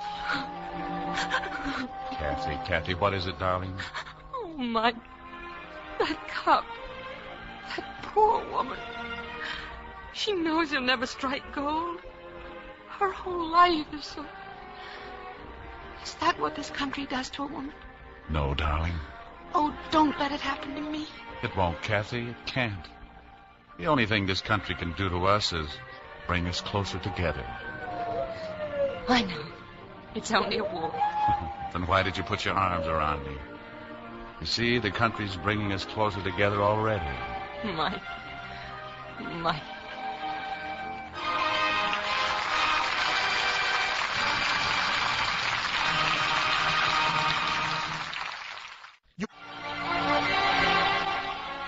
Our destination was a tiny pinpoint in the Northwest Territory called Hendricks Hope. Just a cluster of cabins, a trading post run by Jim Henderson, and a handful of people, Indians mostly. But this was our first home, and Kathy was determined to make the best of it. It is nice, and this cabin's all ours, isn't it? Oh, it's a little bare at the moment, but with your talents for housekeeping, it'll look like a palace. Mike, this is for you. Uncle John told me to give it to you as soon as we reached our new home. Well, now, good Irish whiskey. To Mike, to fortify him for a long life with Kathy. Are you a drinking man, Mike? Well, not noticeably, but it'll come in handy for medicinal purposes. Oh, Mike, we're going to be very happy. I love you, Kathy. Try to remember that, no matter... Huh? It's all right. It's all right, dear. It's just an Indian. Well? Me, Atano. Shoot hurt bad. It's all right, Kathy. It's all right. Stop shaking. Sit down, Atnu, and open your mouth. No. Oh, that tooth is really bad. It'll have to come out. You mean there's a dentist here? Why, yes. He just arrived. Dr. Flanagan of the Mounted Police. You? All I have to do now is find my medical kit. Does it hurt very much, Mr. Adenu? Oh, it does, doesn't it? Maybe this will help. Don't be frightened. This is merely good Irish whiskey. Now take a big drink. Kathy, you will have to help me. Just a minute, Mr. Adenu. But I don't know anything about pulling a tooth. Well, now's a good time to learn. Get Uncle John's whiskey. It'll do to sterilize the forceps. It's over there on the table. Well, what happened to it? Who's been drinking it? Oh, I didn't drink it, Mike. He did. He did? Well, he was in such pain, I thought... Do you realize what you've done? You can get 6 months in jail for giving liquor to an Indian. Well, I only thought that... Oh, never mind. It's too late now. I'll get around to you later. Now, all right, Atenu. Get ready. Mike, I think I'll start unpacking. You'll stand right here and read this medical book to me. Come on, Atenu. Open up. He won't open his mouth. Then hold his nose. Mike, but... Hold his nose and he'll have to open his mouth. Now, you see? All right. Now start reading. Carefully insert forceps into the mouth. Oh, they're in. What's next? And place the left knee between the patient's legs. Oh, I'm sure that isn't necessary. You better do what the book says, Mike. Read that again. And place the left knee between the patient's legs. But, Kathy, I can't from here. That's impossible. But it's right here in black and white and... Oh. Well? I skipped a page. The knee is for artificial respiration. Here, secure the tooth with the beak of the forceps. I had to work slowly, and every time I turned my back, Kathy poured another slug of Irish whiskey into Atenu. By the time the tooth came out, our patient was enjoying himself immensely. Very good medicine. Pull more tooth. Uncle John should see what's happened to my wedding present. Now, all right, Atenu. Here's your tooth. Tooth of wisdom for score. What? Tooth's fine love charm for score. Keep love always. Take. Better take it, dear. You may hurt his feelings. Thank you. Thank you very much. Mike, I think I'm going to... Pretty score. Thank you, Atenu. But plenty weak. And you're plenty drunk. I'm locking you up in the cell to sleep it off. Me good, Indian. Yeah. March. Kathy kept her word and did make a real home for us. As the months went by, she became an expert cook. And while she never did learn how to make a good cup of coffee, I discovered I was really quite fond of tea. At least half my time was spent far from home, out on patrol, but Kathy never complained. I came home that day from patrol. I'd been 100 miles or so to the east. And there I'd picked up some unpleasant news from an Indian trapper. Smallpox. But, Mike, if they're 100 miles away from here... I can't take any chances, Kathy. I'll still have to vaccinate our Indians. And just what does that mean? Oh, sending Atenu to Chief Iron Eye. He'll have to talk it over for a few days, and then, likely as not, he'll bring the chief in to talk to me. All right, Mike. I'll get the medical book. How to vaccinate an Indian in 10 easy lessons. Come in, Chief. When can we start the vaccinations? I not want medicine. White man medicine more worse than white man sickness. Oh, but this is smallpox. It kills. White man medicine full of evil spirit. I'll vaccinate Atenu just to show you how harmless it is. No vaccinate. Am I going to have trouble with you, too? Look, tell the chief. Tell him he doesn't have the courage of a squaw. Yeah, I'll tell him that. Hold on. By the way, Kathy, when were you vaccinated last? Well, I was vaccinated years ago. Then get ready for white man's medicine. Mike, do I have to? If the chief sees that you're not afraid. All right. Anything to get rid of you. Now, Chief, just a little scratch from small needle. Now? Yes, and if it hurts, please remember this is no time to yell. You see, Chief? Nothing to it. Is that all, Sergeant? That's all. Now, All right, Atnu, roll up your sleeve. I no see good. You do score again. Then I make up mine. Well, what's another vaccination, more or less? Ready, Kathy? Careful, will you? That last one hurt. Now get ready, Atnu, and watch me this time. There you are. Step aside, Mrs. Flanagan. Next patient, please. Me no afraid. Me strong Indian. Me go first. Me chief of tribe. Well, that's more like it. Kaniwa Kayaroko. What's he saying, Atnu? Chief, I say, before you scratch arm. I know. Watch squaw again. Watch squaw. What's the population of these Indians? Oh, a couple of hundred. You know, if your arm holds out, we won't have a bit of trouble with the whole tribe. All the way from Boston to become a pincush. Well, that's that, Kathy. On Monday, we can go out and vaccinate the whole tribe. You're becoming quite a medicine man, aren't you? Mm-hmm. I've treated frostbite, pulled teeth, given vaccination. I set broken bones, and once I even delivered a baby. Then you'll be able to deliver ours. He must be over 2 years old by now. Oh, he was a... What did you say? You mean about our baby? Kathy. Won't Uncle John be surprised to see us? Uncle John? Well, we'll go to Calgary. Oh, would Edmonton be better? Darling, you'll have the baby right here. Here? But, Mike, we're so far away from everything and everybody. Kathy, the women up here, Mrs. Henderson and the others, they know more about babies than anybody. Even more than I do. But having a baby out here in the wilderness... Wilderness? Oh, darling, there's no place in the world a baby would rather be born. You've never seen this country in the summertime. It's beautiful and it's green. You'll love it. And our son will love it, too. He can fish and hunt. What makes you so sure it's going to be a he? A baby girl wouldn't dare be born to the Flanagans. Oh, there's a wonderful summer ahead of us, darling, a wonderful summer. I counted on time to build up Kathy's confidence in the country. But as the seasons changed, she developed an increasing anxiety about Mrs. Henderson, who would have her baby a couple of months sooner than Kathy. Oh, Mike, just look at the valley. It's greener and more beautiful than I ever dreamed it could be. And the river. Oh, it's like music. Well, I promised a beautiful summer for you. I've tried not to worry, Mike, but I can't help it. Dear, you haven't seen Mrs. Henderson worrying, have you? No. You've been forgetting something, Kathy. Women have been having babies for years and years. Long before there was such a place as Hendricks Holt. Even before Boston. I guess you're right. Oh, you're always right, Mike. Sure. I was always right. Mrs. Henderson's baby was born the following week. It was born dead.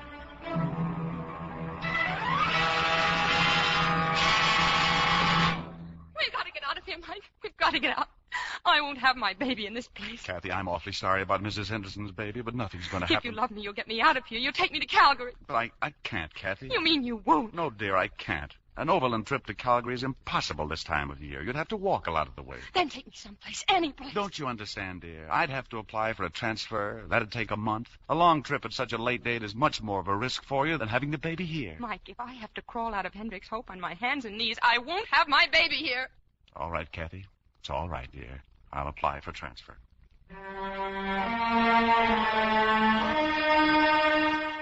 When my transfer finally came through, it was already dangerously close to Kathy's time.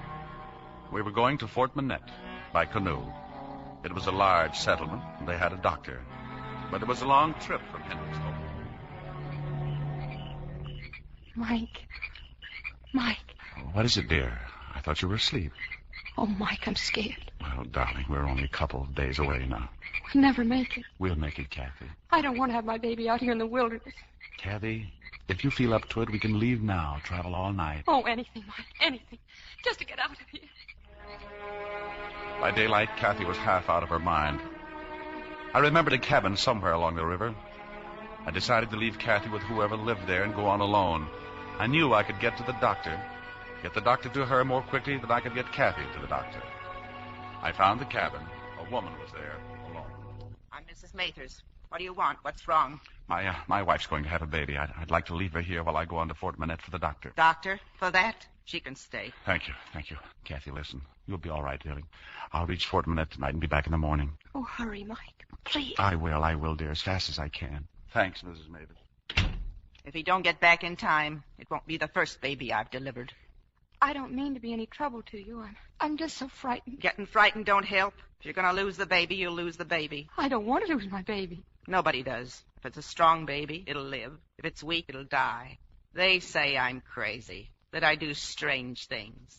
But I know it's better that way. A weak baby, you cuddle it along for a while. Maybe keep it alive. First thing that comes along, it's gone. A piece of your heart's gone with it. You'd have been better off. The baby came dead. No! Oh, please leave me alone. Please. I'm only trying to help you. Please leave me alone.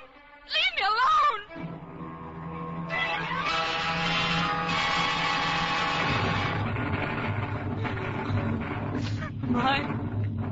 Mike. Oh, Mike. Might as well stop that carrying on. You'll wear yourself out. Mike, is he back? He won't be back in time. How long has he been gone? All night, half the day. Now with this storm. He'll be here soon. He must. Looks like I gotta help you after all. No, please. No, get away from me. Please. Whether you want me to or not, I'm going to help. Mike. You're gonna lose the baby, you'll lose the baby. Mike! If it's weak, it'll die. If it's weak, it'll die. Mike!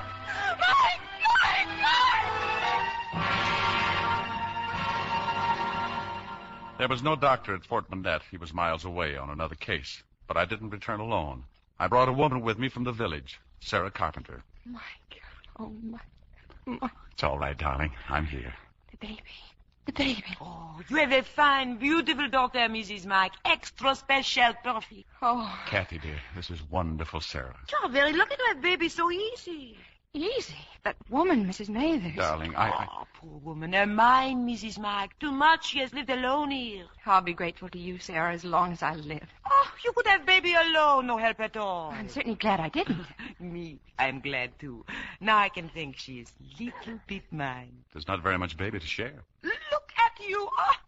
Well, Sergeant, when you have third or fourth baby, you know how to hold one, huh? Third or fourth? Sure, you're going to have dozen babies. No, Mrs. Mike? If you'll be with me each time. I'll be with you. I'll be with you.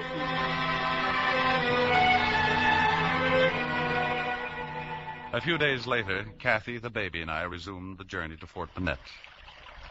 Oh, Mike.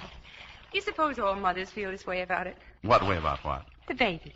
I just think she's so beautiful. Sure she is. She's the image of you. Oh, no. She looks like you. Look at her. Her eyes are so blue you could swim in them. Do you think you could turn around without tipping this canoe? Oh, I'm quite comfortable. And besides, I don't mind looking at you. Well, when you get tired looking at me, Fort Minette is right behind you. Fort Minette. Yes, darling. And oh, I hope you'll like it here. Fort Minette. I have a feeling we'll be here for a long, long time. And you're happy about it? Oh, I am, Mike. Very happy about it.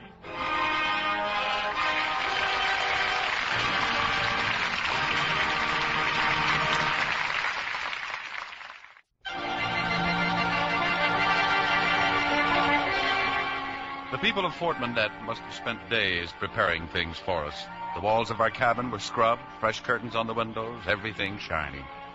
But nothing shone quite as brightly as Kathy's eyes. Oh, Mike. You thank them.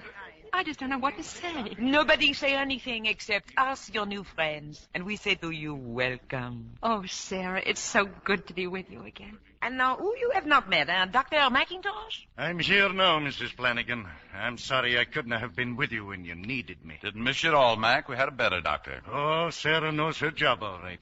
Have you named this little beauty yet? Her name is Mary Aroon. Marie Aroon. And now this is Georgette Beauclair and Louis, who is her husband. And those two beautiful twins you saw there at the landing. Yes, Mrs. Mike, my daughters, Madeleine and Babette.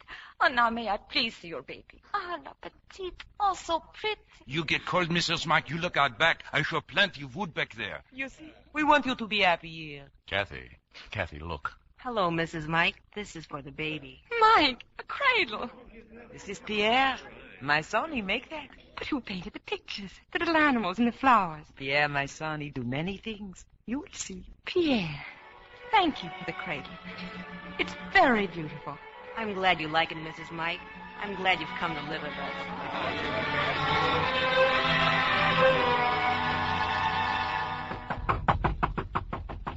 Come in. Bonsoir. Hello, Georgette. We go pick berries this afternoon. Madeleine and Babette, they say bring some to Mrs. Mike. So I did. Oh, how nice. Thank you. Well, I should get at least one pie out of this. Oh, Oh, the baby. Oh, what a little angel.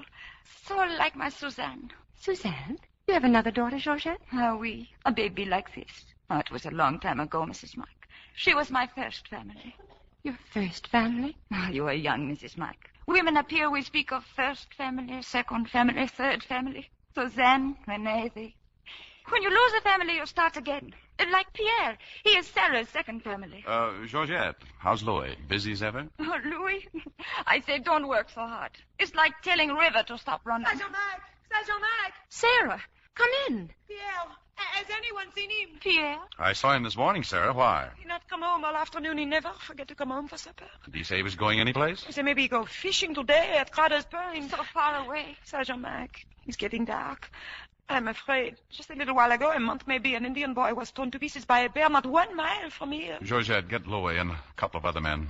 Tell them to meet me at the post right away. Oui, right away. I'll be back as soon as I can, Kathy. They'll find him, Sarah. Mike will find him. Yes, they find him, I think. I'm sure you have no reason to worry. Never is reason to worry. But sometimes it's reason to wonder. To wonder? I think they find Pierre. But I wonder, do they find him in time? Hours later, I brought her son back to Sarah. Pierre was alive, but that's about all. Somehow a rock had slipped, a boulder. He'd been pinned under it, and his arm, his right arm.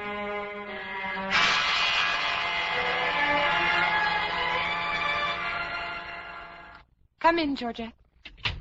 Hi, I saw the light, Mrs. Mike. Is there any news? The doctor says he's going to live. Mike's still over there. Live? With only one arm. Ah, but he will live. Is that the only thing that's important? That he'll live? It is not the only thing that is important, but the most important thing. I can't accept things the way you do. Lose a child, have another. Life means nothing up here. You are wrong, Mrs. Mike. It is that life means everything. Pierre loses an arm. It is great tragedy. But he is still alive. Be grateful you're able to breathe. Is that what you're saying? Oh, this country. You just begin to trust Every country has its hazards. Life is not easy, but one must try to make his life so it is worth the struggle. So it is... Oh, Sergeant. Pierre will be all right. Kathy. I just can't help it, Mike. To feel another's pain. It is good fault, Sergeant Mike. But will she learn, Georgette? She will learn. Good night. Good night. And in the months that followed, Kathy did learn to adjust to the North Country. Now, for the first time, I felt she fully accepted her life up here without reservation. And time went on. And suddenly, before I knew it, Mary Aroon was 2 years old and Fort Manette already 25. To celebrate the anniversary, I was going to make a speech. I'm sorry, darling. What were you saying? Well, can't you stop fixing supper long enough for me to rehearse my speech? Only if you want to make it on an empty stomach. Go on, dear. I'm listening. Oh, thank you. Ladies and gentlemen, here at Fort Manette, we are struggling not against other men, but with other men. Not to control men, but to help control nature. We are struggling... Oh, well, I know someone who will stay in one place and listen to every word. You said it, honey. She should be ashamed of herself. Now, where was I? Oh, yes, thanks. This spirit enables us to endure the many hardships that so often come our way. And as I stand before this audience and look out among your wonderful faces... And now, ladies and gentlemen, representing our government and Royal Canadian Northwest Mounted Police, Sergeant Michael Flanagan. This is not the speech I'd planned to make. I wish I didn't have to make this one. I arrived here late because Dr. McIntosh sent for me. We have just discovered a case of diphtheria here in Fort Manette. We've all been in close contact, and the danger of the disease spreading is great. We will return to your homes immediately and have as little contact with your neighbor as possible. Now let's file out of here quickly and in an orderly manner.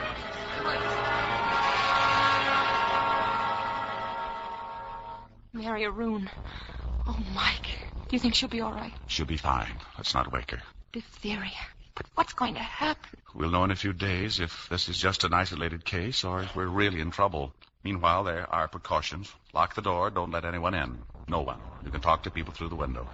The main thing is to make no direct contact. You're not going out. Oh, well, Dr. McIntosh, you'll need my help. But, Mike, you'll be exposing yourself. You can leave my things on the front porch. I'll stay at the post till this blows over. But the baby and I, we'll be here alone. It's the safest way, Kathy. Post is only a few yards off. Mike, what if I need If you need me, hang something white on the porch. I'll keep a close watch. Be careful, Mike. Oh, please be careful. Within a week, an epidemic was raging. The old mission school was converted into a hospital, and the doctor's small supply of serum became precious. I sent the fastest man I could find for an additional supply, but meanwhile the white sheet became a common signal and death a familiar visitor. Kathy remained in the cabin with Mary O'Roon, but she was kept busy preparing broth for the patients of the mission. The broth is ready, Mike. Stay there. I'll bring it out on the porch. Mary O'Roon! No! Stay in the house, darling. Go back, sweetheart. Go back. That's a good girl. Here it is, Mike. Oh, darling, you look so tired. I haven't had time for very much sleep. It's no better, is it, Mike? 4 new cases today in the hill. And still no more serum? Not yet. Kathy, Georgette Beauclair.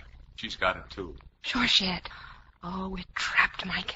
We're trapped in here in this terrible thing closing in on us. The serum should arrive any time now. As soon as it does, we'll get things under control. Kiss the baby for me. Yes, Mike. Yes. Tell Georgette. Oh, Mike. Here's the broth, Sarah. Where's the doctor? There, with Georgette. Doctor, what about serum for Georgette? There's not enough left. From now on, the serum is only for children. Stay with her, Mike. Swab her throat with tannic acid and hope it'll do her some good. Georgette died late that afternoon. She might have had a chance if the serum had come. Mike, you'd better get some sleep. Oh, I'm all right, Doc. Oh, you cannot go without sleep forever. Sarah and I have been taking turns. How much serum left? None. It's all gone. From now on, every hour can mean another life. It'll get here, Doc. Maybe tonight, maybe by morning. Meantime, I'm telling you to get back to the post and get some sleep. In front of the post, I turned and looked at our cabin. Hanging from the porch was a white sheet. I rushed back to the mission for Doc McIntosh. He was with us until long after midnight. Mary O'Roon. My baby. My baby. We did what we could, Kathy. We did what we could. Oh, Mike, I'm so sorry. I know, Doc. Go back to the hospital. Sergeant Mike. Don't come in here. It's me, Pete. I got the serum, Mike. It's here. The serum? You better come to the mission right away. It's all right, Mike. I'll have help. Sarah and the others. No, let him go. Go on to the mission, Mike. There's nothing you can do here anymore. My baby's dead.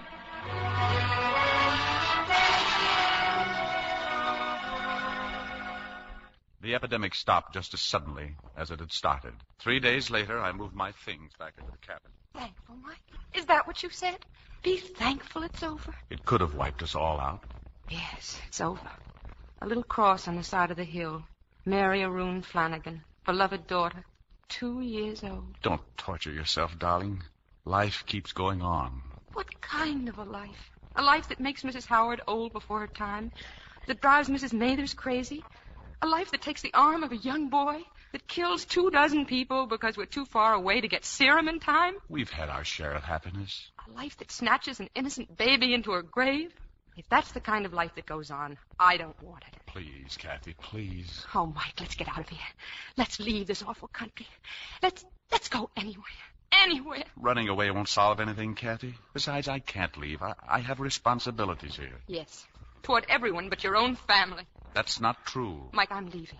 I'm going where human beings have a decent chance. And if you won't come with me, I'm going alone. Darling, you're not yourself. I can't leave here now. I don't want you to leave either.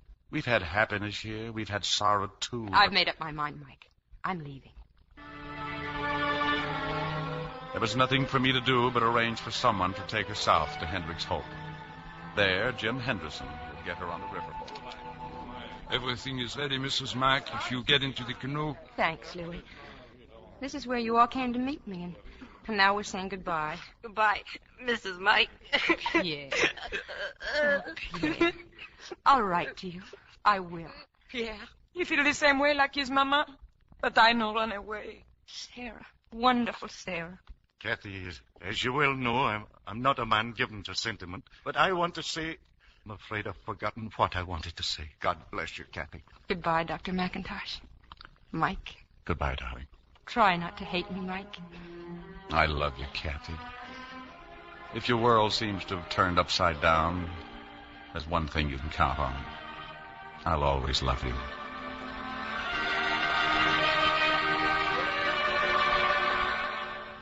I couldn't stay in the cabin. It was too large, or perhaps it was too small, too crowded with memories. At any rate, I moved into the post. But I was not to remain there for long. They sent another Mountie to take over at Fort Minette, and I was transferred.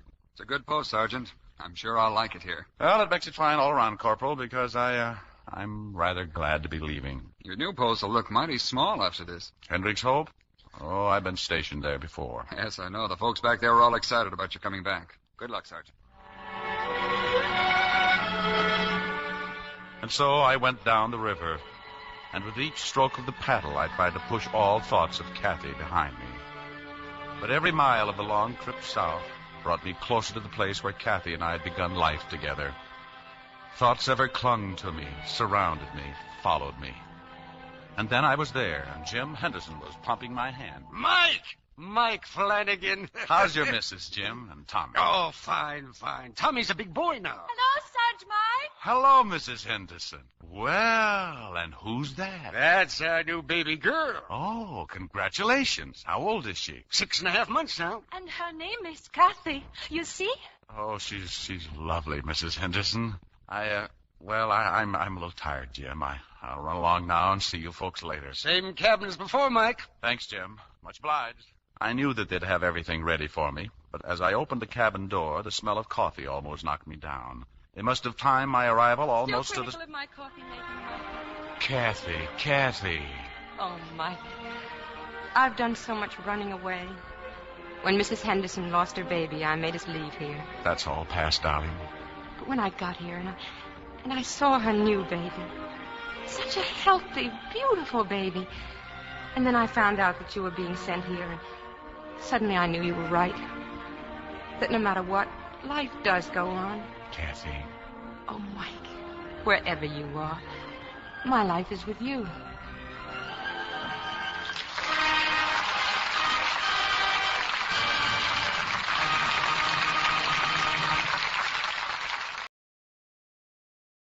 Lux presents Hollywood.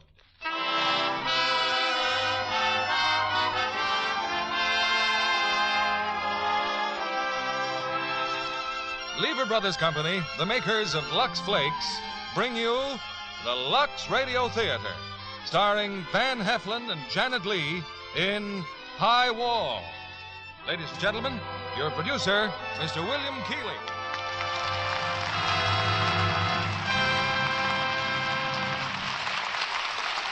Greetings from Hollywood, ladies and gentlemen. Millions of Americans stay up long past bedtime to explore the fascinating world of whodunit, because the mystery story is a standby of modern entertainment. It intrigues presidents and producers and plain people alike. And tonight, we present a classic in the field, the Metro-Goldwyn-Mayer hit High Wall. Starring in this drama of suspense and romance, you'll hear an old favorite of yours, Van Heflin, along with a bright new star making her first appearance here tonight, Miss Janet Leigh. But however much you enjoy suspense in a mystery play, it's something you don't want in your own home, and that's where Lux Flakes come in. In caring for fine materials, there's no suspense when you trust the job to Lux Flakes. Our stars are on stage, and the curtain rises for the first act of High Wall, starring Van Heflin as Steve Kennett and Janet Leigh as Dr. Ann Lorison.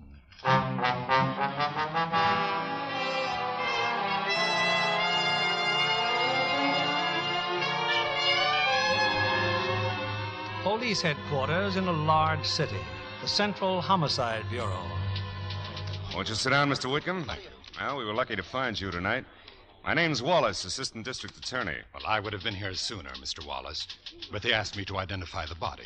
Mrs. Kennett was my secretary. You're manager of the Brattle Press, is that correct? Yes, a publishing house. Religious and educational textbooks. This is shocking, Mr. Wallace. What happened? Well, she was strangled sometime late this afternoon. Well, if I can be of any help, any information. Have you any? Well, I don't really know. Perhaps it has no bearing, but Mrs. Kennett's husband returned home today after an absence of 2 years. You know him? No, I never met him. I was out of my office most of the day. When I returned, they told me he'd been there, Mr. Kennett. He was looking for his wife. Very agitated, they said. Well, wasn't she there? No, she wasn't. I sent Mrs. Kennett to my home to pick up some manuscripts. Did they tell that to Kennett? Why, yes, of course. Oh. Did Mrs. Kennett return to the office? No, but under the circumstances, we thought nothing of it. We all assumed she went straight home with her husband. Perhaps if you can find Mr. Kennett. Oh, we've found him, all right. They've got him in the next room. Let's see what he's told them. All right, Kennett. We'll go over it once again. The two of you were in your wife's car, and you deliberately drove it off the bridge, isn't that right? Oh, come in, Wallace. Mr. Whitcomb, Inspector. We'll be through in a minute. Well, Kennett? But I told you what happened. After you strangled her, you wanted it to look like an accident, a broken neck and an auto crash. But you knew you could walk away from that kind of an accident, didn't you? I told you that I killed her in the park, and then I tried to kill myself. That's good enough for me, Inspector. It isn't often they come this easy. Dr. Adams here wants us to stall a while. That's right, Wallace. I've examined him. Drunk? No, but he's been through some recent head surgery. What's that got to do with it? Well, as police surgeon, I can't pass him. And I have to look him over at psychiatric. But he's confessed. I'm sorry, but he's got to go to psycho first. Well, let's get it over with. Come on, Kennett. Let's go. A tragedy, Mr. Wallace. A young man like that. You can never tell, Mr. Whitcomb. He had a fine war record, too. So his wife told me. A few hours ago, he committed murder. If there's anything else I can do... Well, we'll probably need you when he comes to trial. I'll let you know, Mr. Whitcomb.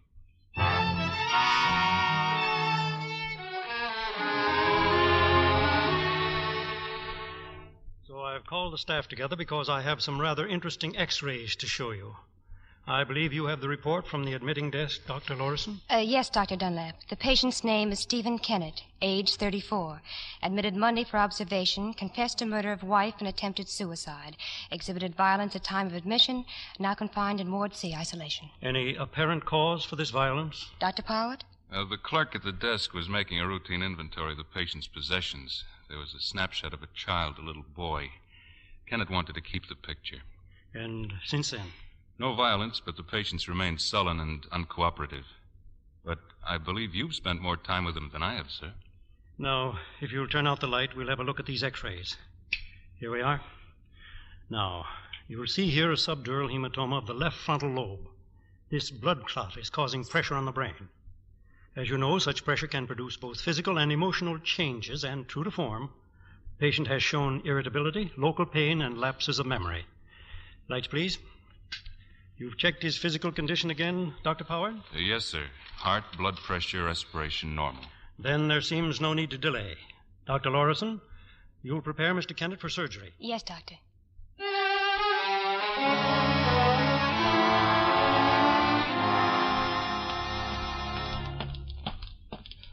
Morning, Doctor. Nice, quiet morning so far. Hello, Delaney. Where's the new patient, Stephen Kennett? Right here in 11. Better watch him. He's real antisocial. Open up for me, will you, Delaney? Okay. Good morning, Mr. Kennett. I'm Dr. Lawrenson. You can wait outside, Delaney. But I think I'd better... Wait outside, please. You're going to be one of my patients, Mr. Kennett. Get out. Would you care to tell me anything? What about those headaches, for I said instance? get out. Mr. Kennett, we're very fortunate to have a neurosurgeon like Dr. Dunlap, and he feels certain he can remove the cause of your headaches. He does, huh? Yes, he does. Now, if you'll just sign here giving us your consent, we can... Surgery? Oh, no. No, I let him do that before. Now get out of here and cut up some other guinea pig. Very well, Mr. Kennett. The orderly's name is Delaney. If you have any pain, he'll call me. Lock up, Delaney, that's all.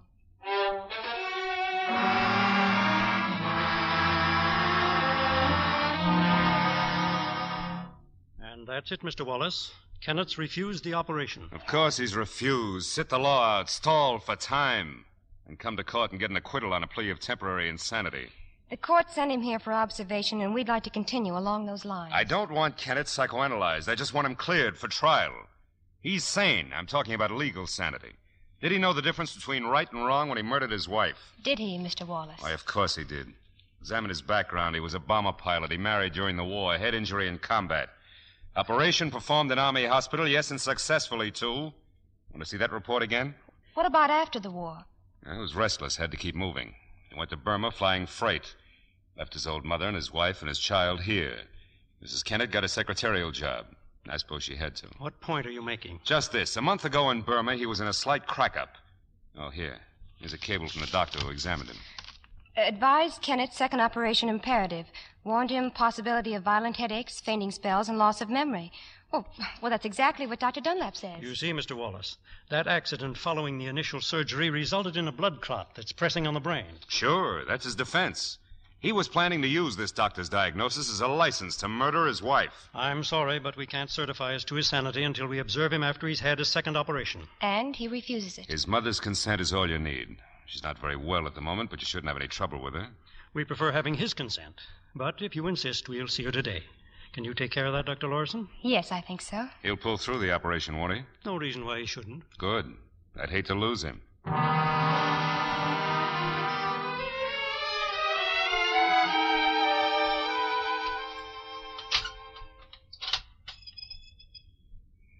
Feeling better, Mr. Kennett? Today was visiting day, Dr. Larson. Yes. Why didn't I see my visitor? And don't tell me that my mother wasn't here. You're entitled to see visitors, and your mother was not here. Thanks, that's all I wanted to know. That pleases you, doesn't it? You've been hoping your mother would take your son away where no one would know him, where no one could tell him about you. Your time's valuable, Doctor. Don't waste it. You can't talk me into that operation. I was hoping you'd changed your mind. No trial, no operation. I'll be here permanently, right? It's possible. All right, then how about getting me out of this chicken coop? I rate the ward, don't I? Some pretty nice people in the ward. All in all, it's not a bad setup. Room and board, lots of company, radio, library, and all for free. Mr. Kennett, I'm sorry that I have to tell you this, but your mother died this morning. What are you trying to do to me? Dr. Powell and I went to your house. We found her on the floor. You know she'd been ill, chronic heart condition. Well, apparently recent events were too much for her. Oh, but don't let that alter your decision to stay here, Mr. Kennett. Your son will be taken care of in the county orphanage. Where is he now? What are they doing to him? He's all right. I know now why you object to surgery. You don't want to go to trial, do you? You know there's a chance of acquittal on the grounds of temporary insanity, but you don't want to risk it. Oh, you'd rather spend your life here than face your child again. You want to escape from reality, and you can. But do you know what happens to a child when he suddenly loses his entire family? Do you know what life is like for an orphan in a public institution? Oh, yes, you'll escape reality, Mr. Kennett, but your son will not. I don't have to listen to this. You can't make me listen. You've heard all I have to say. Lock up, Delaney.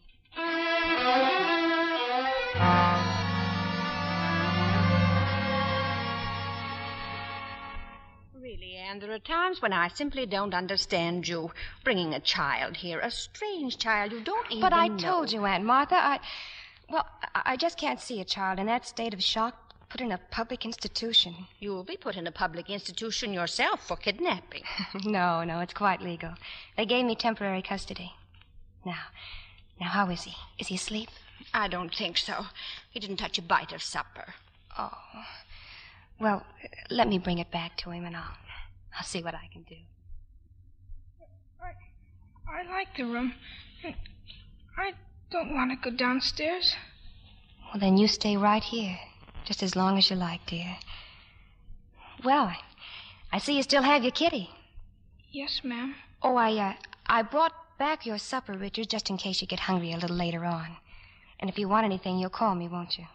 Do you know my name? Yes, ma'am. It's Anne. That's right. Grandma said Daddy was coming home. I waited for him, but he never came. Well, your daddy wants you to stay with me for a little while. You know, I'll bet that kitty's hungry, too. Suppose you feed her. Here, I'll pour a little of your milk in the saucer. I'll be back a little later, dear, when it's time to go to bed. Yes, ma'am. Thank you. I'll get it, Aunt Martha. Hello? This is Dr. Dunlap, Anne. Well, congratulations. Oh, for what? Well, I don't know what tricks you used, but they certainly worked. Kenneth's going through with the operation. He actually asked for surgery. Oh, that's fine, Doctor. I'm really pleased. Thank you for calling me.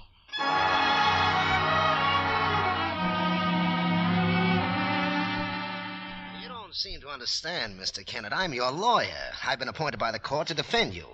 Why, ever since you had that operation, I've been working day and night on this case. For 5 weeks, That's very nice, Mr. Hackle, but you're moving a little too fast for me. For one thing, I'm still a patient in this hospital. Well, I can't keep you here. The operation was a success. We have no intention of keeping Mr. Kennett here any longer than we have to. Meanwhile, there's something that I want you to do for me.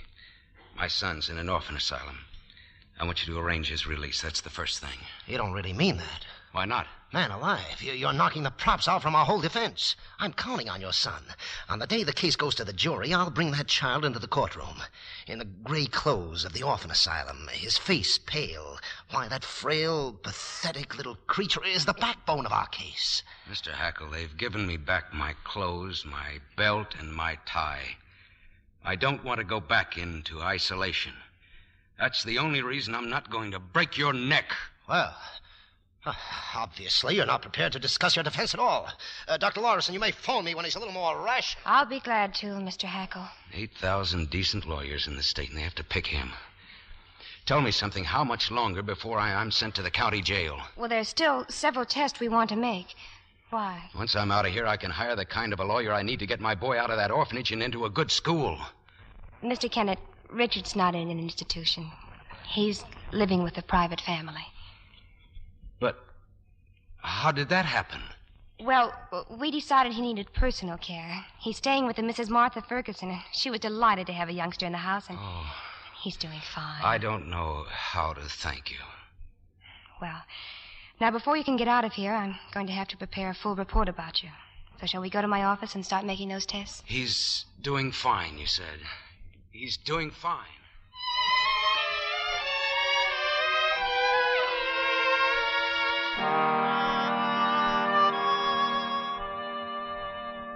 I'm a little puzzled, Anne. First, you say you've made all the routine tests, and now you tell us you can't make an official report. I can't, Dr. Dunlap. I'm convinced that Kennett is still concealing something. The district attorney's been on my neck for days. We can't keep Kennett if he doesn't belong here. And what makes you say he's concealing something? Many things, Dr. Poward. But I can't tell you if it's deliberate or not. The police will say it is deliberate, that Kennett planned to murder his wife and plead temporary insanity. Where's Kennett now? He's out in the hall. I hoped you'd see him. Bring him in, Anne. Let's see what we can find out. Sure, I'll try to answer anything you doctors want to ask me. Well, prior to your operation, Mr. Kennett, you suffered lapses of memory. You haven't filled in those gaps yet. Or have you? I don't know whether I have or not. You can't remember or you don't want to remember? Look, Dr. Poward, thanks to you people, I've regained my health. There's only one thing more that you can do for me. Turn me over to the police for trial. What about narcosynthesis, Dr. Lawrison? He refused to let me try it, That's Doctor. right, I refused. You refused the operation, too, but now you're glad you changed your mind. This is something entirely different. No, I don't think it is. Narcosynthesis is merely a mild injection of sodium pentothal to stimulate your memory. It might be very helpful in filling in those lapses. Helpful? To whom? No, I'm sorry. This is the way I prefer it. That's my legal right, isn't it?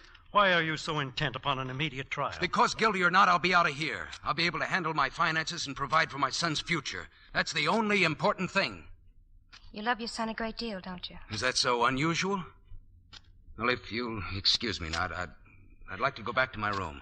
There's still some tests I'd like to make. Anything you want, except that narcosynthesis business. Very well, Mr. Kennett.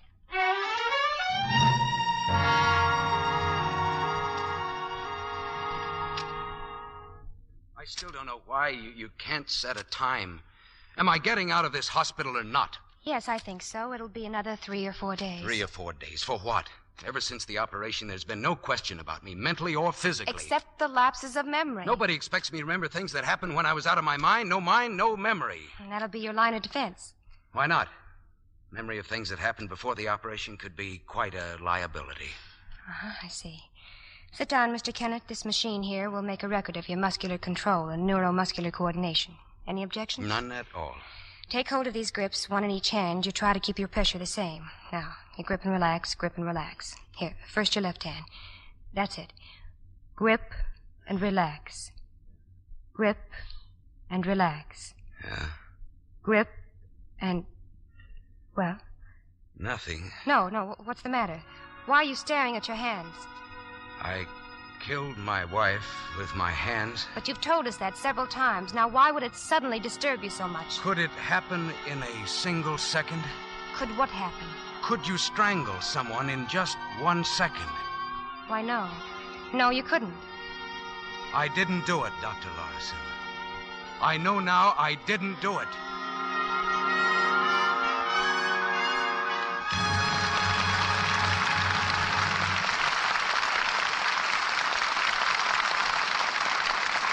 In a moment, our stars will return with Act Two of High Wall. Now, here's our producer, Mr. William Keeley. Act 2 of High Wall, starring Van Heflin as Steve Kennett and Janet Leigh as Dr. Ann Lotterson.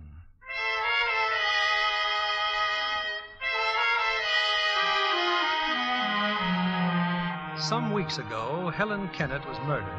At the time, Mrs. Kennett was a secretary employed by Mr. Willard Whitcomb. Now, in his apartment house, Mr. Whitcomb pauses in the lobby to greet the elevator operator. Well, so it's you, Mr. Croner. Glad to see you back at work. Arthritis, Mr. Whitcomb. Been in bed for weeks. Say, that was your secretary got herself murdered by her husband, wasn't it? Yes. A terrible thing, Mr. Croner. I read all about it in the newspapers and how you told the police she worked for you and what a fine woman she was. Can we go in the elevator, please? Oh, sure, I'll take you up. About my arthritis, Mr. Whitcomb, doctor says I need to go to Florida. Need plenty of sunshine, he says. Oh, but that takes money. Lots of money. Do you think I ought to go to the police, Mr. Whitcomb? Police? Oh, I'm a man who knows things, Mr. Whitcomb. Not only what it says in the papers, but what it don't say. That's why I thought you ought to know what the doctor said. Croner, the penalty for blackmail in this state is very severe. And this is my floor. Sorry in such a rush, Mr. Whitcomb, but I'll be around whenever you'd like to talk to me.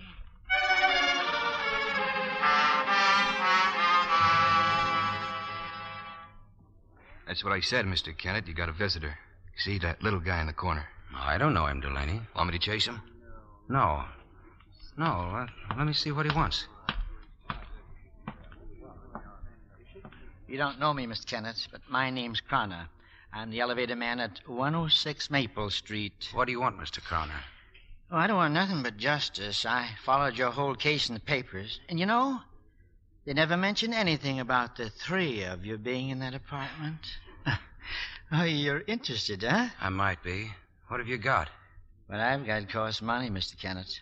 I'm not allowed to handle my money right now, but I'll be out of here soon. I'm being transferred to the county jail. Well, that's okay with me. I'm in no hurry. Well, can't you tell me what it's all about? If I tell you now, I won't have it anymore. See you in the county jail, Mr. Kennett.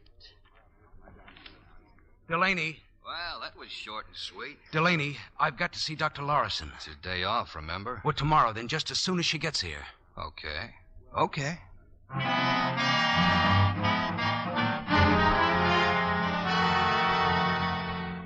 Oh, good evening, Mr. Croner. Hello, Mr. Whitcomb. Sorry you can't use the elevator. You'll have to walk down. Well, what's wrong with the elevator? The floor indicator got broken. I'm trying to fix it. Well, isn't that dangerous?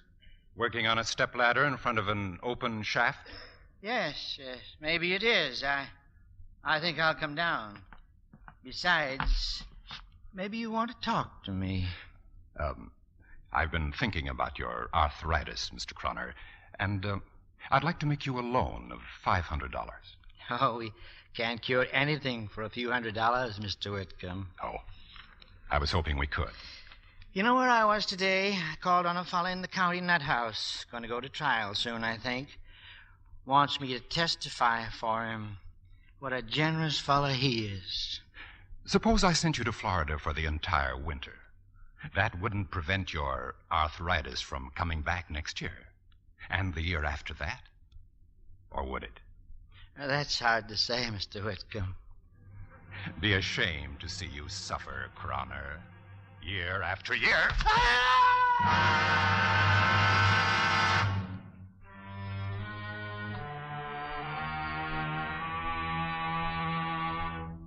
So that's why you were so anxious to see me, Mr. Kennett. That's right, Doctor. That injection, that narcosynthesis. I'm ready now, any time you are. What made you change your mind? Well, I told you that I didn't kill her. Well, now I'm still more certain that I didn't.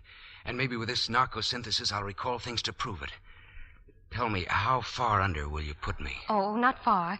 You'll be able to remember everything that you say. Now, just sit down and I'll get everything ready. I'll start at the beginning.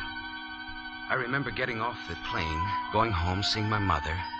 But the important thing is 106 Maple Street. I want to know everything that happened there. That's where I'm really hazy. The injection's ready. Flex your hand, please. Okay? Okay. What's 106 Maple Street? I never heard you mention that before. That's right. Question me about that. Start there. Oh, no, not so fast. Now try to relax, Stephen. Just lie back and relax.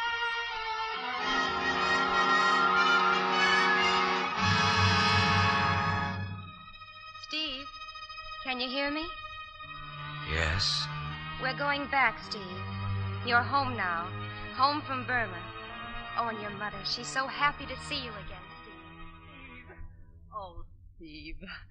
Oh, I just can't believe that you're really here. Now, where's the rest of my family, Mom? Where's Helen and Dickie? Why, Dickie's in school, dear. School? Oh, I keep thinking he's still only 4 years old. And Helen, she's out shopping, I suppose. No, she's at the office. What office? Why, Helen's been working more than a year now. Working? But why? Oh, Steve, we wrote you all about it. Don't you remember? No, I don't. This head of mine, it acts up every now and then. You didn't go through with that operation, did you? No, I wanted to get home. I'll have it done here. You're through with flying, aren't you, Steve? That's right, Mom. Grounded. Oh, I'm so glad. Professor Burns told me they're holding that research fellowship open for you at the university. Yes, he wrote me. Well, I won't stand for any more of Helen's objections. Oh, Steve, she's young, pretty. Naturally, money seems important to her. Other things are important, too. She got the car? Yes. Well, I'll take the bus into town and ride back with her. Well, she won't be through till 5, dear. She'll be through when I get there.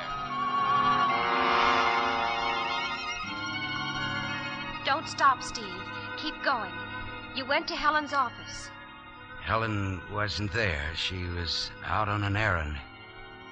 106 Maple Street. Was this another office? An apartment house. A man took me up in the elevator. He never shut up about his arthritis. I went to the door of the apartment. Forget your key, dear? The door's unlocked. Steve. Why,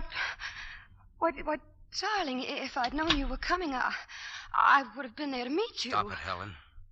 Oh, no, Steve, you're wrong. This place. What are you doing here? You've got to let me explain, Steve. What you're thinking is all wrong. Is it? Steve, don't look at me like that. Listen to me. You're not well, Steve. You're sick. Let me take you home. You're meeting someone here, aren't you? Aren't you? I said I can explain. Steve, think of Richard. Think of your son. I'm his mother. I'm his...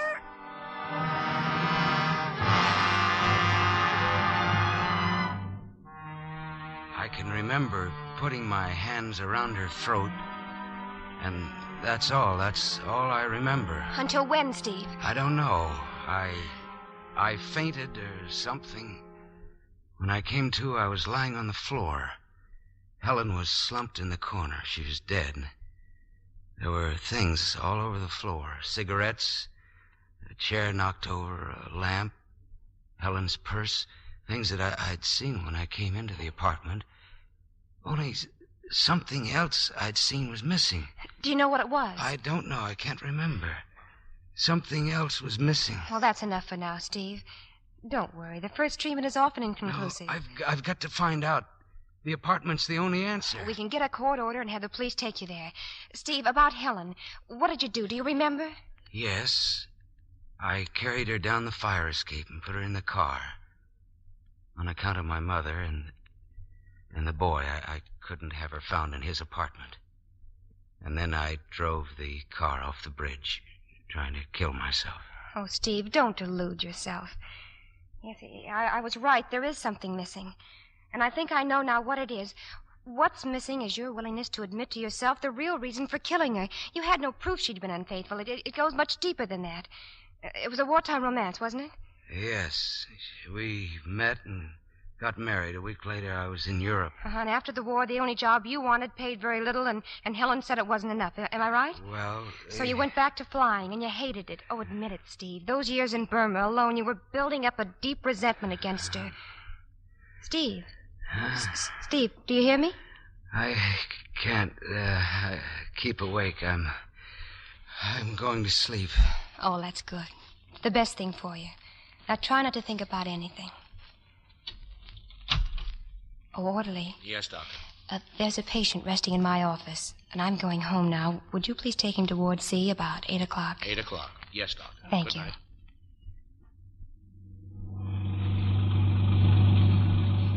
Keep going, Doctor. 106 Maple Street. It was very clever to pretend you were asleep. I got out through your office window. That window was locked. I know, but you left the key in the pocket of your smock. Here it is. It's easy finding your car. Your space in the parking lot has your name on it. Well, you thought of everything, haven't you? Everything except what this is going to do to you, risking everything for nothing. For nothing? Even if I'm acquitted, I can't face my son again. What do you tell a kid of 6?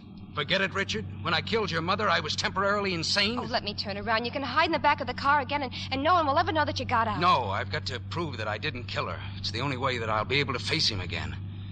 It's worth taking any chance for. So, Doctor, don't get any ideas, and don't make me jumpy. No one's going to stand in my way now. No one.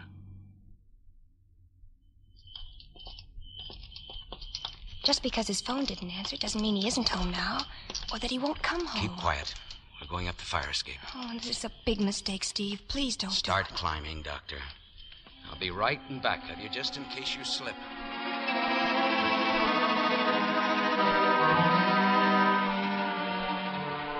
This is it, Whitcomb's apartment. The murderer returns to the scene of his crime. Oh, Steve, this is absurd. Now stand where you are now. All right. Let's pretend that you're Helen. I opened the front door there. You came from the hall. You started to back away, guilt written all over you. You wanted a chance to explain, to take me home. Think of Richard. Think of your son. You're his mother. I put my hands around your throat. Steve, you're hurting me. But you're alive. You're not hurt. I blacked out. When I came to, I was there on the floor. Cigarettes on the floor like this. Chair. The end table. Lamp overturned. And Helen was there in the corner. Now, how did she get over there? Wait a minute. I remember now. I remember what was missing. What is it? It's an overnight bag, Helen's. It was there next to that bookcase. Maybe it's still there. Maybe it's in the closet. Steve, we have to get out of here. We'll get out. No, it's not here. This'll do, this valise. But that's Whitcomb's valise. Have you got your lipstick in your purse? Give it to me. Lipstick? Yes, but... Yes, I'm writing 2 initials on this valise, just as they were on the other one. H for Helen, K for Kenneth. Let him find it here by the bookcase. Steve, let's go, But please. you don't believe me. But I couldn't possibly have killed her. My fingers had scarcely closed around her throat when I blacked out. It was a perfect setup for Whitcomb. We'd better put everything in order, just the way we found it. No, don't touch anything. Okay, you can drive me back to the hospital now.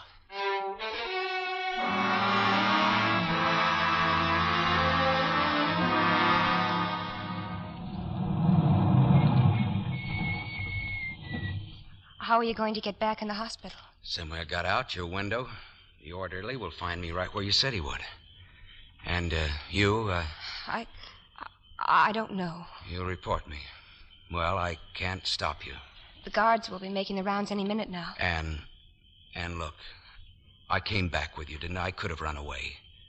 Nobody'll know that I've been gone if you don't turn me in. But if you do, I'll be put back in isolation. There's no release, no trial. I'll never be able to do anything for Richard. You'd better go in, Steve. Hurry. Hello? Anne, this is Dr. Dunlap. Oh, yes, Dr. Dunlap. I've a message here that you called me at 8 o'clock. Something about Kenneth. Oh, yes, I did call you Dr. Dunlap. But I realize now I shouldn't have disturbed you. Well, what about Kenneth? Anything wrong, Anne? No, Doctor, nothing at all, really. I'm sorry that I bothered you. You've been working too hard. Try and get a good night's rest. I'll try, Doctor. Thank you.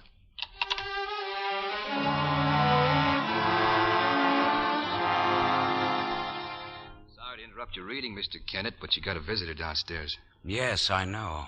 You know? Mr. Willard Whitcomb. Hey, what goes on here? It's a good guess, huh? Well, do you want to see him or not? He's in now with Dr. Dunlap. Oh, you bet I want to see him. Thanks, Delaney.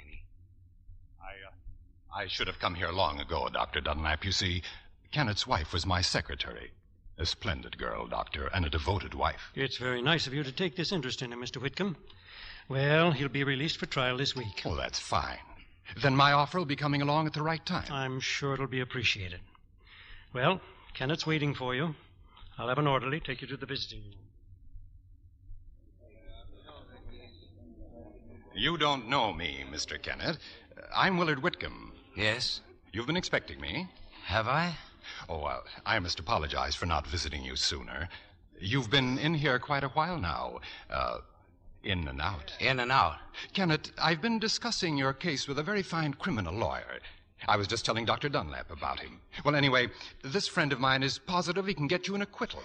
Well, naturally, his fee is rather high, but I'll assume all costs. Why should you? Well, I feel that your wife would... Well, that is... I'm sure she'd want me to do all I can. Now, when would you like to see this attorney? Don't bother, Mr. Whitcomb. You want to be acquitted, don't you? I will be. And don't let that friend of yours get away. You may need a fine criminal lawyer yourself. I know what you're thinking, Kennett, and whom you're depending on. The man who came to see you, Croner, the elevator man. Haven't you heard? He can't testify for you. Poor man, he fell down an elevator shaft. The police said he died instantly as a result of the accident. Just a minute, Whitcomb. Now, be sensible, Kennett. My offer is your only way out. Better accept it now. I'm leaving tomorrow for some of the southern sunshine Croner prized so highly. And remember, any accusations you make against me will be ridiculed, the ravings of a lunatic. Croner's gone, Kennett. There's no possible way you can prove I killed your wife. You did it. Of course I did. You admit that. Now let go of me. I'll kill you if it's the last thing. Don't let him get away.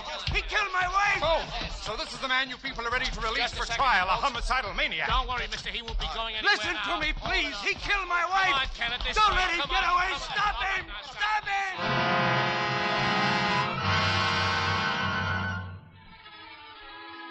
Good afternoon.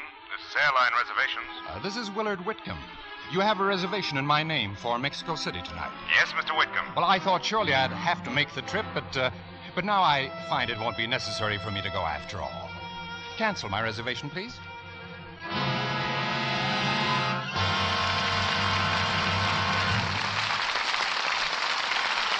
We pause now for station identification. This is CBS, the Columbia Broadcasting System.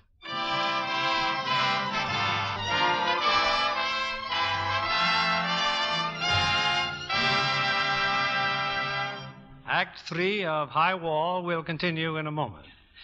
We're fortunate to have as our guest tonight Miss Sheila Graham, famous Hollywood columnist and radio commentator, whose knowledge of the public's taste in pictures makes her a valuable crystal ball. What did you think of the press preview of Metro-Goldwyn-Mayer's production Battleground, Sheila? Distinguished is the word, Bill.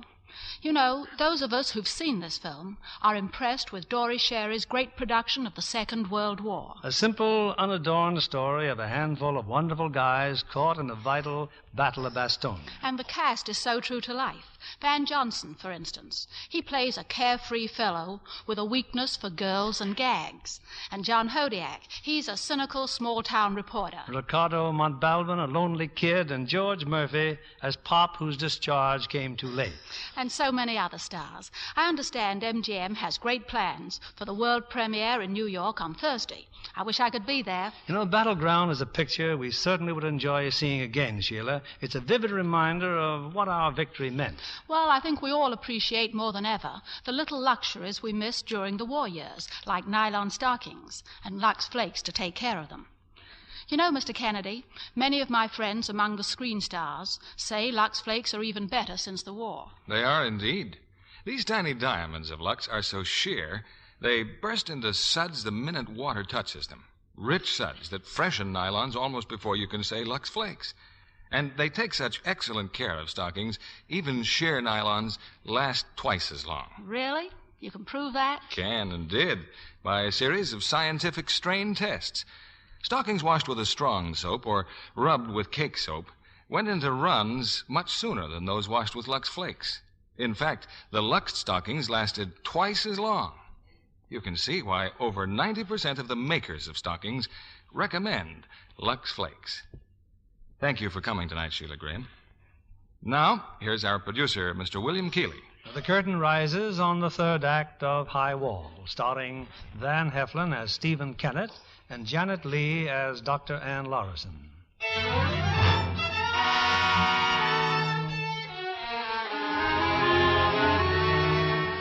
It's a few hours later. Ann Lorison has just come on duty in the hospital and is met with the news that Stephen Kennett is once again in solitary confinement. Steve, what happened? Why did he put you here? I've got to get out. You've got to get me out of here. Now tell me calmly, what happened? Why don't you come in here? They said you tried to kill someone. Are you afraid to come in here? Oh, no. No, of course not.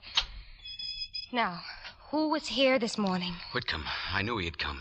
He had to find out how much I knew. I thought I had him, but he got me instead. You remember that elevator man in his apartment? Yes. Well, he's dead. Whitcomb killed him. How do you know that? He told me, and then he told me that he killed Helen. Boasted about it right to my face. Like a fool, I grabbed him. That's exactly what Whitcomb wanted me to do. We'll tell the police, Steve. The police? Haven't you heard? I've already told the district attorney I'm committed here for good. Anything I say from now on will be the ravings of a maniac. And you've got to help me get out of here. Oh, of course I will. No, but tonight. Whitcomb's leaving town. He told me if I can catch him in his apartment, I can make him talk. I want you to get well, Steve. There isn't anything in the world I wouldn't do for that. Trust me. You think I belong in this room, don't you? And I've got things to do in this world, good things. A boy to take care of, a profession, work. You know that. If I don't make Whitcomb talk, I've got nothing. And I'm going out of here. Give me that key. Steve. Now, look, I don't want to hurt you. Give it to me. No, I won't. I can't. I'm sorry, but I've got to have it. You'll lose every chance you've ever had. You can't get away, Steve. You can't do it. We don't know too much, Anne. After Kennett locked you in his cell, he stole an orderly's clothes and got out through the kitchen. Then he took your car and was past the guard at the gate before the alarm was sounded. But we'll have him back before morning. You're sure of that, Dr. Dunlap? The police are closing in on him right now. They're describing him as a homicidal maniac. Well, this is all Whitcomb's doing. When he came here this morning, he taunted Kennett. He thought that he could make... That's what Kennett told you? Do you know that it isn't true? Do you know that it is? I know one thing, that we've got to stop this manhunt. He'll resist the police and they'll shoot him down. I've suspected for some time that your interest in Kennett isn't completely clinical. Now, look, Anne. Kennett escaped. There's nothing we can do about it. He did it to get at the truth. He did it to clear himself. He'll go after Whitcomb. Well, you'll find the police are waiting for him. I'm off duty, Doctor. Do you have any objections if I leave? No. No, but it's raining and your car's gone. I'll call a cab. I'll phone you at home, Anne, if I hear anything. Thank you.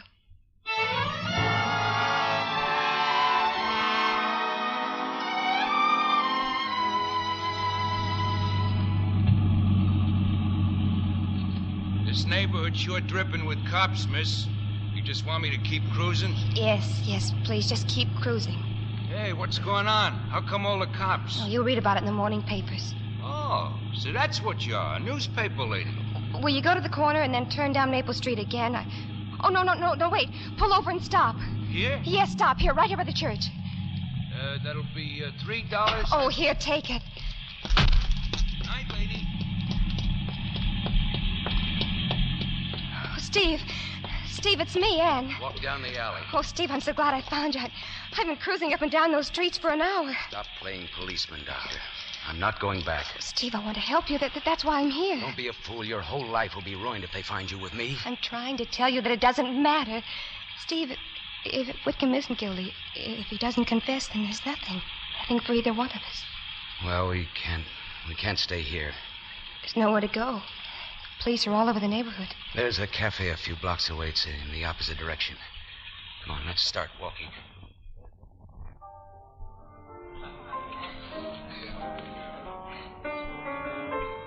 Those clothes you're wearing, where did you get them, Steve? Gas station near Eastbury. The attendant got suspicious when I stopped for gas. I took his clothes in his car. Steve, you No, didn't... I didn't touch him. I locked him in the washroom and kept going. And I'm wasting time here. Look, be sensible, Steve.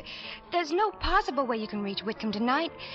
Look, why don't you come to my house? We can talk things over there and you can see Richard. Richard? Uh-huh.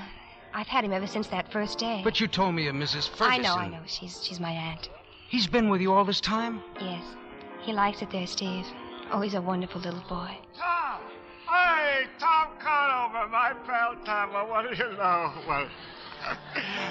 Well, don't you remember me? I'm sorry, chum. I'm afraid you're mistaken. You're not Tom Conover from Cincinnati? Look, do you mind? Oh, deeply sorry, sir. Sorry, madam. Hey, waiter, bring us a drink. Now, just a minute. Oh, permit me, madam. My name is Pinky. Might I inquire as to yours? Betty. Look, will you please stop annoying us? We're busy here. Oh, well, simmer down, pal. Simmer down. Just trying to pour a little milk into human kindness, that's all. Anne, I want you to go back to the hospital. I'm going to have another try at Maple Street. Oh, it's suicide, Steve. The police have you down as a homicidal maniac. And all this talk about your son. You've got to live for him, if for no other reason. If you thought it was so hopeless, why did you bring that stuff along with you? What do you mean? What stuff? When you opened your purse before, that little box, a hypodermic needle, isn't it? Oh. Sodium pentothal? Well, I thought if you ever did find Wickham, it might help us to get at the truth. Well, then let's start finding him. I tell you, we can... Oh, wait a minute. What is it? That drunk just now, I've got an idea. You, Pinky. You insulted me. That's what you did. You insulted me. But I want to apologize. You want to... Oh, well, that's more like it, Jack. How did you know my name's Jack? Well, it is. That's right, and you've already met my wife.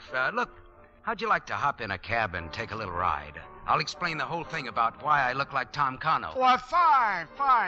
If this lovely little lady goes with us... Well, the lady's busy. Has to look after the baby. You and I will pay a visit to a very interesting fellow. Oh, no, you don't. You're not going any place without me. I shall say not. Well, let's not argue about it here. Come on, we'll find a taxi. I still think we should stop at Anne's house, Jack. Yeah, Anne's house. A foursome. We can have a real nice party. I got a better idea, Pinky. Why don't you drop me off and you and Betty step out for some dancing? I'll take care of the baby alone. Oh, what a wonderful friend. What a wonderful friend. Oh, no. No matter what Jack says, I'm going with him. I don't think he'll be able to take care of the baby by himself. Oh, just when I get all set for a big evening, you got to take care of the baby. Oh, he's a real problem child. Hey, driver. Yes, sir? Turn around. Take us to 106 Maple Street.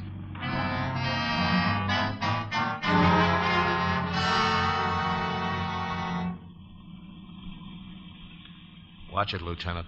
There's a car coming down the street. It's okay, Sergeant. It's a cab. Huh? No, yeah. Looks like it's stopping here, though. A lot of people live in here. It's a big apartment house. 2 men and a dame. Now keep your eyes on them. Sorry we couldn't make a night of it, Pinky. How about a rain check, huh? Oh, I wish you wouldn't go home. Please, I beg you. Look, how about another little drink, Peggy? Betty, just a little bitsy-witsy one, huh? You know what, Pinky? I think you're drunk. She thinks I'm drunk. Hey, officer, come on down here and arrest me. She says I'm drunk. People better get moving. We're trying to keep this street clear. You heard him, Pinky. How about dinner Tuesday night? At my house. Fine. How much, driver? Oh, no. Driver, his money's no good. Besides, I want to ride some more. Thanks, Pinky. See you later. Yeah, kiss the baby for me, Betty. Don't forget now. Don't you worry, pal. I won't forget.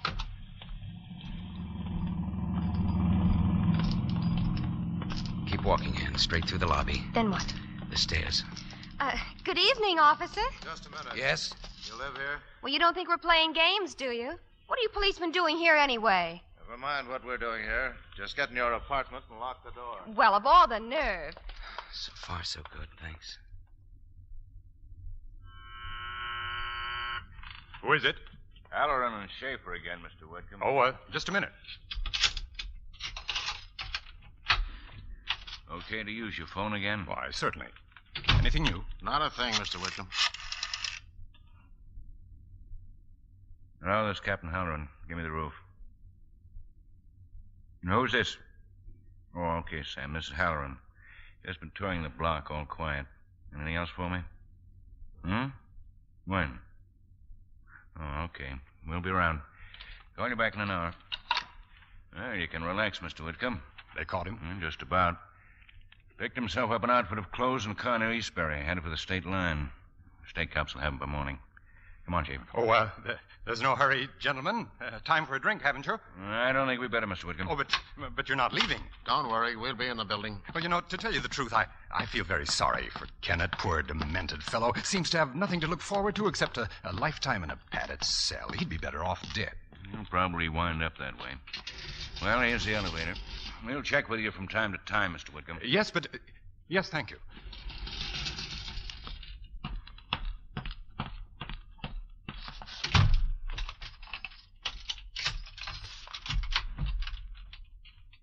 Don't raise your voice, Whitcomb. Kenneth. And move away from that door. Ann, stay where you are in there. The police, they'll be back. Sure. I'll call them when I want them. It was a nice break you gave me, leaving your door open when you walked to the elevator. They've orders to shoot. You'd better give yourself up. I'll kill you before anyone gets here. The law says that I'm insane. I'm not responsible. You fix that. Now, wait, Kenneth, wait. I can hide you here. I've got money. You can get out of the country. Plenty of money. Now, just let me open this door and I'll... Hey. All right, Ann. Come here. What happened? He had a gun in the drawer. I don't think he wants to fight anymore. Or do you, Mr. Whitcomb? Don't. You ready, Ann? I'm all set. Can you hear me, Mr. Whitcomb? I'm going to give you an injection of sodium pentothal. You can't resist. You're going to tell the truth. Can you hear me, Mr. Whitcomb? You're going back to the last time you saw Helen Kennett. You're going to remember everything that happened, and you're going to tell us, Mr. Whitcomb. You're going to answer all our questions truthfully. Well, I guess this is it. Yes, Mr. Whitcomb? Tell a couple of those policemen there in the lobby to come right up. Anything wrong up there?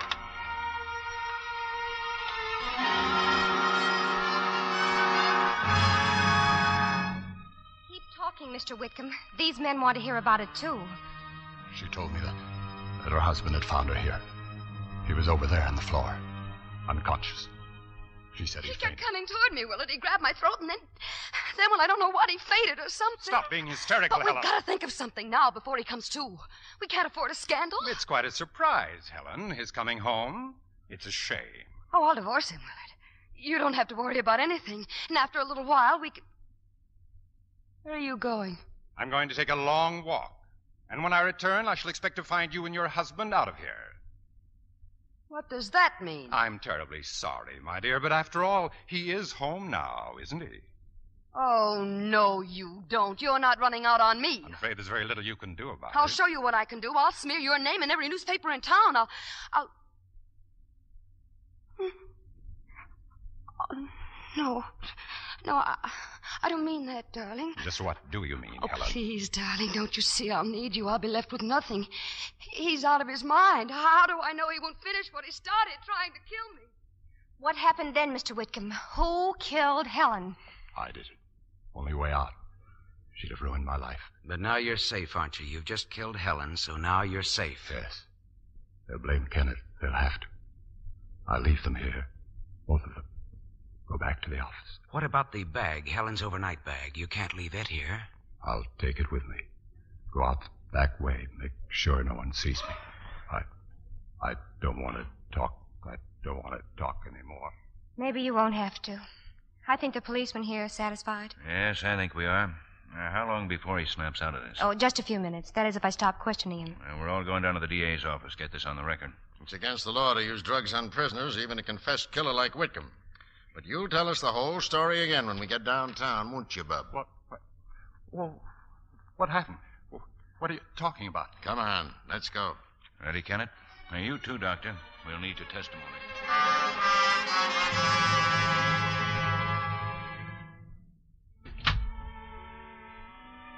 It's been quite a night, Anne. Well, I finally got you home, didn't I? So this is where Richard's lived all this time. Yes. Where's his room? Right at the head of the stairs. Darling, you know he hasn't seen you since he was 4 years old, and he's asleep. I don't think that I... Yeah, sure. I'll take it easy. All right. Anne, please come with me. Oh, Steve, thank you.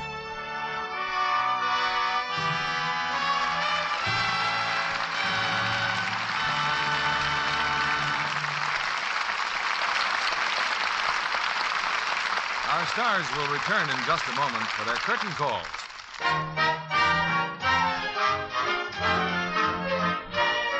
If you have trouble with washing dishes, change to Lux Flakes, and they will bubble your troubles away. Make rich suds that work faster, keep hands much smoother, softer. Let Lux bubble your troubles away. Yes, you can get rid of red, rough dishpan hands simply by changing from strong soaps to Lux Flakes for dishes. Lux Flakes are actually kinder to hands. Hundreds of tests prove it. Try these gentle suds for your dishes. See for yourself how soon your hands are soft, smooth, lovely again. Lux Flakes are thrifty, too, because they go further. Ounce for ounce, Lux Flakes wash up to twice as many dishes as any of 10 other leading soaps tested. Here's Mr. Keeley with our stars. The lights are up and our stars come down stage again. Here they are, Van Heflin and Janet Leigh.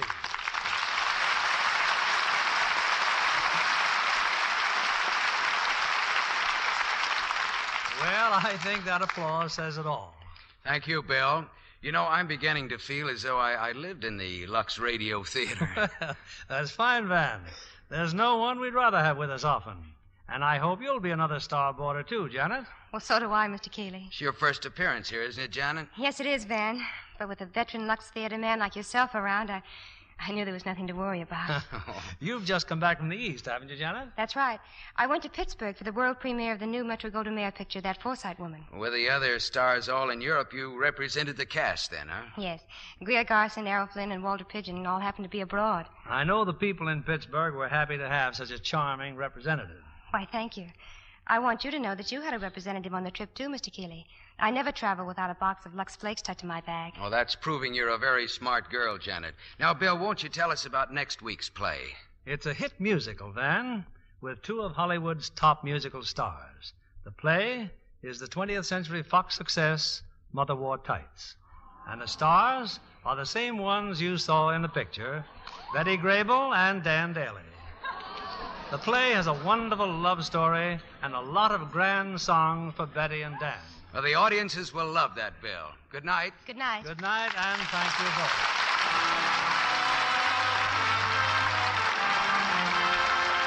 Lever Brothers Company, the makers of Lux Flakes, join me in inviting you to be with us again next Monday evening when the Lux Radio Theater presents Betty Grable and Dan Daly in Mother Wore Tights. This is William Keeley saying good night to you from Hollywood.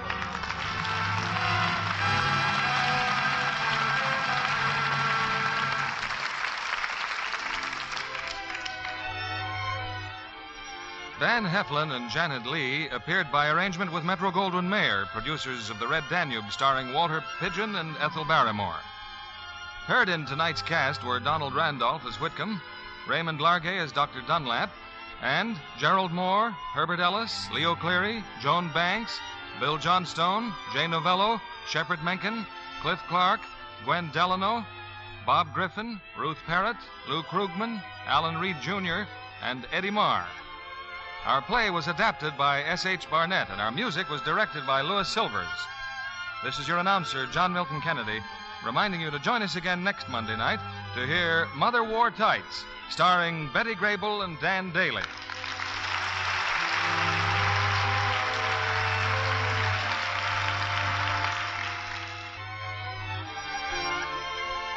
Be sure to listen next Monday night to the Lux Radio Theater presentation of Mother Wore Tights, starring Betty Grable and Dan Daly.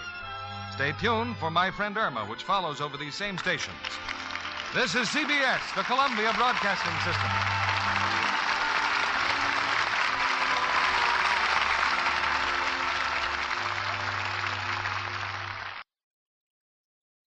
Lux presents Hollywood.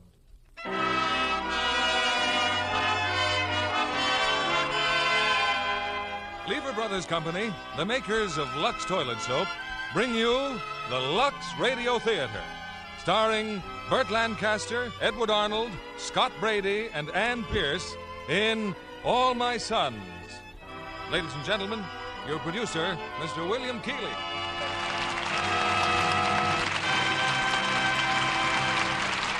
Greetings from Hollywood, ladies and gentlemen. Tonight we bring you a turbulent drama that has its counterpart in many American homes. That of a father who has the human desire to give his sons everything money can buy. But in making that wish come true, in this particular instance, his love for his family turns to greed for money. Now, this is the theme of All My Sons, a smash hit on Broadway, and later, a successful motion picture from the studios of Universal International. It's a play with brilliant acting opportunities, and we have an all-star cast tonight to perform it. First, that dynamic box office attraction, Burt Lancaster, in his original role. Then, our old friend Edward Arnold as the father, and Scott Brady, one of your newer favorites. And for feminine beauty and charm, Ann Pierce. Today is May Day, a day when beauty queens become a national symbol. And, of course, the national symbol for beauty care is Lux Toilet Soap. American beauties have known for years that there is no better way to guard lovely complexions than with Lux Soap facials. Now, All My Sons, starring Burt Lancaster as Chris Keller, Edward Arnold as Joe Keller, Scott Brady as George, and Ann Pierce as Annie.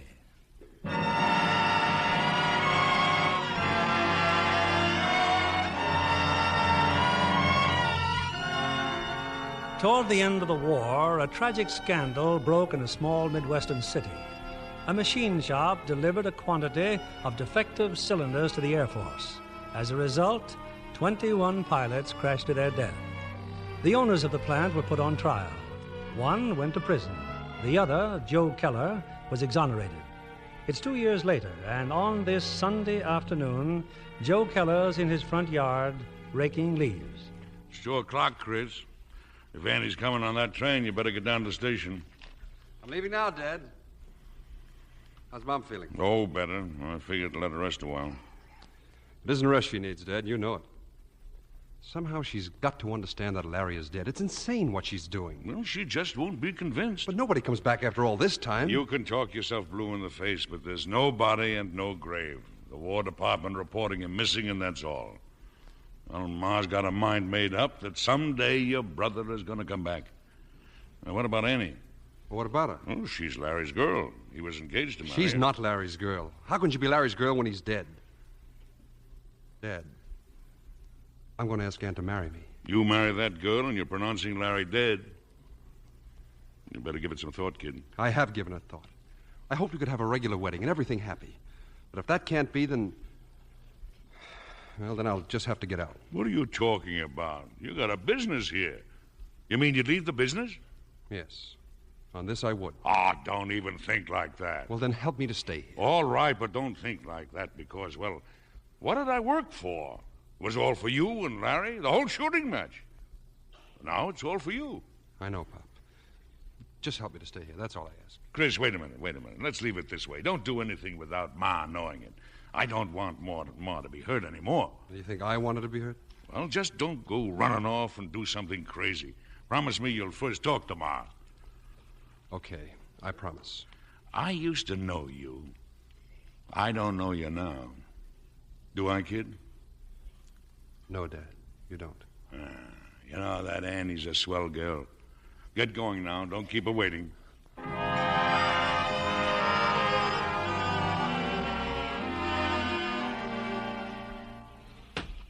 Well, we're home, Annie. Hey, Pop, where are you? I'm right here. Annie, why, you look beautiful. Hello, Mr. Keller. Where did you get that Mr. Keller stuff? I'm Joe. Here, let me look at you. Oh, a dish if I ever saw one. Here, give us a kiss. No, wait a minute. Oh, they're still falling for me, Chris.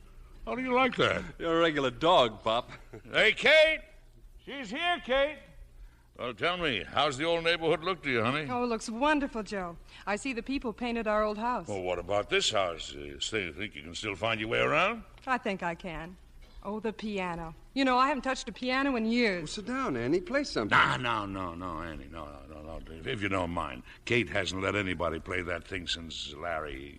Well, you know. Oh, that's silly, Joe. Larry'd love to have me play it. Play it, Annie. Well, I'm just telling you, that's all. Annie, darling, I'm so glad you could come. Mrs. Keller, it's so wonderful to be back again. I'll take your bags upstairs. Yeah, like old times, huh, Ma? Annie around again? Almost like old times, Joe. You know, the piano still looks good in spite of the way Larry and I... You think of him? You see, Joe, she still thinks of him. What do you mean, Mrs. Keller? Just that you remember him. But how could I help but remember Larry? I'll take you up to your room. Well, I'll see you later, Annie. You must be tired after that long train ride. Did you sleep well? I was too excited. This room, dear. To your left. No kidding, Mom. Isn't she the sweetest gal you ever saw? Oh, now you just take it easy, Chris. You're going to have me believing it. Okay, then you're not the sweetest gal I ever saw. Mom is. Oh, you big kid. You go away. See you downstairs. Tell me, Annie, you still work at the same place in Chicago? Oh, yeah, still pounding a typewriter. What are all these things, Mrs. Keller? Do these all belong to Chris? You don't remember? This is Larry's room. Oh, it just didn't occur to me that you... Well, like his shoes, they're all shined and his... Yes, dear, for when he comes back. Mrs. Keller. Annie, sometimes it's better to let things stay the way they are, not disturb them, no matter what. We'll be in the backyard. You come down whenever you're ready, dear.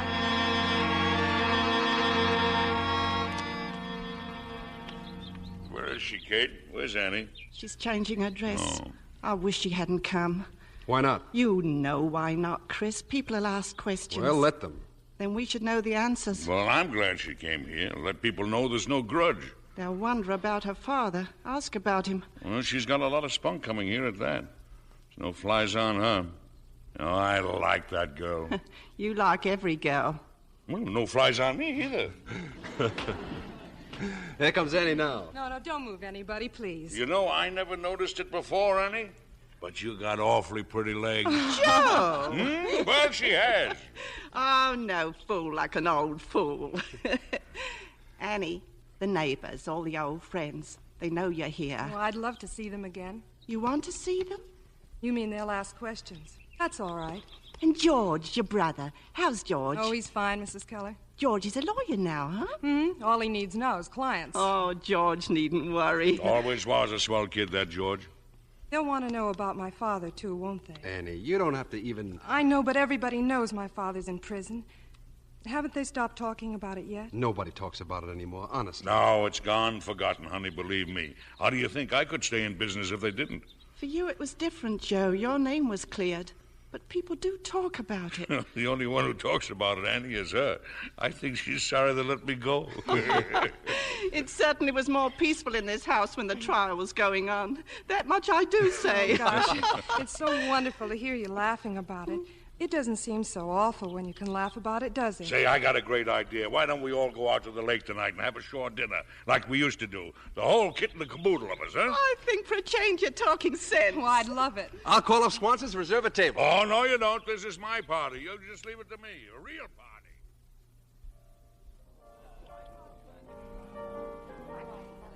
Everything okay, Mr. Keller? How's the lobster? Oh, fine, Pete, fine. Just keep that wine coming, will you? Anything you want. Just holler for it, Mr. Keller. All right. Big shot, huh? You stick around with me, kid, and you'll go places. Here, Annie, have some more lobster. Joe, I've gained 5 pounds already. Joe, look who's at the bar. Huh? Oh, yeah. Mrs. Hamilton. She's drunk again. So what? So nothing. Who's Mrs. Hamilton? Oh, she's a lush. She's always drunk. She used to work in the factory for a while. Yeah, during the war, extra help. Her husband was killed in the invasion in France. You know, I just got another great idea. As soon as we leave here, why don't we all She's seen us, Joe. She's coming this way. Well, how are you, Mr. Keller? Huh? Oh, hello, Mrs. Hamilton. You murderer. Now, you cut that out or I'll... heard me. Get out before... Dad, take it easy. Hey, what's going on? Get it out of here, I tell you, get it out. Here? Frank, Eddie, take care of her, will you? It's all right, folks. Everything's all right. I'm sorry, Mr. Keller. No, it's okay. She's drunk. Get some kind of a crazy bug in her head. Now, come on, let's finish the dinner. Huh? Joe, I don't feel so good. Let's go home. Yes, please. Well, Let's. you take him out of the car, Chris, will you? I'll get the check.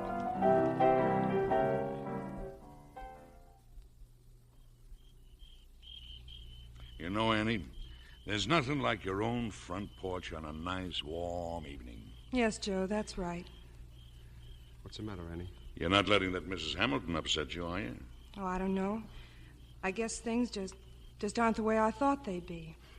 Perhaps I shouldn't have come back. That's what I told Chris. Mom. She's right, Chris. She's not right. You had to come because this is where you belong. Now, look, you listen to me, Annie. You do like I did, and you're going to be all right. Like you did, Joe. Yes. The day I came home after the trial, I got out of my car, but not here in front of the house. Oh, no. Way down the street, on the corner. Everybody knew I was out that day. Nobody believed I was really innocent. The porches all down the street were loaded. The beast. I was the beast. I was the guy who sold defective cylinders to the Army Air Force. I was the guy who made 21 planes crash. Well, kid walking down the street that day was really something. But I walked, past the porches, past every single one of them with my head up high. Result, 6 months later, I had one of the best shops in the state again. A respected man again, bigger than ever. I'm afraid I don't have that kind of courage, Joe. Besides, you were cleared. The worst thing you did was to move away from here. And it ain't going to end until you move back. And the next time you write your dad, I'd like you to tell him just what I said. But I don't write to him. Neither does George. You don't even write. Why? Because he did murder 21 pilots, that's why. Oh, now what kind of talk is that? Look, Joe, when they first took Dad away, I went to see him every visiting day. Until I learned the news about Larry. Then I stopped. What your father did had nothing to do with Larry. Nothing. And Larry's not dead, do you hear? He's not dead. Mom, please, please. He's not dead. If you'll excuse me, I think I'll go up. Good night, Annie. Good night, Mrs. Good Keller. night, Joe. Chris. Night, Mom. Now, listen, Annie. Larry never flew those planes. So who flew them? Pigs? Annie's father was a fool, but don't make a killer out of him. You got no sense? All of a sudden, a batch of cylinders come out bad. Something went wrong, a mistake. But it ain't murder. Annie, you mustn't feel that way about your father. No. He still didn't have to ship them. All right, so he shipped them. He believed they'd hold up 100%, and some of them did. The Army screaming for deliveries, me home sick in bed. So he shipped them. I don't say he was right, but it wasn't murder. You hear me? It wasn't murder. Let's just forget about it, Joe. Andy, the day the news came about Larry, he was in the cell next to mine, your dad. And he cried, Annie. He cried half the night. I guess the fathers of those boys cried, too. No, don't talk like that. Well, then cut it out. We've had too much talk. Yeah, Chris, you're right, Annie. You're right. Too much talk. Now, look. Why don't you two go for a ride or something? Have some fun. What's the matter with you, Chris? A pretty girl, and all you do is sit around here. Why don't you mind your own business? Well, it's too bad I'm not younger myself, Oh, you're just the right age, Joe. Yeah, what do you know? Just the right age, she said. Let's get out of here, Annie. He's too much competition. Yeah, and have a good time, Annie. Enjoy yourself.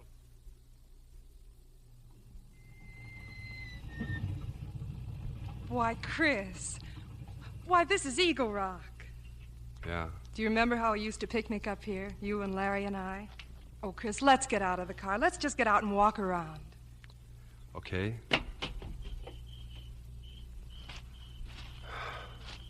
This is where I learned three's a crowd. You were too sensitive. Are you still? Well, the Army rubbed some of it off. Not enough, I'm afraid. Chris, I'm not staying.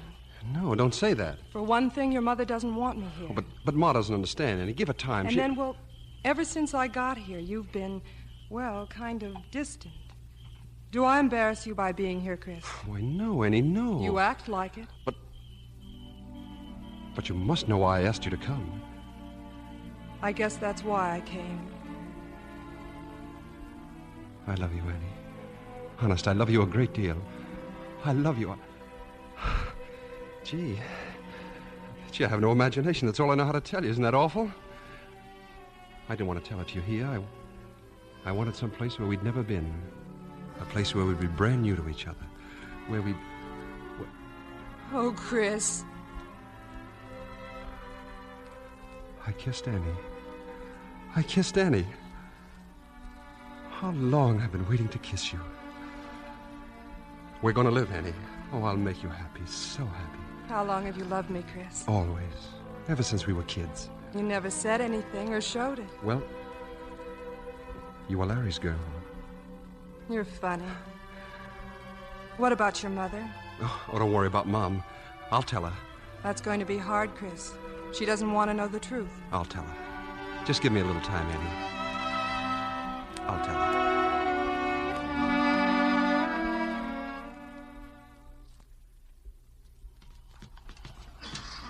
Well, you're home early. Still sitting on the porch, huh? Checking up on us, eh? Phone call for you, kid. Long distance. For me? Ask for Operator 4, Springfield. I think it's your brother. George? But, well, why would George? Why don't you call him? Find out. Well, I will if you'll excuse me. Well, that didn't take long. Couldn't you reach him? It was George, all right. Anything wrong? We went to Springfield to see my father. What is it, Annie? Your father took sick or something? No. George is just a little upset, that's all. What about? I don't know, Joe. He didn't seem to make much sense. I think I'll turn in now. Well, Good night, Joe. Sleep well, Annie. Good night, Chris. Good night, Annie.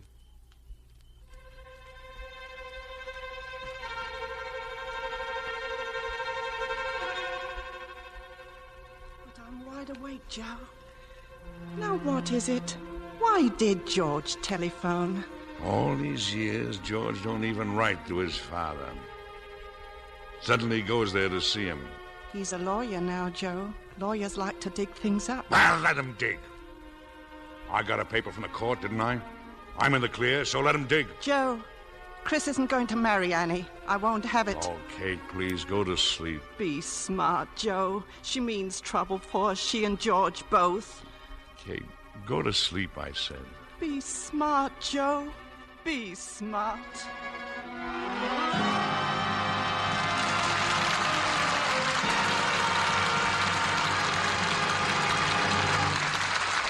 In a few moments, we'll continue with Act Two of All My Sons. And now, our Hollywood reporter, Libby Collins. Give me a good melodrama, Mr. Keeley, and I'm happy. Especially when it stars James Mason. Well, that's the way he affects all the ladies, Libby. In Universal International's One-Way Street, he's involved with a gang of criminals, but still he wins your sympathy. Yes, you keep hoping he'll escape the vengeance of Dan Duryea, the sinister gangster chief. The more so because of his romance with lovely Marta Torrin. It all begins when they arrive in the little Mexican village. A village you'd hardly believe was built right on the studio lot. So authentic in every detail, even the Mexican actors were impressed. You might say One-Way Street has an international flavor, with James Mason making love to Marta in his nice British accent. And Marta herself is Swedish. You know, few people realize that when they see her. She's a brunette beauty, the dark, sultry type. You'd recognize her as a Lux girl, though, right away. Instantly, John. Such fresh, lovely skin, with the smooth look that comes from daily Lux soap care. Marta really depends on her Lux soap facials. That's because they give such gentle, protecting care, Libby, as famous screen stars know. Yes, and these Lux soap facials are so quick and easy, too. Just smooth the rich, active lather in well. Rinse, pat with a soft towel to dry. That's all. But what fresh, new beauty this gentle care will give your skin. Recent tests by skin specialists prove it. In actually 3 out of 4 cases, complexions improved in a short time. So here's a beauty tip for women everywhere. Next time you shop, stock up on Hollywood's own complexion soap. Remember, 9 out of 10 screen stars use fragrant white Lux toilet soap. Now, our producer, Mr. William Keeley. Act Two of All My Sons, starring Burt Lancaster as Chris, Edward Arnold as Joe, Scott Brady as George, and Ann Pierce as Annie.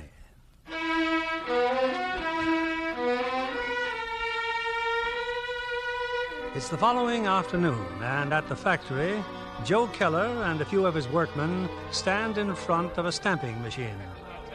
Well, there, you see, it's all fixed. Is anything else up with you guys? Same old Joe. If you want to know, ask Joe. That's what we used to say. Yeah, sure, that's right, Charlie. If you want to know, ask Joe. Okay, fellas, get with it. Knocking off time 8 till 5 o'clock. Hey, Chris? Yeah? Where are you? Where were you this morning? I stayed and had breakfast with Annie. Well, you can dock yourself a couple of hours' pay. Now, wait a minute. It was only an hour. An hour and 14 minutes. If you want to know, ask Joe. Annie say why she called her up last night? George called her up? No, I guess it wasn't anything. Why? Does it bother you? No, it's just that I don't want him raking up things that had better be forgotten. This day in court, that man blamed it all on me. Well, this is his daughter. Dad, Annie's going to be my wife. Well, I'm glad. I'm glad for both of you, kid. And when it happens, I'll put up a new sign over the plant. J.E. Keller and Son. How does that sound? Sounds important. It is important. And I'm going to build you the best house in town. I want you to spread out, Chris. I want you to use what I made for you. With joy, I mean. Without shame. With joy. Of course, Pop. Sometimes I think you're ashamed of money. Ashamed of it. I'm sorry. There's nothing wrong with the money, Chris. You don't have to tell me that. Am I interrupting big business? Well, Annie, I came to drive you home. Hello, darling. Annie, Chris just told me the good news, and I'm glad. Really glad. Thank you, Joe.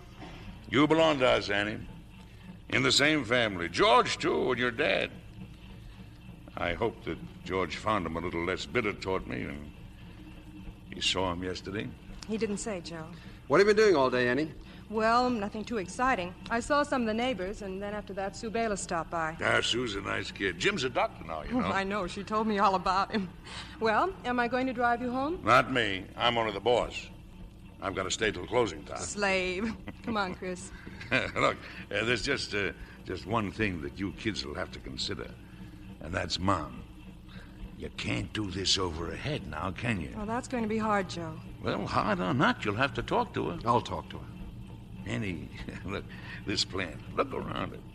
Someday it's all going to be yours. Yours and Chris's. And tell that to George the next time you see him so he can tell your dad. It might make him feel happy to know that. You're a good man, Joe. Yeah, sure. Well, I'll see you at dinner.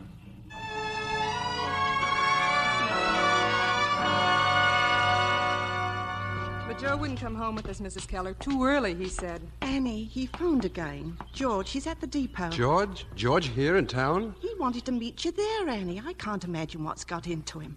I finally got Jim Bayless to drive down to the depot and make him come out here. Well, I'll phone the station and see if he's still there. If George is coming to reopen the case... Mom, how can George reopen the case? Oh, I don't know.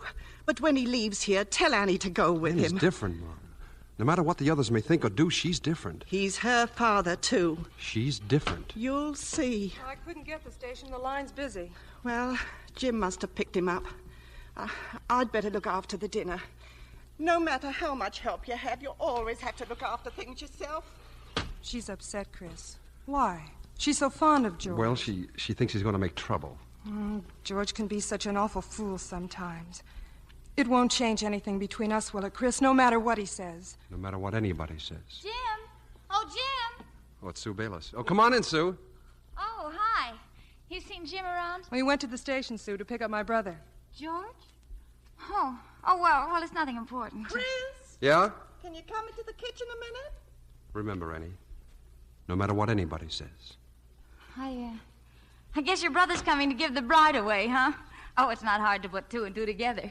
What's your father going to say about all this? Why should he say anything? Well, why shouldn't he? After all, the way Joe Keller outsmarted him. That's not true. Oh, I'm sorry, Ann, but there isn't a person in town who doesn't believe it. But that can't be true, Sue. The Kellers are on the best terms with everybody. They just give Joe credit for being clever. I guess I do myself. Susie, go on and see if you can calm down Mom, huh? She's all worked up. Oh, but you and Ann, huh? Why don't you mind your own business? Go on and see what you can do, huh? Okay, I'll go in. Chris, she says they think Joe's guilty. That he just outsmarted my father. Sue talks too much. But, Chris, I turned my back on my father. If there's anything wrong here now, Annie, my father is innocent. Do you think I could forgive him if he were guilty? Believe me, Oh, there's a car coming. Oh, it's Jim. Look, stay here, Chris. Stay here on the porch. Hello, Ann. Well, your brother's there in the car. Oh, what's he staying in the car for, Jim? George came here to take Ann away. You take my advice, fight it out somewhere else, huh? Nobody's afraid of him here. I thought I heard you talking. Oh, hello, honey. Well, is that George out there? He's getting out of the car. Oh, why wouldn't he? George. Hello, Annie. Hello, George. I'm glad to see you. Oh, this is Jim's wife, Sue Bayless. Hello. So you're George. Well, I heard a lot about you. Yeah, that'll do, Sue. We've got to get back home. Well, you don't have to push me. Nice meeting you, George. Thanks. And thanks for the lift, Jim. Forget it. Sit down, George. Well, tell me, How's the law these days, huh? I don't know, Chris. When I was studying, it seemed sensible. But outside, there doesn't seem to be much law. Annie, you're not going to marry him. Why not? Because his father destroyed your family. That's why not. Cut it out, George. Let's not argue. Tell her to come with me, Chris. Who are you to come bullying your way in here? If you've got something to say, say it. I went to see Dad, Annie, to tell him you were going to be married. It seemed impossible not to tell him. All right, go on, George. Whatever he did, he's our father. We've got to remember that. That's not what you said when you got back from overseas. I know what I said. But now I know it wasn't all Dad's fault. Joe Keller knew about those cylinders, Annie. Joe knew. That's a lie. My father was here in this house. He was sick. Sick? He stayed home to give himself an alibi, so all the blame would fall on my father. But, George, all this came out at the trial. Dad told the whole story, and the jury didn't believe him. The jury didn't know him, Annie. Yesterday I heard it straight from his own lips. And it's altogether different from the way it reads on the court record.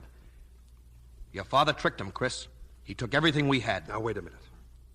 Where do you get the nerve? Get your things, Annie. You're coming with me. I'm staying here, George, with Chris. Staying here? Why, everything they've got is covered with blood. You're not the kind of a girl who can live like that. Georgie. Oh, hello, Mrs. Keller. Oh, let me look at you. Let me look. Why, Georgie, they've made an old man out of you. Well, it's been a long time, Mrs. Keller. Annie, why do you say he looks fine? He looks like a ghost. What's the matter with you? Don't you eat? Oh, I feel okay. It's just that I don't have much of an appetite these days. If you ate in my house, you'd have an appetite. Wait till you see the dinner I've spread out for you. I'm not staying for dinner, Mrs. Keller. I've got to get right back. Of course you're staying for dinner. No, I can't really. Now, don't you start telling me what you can do and what you can't do. Going around making believe that you hate us. You can't hate us, George. Not in your heart. I know you. Oh, I carried you when you were a baby. No, you can't fool me. You haven't changed, have you? None of us have changed, Georgie. We're all the same. Well, maybe I will stay for dinner. Nobody can resist, Mom. Not for long. Why should he resist me? Georgie, I've grape juice. Remember? You and grape juice. Oh, grape juice. See, Ken, smile. You come with me. Joe'll be home soon. He'll be so glad to see you.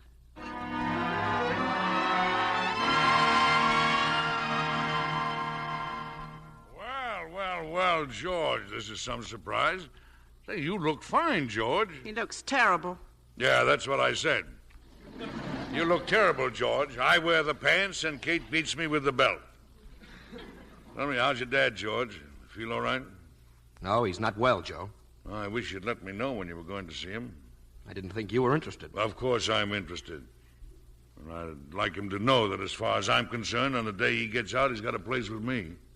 You don't owe him anything, Dad. I know that, Chris, but just the same... He hates your guts, Joe. Don't you know that? Yeah, but that can change, too. Herbert Deaver was never a man to hate, never.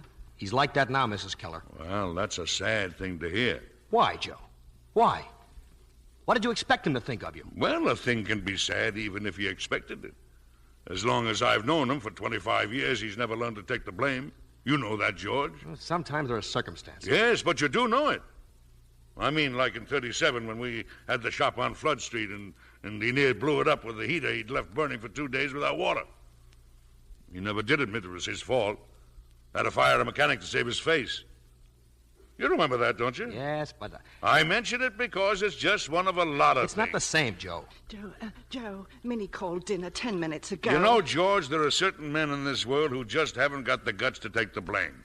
Do you understand me? Sure, Joe, sure. I understand you. That's all I wanted to hear you say. Well, come on, everybody. Let's have some dinner.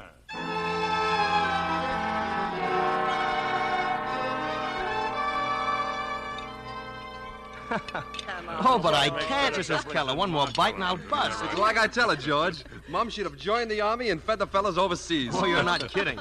Well, I just don't like to see people go hungry, that's all. Now, you come back here to live, George, the way Joe's been telling you, and we'll see. Yeah, and don't think I was kidding. Oh, he's got influence, this man. Influence. I'll talk to Judge Collins. He's got the biggest law firm in town. I'll have him take you in with him. Well, George, now all you'll need is a wife. Leave it to me, Georgie. I'll find you a girl. Yeah, I feel so... Well, it's so wonderful. I've never felt at home anywhere but here. And why shouldn't you, Georgie? We've no argument. Why should we have argument? We were all hit by the same lightning, all of us. You know, Mrs. Keller, you haven't changed a bit. And you too, Joe. Why, you're amazingly the same. Still healthy and strong as an ox. Joe hasn't been to a doctor as long as I can remember. Never been sick a day in my whole life. Is that a fact, Joe? Yeah, sure it's a fact.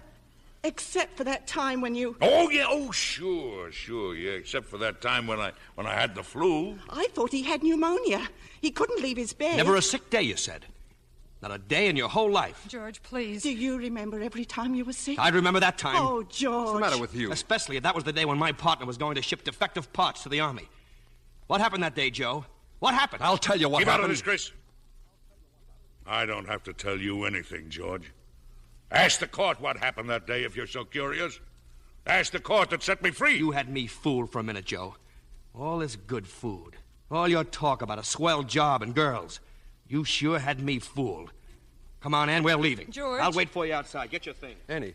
No. Stay here, Chris. Look, I'll go out there and talk to her. I told you not to bring her here. She doesn't belong here. Why doesn't she belong here? Because she's Larry's girl. She's not Larry's girl. Larry is dead. He's dead and he can't come back. Cut it out, Chris. Never in this world. He's not dead. As long as we're alive, your father and I, he's not dead. Do you understand? He can't be dead. What did she mean by that? How do I know what she meant? That's a funny thing for her to say. Well, you know the way Ma talks sometimes. What's the matter? Why are you looking at me like that? If it ever turned out you weren't telling the truth, I'd kill you. What kind of a thing is that to say? I don't have to defend myself to you or nobody, do you understand? Not to you or nobody. No hard feelings, kid. No hard feelings. But don't you see, Annie? What kind of happiness are you going to have with all that rottenness underneath? Use your head. It can't be. What are you telling her? Get out of here, George. Don't you ever come back here again. Well, Ann? You wait for me, George. I'll be right there. It's no good, Chris. Sometimes you just have to leave things the way they are, I guess. That's what your mother said. And she's right. Then you're going. Yes. Let me go with you. No, Chris. No.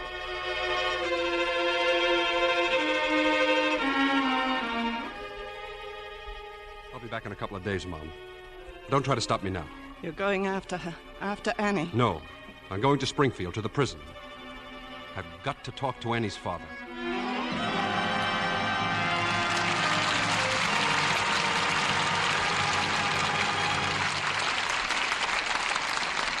In a few moments, we'll bring you Act 3 of All My Sons. Our talented young guest tonight is Joan Reynolds, 20th Century Fox starlet. As the daughter of the famous war correspondent Quentin Reynolds, you've undoubtedly had your share of excitement, Joan. Yes, indeed, Mr. Keeley. And I've learned enough about war to know there's nothing romantic about it.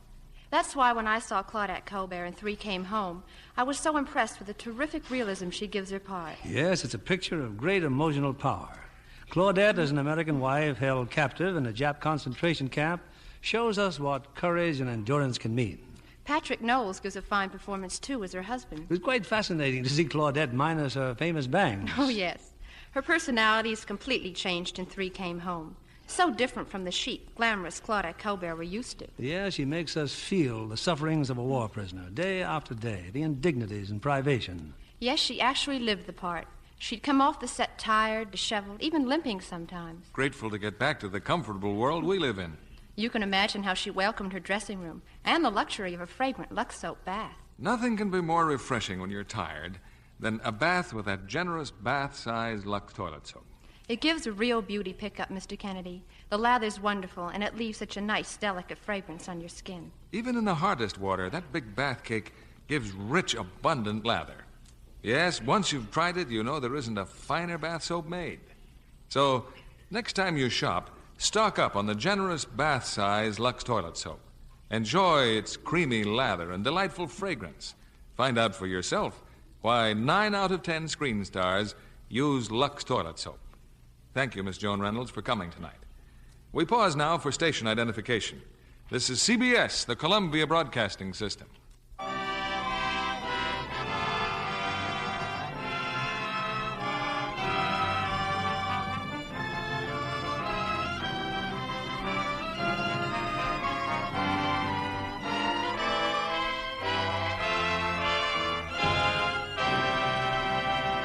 The curtain rises on Act 3 of All My Sons, starring Burt Lancaster as Chris, Edward Arnold as Joe, Scott Brady as George, and Ann Pierce as Annie.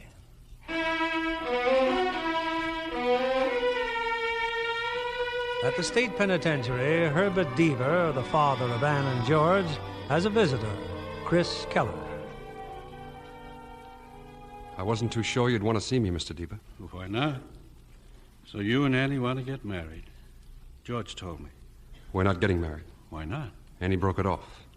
George came to our house after he'd seen you. She went away with him. Why? Because George convinced her my father was guilty. I'm sorry for you, Chris. Very sorry. I don't believe my father is guilty, Mr. Deaver. Go away, Chris. Go away and forget all about it. I'll go when you tell me my father is not guilty. It's all that matters to me now. My happiness and Annie's happiness. So tell me. Tell me the truth. All right, Chris. All right. As God is my witness, what I'm going to tell you is the truth. You were away at war when it happened. Your brother Larry, too. You have no idea how busy we were in the plant. Well, one day the foreman came to my office. It's about those cylinders, Mr. Deaver. Have you looked at them? Why should I look at them? It's Joe's department. Well, I thought you should know, too. They're defective. Defective? I'll have to reject the whole batch of them. But you can't reject them. They've got to be shipped out on Monday morning. The government tells me I got to inspect them, Mr. Deaver. You know that. Well, they're no good. Get back on the job. I'll see Joe about them right away. That's right, Herb. The cylinders came out bad. Sometimes that happens. They come out bad. But can't they be fixed? How can we... Fixed? You mean we start from scratch on that order? By the time we do that, we're out of business. We shouldn't have got into this, Joe. We're way over our heads. We're not big enough. We had no right to accept those contracts. I don't remember you saying anything when I got those contracts. You looked at the profits at the bottom of the page and you thought they were plenty big enough? You said we could handle it. I relied on you. We can handle it. So what do you want to do, Herb? Not ship them? Have them cancel us out? Put us out of business? Either we take the chance or we're through. Good and through. Broke. I've got every cent in the world tied up in this shop. I wouldn't even be able to keep my home. And what makes you think I'm any better off? I've got more than money tied up in this. I've got me tied up in it. Me. My flesh and blood, my heart, my brains. 40 years of it. Keller and Deaver. I guess you don't know what that means because you never had to get it that way. I know, Joe. I know. Yes, you know. When you were working for your father, wearing a white collar and living in the best house in town, I was collecting scrap iron in back alleys. A junk man. Old cars, old sinks, old stoves. I picked up a stove from you once, too, Herb. Did you know that? Yeah, and I paid you for it, too. I guess you wouldn't remember. I was only $3.50. But I remember it. It was my last $3.50. I beat it into a scrap with my hands and sold it for $5. $1.50 profit. A nice turnover, Joe. Joe. Yes, Joe. I know. Finally, I had my own shop. And then the times when I couldn't meet the payroll. The times when my wife took a job to pay the interest on a bank loan. Kate, a foreign girl who worked for your mother. You're only losing money, Joe. Only money. It's a crime to ship those cylinders out of here. You must realize It's only that. a crime if you get caught. So ship them out of here, Herb. I say the cylinders are okay. Ship them out. But when Monday came, I didn't ship them, Chris. Joe was home that Monday. He was sick. The first time he was home sick. I'd like to say that I held the order up because of honesty, principle, but that wasn't so. I was frightened. On Tuesday, the Army men came in. They tore the roof off the place. They wanted the cylinders. When they left, I phoned Joe. All right. But what did you tell him? Did you tell him they'd get the cylinders? No, I can't take the responsibility, Joe. I'm frightened. Can't you come down here and handle it yourself? How can I come down when I'm sick? But if something happens... Nothing is going to happen. I'll take full responsibility, Yes, Joe. Joe, I know, but full responsibility, I said. So ship them. Ship them. Full responsibility, Chris. So I Ship the cylinders. But that's what you told them in the court, and they didn't believe you. Why? Why? On the telephone, you can't have responsibility. And in court, you can always deny what you said. So they sent me to prison. No. No. He couldn't be like that. I know him. He's my father. You know it isn't the truth. It's the truth, Chris. It's the truth. Well, the guard's coming. Time's up, mister. Let's get going, please. But if it's true, you how... have to go now, Chris. Tell me something. Do the men at the plant still say, if you want to know, ask Joe? Yes, I bet they still do.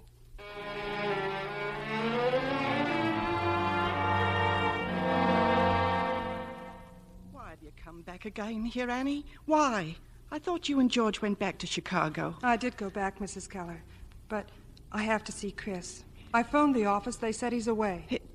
He's out of town. I don't know, a few days of vacation. Look, I wanted to talk to him before I talked to you, but perhaps it's just as well. You have nothing to tell me, Annie. But I have, Mrs. Keller. It isn't better to leave things the way they are. I want to marry Chris. Chris would never marry you as long as Larry's alive. He wouldn't do such a thing. Why won't you face the truth, Mrs. Keller? The truth? What good is the truth if it destroys us all? What good is it? Chris asked me to marry him. We love each other. You're engaged to Larry, to his brother. Larry isn't coming back, Mrs. Keller. But look, I don't want to marry Chris without your consent. Chris loves you. It would hurt him. So please tell him that it's all right. It would take more than my words. The day you marry Chris, Larry will be with you. Your hearts will dry up with thinking of Larry. And every day after, as long as you live. Larry is dead. No. He crashed off the coast of China February 8th, 1944. You have no proof. Not even the Army had proof. I have proof, Mrs. Keller. In this letter. Letter? What letter? It's from Larry. It was written the day he died. No. Take it, Mrs. Keller. Take it and read it. No. No. I tried not to show it to you. Larry. Larry. Read it all, Mrs. Keller. Please. Now you know why I had to keep it from you. When Larry comes back, will you tell him I'll be at the hotel, please? You're taking the letter? Yes. Annie, Joe must never see that letter. Do you hear? Whatever happens, not Joe.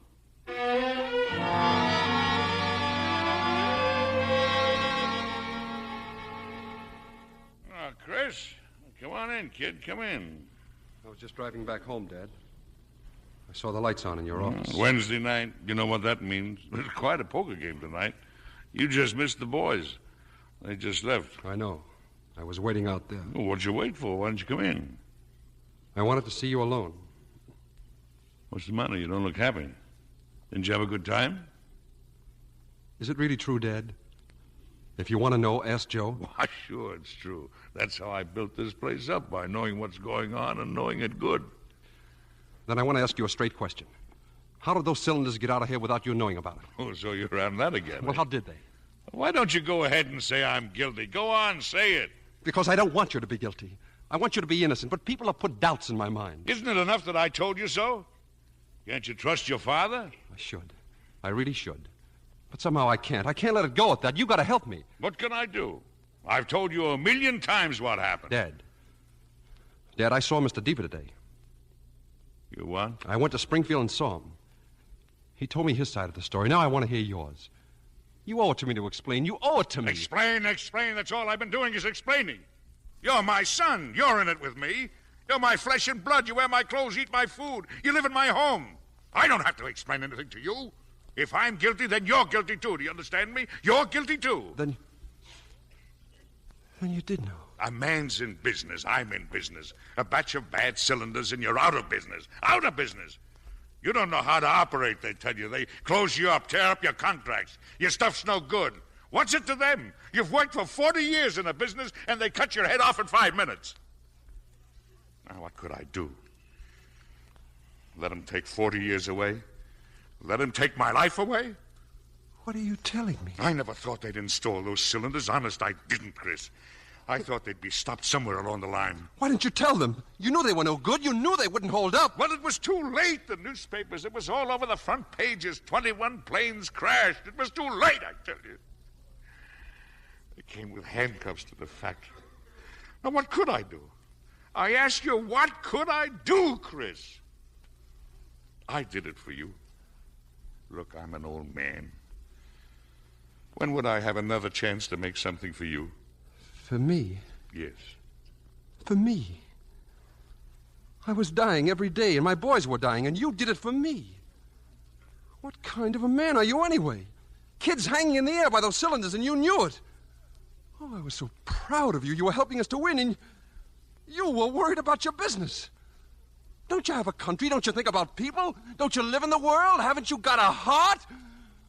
Oh, what must I do to you? What must I do to you? I'll kill you! I'll kill you!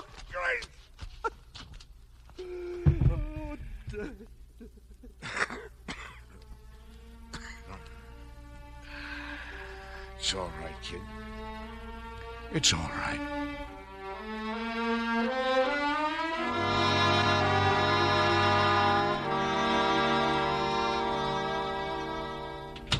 Chris! It's me, Kate. What made you think it was Chris? He's back, Joe. Yes, I know. He came home maybe half an hour ago. Then he left again. He couldn't talk, Joe, like he was crying. He'll be back. Joe, he knows. Chris knows. I guess Annie knows, too. Have you heard from her? No, not again. Maybe she's still at the hotel. I told Chris. Then he's with her. I thought I had a family. What happened to my family, Kate? Joe, I was thinking this way. If you could sit down with him and explain yourself. I mean, make it clear to him that you know you did a terrible thing. I mean, if Chris saw that you realized... Ask him to forgive me, you mean? Something like that, Joe. Ask my son to forgive me? A man has to take care of his family. That's the first thing he has to do. He has to take care of his family. Why must I be forgiven? You needed money, didn't you, to buy clothes, food, to send the boys to school? You had to have money, didn't you? Joe, not that way. Well, I didn't want it that way either. Forgive me. I could live on $1 a day, but I got a family, so I... Joe, it doesn't excuse it that you did it for the family. It's got to excuse it. There's something bigger than the family to him, Joe. No, there's nothing bigger than that. There's nothing Chris could do that I couldn't forgive, because I'm his father, and he's my son. There's nothing bigger than that. And you're going to tell him that, do you understand? You don't think he'd go to the police, do you? Joe, please. No. He wouldn't do a thing like that, not without telling me. Tell me, where is he going away like this and not saying a word and not coming back? You'll be all right, Joe. Nothing's going to happen. But, Kate, for you and Chris and Larry, that's all I ever lived for. I know, Joe. I know.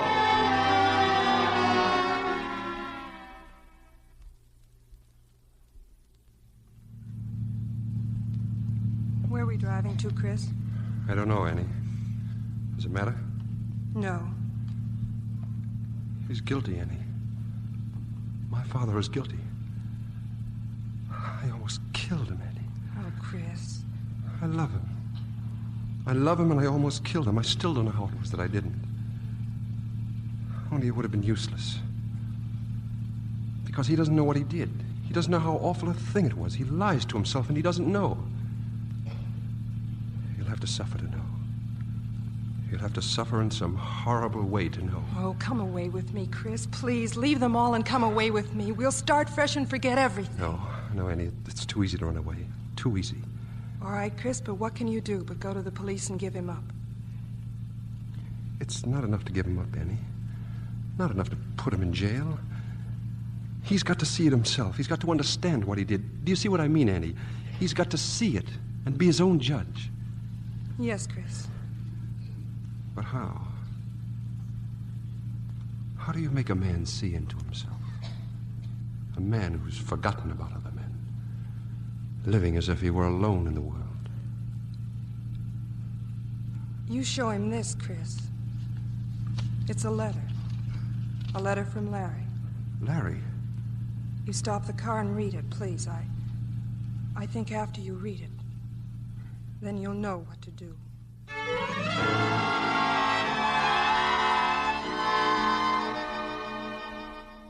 I figured you'd come home, Chris. Tell me, what do you mean by frightening your mother half to death? What kind of a thing is that to do? Where is Mom in bed? Yeah, but she can't sleep. Maybe if she knows you're home... No, wait. I want to talk to you. Something bothers you, huh? You got too much money? Is that what bothers you? The way you got it bothers me. Well, then what's the problem? When something bothers you, you either get used to it or you get rid of it. If you can't get used to it, then throw it away. Do you hear me? Take every cent and give it to charity. Throw it in the sewer. Does that settle it? In the sewer, that's all. That's not enough, Dad. You think I'm kidding? I'm telling you what to do. If it's dirty, then burn it. If it's your money, not mine. Look, I'm a dead man. I'm an old dead man. Nothing is mine. Well, tell me. Tell me, what do you want me to do? It's not what I want you to do. It's what you want to do. What should I want to do? Prison? You want me to go to prison? Then tell me so. Only you can't tell me, and I'll tell you why you can't. Because you know I don't belong there. You know it. Read this, Dad. Read this letter. Then tell yourself what you must do. What is it? What do you got there? Chris, where have you been? All night we... No, Chris. No, not that letter. It's from Larry, Dad. Give it to me. Larry? Don't read it, Joe. No, don't read it. Then I'll read it. My dear Anne. Don't listen, Joe. Go away. Be quiet. Go ahead. I want to hear what he had to say. It's impossible to put down the things I feel, but I've got to tell you something. Yesterday they flew in a load of newspapers from the States. I read about Dad and your father. I'm not clever in the way that you are, the way Chris is. And I cannot understand or make myself understand how this could have happened. We get to be proud of the planes we fly. They come to be, piece by piece, bit by bit, something of you at home who have made them. And we're not alone. But my father has made me alone. He has betrayed us all.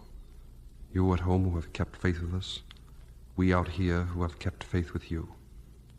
I'm ashamed. I can't face the other men. I can't face anybody. I don't know how to tell you, Annie, but I'm going out on a mission in a few minutes, and I will not come back. I want you to forgive me, Annie, for doing this. It's the only way I know to pay for what he's done. That's his letter. You shouldn't have. You shouldn't have. I didn't like doing it, Dad. You know that. Oh, sure, kid. I know. You did right. Joe. Maybe I've known it all along. A man can be defective, too, like a machine part, cylinder. A little pressure and he cracks. A lot of innocent people die. A lot of innocent people. You paid for it, Joe. Larry paid. He was your son. There's nothing more you can do. Sure, he was my son. But I think to Larry, they were all my sons. And I guess they were. All my sons. Chris, he's your father. You can't send your own father to prison. It's with him now, Mom. It's whatever he thinks. Have you gone crazy? What's accomplished if he goes to jail? Will it raise the dead? The war's over. It's over. Don't say that, Mom. It's not over. What was Larry to you, a stone that fell in the water? It's not enough to be sorry. Larry didn't kill himself so you and Dad could be sorry. He did it to show you. Oh, what more can we be than sorry? What more? You can be better. Once and for all, you can know that the whole world comes in through those fences. That there's a universe outside, and you're responsible for it. Because if you're not, then you threw your son away. Because that's why he died. You understand? That's why. Mom. Joe. Mom, no, don't go up there. Stay here. Let me go, Chris. Chris, that shot. It was Joe. I'm going up to him, Chris. I took care of him all his life, whenever he needed me.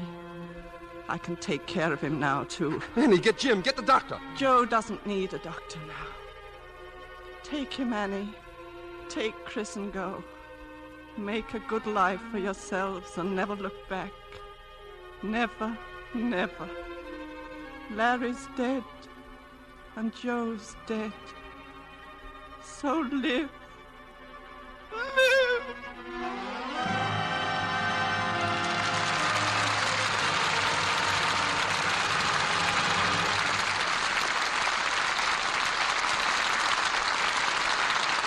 The curtain falls on All My Sons, and that applause is our thanks to a stellar cast for their really fine performances.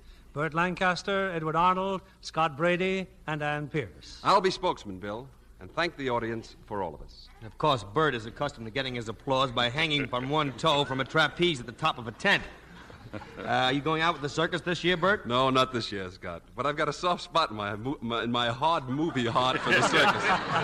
Because, you see, that's where I got my start. Well, it's not my idea of a vacation, hanging from a trapeze. Well, so few people can start hanging by one toe from the top of a tent. It'd be my end, I'm sure.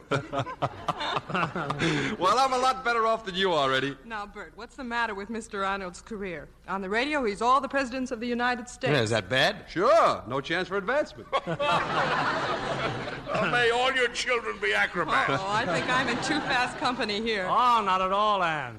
You're absolutely the only one with a lovely Lux complexion. Why, thank you, Mr. Keeley.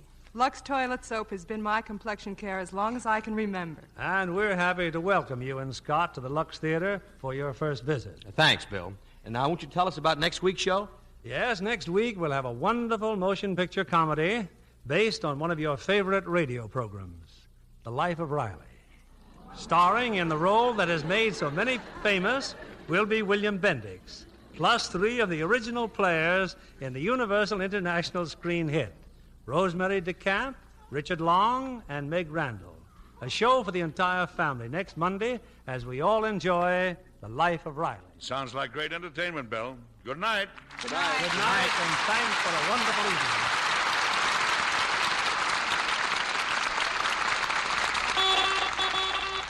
Here's a fashion flash from Hollywood. Aprons of organdy and handkerchief linen are going to the smartest parties.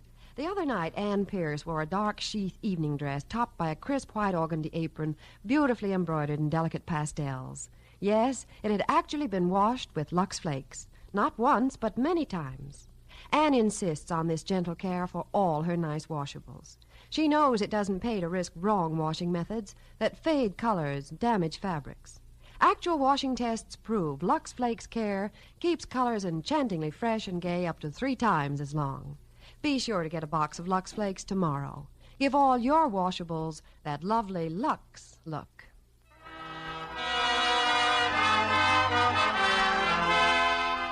Lever Brothers Company, the makers of Lux Toilet Soap, join me in inviting you to be with us again next Monday evening when the Lux Radio Theater presents William Bendix, Rosemary DeCamp, Richard Long, and Meg Randall in The Life of Riley. This is William Keeley saying good night to you from Hollywood.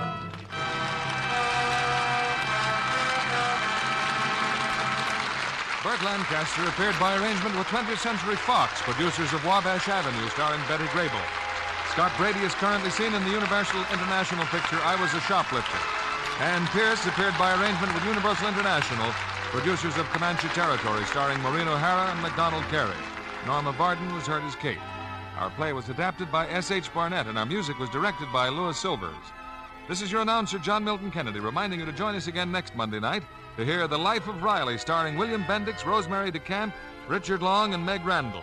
Stay tuned for My Friend Irma, which follows over these same stations.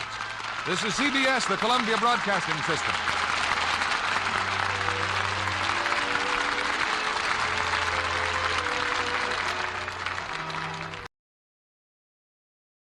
Lux presents Hollywood.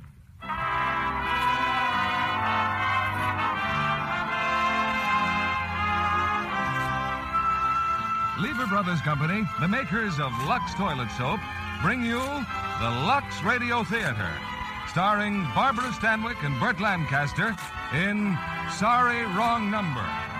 Ladies and gentlemen, your producer, Mr. William Keighley.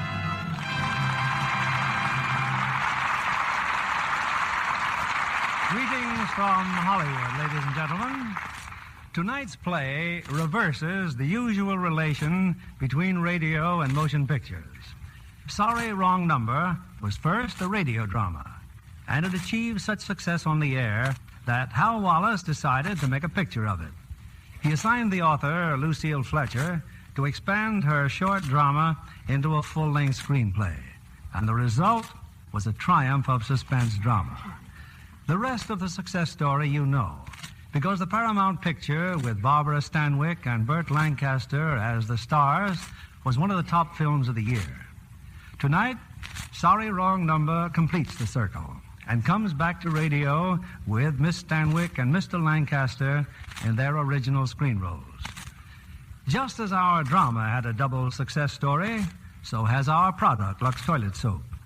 It's been a favorite for years in the regular size, and now the new bath size has made Lux Soap a hit all over again. The curtain rises now for the first act of Sorry, Wrong Number, starring Barbara Stanwyck as Leona and Burt Lancaster as Henry.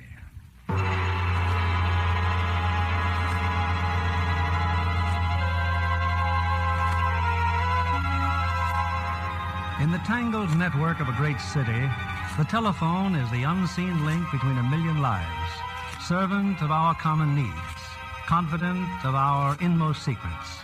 Life and happiness wait upon its ring, and horror and loneliness, and sometimes even death. Operator, operator, operator. Your call, please. Operator, I've been ringing Murray Hill 32491 for the last half hour, and the line is always busy. Will you ring it for me, please? Murray Hill 32491. One moment, please. It's my husband's office. He should have been home hours ago. I can't think why that ridiculous wire should be busy. They always close that office at 6 o'clock. I am ringing your number. Thank you. Oh, it's busy again. Operator, the line is busy. Now, will you please... Hello? Hello, Mr. Stevenson, please. Hello? I want to speak to Mr. Henry Stevenson. Hello, George. Speaking. Hello, what number is this? Everything okay for tonight, George? Client says the coast is clear. I beg your pardon, but I'm using this wire. What about the time? Still 11:15? 11:15. You got it all straight now? Hello? Yeah, I think so. At 11 o'clock, the private patrolman goes around to the bar on 2nd Avenue for a beer. Then I get in through the kitchen window. I wait until the train goes over the bridge in case a window is open and she should scream. Who is this? Hello? The client says he doesn't want her to suffer long. You know me, George. And don't forget the jewelry. He wants it to look like a robbery, see? That's very important. Okay. Now let me check the... Hello? Hello? Oh, that's awful. That's horrible.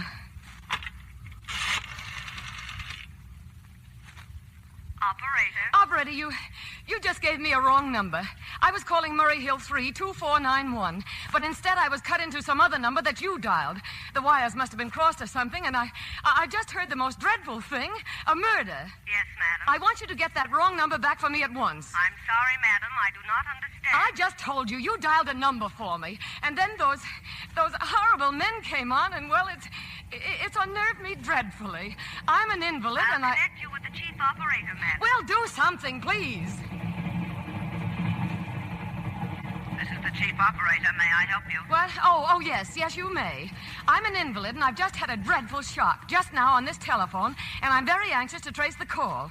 It was about a murder, a terrible, cold-blooded murder of a poor, innocent woman tonight at 11:15. Yes, madam. I was trying to reach my husband's office. He should have been home hours ago. It's almost 10 o'clock. I'm all alone tonight. My nurse has the night off because my husband promised he'd be home by 6. About the call, madam. I don't know any of the neighbors, as we live permanently in Chicago, and it so happens that the couple I have working for me had some important date or other. I don't know, a movie, I suppose. They said it was promised them 3 weeks ago. You'd think they'd at least have checked with me before leaving. They know I'm not well. About the phone call, madam. I told you I kept getting a busy signal. Then I asked the operator to call for me. And then, out of a clear sky, I was cut into this ghastly conversation between two killers. I suggest you call the police, madam. Oh, for heaven's sake, all this idiotic red tape. You just sit there and let people die. Oh. Is anyone downstairs? Gertrude. Gertrude, are you down there? Oh. Oh.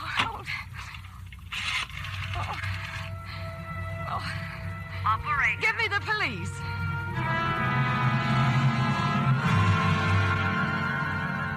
I just told you, ma'am. First of all, there's a lot of people named George. As for the private patrolman on 2nd Avenue and the bridge, well, 2nd Avenue is a very long street. I don't care about... Do you happen to know how many bridges there are in Manhattan? Oh, this is insane. I tell you, a woman is going to be murdered. But a clue of this sort, why, it's not much more use to us than no clue at all. Unless you think there's something phony about all this. Phony? Or that somebody's trying to murder you. Me? Oh, that would be ridiculous. I mean, why should anybody? What have I... You see, lady, you got nothing to worry about. Now, just a minute. All right, don't listen to me. Who cares?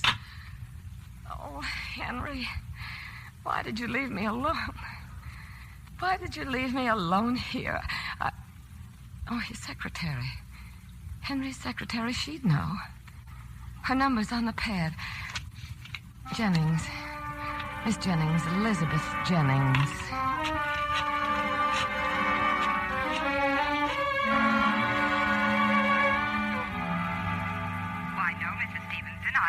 Idea where Mr. Stevenson is. He was supposed to be home hours ago. Well, that's odd, isn't it? The last time I saw him was when he left this afternoon to keep an appointment. What appointment? Where?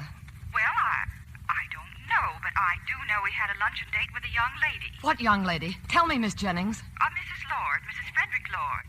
She seemed very anxious to see Mr. Stevenson. Mrs. Lord? I heard him make a date to meet her for lunch. Why, Mrs. Lord phoned here this afternoon. Oh? Yes, the nurse answered. I have the memorandum right here. Mrs. Lord, 4:50 p.m. I'm afraid that's all I know, Mrs. Stevenson. But I'm sure it's nothing to worry about. Mr. Stevenson's so devoted. He speaks so beautifully of you. Well, if there's anything I can do... No, thank you, Miss Jennings. I do hope I haven't let a cat out of the bag. Good night, Miss Jennings. Mrs. Lord, a young lady, she said. Lunch and gone all afternoon. Hello? Mr. Stevenson, please. He's not in. Who's calling? It's Mr. Evans again. Do you know where I could reach him? I'm sure I don't know where Mr. Stevenson is. Call back later. Would 15 minutes be all right? I haven't much time. Yes, 15 minutes. And if he should come in, the name is Evans. It's very important. Yes, I'll tell him. Mrs. Lord, telephone. 4:50 p.m. Murray Hill, 3, 9266.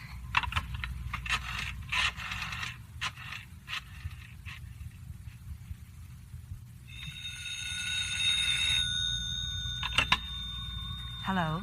Is Mrs. Lord in? This is Mrs. Lord. Who's calling, please? Mrs. Henry Stevenson. It so happens my husband hasn't come home this evening.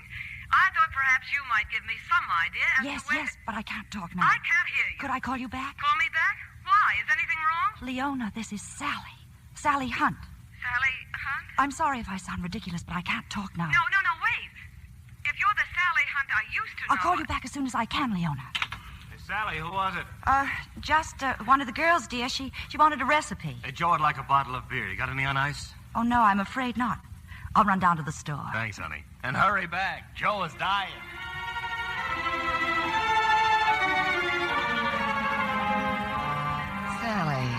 Sally Hunt.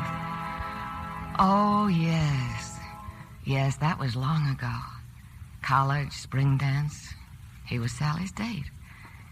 He was with her when I met him. Henry dancing with Sally.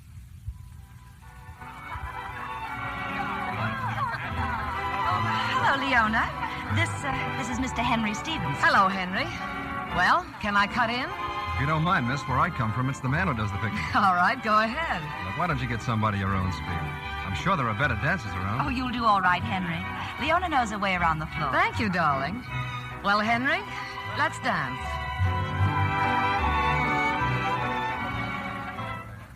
So your name's Cotterill, huh? No relation to, J.B. Cotterill? Distant. He's my father. Your father? Anything wrong with that? Oh, no, nothing wrong.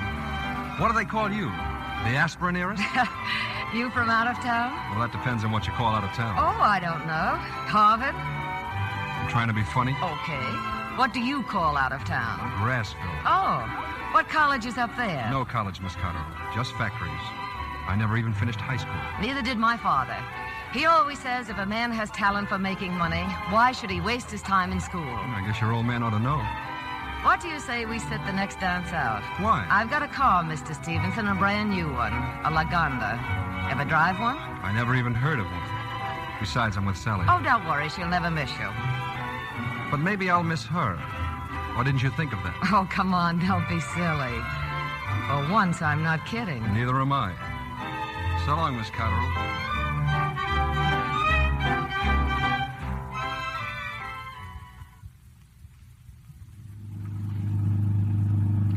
Well, Henry, it took me a few days, but I finally got you in my car. How do you like it? Fine.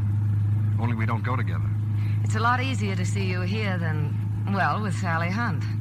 I'd never put the two of you together in a million years. Why not? Oh, you're both so different. You belong in different worlds. Yeah. What are you stopping for? Why not? It's nice here. Sure, it's nice here. Take a look. This is Grassville. Stick around a few years and then see how much you'll like it. What do you do, Henry? I work in a drugstore. Well, that's a coincidence. Sure. I work in a drugstore, and your father owns 100 of them. Would you like to meet him? Say, who are you kidding? Nobody. Dad will like you. You're young, healthy, ambitious. Why don't you stop? What does a girl like you want with a guy like me? Dad's coming to New York next weekend. I'm cutting my classes on Saturday. Want to come with me? I don't know. When you look at me like that, Come on, let's get out of here. No, not yet, Henry.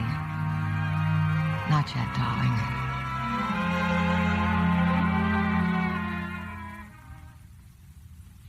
Sure, I like him, honey, but he's nobody, Leona. And what has he got? Nothing. And what did you have, Dad, when you started? Besides, I thought you said he was sort of engaged to that girlfriend of yours, that Sally something. Oh, that's all over with.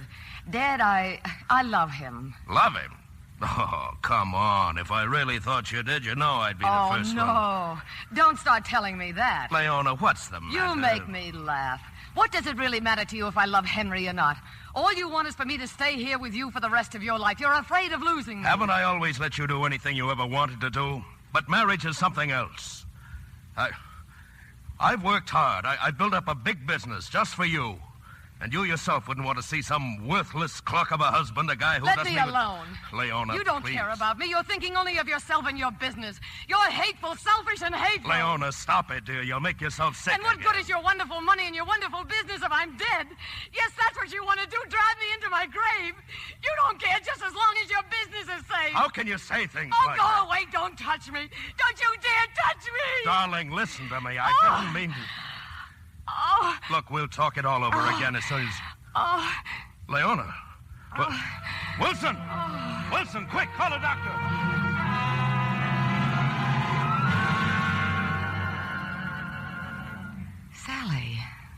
Sally Hunt. I took Henry away from her. She couldn't stand it. Even after all these years, she couldn't stand it. Going to him today, seeing him in his office. Hello? Leona, this is Sally again. I'm sorry I had to be so mysterious before, but I just couldn't talk at home. My husband was there. Well, this is all certainly rather odd, to say the least. Oh, this whole thing must seem very peculiar to you, Leona. Hearing from me after all these years. But I had to see Henry again today. I've been so worried about him. Worried? About what? Well, my husband, he's with the district attorney's office. And a couple of weeks ago...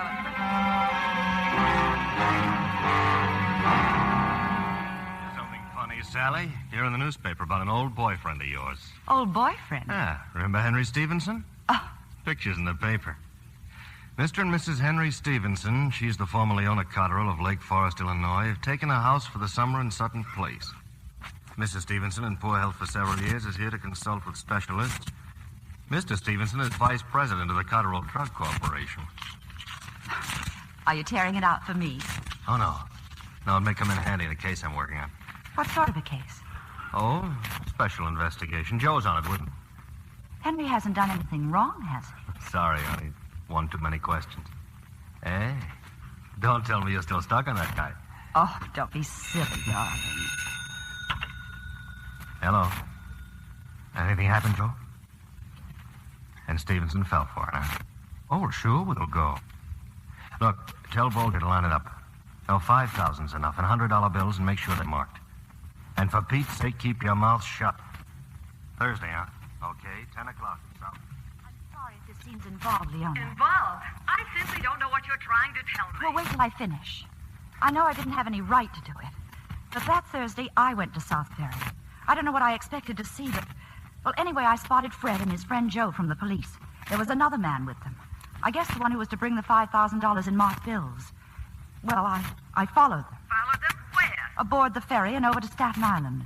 They went far out to a very desolated stretch of beach. Nothing but a few broken-down shacks and an old deserted house. I had to stay way behind them so they wouldn't see me. But then they went in the house. That gave me a chance to come closer. There was a freshly painted sign out front. 20 Dunstan Terrace, it said. And the name Evans. W. Evans. Evans? Do you know him? I've never heard of him. Well, what happened? Well, after a while, a motorboat came into shore and tied up at a pier in back of the house.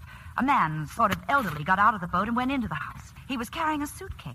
A little later, my husband came out. Only now he had the suitcase. Well, he didn't come home until late that night, and I was dying to ask him what happened, what possible connection it could have with Henry. Well? I didn't dare ask him, Leona. But things have happened since, and unless we do something drastic, it may be too late. Your 5 minutes are up. Please deposit 5 cents for the next 5 minutes. Oh, just a minute, please. I know I have another nickel. Are you still there, Leona? I'm here. This is one of the queerest things I've ever heard. Yes, I know. And I just didn't seem to be able to connect Henry with it. That's why I finally went to see him today. What did you find out? Well, I met him for lunch. He told the captain he was expecting a very important phone call, and then we sat down. It's been a long time, Sally. 8 years. Tell me, how's dear old Grassville these days? I don't know, Henry. I haven't been back. So you're married now, hmm? Living here in New York? Yes. My husband's with the district attorney's office. Oh? That's why I wanted... Henry, what I'm trying to say is this. A few days ago, I saw a picture of you in the newspaper. Vice president now. Sounds beautiful, doesn't it? Biggest drug business in the country. I was sorry to read that Leona isn't well. Yes. Chicago doctors don't seem to know just what it is. Her trouble, I mean. Henry, what do you do in the drug business? Push buttons, like all other vice presidents. Oh, but I'm serious. So am I.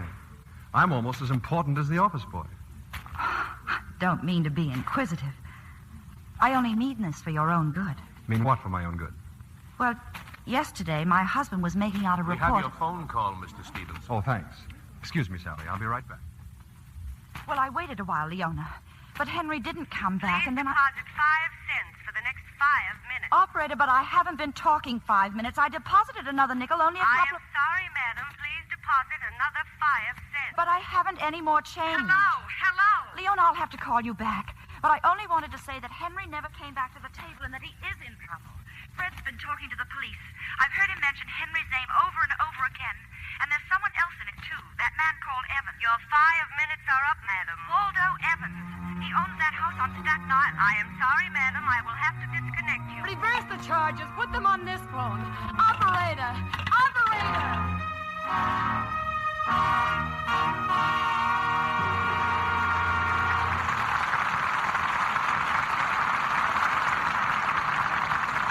In a few moments, we'll bring you Act 2 of Sorry, Wrong Number. Now, here's Libby Collins, our Hollywood reporter. Well, Libby, that was a gala evening we all had at the premiere of 20th Century Fox's new picture, 12 O'Clock High. Yes, indeed. And for one person in particular, it must have been the thrill of a lifetime. I'm thinking about our little Lux girl, Jackie Barnes. The winner of the national contest for the prettiest 15-year-old Lux girl. Mm-hmm. Jackie was an honored guest at the premiere. She certainly was a radiant youngster. She got more compliments than she could count that evening. Well, that's the way it is with Lux girls, Libby. You know, Jackie was telling me how impressed she was with 12 O'Clock High. As everyone was. It's always good news when Gregory Peck heads a cast. And this time, I think he has the best role of his career. Yes, he makes the tough commander of a wartime bomber group an unforgettable personality.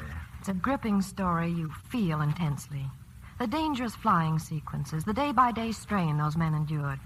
The whole cast is magnificent. 12 O'Clock High is one picture, Libby, where the men take the honors. Yes, except for Joyce Mackenzie. She plays the one feminine role. Makes her debut in pictures as the Army nurse. There's another lovely Lux girl. She is indeed, John. Like so many successful young actresses, she finds Lux toilet soap gives her complexion just the care it needs. Recent tests by skin specialists prove that Lux soap care really works.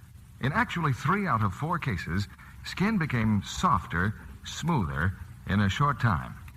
No wonder Lux toilet soap is the leading beauty soap, not only in Hollywood, but all over the country. If you haven't tried it, why not begin your Lux soap facials tomorrow? Remember, 9 out of 10 screen stars recommend this gentle protecting care. Now, our producer, Mr. William Keeley. Act 2 of Sorry, Wrong Number, starring Barbara Stanwyck as Leona and Burt Lancaster as Henry.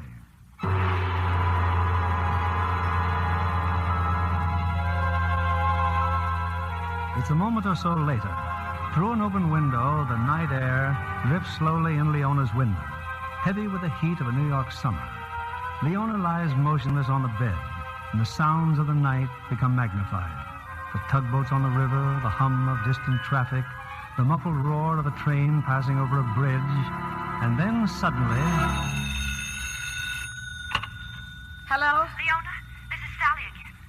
Can you hear me? I can hear you. I'm calling from the subway station. The stores around here are all closed. I've just been home, Leona, and some more has happened. That house on Staten Island, the one I told you about, well, it was burned down this afternoon. The police have captured 3 men, but this Waldo Evans escaped. But who is Waldo Evans? And for heaven's sake, what's his connection with my husband? I still don't know, Leona, but I do know the whole thing has something to do with your father's company. Oh, that's absurd. My father called me from Chicago this afternoon. He never mentioned a word. Now, look, who's been arrested and why? 3 men, and I don't know why. And why do you think Henry's one of them? I didn't say that. I only know that somehow he's terribly involved. Did anyone say he was going to be arrested? No, not exactly. Then what are you talking about? Why are you calling me like this? Are you still jealous that I took Henry away from you? Can't you bear to see me happy? Can't you stop telling lies and making trouble even now? Leona, I can't talk anymore. Then I'm right. You are just trying to make trouble. No. Fred and Joe, they're coming down the subway platform. If my husband should see me here... Leona, I've got to hang up. Hello? Oh.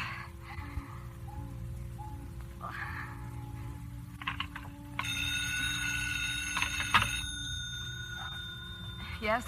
This is Western Union. We have a message for Mrs. Henry Stevenson. This is Mrs. Stevenson. The telegram is as follows. Darling, terribly sorry, but last minute remembered annual drug convention tomorrow in Boston. Taking next train out, back Sunday morning. Oh. Keep well. All my love. And signed, Henry. That is all, madam. Do you wish us to deliver a copy of the... Oh. Oh, no. Then I wait till the train goes over the bridge in case your window is open and she should scream. The pilot says the coast is clear. I got your message, George. Everything okay for tonight? Henry is in trouble. Desperate trouble. Darling, terribly sorry. Taking next train out. Back Sunday morning. Then I wait till the train goes over the bridge. Then I wait till the train goes over the bridge.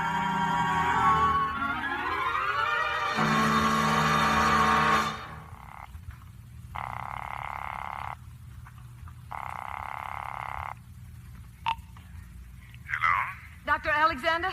Doctor, this is Mrs. Stevenson. Oh, yes, Mrs. Stevenson. How are you? I need you right away, Doctor. Please come right over. Now, Mrs. Stevenson, what seems to be I the said matter? I want you to come over at once. I'm afraid I can't tonight, Mrs. Stevenson. Now, be sensible. If you just make up your mind to cooperate with your husband and me in our plan of action... Plan of action? What are you talking about? Mrs. Stevenson, I explained everything in my letter over a week ago. Letter? What letter? But surely your husband... Hasn't he spoken to you, Mrs. Stevenson? About what? Look, you try to compose yourself now, and perhaps we can discuss it tomorrow. We'll discuss it now. Do you hear me? Now, this very minute. Well, if you insist upon knowing. Your husband called at my office about 10 days ago. He seemed quite concerned about your condition. Naturally. Anyway, we discussed your illness at great length.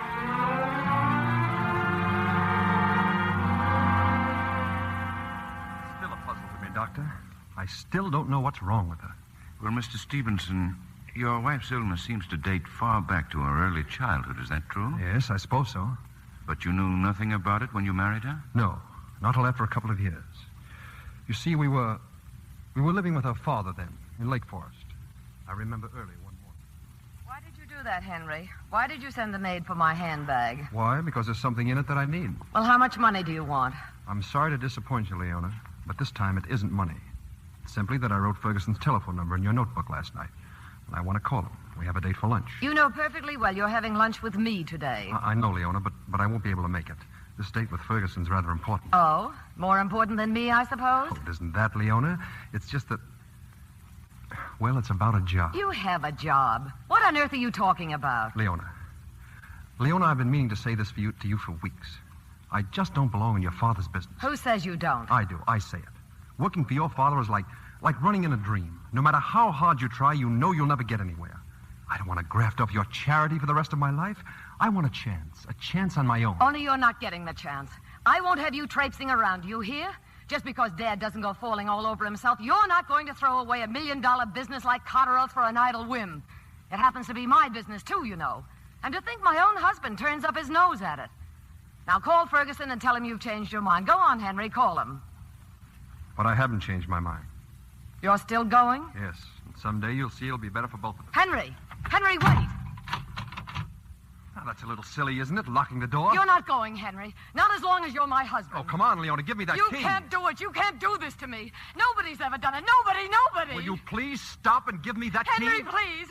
If you love me at all. Henry, I beg you. I'll talk to Dad. I'll do anything. Anything you want, only don't leave me. Don't go away. Give me that key. No, I won't. Oh, Henry, you're hurting. Henry, please.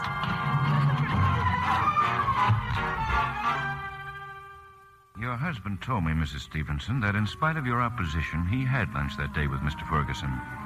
When he got home that evening, he said your father was waiting for him at the door, angry and worried. All right, Henry. Come in the library. I want to talk to you. What's the matter? Where's Leona? Leona's in bed. She had an attack. A heart attack. She almost died. Heart attack? Did you two quarrel this morning? Yes, but what's that? Weren't you supposed to have lunch with Leona? Yes, but I had to see someone else. Look, Mr. Cotterell, if you don't mind, I'd like to see Leona. You'll see Leona when she's ready to see you. Just in case you don't know it, Leona's had a heart condition since childhood. Her mother died of it the day Leona was born. Leona can't stand being treated the way you did this morning. She never has been before, and she's not going to be now by you or anyone else. And what happens if once in a while I have an opinion of my own? I don't give a hoot about your opinions, Henry. Have them. Think anything you like. But while you're in this house, you'll do what my daughter tells you to do. I think you should know that the argument this morning was about a very important decision. Don't be a fool. A decision I made as much for the sake of Leona's future as for my own. Was it for her that you had lunch with Ferguson? Well, did you get the job? No, I didn't. And I'll tell you why you didn't. It so happens I'm a pretty good customer of Ferguson's.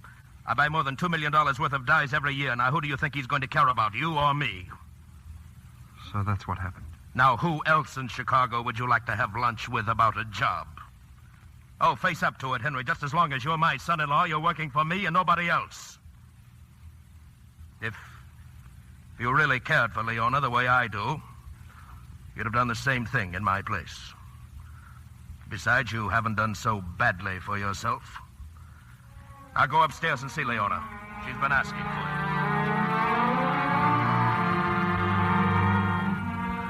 Well, Mrs. Stevenson, as I say, we discussed all these things in my office 10 days ago, your husband and I. I asked Mr. Stevenson how long this heart attack of yours lasted. Oh, she got well right away, Doctor. Maybe I should have pulled out then and there. But I didn't pull out. Somehow I couldn't. Her father wasn't altogether wrong. I hadn't done too badly for myself. Anyway, from that time on, I began to compromise. Always with the hope that somehow, someday, I'd win out on my own. But it wasn't long before we were right back where we started. Another attack? Yes, sir. I remember one day in particular. I had an idea that I hoped might help the situation. Henry, you mean you brought me here just to look at an apartment? Oh, you'd be crazy about it, Leona. Now, come on, let's go in and look it over. I'm not interested, Henry. But you haven't even seen it. Why, there are terraces on all four sides. I've told you 1,000 times we don't need an apartment. Leona, it's not an apartment I'm looking for. What I want is a home of our own. You just can't go on living with your father indefinitely. I don't see why not. There's plenty of room and I like it. Besides, who's going to pay for this little penthouse? Well, I hope eventually I will. Oh, eventually. But in the meantime, it's my money, and I'm the one who's going to pay for it. Okay, Leona. Let's go. Oh, Henry, you're so naive. You're like a little boy with a box of candy. I just can't throw my money away on everything you happen to see. There's a limit. Sure, there's a limit. I'm supposed to follow you around like a pet dog tied to a chain. I'm supposed to like whatever crumbs you want to throw me. Oh, don't be ridiculous. Yes, you've got me sewed up 16 different ways, 3 meals a day and pocket money. That's all you care about. That's all you married me for, my money. I should have known it. I should have known it. Oh, stop it, Leona. Please, just for once, will you listen to me? You hate me. You're bored with me. All you want to do is get away. Okay, I'm bored. Bored stiff. Who wouldn't be with that neat little routine you've got cooked up for me? What do I have? Nothing. Nothing on my own. Not even the studs on my shirt or the matches in my pocket. Henry, how can you say this to me? You once told me I'd love this kind of life, remember? Well, do you want to know something? I do love it. I love it now more than you'll ever know. But I want to be my own boss, profiting by every bit of it, not just a stooge on the outside looking in. Henry, get me some water. Quick. Listen to me, Leona, please. Oh. It isn't that I want to be without you. I could love you still if only you'd try to understand. Henry, my purse. Henry, the pills in my purse.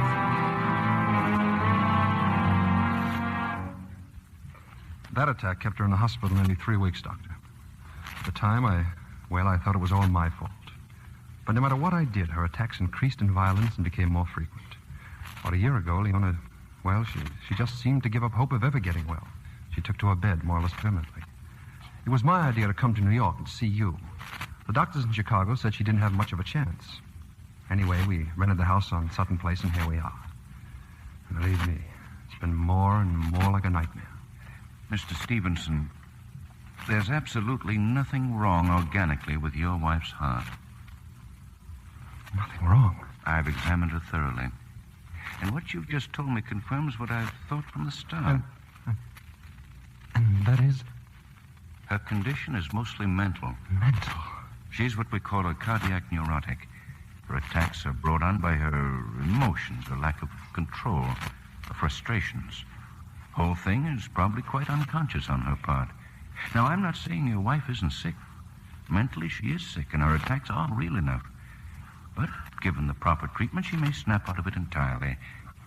Well, I'll call on her tomorrow. There's a psychiatrist I wanted to see. Doctor, I wish you could wait a few days. I'd like to think this over. Think it over? Yes, you see, she's so easily upset. And I think that maybe I ought to prepare her. Get her used to the idea. Well, a few days more or less won't matter, I suppose. Unless you wanted to write her a letter. It might make it easy for her to take, and it would give me more time to talk to her. Well, it's an extremely delicate matter, Mr. Stevenson. But if you think you can manage it, let's try it that way. Give me a ring in a couple of days. Meanwhile, I'll write the letter. Thanks, Doctor. Thanks for everything.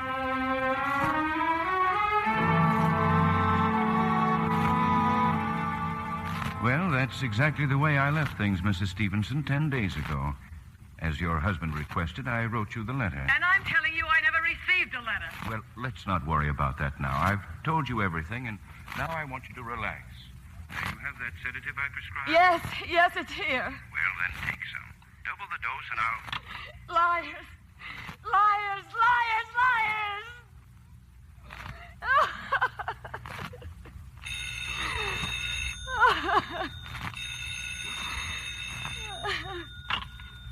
Hello. Mrs. Stevenson? Who is it?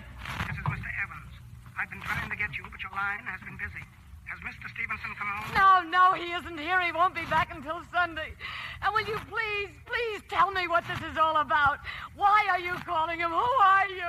I've already told you, Mrs. Stevenson, and I'm very sorry if I've annoyed you. But there are names and addresses that are very important for Mr. Stevenson to know. So if you'll be good enough to take the following message... What are you talking about? I can't take any messages now. If you'll please tell Mr. Stevenson that the house at 20 Dunstan Terrace has been burned down. I burned it down. You what? Also, that I do not believe it was Mr. Morano, the name is spelled M-O-R-A-N-O, who betrayed us to the police. And since Mr. Morano has been arrested by the district attorney's office, there is no necessity for the money now. Oh, this is fantastic. What money? Who's Morano? Thirdly, tell Mr. Stevenson that I escaped, and I am now at the Manhattan address. However, I do not expect to be here after midnight. If If he wishes to find me, he may call me at a phone number, Bowery 2-1000.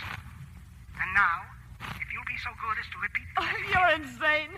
Do you realize I'm a terribly sick woman? I'm very sorry for you, Mrs. Stevenson. I don't know. Perhaps it would be better to tell you the true facts.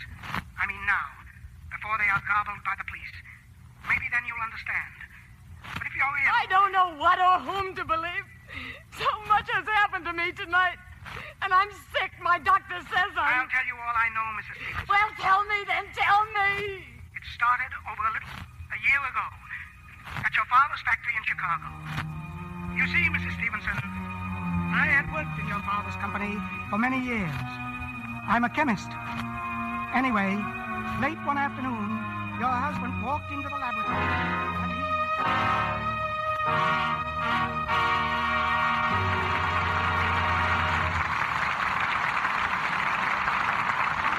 We pause now for station identification. This is CBS, the Columbia Broadcasting System.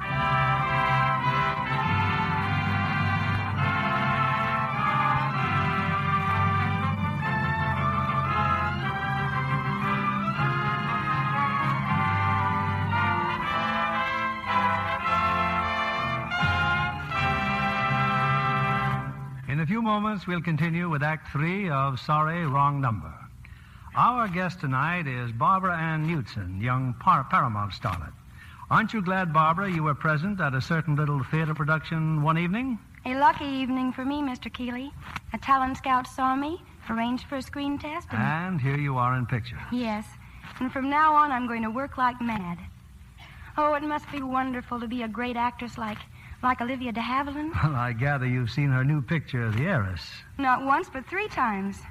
I can understand why the New York motion picture critics gave Miss de Havilland the award for the best performance of the year. And how did you like Montgomery Clift as the money-conscious suitor in The Heiress? He's splendid, so dashing and romantic, too. And Ralph Richardson as a stern father is simply perfect. Do you remember the scene where he compares his unpopular daughter with her sought-after cousin? Oh, yes. The party scene where Mona Freeman is the reigning belle. She's like a Dresden doll, so blonde and dainty. Those lavish costumes of the crinoline era suit her beauty very well. Yes, Mr. Kennedy. And she's just as delicate and lovely in real life. Always so beautifully groomed. Real Lux loveliness, huh? Exactly. Mona Freeman gives her complexion daily Lux soap care, and she's really keen about the new bath-size cake. 9 out of 10 screen stars say they're delighted with this new product of Lever Brothers Company. For a luxurious, refreshing, relaxing beauty bath, you simply can't buy a finer soap. That's the way I feel. I love the nice fragrance it leaves on the skin. Thank you, Miss Barbara Ann Knudsen. Women who use the generous new bath-size Lux toilet soap will agree. Its rich, abundant lather and delicate flower-like fragrance make a wonderfully refreshing beauty bath.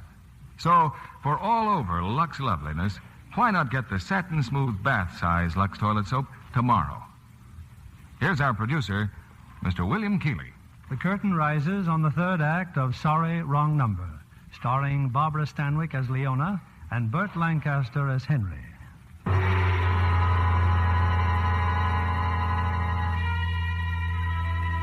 get in through the kitchen window. I wait till the train goes over the bridge. 11:15. You got it all straight now. 11:15.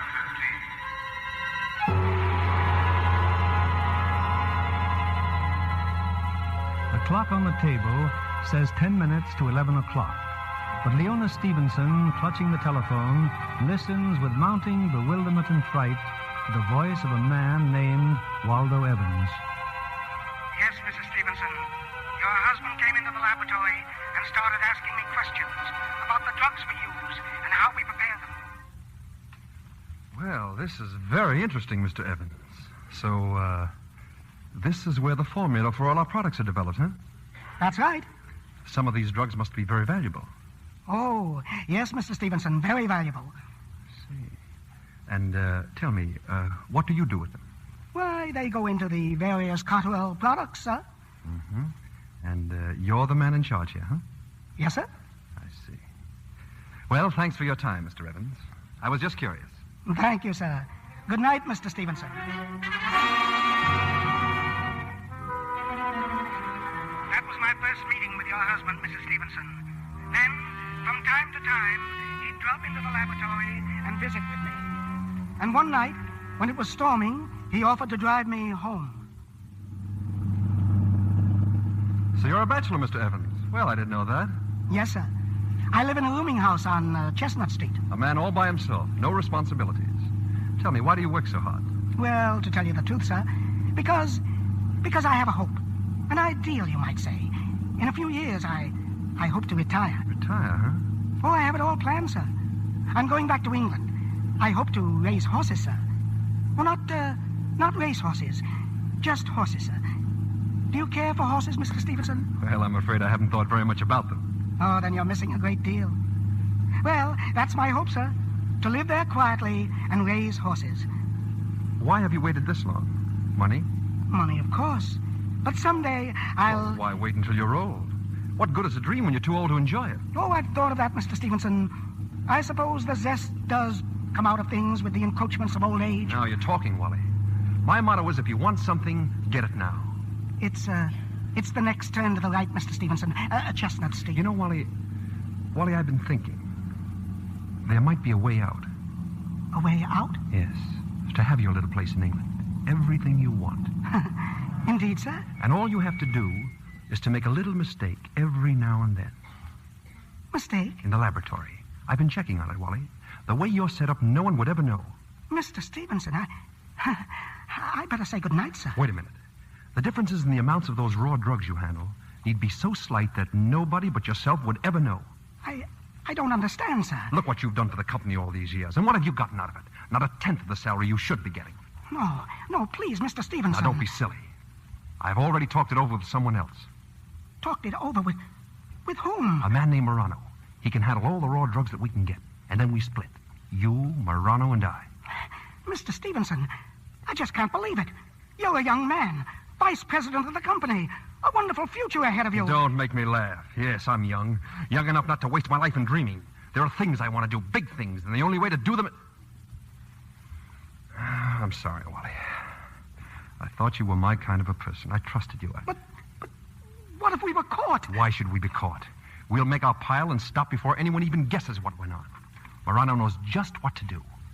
Besides, for once, there's an advantage in being Cotterell's son-in-law.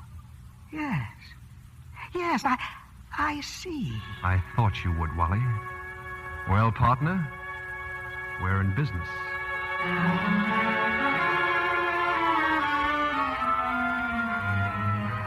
And so we started, Mrs. Stevenson. A systematic plan of robbing your father's company. By September of last year, I had banked the sum of $7,500. But then, I received a memorandum from the personnel office. Will you please stop your whining? Didn't you read the memo? You're not fired. They're simply transferring you to the New Jersey plant. But they must suspect. This is a warning. I'm sure of it. I'm through, Mr. Stevenson. Look here, you old fool. We've been stooges up till now. Morano's played us for suckers. This is our chance to get rid of him. That transfer of yours is just what I've been looking for. I don't understand. Look, I'll tell Morano you've been fired, that the deal's all washed up. Meanwhile, you're back there in New Jersey. We'll operate on our own, and we'll split Morano's share between us. But I'm just a chemist, Mr. Stevenson. I don't know anything about disposing of drugs. But I do. I know all about it. Now listen. The Cotterell plant in New Jersey is in Bayonne.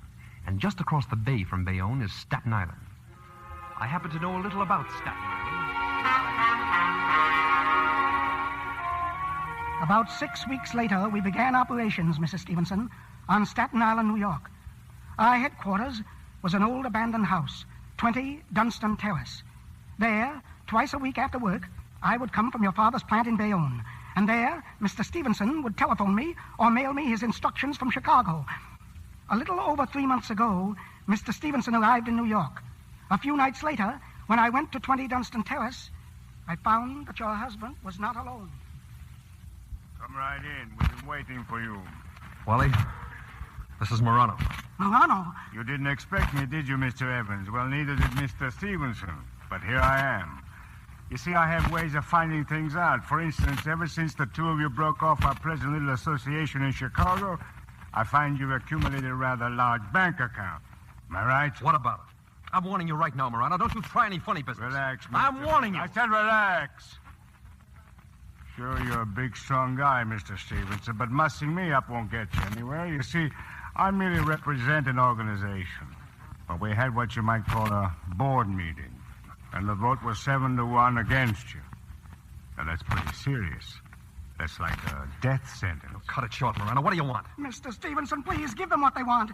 Mr. Morano, you can take everything I've got. Shut up. Now, if you were to turn back what you've accumulated, Mr. Stevenson, and pay us $200,000 for our injured feelings, I might get the board to reconsider their decision. You know as well as I do I don't have that kind of money. But you have such wonderful connections. A millionaire father-in-law, a very rich wife. Yes, a lot of good that does. Why do you suppose I went into this racket? But I thought I read somewhere about your wife being sick. Very sick. What about it? Well, she has life insurance, hasn't she? Made out in your name? Now, I'm pretty sure the board would give you, say, 90 days to raise the money on something like that. Why 90 days? Isn't that what the doctor in Chicago said? She wouldn't get better? Yes, that's what he said, but... What's that? Oh, just a little IOU to make it legal, you see. Everything can be straightened out without any trouble, without any rough stuff. But suppose something happened, and my wife didn't. I mean, if she got better. I wouldn't worry about that, Mr. Stevenson. You've got a doctor's word for it, haven't you? They know their business. So here, take the pen and sign the piece of paper.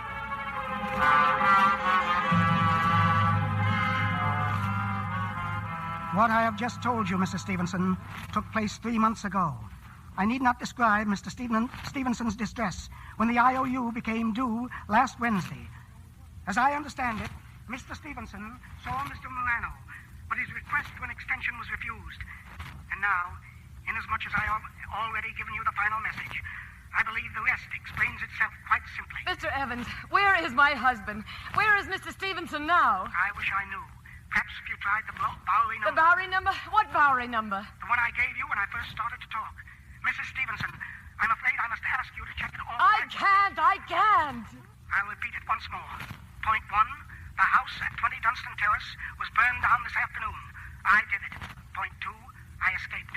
Point 3, Mr. Morano has been arrested, so it will not be necessary to raise the money. Point 4, it was not Mr. Morano who told the police. Just give me the Bowery number, the one for my husband. Point 5, I am at the Manhattan address now, but I'm leaving, and may be found at Bowery 2-1000. Bowery 2-1000? Yes, after midnight. Good night, Mrs. Stevenson, and thank you very much.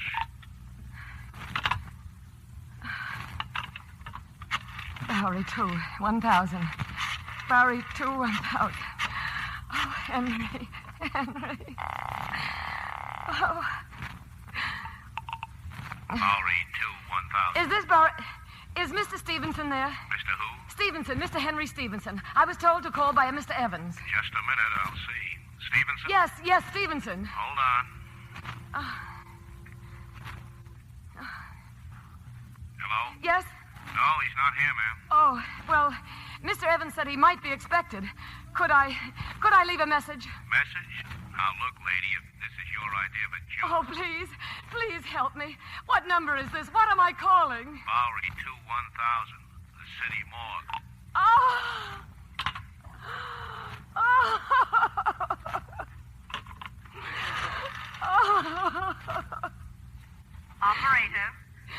Operator. Police!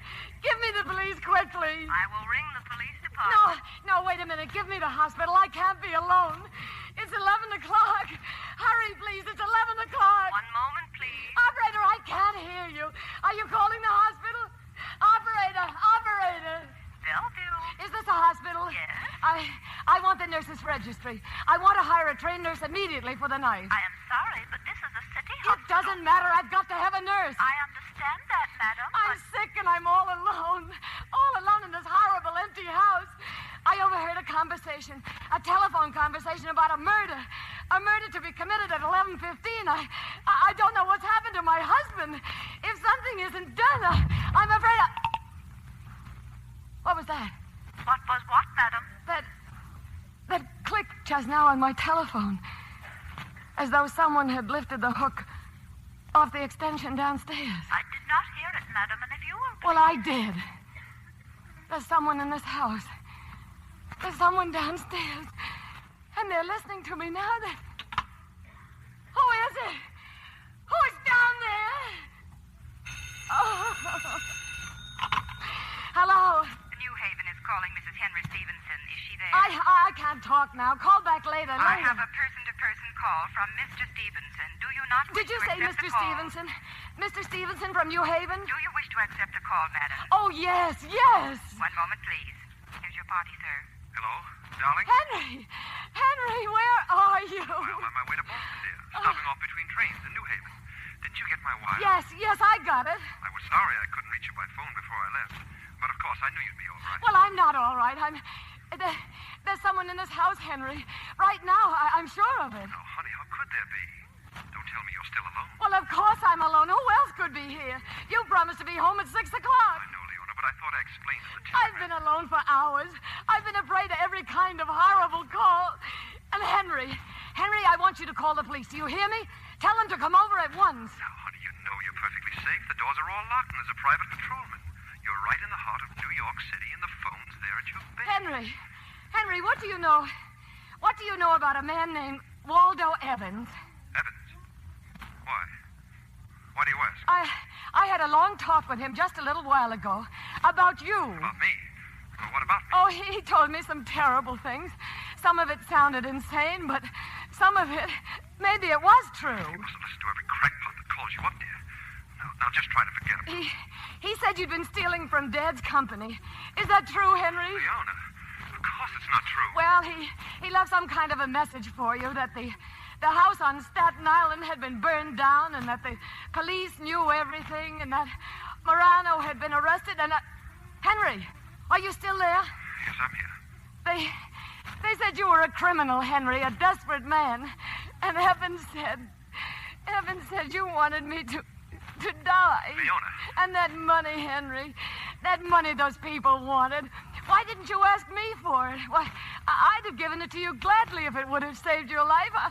I'll give it to you now if it isn't too late. That's all right. Forget about it. I didn't mean to be so awful to you, Henry. I only did it because I loved you, and I thought you didn't love me, and that you'd go away and leave me. Leona. Yes? I want you to do something for me. Will you forgive me first, Henry, will you? I want you to try to get out of bed. Please, Henry, please. Leona, listen to me. I try to get out of bed. I can't get out of bed. You've got to. Walk over to the window and start screaming, Leona. Scream out of the street. I can't move, Henry. I'm too frightened, and Keep trying. Otherwise, you've only got 3 more minutes to live. Henry! Don't talk anymore. Just get out of that bed. I confess everything. I did steal from your father, and I was so desperate that I even tried. I arranged it. Henry, I can hear footsteps. Somebody's coming up the stairs. Get out of that bed. Walk, Leona. Walk. No, I can't. Henry! Oh, Henry, save me. The train, I can hear the train. It's near the bridge, and Please, Leona, wait for them to get me. They'll know. They'll find out from Morano. Oh, no. No, please don't. Oh, please. Please, I'll give you anything. Please, no.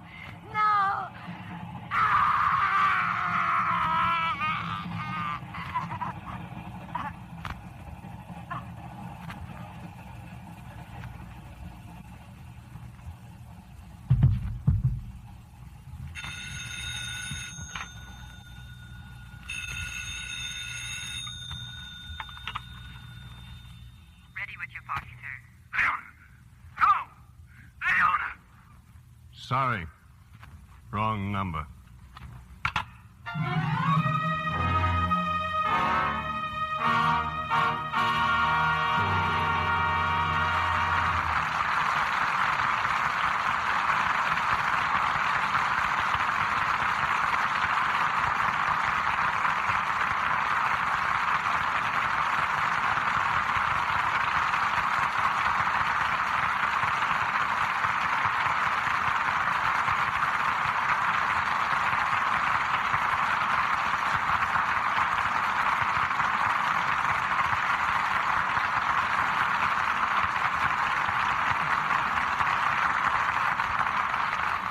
For a thrilling experience in the theater, our thanks go to this evening's stars, Barbara Stanwyck and Burt Lancaster.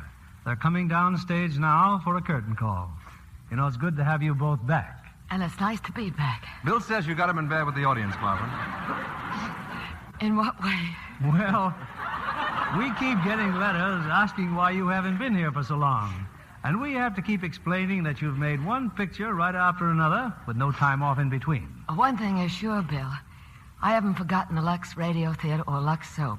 It's my favorite complexion care and has been for years. And that's one of the nicest compliments Lux has ever received. Barbara, tell me if you can. Isn't she wonderful? Sure, I sound like How Andy many- Devine. She says she sounds like Andy Devine.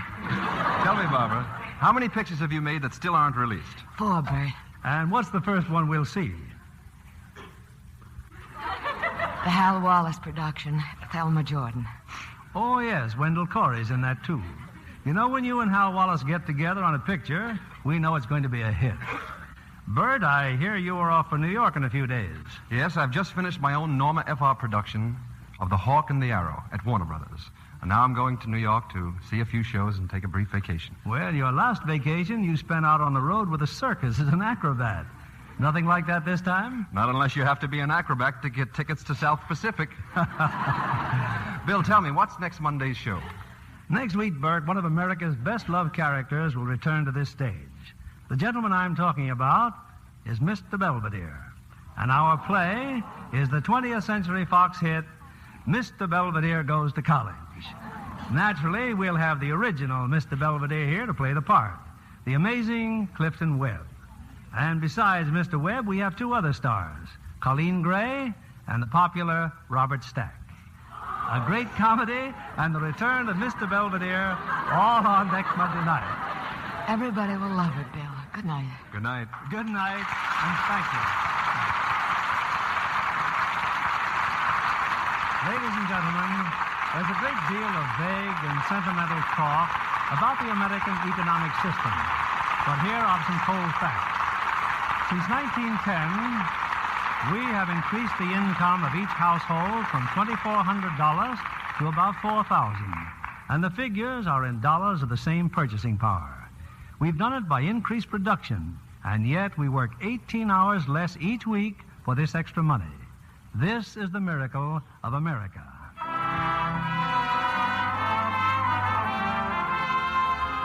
Lever Brothers Company, the makers of Lux Toilet Soap, join me in inviting you to be with us again next Monday evening when the Lux Radio Theater presents Clifton Webb, Robert Stack, and Colleen Gray in Mr. Belvedere Goes to College.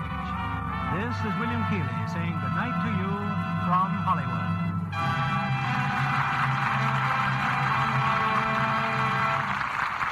Our play was adapted by S.H. Barnett, and our music was directed by Louis Silvers.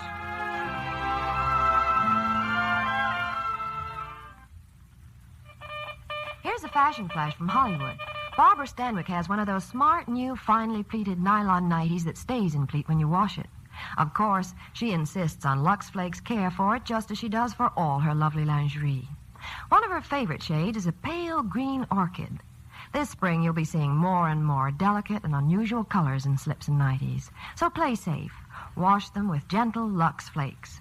Tests prove that wrong washing soon fades colors, often tears delicate lace. Lux Flakes Care keeps pretty slips and nighties new-looking 3 times as long. Use Lux Flakes to give your nice washables that lovely Lux look. This is your announcer, John Milton Kennedy, reminding you to join us again next Monday night to hear the Lux Radio Theater presentation of Mr. Belvedere Goes to College, starring Clifton Webb, Colleen Gray, and Robert Stack. Stay tuned for My Friend Irma, which follows over these same stations. This is CBS, the Columbia Broadcasting System.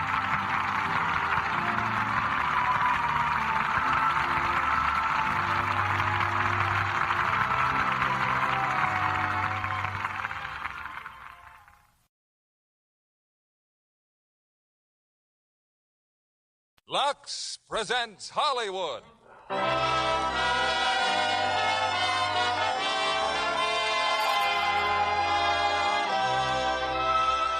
Lever Brothers Company, the makers of Lux Flakes, bring you the Lux Radio Theater, starring Lana Turner, Van Heflin, and Peter Lawford in Green Dolphin Street. Ladies and gentlemen, your producer, Mr. William Keeley.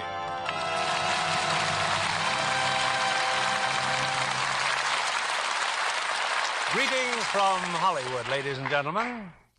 This is a special occasion in the Lux Radio Theater. Special because we're bringing you the star you've asked for so often in recent months. That star is the glamorous Lana Turner. And to make the evening perfect, we present her with two co-stars. One is a longtime favorite in this theater, Van Heflin. And the other is the new box office attraction who makes his first appearance here tonight, Peter Lawford. The play is Metro-Goldwyn-Mayer's spectacular screen success, Green Dolphin Street, in which Miss Turner and Van Heflin play their original screen roles. Based on the best-selling novel by Elizabeth Goudge, it's a panorama of adventure set in the last century and one of the most dramatic love stories among recent motion pictures. It always pleases us when we can bring you stars you've asked for in your letters. Letters which so often tell us how useful you've found Lux Flakes in your home. Lux Flakes is a star performer and makes possible a star performance like Green Dolphin Street. Here's the curtain for Act One, starring Lana Turner as Mary Ann, Van Heflin as Timothy, and Peter Lawford as William.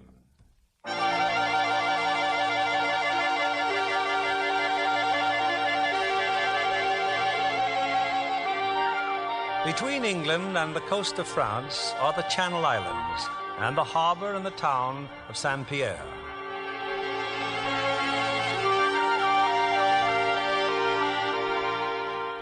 It's 100 years ago. In his rather shabby cottage, Dr. Edmund Ozanne, surgeon, has an unscheduled patient. Holy Moses! Bleeding like a stuck pig. Get over there and lie down. Not going to faint, are you? I'm not quite sure. Knife wounds. Oh, this means a report for the police. No, I don't want you to report it. Give me one good reason why I shouldn't. Well, it's a private matter. A woman, huh? And the man who carved you up was her husband? No, he's her brother. Brother. Huh. Very uninteresting. Here, take a drink of this. What is it? Whiskey. Ask some more questions and I'll drink it myself. Thanks. But drink it all. I've got to sew you up. This man with the knife. I killed him. But I didn't lift a hand to him until he came at me with a knife. Then it was him or me. They looking for you? Well, not yet. But when his body's found, Well, that's your concern, my friend. Now, if you're ready, I've got work to do.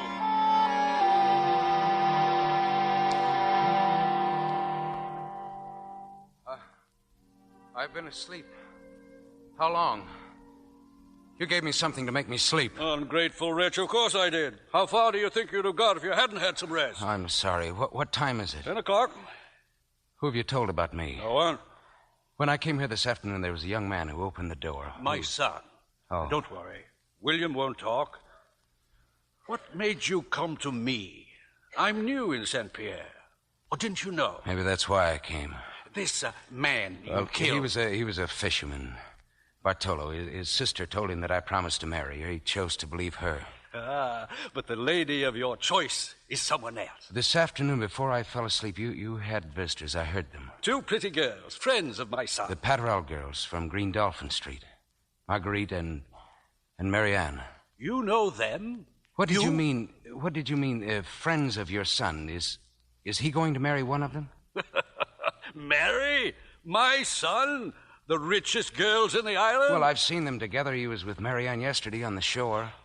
Oh, I see. You're in love with her yourself, huh? I don't believe I've spoken 20 words to her in 10 years. She's passed my shop. I've said good morning, but she doesn't even know I exist. She'll know when they hang you. Or maybe they won't if I can get away tonight.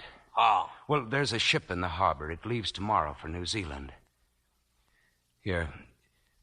It's all the money that I have. £10? I'll take 6 shillings, including the glass of whiskey. No, I'd feel better if you took it all. And how do you think I'd feel? I'll get out of here. I'll never forget you, Dr. Dozan. Thank you.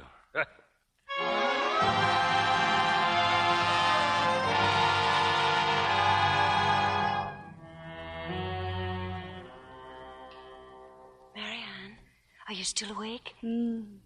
I've been thinking, Marguerite. Marianne, not about that terrible murder. Oh, why would I think about that? I've been thinking about that ship in the harbor. Oh, it's the most beautiful ship I've ever seen. Tomorrow morning I'm going aboard, if they let me. Marianne, I've been thinking, too. Is it possible to fall in love with a man you've known only 5 days and seen only 3 times? Yes, I think it is. That means you're in love with William Ozanne, too. No, but I could be in love with a man he could be. Oh, isn't it wonderful that Dr. Ozanne should come back to St. Pierre after all these years? Well, it's more wonderful that he has a son as handsome as William. Marianne, whichever of us he chooses, if he should choose one of us, oh, Marianne, it must never make any difference between us. Nothing ever could or ever will. But how could William not fall in love with you? You're so striking, and you have a brain. But you're the beauty of the family, darling. I wonder if William would want to see that ship tomorrow. Why don't you ask him? Yes. Yes, I think I will. First thing tomorrow morning.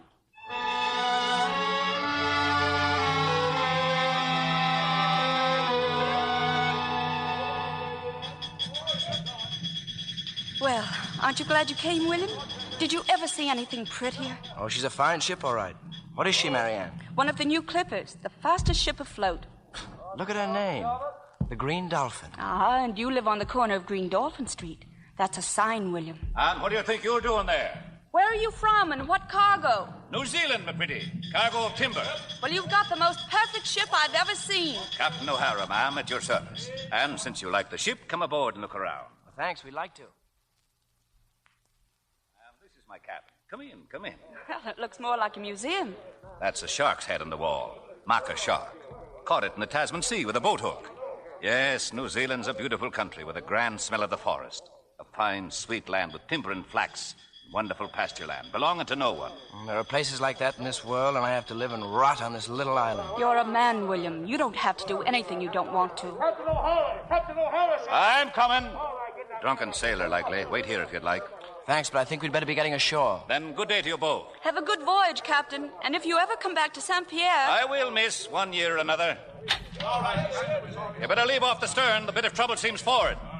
All right, Mr. Wiley. What's going on here? Found this man below, sir, in the hold. Well, who are you? What difference does it make? Toss him overboard, Mr. Wiley. No, wait, please. My name's Timothy Haslam. And all bandaged up, eh? You wouldn't be hiding from the police. Yes, I am. I want to get out of this country. I like the way you look me in the eye, Mr. Haslam, and the way you speak up. All right, I'll help you. I'm a man short in the crew. My name being O'Hara, I've no love for the British police. Take him below, Mr. Wiley. Keep him hid. Yes, sir. You'll be safe enough, Mr. Haslam. The English law can't reach you in New Zealand. Mr. Quincy. Yes, sir. We're lifting anchor in 1 hour.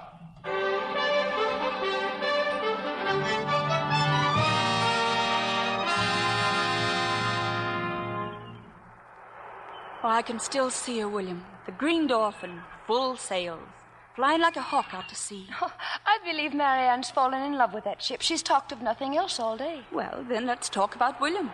Ah, yes, indolent, good-for-nothing William. Well, after all, a man must have some sort of a career. I've told you I'm thinking everything over. Perhaps I'll be a sailor on a clipper ship, like the Green Dolphin. Oh, no, not on a clipper ship, William. You're going into the Navy. Really? Yes, to be an officer and a gentleman. And I'm quite serious. Now I'll be serious. I've thought of the Navy 100 times. But my name is Ozanne, and not Paturel. It takes money and influence. And suppose someone found a way to provide the money and the influence? No, that's just talk. Who? My father. Marianne. Oh, how wonderful, Papa, of course. And do you suppose that my father would permit that? I know he'd permit it, if it were for your good. Well, the mere idea seems to make you both exceedingly happy. And you want us to be happy, don't you, William? Oh, I'm a bad risk. Your father knows it. He's a clever man. And I'm my father's daughter. I'll talk to him tonight.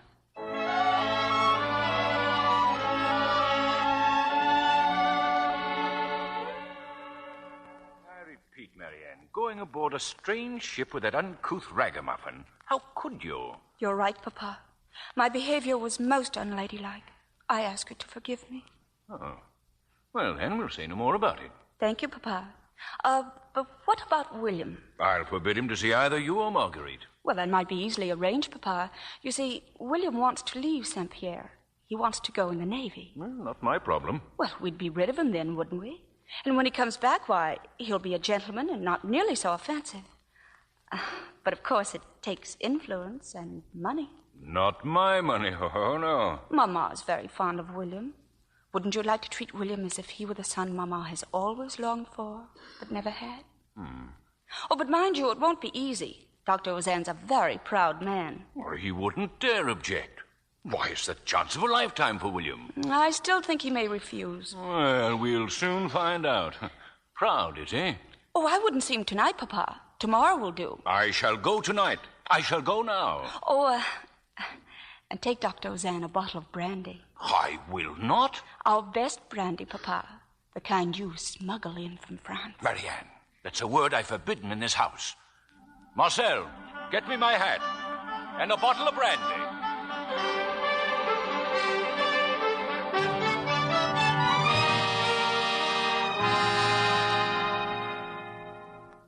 Marguerite, aren't you coming down to the harbor? The Orion's been sighted. William's coming home. Well, of course I'm coming. I'm just writing in my diary. He's been gone 2 years, and you have to write in your diary. Well, I'm not going to wait for you. And today, William is coming home. How slowly the time has passed since he left for England and the Royal Navy College. But now, at last, William is home again.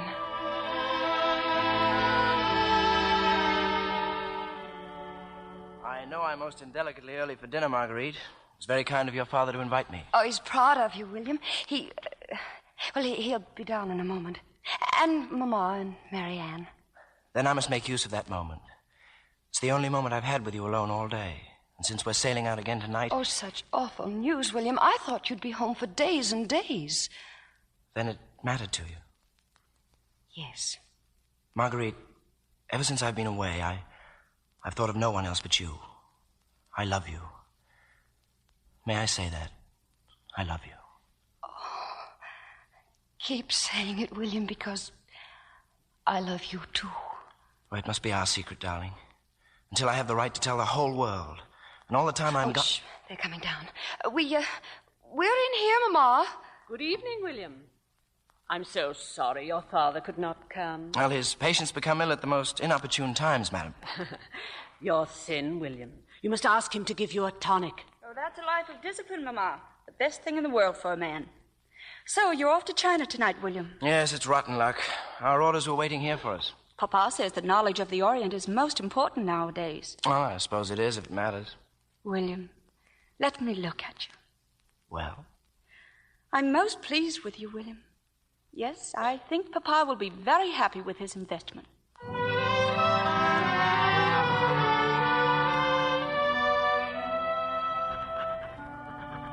It has been weeks now since William kissed me goodbye. By now he must be in China. Centuries until he comes home again. But until he does, no one must know, not even Marianne, how much I love him.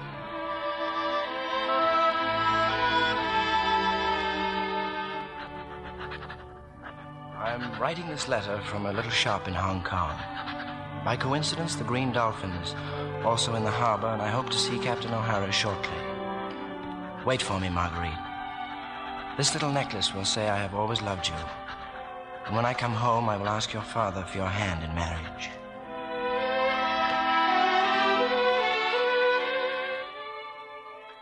Thank you very much for the pen and paper. And for speaking English. I hope lady is pleased with necklace, sir. Sir, before you leave city, you wish to see places of interest? Well, yes, I'd like to. Oh, come inside, sir. My brother, excellent guide of city. Thank you, but my letter and the necklace... I will see they are mailed on first ship for England. This way, sir. This way.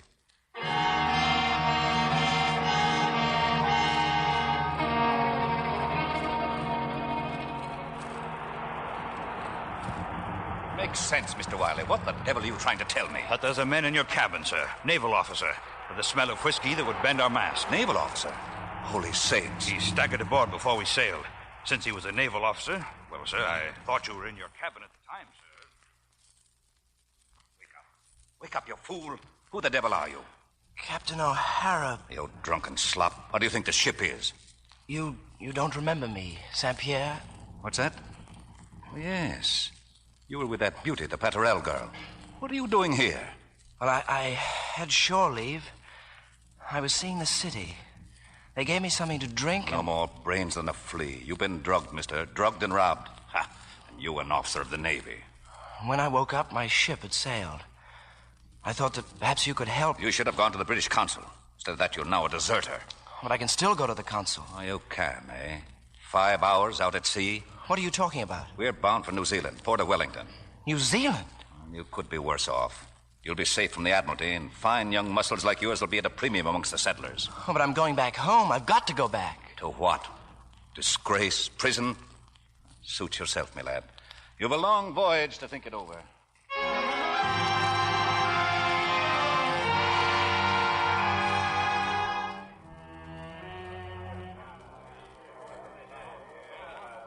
Well, Ozanne, I'm ready to up anchor and leave Wellington, which means you're through with the Green Dolphin. You'll find it's a fine country here as long as you stay away from the liquor. Now, if you want more money... No, you've given me enough. I'll find some sort of work. Keep a good heart, son, and I'll get word to your father. But not a word to anyone else. And if you ever tell the Patterells... Have no fear of that. God bless you, son. You at the bar. Yes, sir? Bring me another drink. You're from home, huh? You're new to this country? That's right. Came in last week. You got a job? Nope. Well, I've got a place up in the back country getting out big timber. You can join up with me if you like. You don't know anything about me. As much as your father knew about me back in St. Pierre when he sewed me up and didn't tell the police. Oh, yes. Yes, I remember you. You killed a man and got away. They posted a reward. Your name's Haslam. Keep your mouth shut. My name's Taharuhu. The Maoris gave it to me. That's all you need to know about me. Well, the same applies to me. Well, if you come, I'll work you harder than you've ever worked in your life. You'll be in a wilderness with no one but natives, and they'll have no particular love for you. Oh, yes, one more thing. You'll have to forget that girl back home. Who told you about a girl? The same mutual friend who told me about you, Captain O'Hara. Ozanne, tell me one thing. Which of the two sisters was it? Marguerite or Marianne? None of your blasted business. Yes, you're right, it isn't. Well, are you coming with me or not? I'll come. Good. I hope neither of us will be sorry.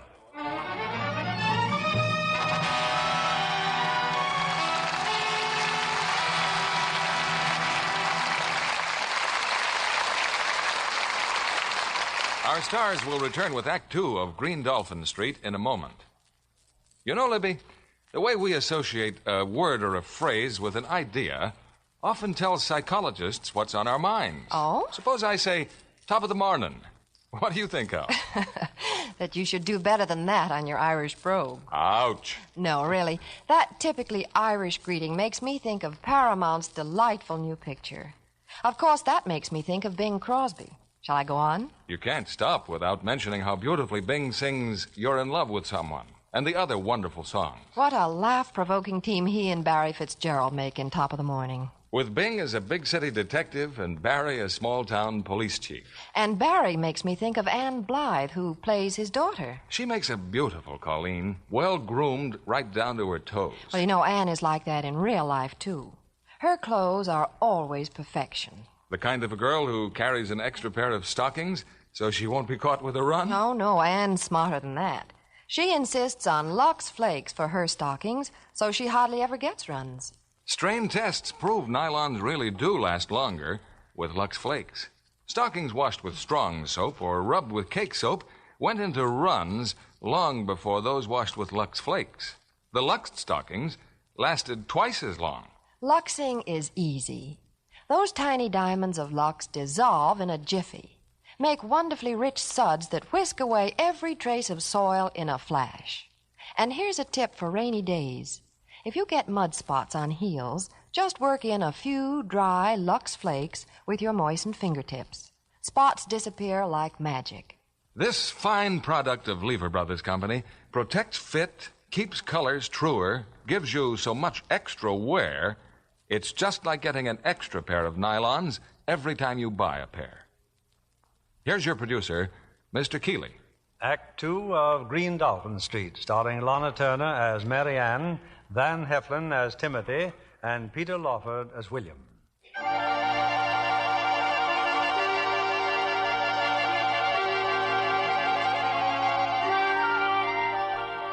Over 2 years have passed.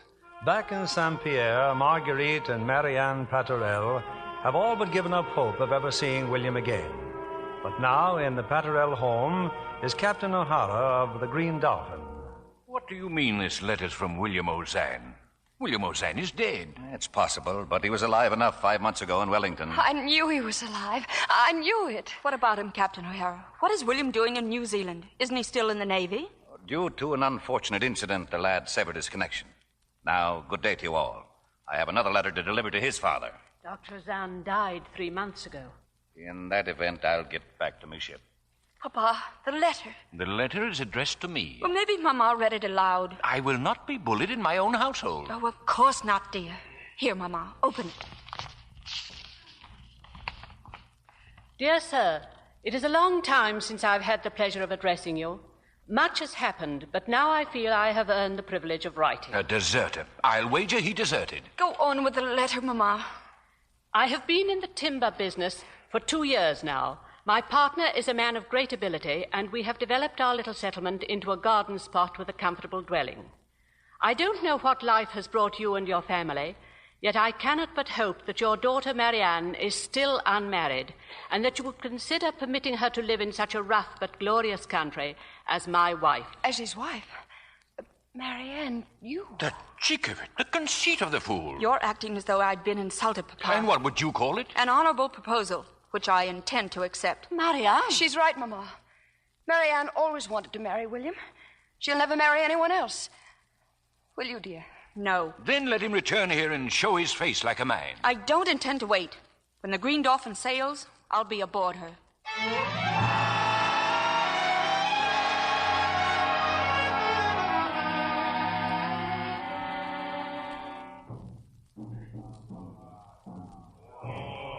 Your native friends are at it again. What is it this time, Ty? Talk of war or just talk? Well, the witch doctor just told him that a letter you wrote was delivered today on the other side of the world. How could he know I wrote a... So you did write a letter, huh? Well? Yes, I wrote a letter. It's a little frightening, the things these natives seem to know. The letter about a young woman, the Paterel girl? Suppose it was. I wrote it that time when I went to Wellington. I'd been drinking a lot, and I'd never have had the courage if I'd been sober. Which girl? I offered her marriage and a life like this. Which girl, I said? Marguerite, of course. Oh, Marguerite. I'd written her from China. I sent her a necklace. I told her that I... You think Marguerite will accept your offer? Oh, are you crazy? Of course not. For her own sake, I hope she's already married. Married or not, she'll get an answer, won't she? Well, I'm not counting on it. You don't know her father. The Green Dolphin should return in September. Let's see that we're in Wellington, just in case.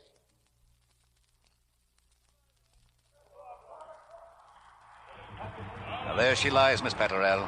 There's the New Zealand you're so determined to see. New Zealand? Now, hear me closely.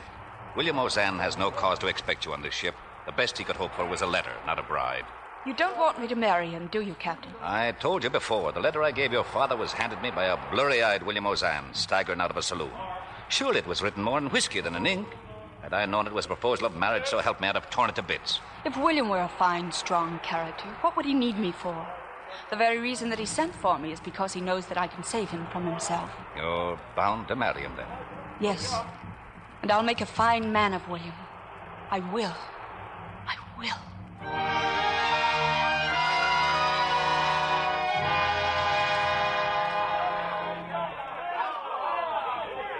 Well, it's here, William, the Green Dolphin. There's O'Hara out on deck. And where else would he be? He's not alone. There's a woman with him. What the devil are you... Oh, it can't be. She came, Marguerite. Look again. Marianne. It's Marianne. You stupid fool. Did you put the wrong name in that drunken letter? I don't know. I must have. Well, what are you so upset about? Listen to me.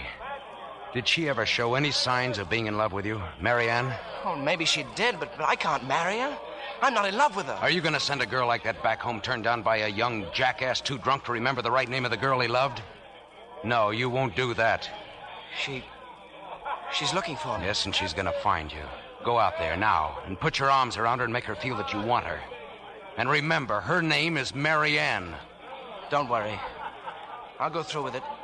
Marriage and all.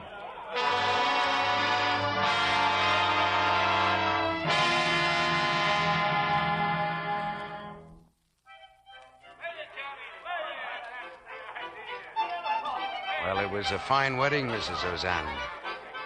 There's an inn across the way. It's not too fancy, but I Thank you, think... Mr. Haslam. Oh, you know my name?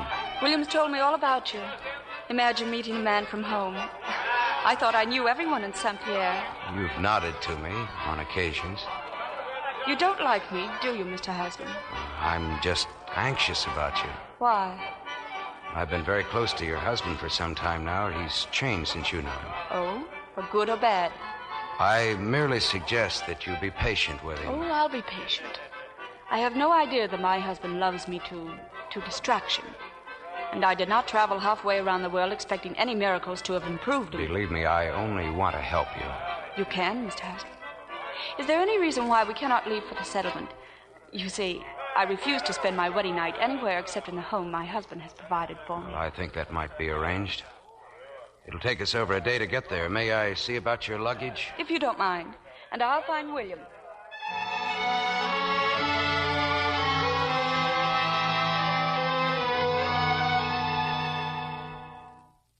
Oh, it's amazing, Marianne, what you've done with this house in a few short months. But you should let the natives help you more. I shall, William, after I've mastered their language. You really like it here, don't you? A wilderness filled with savages, a house built of logs, no companions, no nothing. I have you, William. As for companions, I can always talk to Mr. Haslam. And you don't miss home? Oh, but you must. Your parents, Marguerite. Marguerite? Do you realize you haven't mentioned her name since the day I arrived in Wellington? Haven't I? Tell me about her. Oh, she's well. But like so many beautiful women, she's become spiritually lazy. I don't understand Marguerite. She's had so many offers, but I don't believe she's been able to summon the necessary emotion. There was a time, William, when I thought Marguerite was waiting for you. Really? Well, what made you think that? May I come in? Oh, please do, Mr. Haslam. Oh, William, we can start loading the wagons tomorrow. With any luck, you can leave for the coast in another week. Tell me, whose idea was it shipping timber overland in those slow, heavy wagons? Why, Ty's idea. It's the only way to move timber. Don't you know that it's always cheaper to transport bulky goods by water? And with a river right at our doorstep. Now, look here, Marianne. Ty knows the timber business. I'm sure he does. And I know the shipping business. Well, is that so funny, Mr. Haslam? No, not at all. I'm just laughing at my own stupidity. You should build barges. Float your timber down that river to the sea. Well, I'm sure it's quite possible. What do you think, William? We could try it. Well, it'd take weeks to build them. Meanwhile, the natives can still be cutting timber. Actually, you'll lose very little time. Well, it's up to you, Ty. Well, let me see if I can design some sort of a barge. We can talk some more at dinner time about this. Thank you, Mr. Haslam.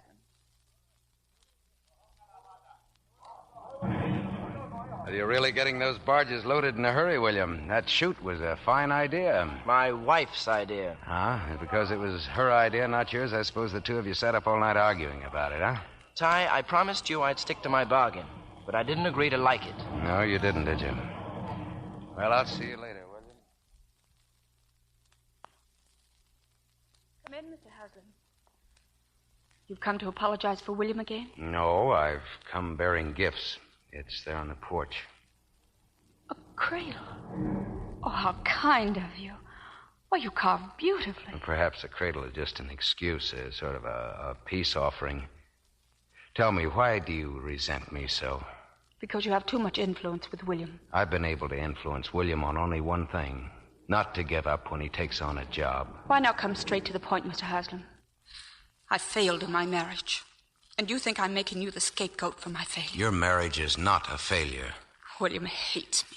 If I told you that hatred was only the reverse side of love, you'd ridicule me just as usual. It's not true. You can no more separate love from hatred than you can separate the two sides of a coin. To possess one is to possess the other. I don't want scientific explanations. Well, what do you want? What do I want? I love my husband to the point of agony. And yet there's neither brightness nor warmth in our life. What do I want? Tell me, Mr. Haslam, have I been completely wrong in my handling of William? Or isn't it true that he is a better person? Yes, that's true. He's improved. Oh, but you think he'd be happier if I were more submissive and helpless? Yes. It would be a strange way to win a husband away from his own weakness by developing weaknesses of my own. Still, Let me try, Mr. Haslam. My own way.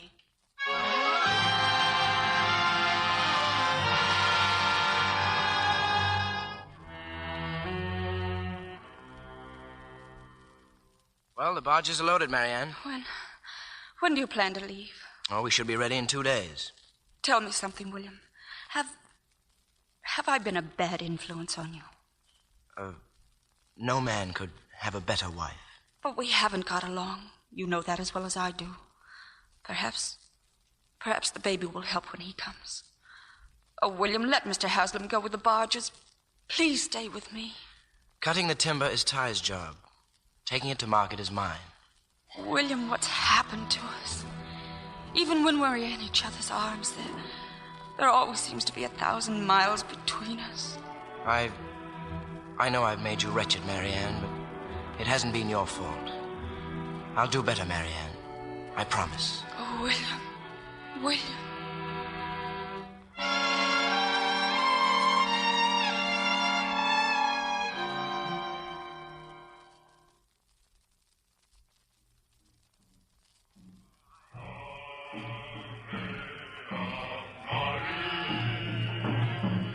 Well, there go the barges. We're alone, Mrs. Ozan. Not for the first time.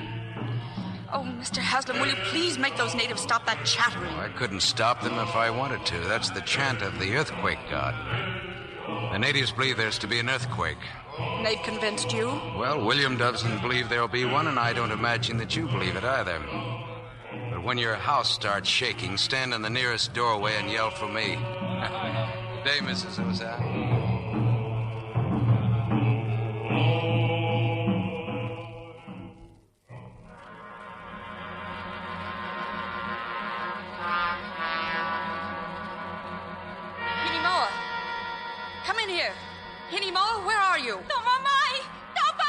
I've told you to speak English. What have I been teaching you for? I'm sorry, Mom. Now, what's going on out there? Why have the men stopped working? Earthquake come, Mom. All go to mountain to make prayer to gods. I've told you exactly what to do in case an earth... Mom, come quick. Leave house.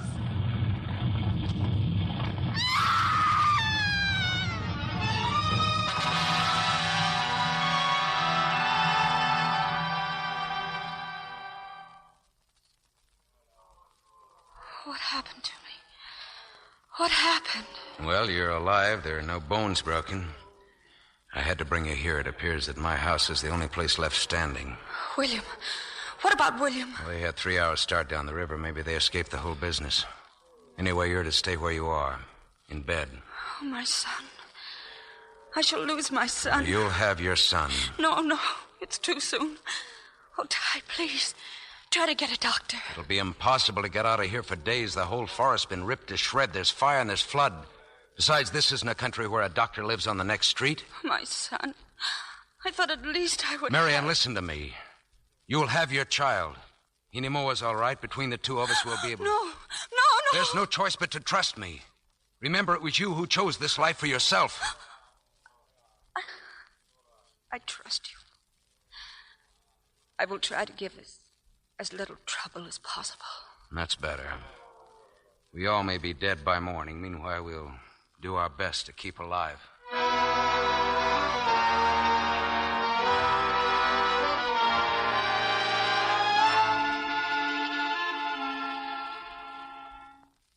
I come in? It's your house, Mr. Haslam.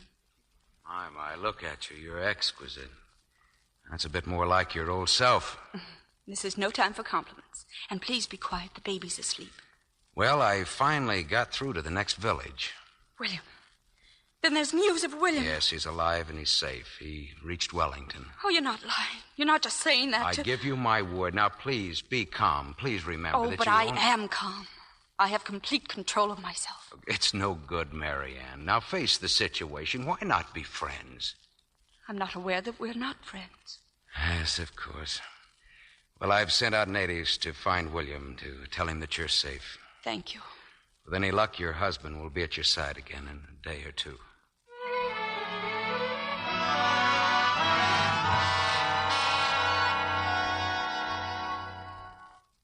I came as quickly as I could, Marianne. Oh, my poor darling, what a time you've had. Oh, you're safe. You're here. The baby, Marianne. Ty told me. Where is he? In here, William. Only she deceived me. She's a girl. Oh, my daughter. You can tell that she's going to be fair-haired. Look at those eyes. Yes, that's why I've named her Marguerite. Marguerite Veronica. We'll call her Veronica. Marianne, there was a letter in Wellington from Marguerite.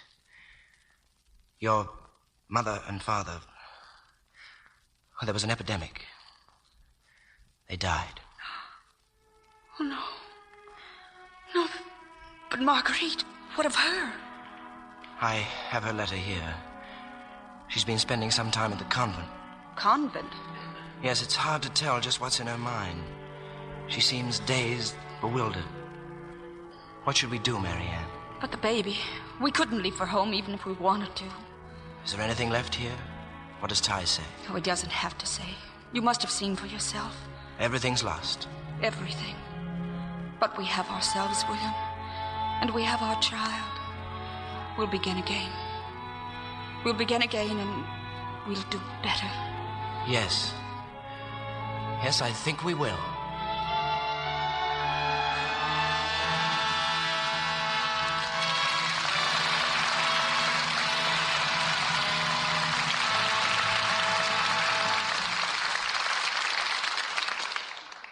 We pause now for station identification. This is CBS, the Columbia Broadcasting System.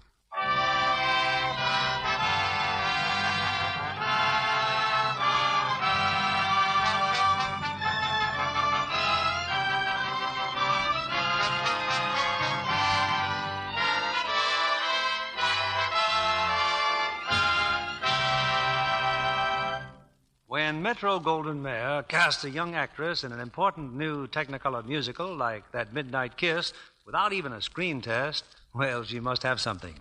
And that's what happened to our guest of the evening, lovely Bridget Carr. Lucky is the word, Mr. Keeley. It was a thrilling experience to work with beautiful Katherine Grayson. She has a glorious voice and sings everything from opera to modern in the picture. Hosea Turvey, playing his famous self, makes a superb musical partner for Katherine. And isn't Ethel Barrymore magnificent? Oh, it's hard to believe she celebrated her 50th year as a star recently. Quite a record for the brilliant new tenor Mario Lanza to aim at. But he got a fine start last week at the premiere of the picture in Philadelphia, his hometown. A musical romance with Katherine Grayson would be any leading man's delight. She's really beautiful. Her costumes, especially for the opera scenes in That Midnight Kiss, are stunning. Why, even her nylons were embroidered. Sounds like gilding the lily. But I'm sure those nylons got the same gentle Lux Flakes care all the studio's nylons do. You're right, Mr. Kennedy. I was surprised how well they wore. They were so delicate. Not so surprising when you see the results of scientific strain tests, Bridget. Nylons washed with a strong soap or rubbed with cake soap went into runs long before those that were washed with Lux Flakes. Oh, I'm a Lux Flakes fan already, Mr. Kennedy. Then you know why Hollywood's most beautiful legs wear nylons washed with Lux Flakes. They fit better, last longer, and colors stay truer. These tiny diamonds of Lux whip into rich suds in a flash, freshen nylons in no time. Lux Flakes make nylons last twice as long. So it's just like getting an extra pair every time you buy a pair. Thank you for coming tonight, Bridget Carr. We return you to William Keeley. The curtain rises on the third act of Green Dolphin Street, starring Lana Turner as Mary Ann, Van Heflin as Timothy, and Peter Lawford as William.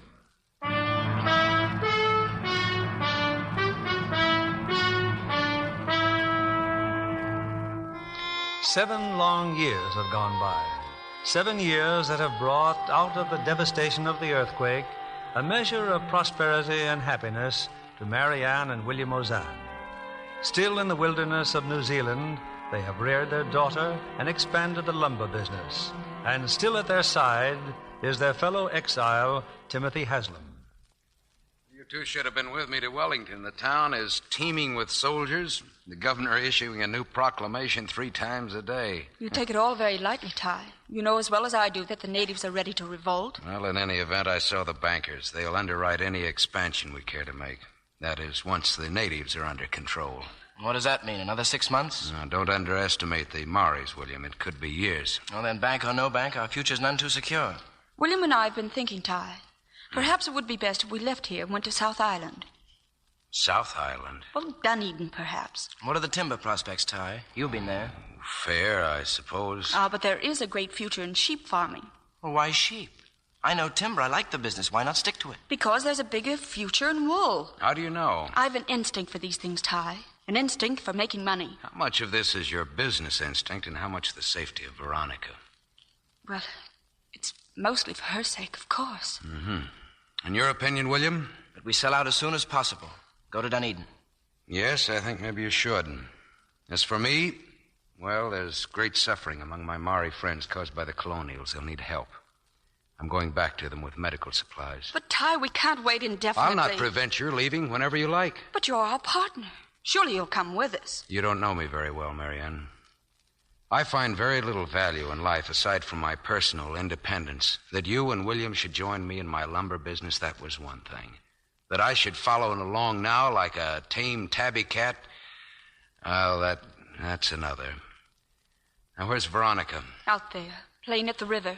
Well, then, if you'll excuse me, I'll play at the river with her.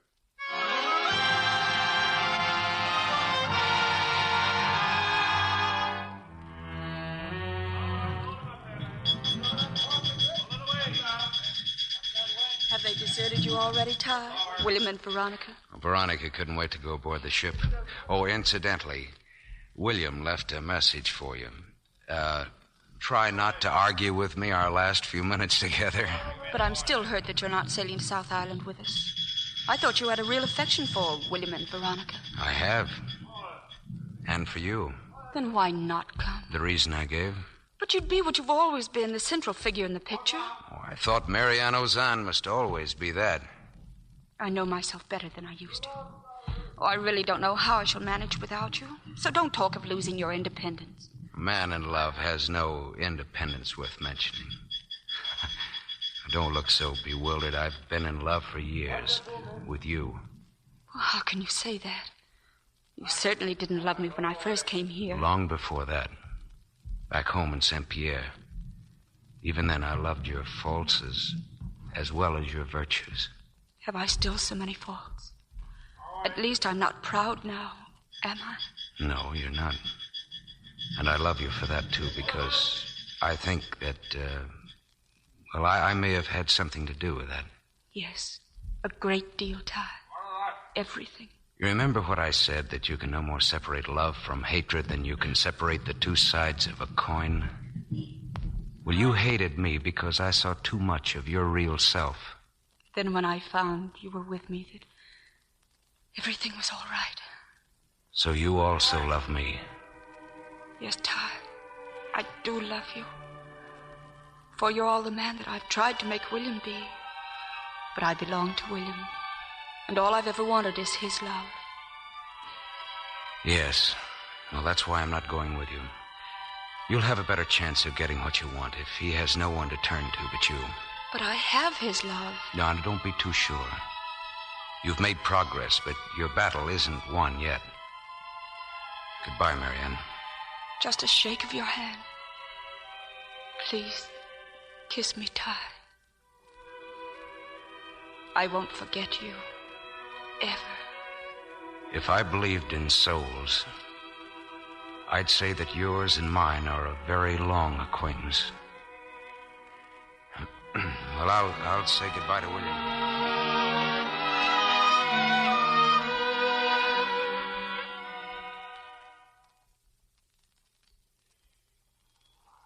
Don't look so sober, Ty. You should be glad to get rid of us. You know, I'd not have missed these years for anything. Not always happy years. You made a good job of Marianne. Most people would say she made a good job of me. No, only a fool could have made the blunder that you did, sending for her instead of Marguerite. But only a man could have saved her then from disaster. Disaster? Marianne? That's the best mistake that you ever made, William. You see, if you hadn't made it, I'd really never have known her. Well, it sort of looks like you're about to cast off. Ty, I won't even try to say thank you. Please don't. Good luck to you. To all of you.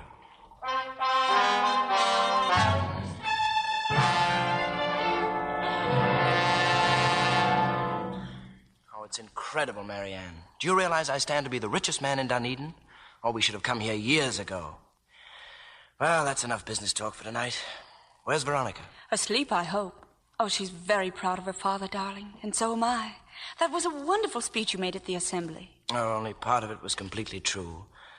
But whatever I may have accomplished here is entirely your doing. William, I want you to do something for me. You know I'll do anything. Anything? You'd sell out here and go home, back to St. Pierre? St. Pierre? But why? Because of Marguerite. Marguerite? But in her letter, didn't she tell you that she decided to become a nun? Yes, she said that. But she's still a novice, William, and we can see her before she takes her final vows. Oh, but why sell out? We have everything here, the finest home in Dunedin, and a chance This isn't really our home, William. There's that beautiful house in St. Pierre. It will be empty soon, waiting for us. And there's the family business that you could now run most efficiently. You've forgotten that I can never go back. As a little matter of desertion from Her Majesty's Navy. I have a letter here. It's taken me over a year to get it. The charges have been dropped. You've been exonerated. Exonerated? Oh, think what home could mean to Veronica. The opportunity she'd have. But mostly, William, it's Marguerite, my own sister. You never knew what it cost me to leave home, to come out to a new country, to marry you. Oh, I want to go home, William. I do so want to go home. I'll make arrangements immediately. Thank you, William.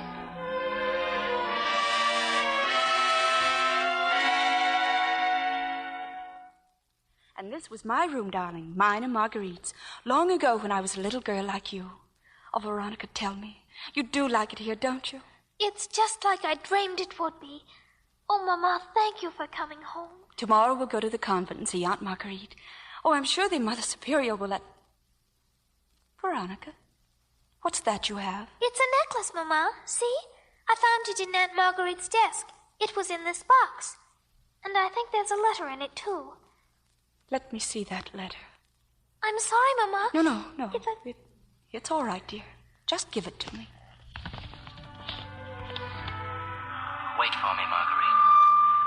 This little necklace will say I have always loved you. When I come home, I will ask your father for your hand in marriage. William. Mama, what is it? What does it say? It's nothing, darling. Nothing at all.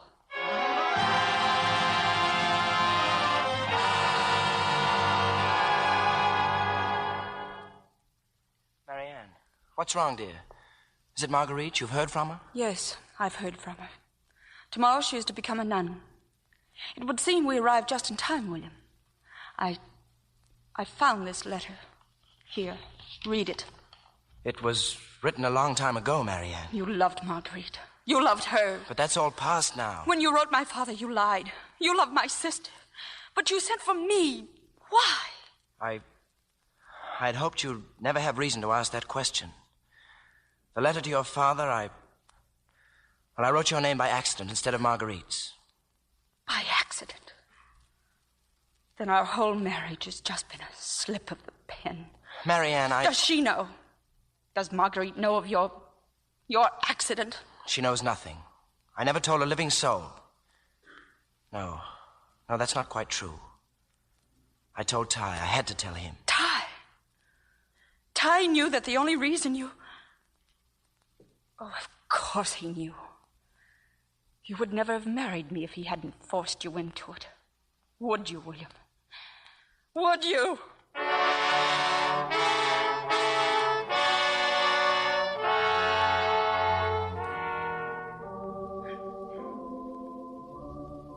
I'm the Mother Superior, Mrs. Ozanne. Your sister is expecting you. You'll find her there in the convent yard. Thank you.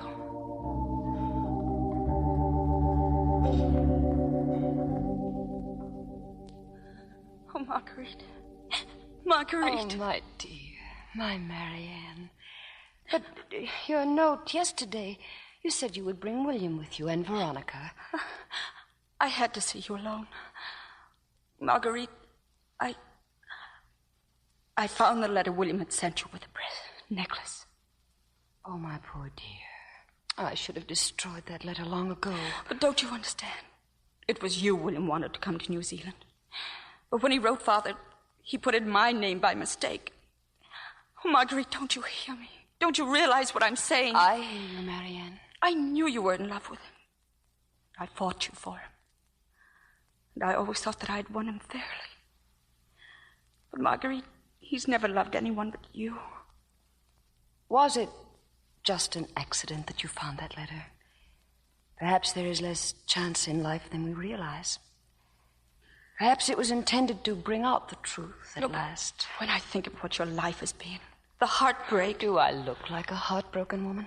You're becoming a nun because William married me. Well, when you went away to marry him, there was nothing left for me, nothing. It was even worse after Papa and Mama died. I came here in complete despair. But here, I found another life.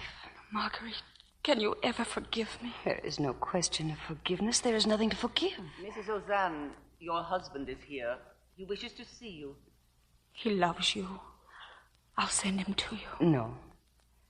Just tell William that I've outgrown the young, selfish love of a girl in her teens.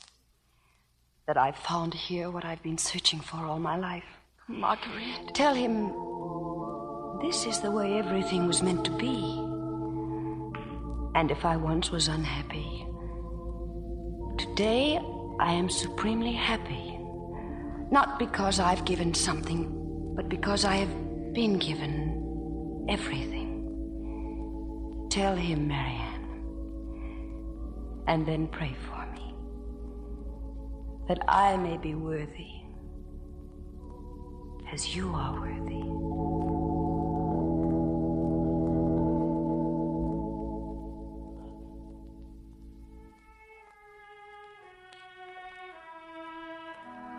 Marianne, I had to come here. I had to find you before I see Marguerite.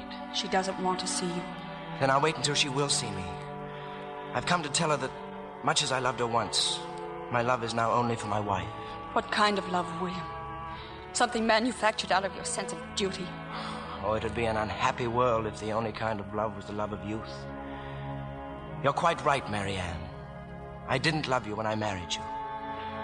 But I love you now as I never thought I could love anyone. But I can't make you believe that any more than I could stop loving you. Why do I believe you, William?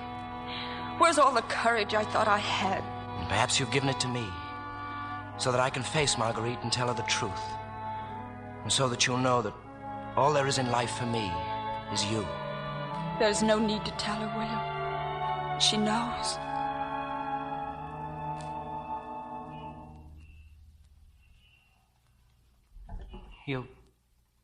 You're praying. She's giving herself to God, as God has given us to each other.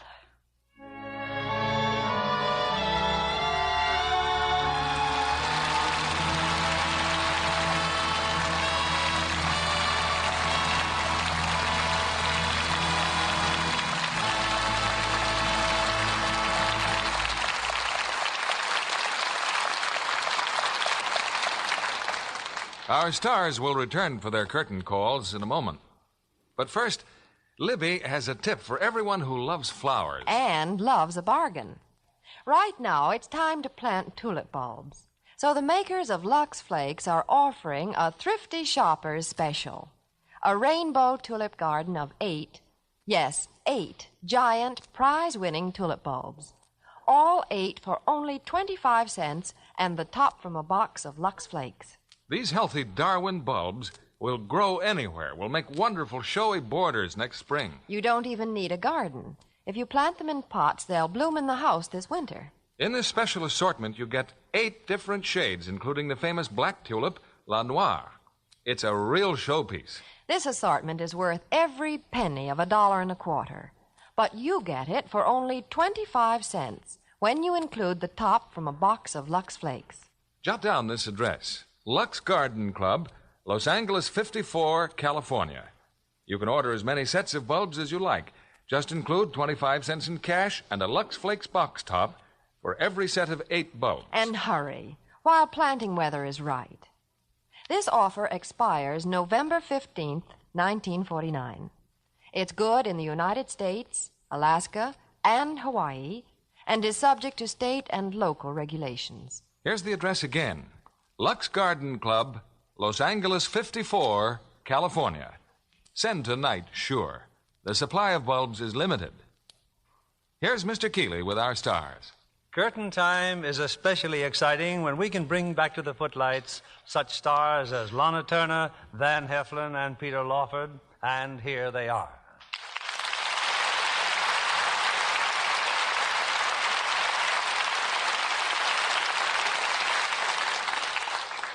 Lana has recently returned to Hollywood, and we're all delighted to have her back.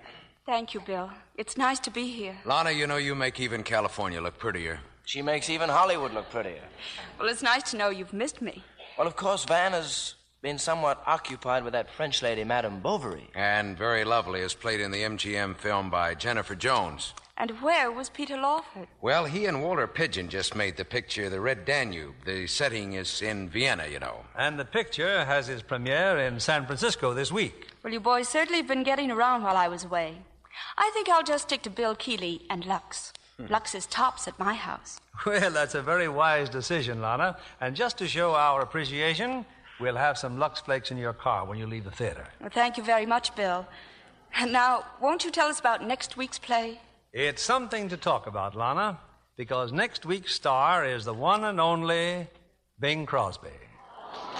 We'll present Bing in his great Paramount hit, The Emperor Waltz. And starring with him, we'll have Anne Blythe. This is a delightful story of romance in old Vienna in happier days, and it's full of wonderful songs sung as only Bing Crosby can sing them. Well, that'll be a grand show, Bill. Good night. Good night. Good night, and thank you all.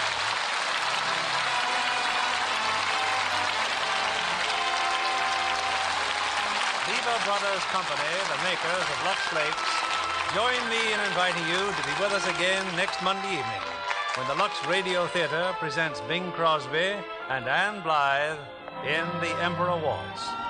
This is William Keeley saying good night to you from Hollywood.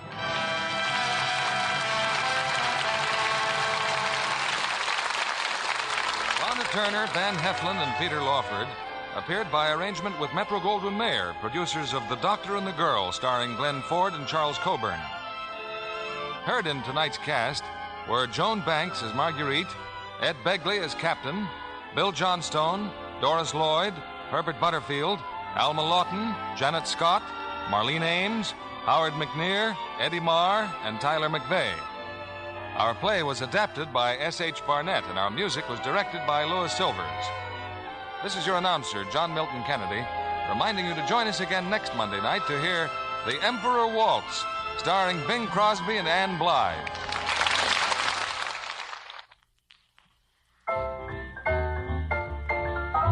Spry is a new Spry, better than ever Spry. You'll be a better cook when you use Spry. Spry makes a better cake, Spry makes a better pie. You'll be a better cook when you use Spry. Spry in your baking pan, Spry in your frying pan. You'll be a better cook when you use Spry. For crispy, brown, digestible fried foods, try new Spry. Fried the Spry way, they're delicious. Why? Because new Spry is blander, plays up fresh, natural food flavors. For all you bake and fry, try new, better than ever Spry, another fine product of Lever Brothers Company. You'll be a better cook when you use Spry. Be sure to listen next Monday night to the Lux Radio Theater presentation of The Emperor Waltz, starring Bing Crosby and Anne Blythe. Stay tuned for My Friend Irma, which follows over these same stations. This is CBS, the Columbia Broadcasting System.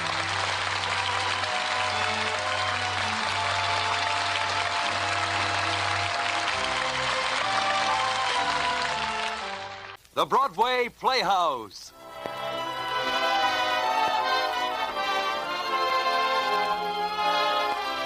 Good evening and welcome to the Broadway Playhouse. Tonight starring Anne Blythe, Robert Cummings, and William Bendix in I'll Be Yours. And now here is our producer, Mr. William Keeley.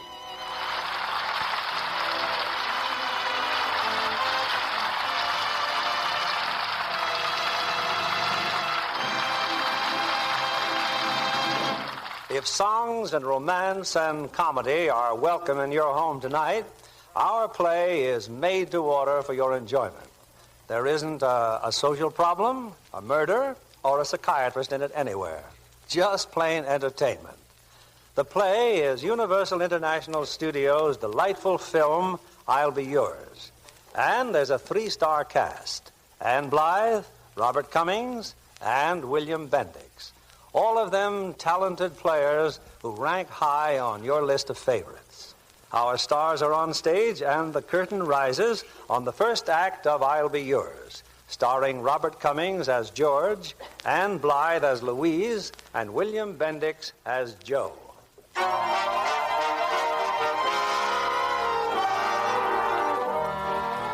In New York City, just off Times Square, there's a small, somewhat shabby restaurant presided over by a sober, unsmiling waiter named Joe Winarski. Well, young lady, what'll it be? I'll have the Hungarian goulash for 45 cents and a glass of milk for 5 cents, please. I'm sorry, the Hungarian goulash is all out. Every time we have goulash, it goes like hotcakes. Oh, well, I'll have the hotcakes then. That goes even faster than the Hungarian goulash. How about a nice turkey sandwich with Russian dressing? But the turkey sandwich is 55 cents. Yeah. You know what it costs to raise a turkey today? No, but Take it from me, it costs a lot of money. First, after you get the turkey, you got to feed him. What do you feed him? Well, I don't know. Food you feed him.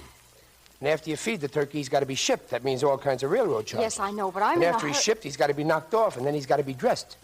You know what you got to pay a turkey plucker today? But that's just the cheapest part. Who wants to eat a turkey until he's cooked? You know what a cook gets, even in a dump like this? And what about the Russian dressing? I suppose you think Stalin gives it away. I wouldn't know. And yet you got the nerve to complain because a turkey sandwich with Russian dressing costs 55 cents. Well, I'm awfully sorry, but I happen to live on a budget. Oh, a budget, huh? And I can only afford 60 cents for lunch, including tip. Well, in that case, I would suggest the chopped chicken liver sandwich for 35 cents. It's got just as many vitamins as the turkey, maybe even more. Thank you.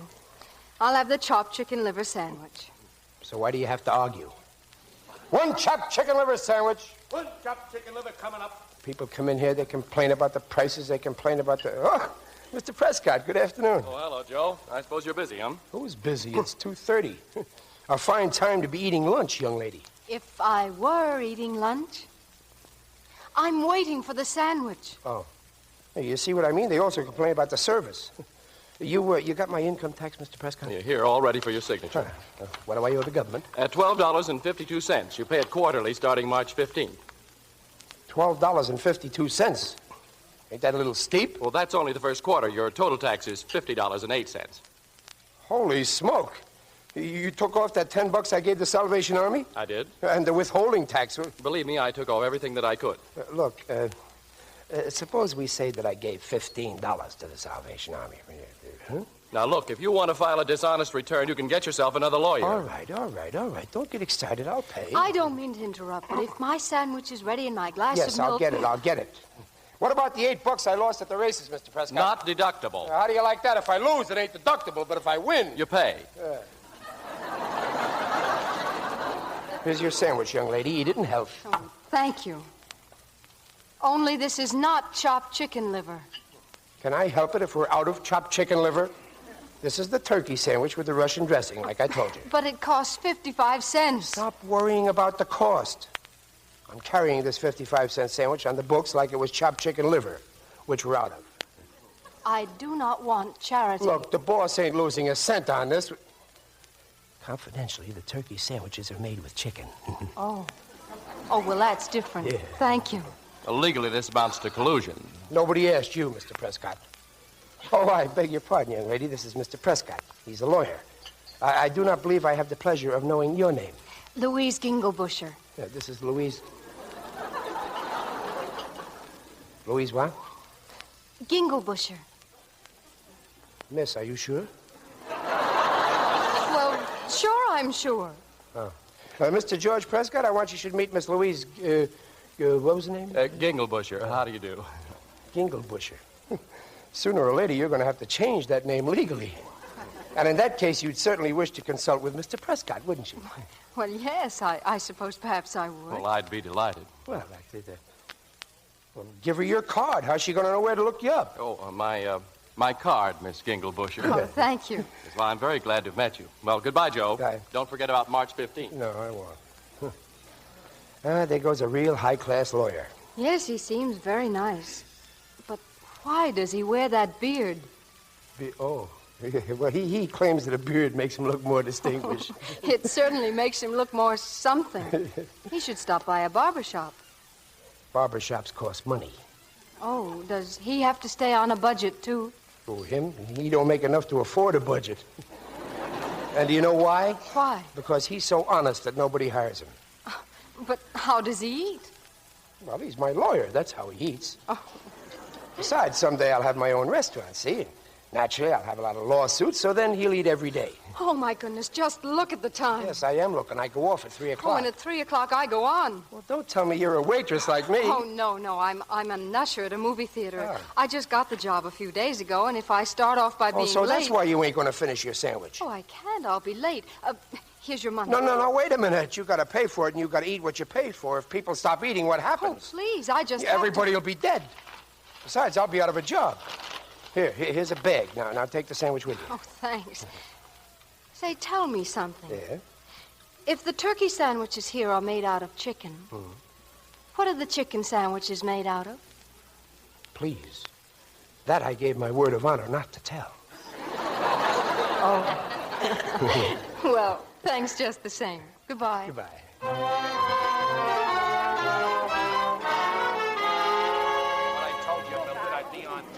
Yes, sir, Louise, you're doing fine. As head usher, I have great confidence in your future. Well, thank you, Mr. McGill. Good night. Oh, break down, will you? We're off duty. You know, baby, you're just my type. Please, Mr. McGill, I'd like to go home now. Sure, baby, sure. But first we'll go somewhere, huh? Have a couple of drinks, and then maybe... Oh, I don't think my husband would like that. Husband? He's very fussy about such things. Don't give me that. Where's your wedding ring? My husband had to pawn it again. Lets his wife work while he pawns her wedding ring? Well, he only did it to buy milk for the babies. Babies? Triplets. Oh, there he is now. Here I am, honey. Huh? Oh, hello. Oh, darling. How are the babies? Oh, they're fine. Babies? What is this, the badger game? Oh, please, if you'll just walk down to the corner with me, then he won't bother me anymore. Who won't bother you? Him. Oh. Good night, Mr. McGill. Yeah, good night. Well, I guess I'm safe now. Thanks very much. But how did you happen to be passing by? Well, can't I go to the movies? Is there any law against that? Oh, no. I'm very glad you did, Mr. Winarski, Joe Winarski. Oh, that's even worse than Ginglebusher. Look, would you mind telling me what this is all about? Well, he wanted me to go out with him, so... Well, I told him you were my husband. Oh. we got babies, too, eh? Uh-huh. Triplets. Huh? Portia, Guinevere, and Lancelot. Why must they all be girls? Oh, Lancelot's a boy. Now, look, young lady, let's understand each other. If I ever have a boy, he's going to be called Joe. Oh, but Lancelot's so much more distinguished. Either that kid's name is Joe, or I'm going back to that loafer and tell him we're getting a divorce. All right. It's Joe. Good. In that case, may I have the pleasure of walking home with you? That, as if it's not too far. Oh, thank you. I have a room in Mrs. Stugo's boarding house on 47th Street.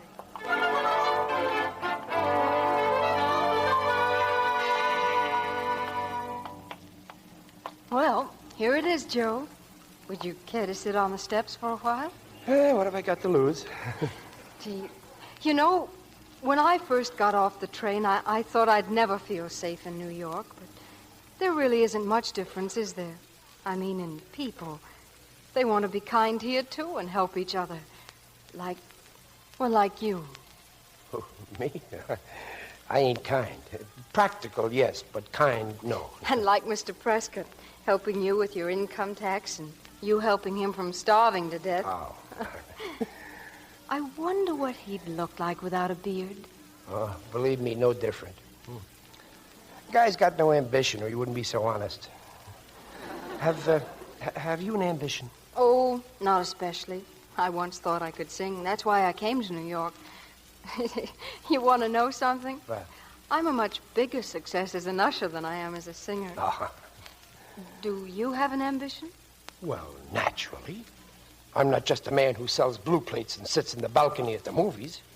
I want to have my own restaurant. Oh, that's wonderful. Oh, you've never really seen me at my best until you've seen me all dressed up in my evening clothes, serving breast of guinea hen under glass to a lady in one of them new low-cut gowns. Oh, believe me, that's life. Oh, yes. Tomorrow night, I'm serving it at a big social function at the Savoy Ritz Hotel. You should see me there. At the joint where I work, a knife is a knife and a fork is a fork. But when you're serving a big banquet at the Savoy Ritz, they have fish knives and salad forks and 8 different kinds of spoons. You wouldn't believe it. Did you ever have breast of guinea hen under glass? Oh, no, never. No? Oh. Well, I'll tell you what. You be at the Savoy Ritz at 9 o'clock tomorrow night, and I'll sneak you in. Oh, you really think you could? Well, it's a cinch. You just hang around the entrance to the banquet room, and you watch for me. Have you got an evening dress? I think I can borrow one. That's the spirit. In this town, it don't make no difference who owns the dress. It's what's in it. Well, good night, Miss Ginglebusher, and don't forget. Tomorrow night at 9 o'clock. Good night, Joe.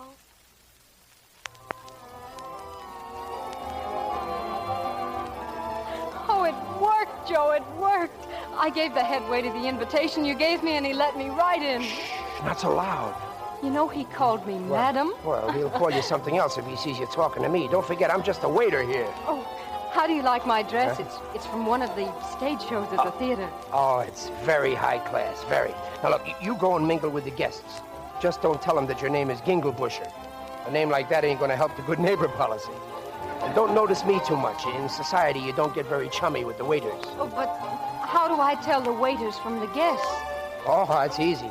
With the waiters, the evening clothes fit. Now, go on, mingle. Go on.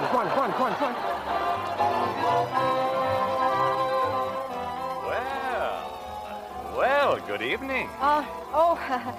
Good evening. Are you enjoying yourself? Oh, yes. Oh, I'm sorry, but you can't sit down here. Oh, yes, I can. Oh, please. The waiters aren't allowed to sit with the guests. Waiter? Do I look like a waiter? Well, I can tell by the way your clothes fit. Perfectly. Now, look here, young lady. I'm J. Conrad Nelson. I'm the man who's giving this party. I'm paying for the whole thing. Waiter? Oh, waiter, come here. Yeah, yes, sir. Hors d'oeuvre, sir. Just tell her who I am. You don't know who you are? Of course I know, but she doesn't. Oh. You are Mr. J. Conrad Nelson, president of the Pan American Meatpacking Corporation. Yes, and tell her who's giving the party. Well, you are. Yeah. And believe me, you'll know it when you get the bill. Thank you. Now, run along. Well, now, how about telling me who you are? Well, she's one of the entertainers, sir. An entertainer? Yes. Wonderful. What do you do? Dance? Sing? Sing? Oh, well, what are we waiting for? Come on. Oh, no. Well, that's what you're here for, isn't it? Well, no, not exactly. We have a fine orchestra. They'll play anything you want. No, I don't want to sing. How much am I paying you for not singing? Oh, never mind. If you won't go to the orchestra, I'll have the orchestra come to you. Alberto? Si, senor. Now, what shall it be? You don't know Midnight in Paris, do you? Midnight in Paris? Oh, but yes, senorita, I know very well. Oh. Yeah, well, then play it. Just a minute now. Ladies and gentlemen, this charming young lady... Whom shall I say? Louise Oh, just say anybody. This charming young lady is going to sing for us.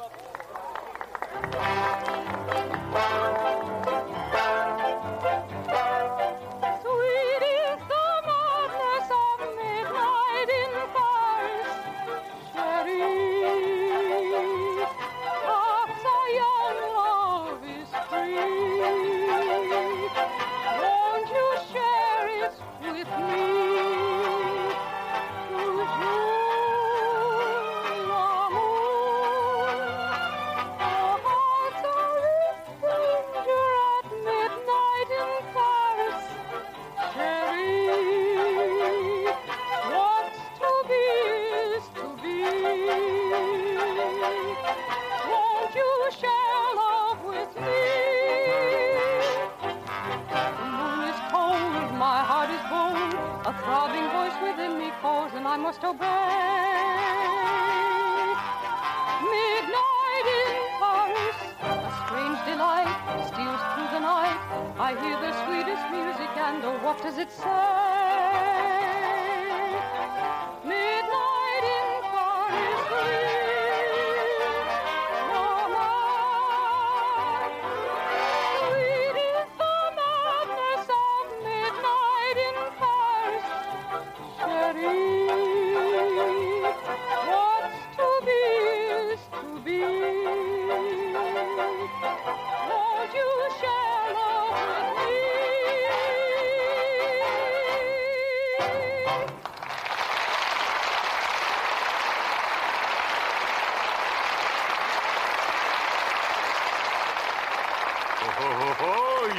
with me? Oh, you come with me. But where? Never mind. Just let's get out of here.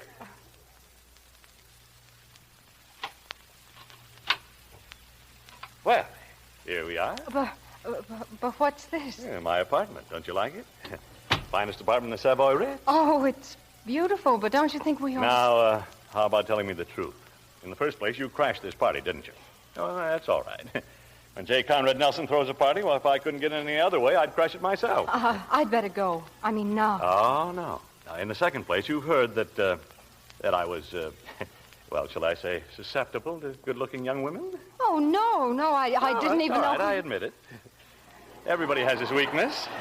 In the third place, you happen to have a very nice voice. Oh, thank you. So you thought you might be able to get me to put you in a musical show or something, didn't you? Oh, no, you're wrong. Why, I never thought... Come now, good woman, don't give me that. Hello? This is Mr. Nelson. I'd like room service, please. We'll have a little drink, and then we'll go downstairs. Hmm? You ordered room service, sir? Well, this is amazing. I just picked up the phone. Savoy Ritz service, sir. Well, 2 bottles of Chabert, 37. Yes, sir. And, madame? Oh, well, I'll just have the same, thank you. Oh, good. That makes 4 bottles. Well, what are you jerking your head at her for? Me? Oh, I beg your pardon, sir. Just a nervous habit. You mean I make you nervous? Oh, no, sir. Not at all. No, sir. Well, then go down and get the champagne. Yes, sir. If you ask me, that waiter's off his rocker. Well, let's get back to business, shall we?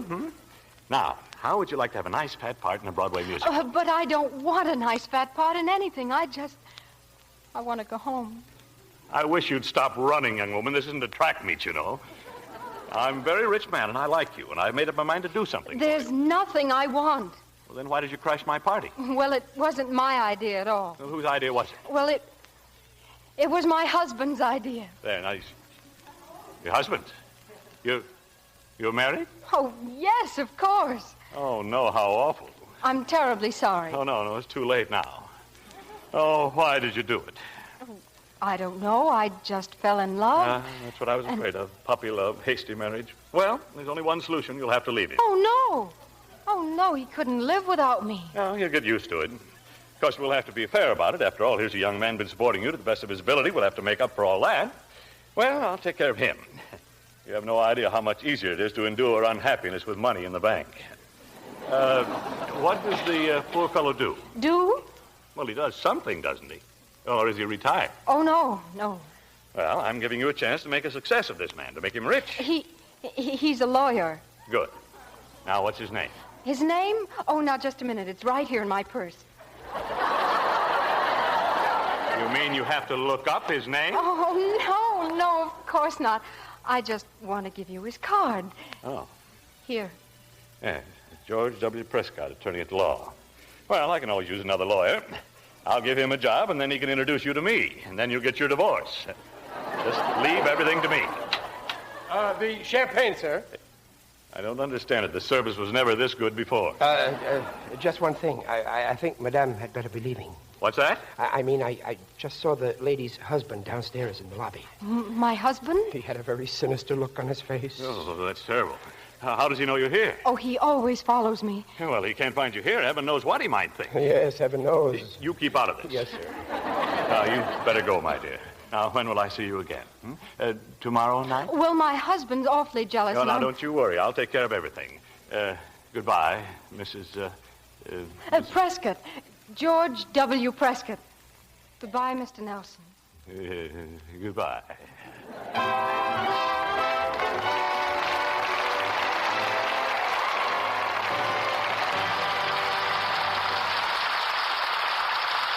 curtain falls on Act One of I'll Be Yours, starring Ann Blythe, Robert Cummings, and William Bendix. Do you remember the old phrase, I'm saving for a rainy day? Well, that doesn't refer only to money. It may also refer to many other things, including knowledge. Every time we undergo a new experience, we're adding to our storehouse of knowledge and know-how. We may not need that information right away, but there will come a time when we'll be able to make good use of it, and we'll be grateful for being prepared. Better than relying on chance experience to increase our knowledge is to take advantage of systematic education. This way, we can learn efficiently and economically. The United States Armed Forces Institute, USAFI, is the agency through which servicemen and women all over the world may study and gain high school credits or even a high school diploma. Some of you may want to add to your college credits. Well, why not do it the easy way, the USAFI way? And now, here is our producer, Mr. William Keeley. Act Two of I'll Be Yours, starring Ann Blythe as Louise, Robert Cummings as George, and William Bendix as Joe.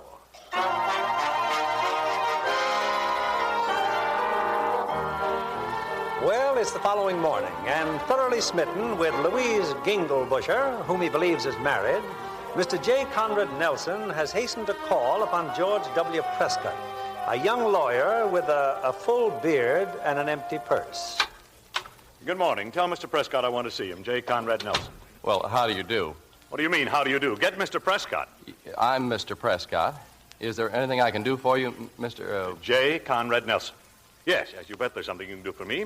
Prescott, you're just the man I've been looking for. I don't know if my name means anything to you, but No, it doesn't. Well, I'm the Pan American Meatpacking Corporation, and I'm here to appoint you our legal representative. Well?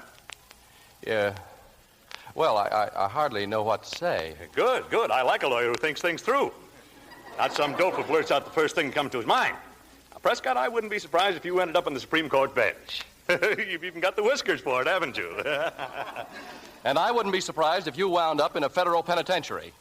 Now, just a little minute there. Do you take me for a complete fool, Mr. Nelson? When a firm doing millions of dollars worth of business a year offers to engage an unknown lawyer, believe me, there's something fishy about it. Sorry, Mr. Nelson, not interested. Well, obviously I've made a mistake. You certainly have. I was looking for a lawyer with a sense of ethics. The Supreme Court. Bah! You ought to be out chasing ambulances. And what's wrong with my ethics? You accuse a man being dishonest and decide that he's guilty without giving him a chance to defend himself. Good day, Mr. Prescott. Now, wait a moment. You doubted my integrity. Well, I like that. Didn't you accuse me of being crooked? Yes, well, maybe I have been hasty. Yes. All right, I apologize. Tell me your side of the story, and then I'll kick you out. Well, that's more like it. Now then, when I was a young man... Look, I don't want to hear the story of your life, only why you wanted to hire me. Yeah, well, in order to answer that, I've got to tell you the story of my life. Now, do you want to hear it or not? Well, I said I'd listen, and I will. Well, then shut up and let me talk. Now, when I was a young man, I was poor. I didn't get to be head of a great industrial corporation except by fighting. And I'm frank to admit that some of the things I've done haven't been quite stainless. Always on sound legal grounds, you understand, but a little chiseling here, a little trickery there, you know. Well, as a man grows older, not that I'm old, of course, but he wants to make amends. I hope this personal confession doesn't bore you, Mr. Prescott. No, go on, go on. Yes, well, now I want to change things, but how? I can't dismiss the lawyers who've been using these tactics. After all, they've been working under my direction. If I fire them after years of loyal service, I'd be a hypocrite. You see my dilemma? Yes, and I sympathize with you deeply, deeply. Thank you. Well, I finally decided to hire an honest lawyer, one who was poor because he was so honest. And let him join my legal staff and show them the light. And after months of search, I have decided upon you. So I came here this morning, and what do you say to me? Well, Mr. Nelson, I'm ashamed of myself. Yeah. I'd be proud, very proud, to work for a man like you. Good, good, good. Now, here's the contract I've drawn up. You can read it over if you want to, but I give you my word. Well, that's good enough for me. Yeah, well, then just sign here and a copy for me, and then just bind the bargain, a check for $5,000. Well, that's great. $5,000? Yes, your first month's salary in advance. Incidentally, do you have a car, Mr. Prescott? A car? No, Well, you better get one. You never know when I'm liable to send you on a long automobile trip. Oh, yes, I'll get one right away, Mr. Nelson. Good. And it's not that it's any of my business, but I hope there's nothing wrong with your private life. My private life? Yeah, the company's quite peculiar about that point. I hate to be indiscreet, but you do look rather strained and worried.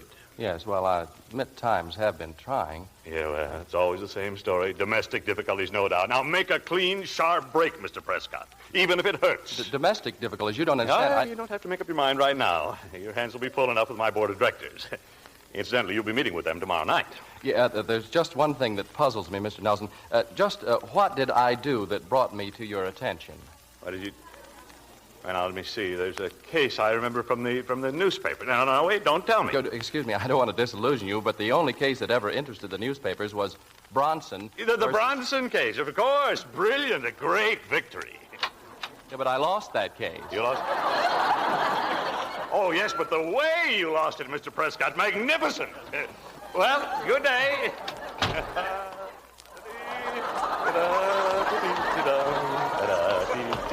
Well, hello.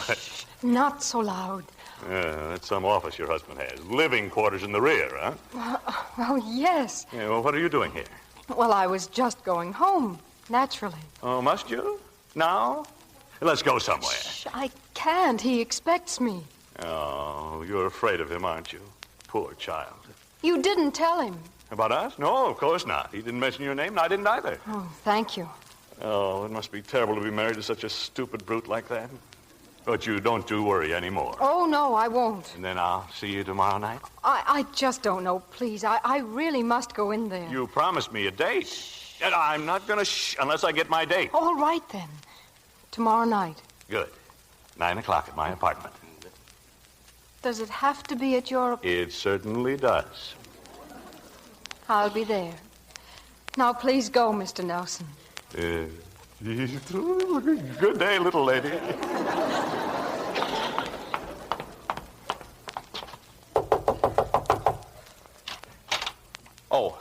Oh, good morning. Won't you come in? I was just about to go out, but won't you come in? Oh, thank you. Oh, you'll have to excuse me if I appear a little overwrought. Something very unusual just happened. Very unusual. I never even dreamed that I'd be... Well, if you're so busy, I can come back. You know where I was going. To buy a pencil sharpener. Yes, all of my life I wanted a pencil sharpener of my very own.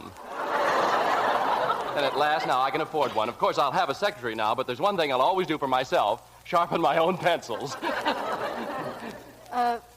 Are you well, Mr. President? Oh, I'm delirious. Do you realize what just happened to me? Yes. I mean, no. No, I... Well, you're talking to the legal representative of J. Conrad Nelson. You see, it does pay to have ideals. It does pay to be honest. And do you know how much it pays? How much? I'm ashamed to tell you. But at least I didn't get it by lying or chiseling or being related to the boss. You've got it all figured out, haven't you? What? Oh, I'm sorry. I haven't paid any attention to you, have I? I'm excited. I hope you'll understand. Now, what did you come to see me about, Miss... Dinglebusher. Oh, yes, of course, that's it. Well, what did you decide on? Decide on? I'll tell you what we'll do. We'll take the telephone book, open it at random, and see what we find. What on earth are you doing? Well, I'm looking for a new name for you. But I already have a name. Yes, I know. Gingle something. Wasn't that what you came to see me about? A legal change of name is a very simple thing, and it isn't expensive. As a matter of fact, from now on, I'm going to be your legal advisor for nothing. Well, that's very generous of you, but it's right nothing, now... nothing at all, really. I feel like doing it, Miss Gingle. Busher. Busher. Oh, this is the happiest day of my life. An hour ago, I had nothing, and now I have money and position, and I'm going to have a car. How does one buy a car? Have you ever... Oh, no. No. But I guess you just go shopping and pick one out, like a pencil sharpener. Miss Ginglebusher, do me a favor. Come with me. Oh, you know that there's something wonderful about your coming in just now. Don't you feel it? Don't you believe in fate? Come on, Miss Ginglebusher. We're going shopping.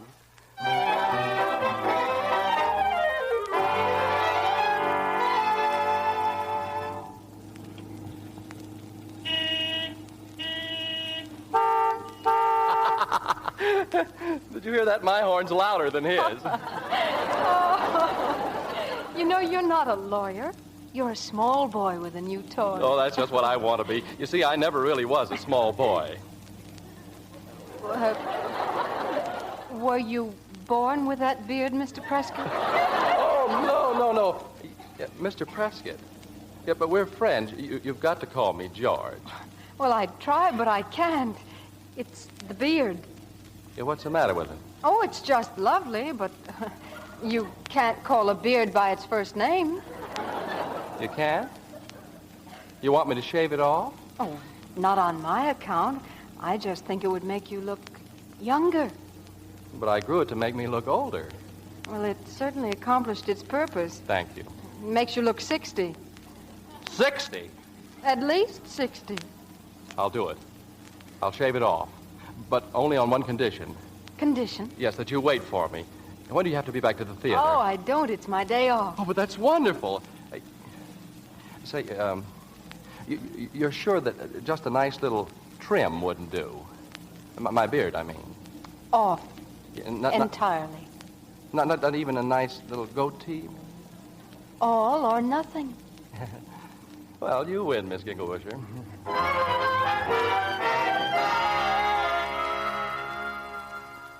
No, I just can't do it, mister. I'm a barber, but I just can't do it. Cut it off. But it's such a beautiful beard. Why don't you just let me shampoo it and let it go at that? Look, I came into your shampoo. Uh-huh. And maybe a little snip here and a little... Uh-huh. No, I'm sorry. It's got to go. I won't do it. Believe me, if I had a beard like that, no woman would ever make me lose it. No, sir. It's not a woman's idea. It's my own. Well, I'll bet your daughter had something to do with it. My daughter? Well, that does it. The beard comes off. Yes, sir.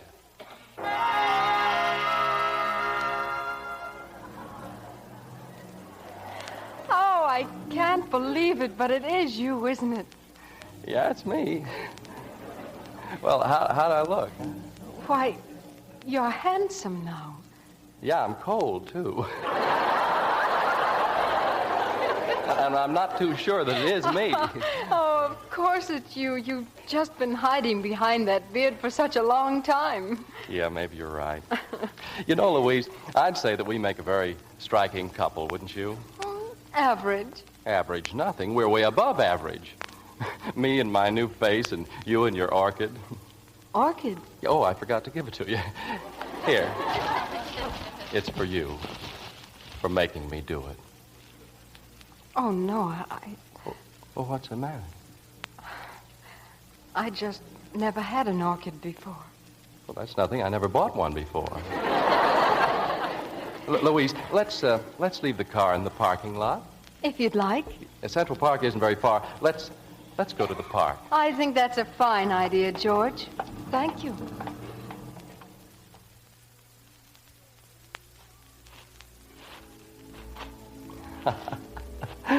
Oh, gee, it's funny, isn't it? What's funny? Oh, I don't know. All my life, I've dreamed about owning a car. Finally, I've got one, and suddenly I discover how much fun walking can be. Oh, didn't you ever walk before? Oh, sure, but not under these circumstances. I'll bet even riding in a subway would be fun with you. Oh, not during rush hours. Oh, especially during rush hours. Huh? Yeah, I mean, well, I really didn't mean anything. Say, would you like to take a boat ride? Oh, no, I'm not a bit tired. Oh, I'm not tired either. Yes? Look at them out there on the lake. Practically everybody is kissing somebody. Silly, isn't it? Huh? Oh, yeah. Especially this time of day, I guess. Louise, are you sure you wouldn't like to go canoeing? Well, as long as we're here, George, well, why don't we?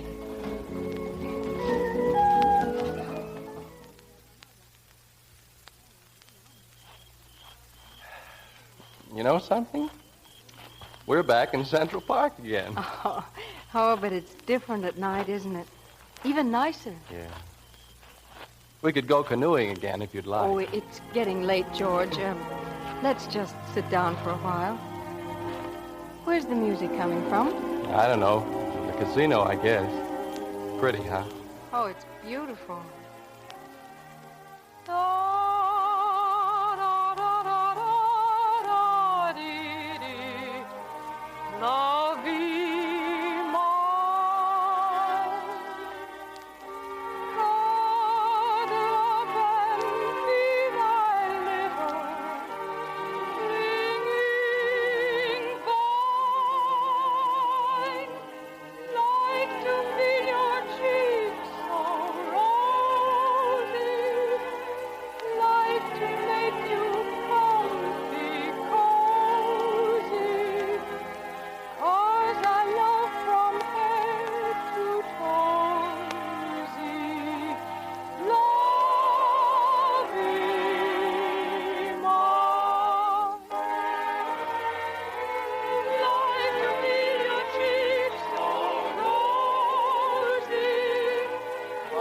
to make you comfy, cozy. 'Cause I love from head to toesy.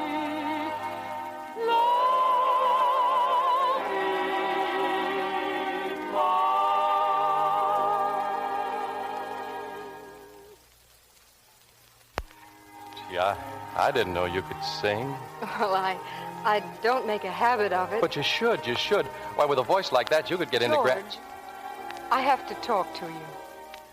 I only hope you'll talk to me for the rest of my life. Well, you don't know what you're saying. Well, I'm trying to say that I'm fond of you. Extremely fond. But you've just met me. You don't know anything about me. And frankly, George, I'm not perfect. Well, that makes two of us. Maybe I'd better not talk to you now after all. Tomorrow, then?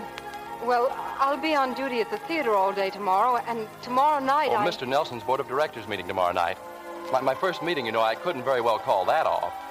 But I can meet you afterwards. Where will you be? Afterwards? Yeah, say 9 o'clock. Well, George, I have a date tomorrow night. Oh, it's nothing, really. He doesn't mean anything to me, but I can't break the date. It's nothing, but you can't break it. No, I really can't. I'll explain everything later. No, you don't have to explain anything. After all, we've just met. We hardly know each other, do we? Please don't talk like that. I didn't mean to hurt you. Oh, I wish it were different. Well, as a matter of fact, so do I. Well, we had a wonderful day, and since it's over, I better take you home. Yes. Yes, I think you'd better. All right, then, let's go.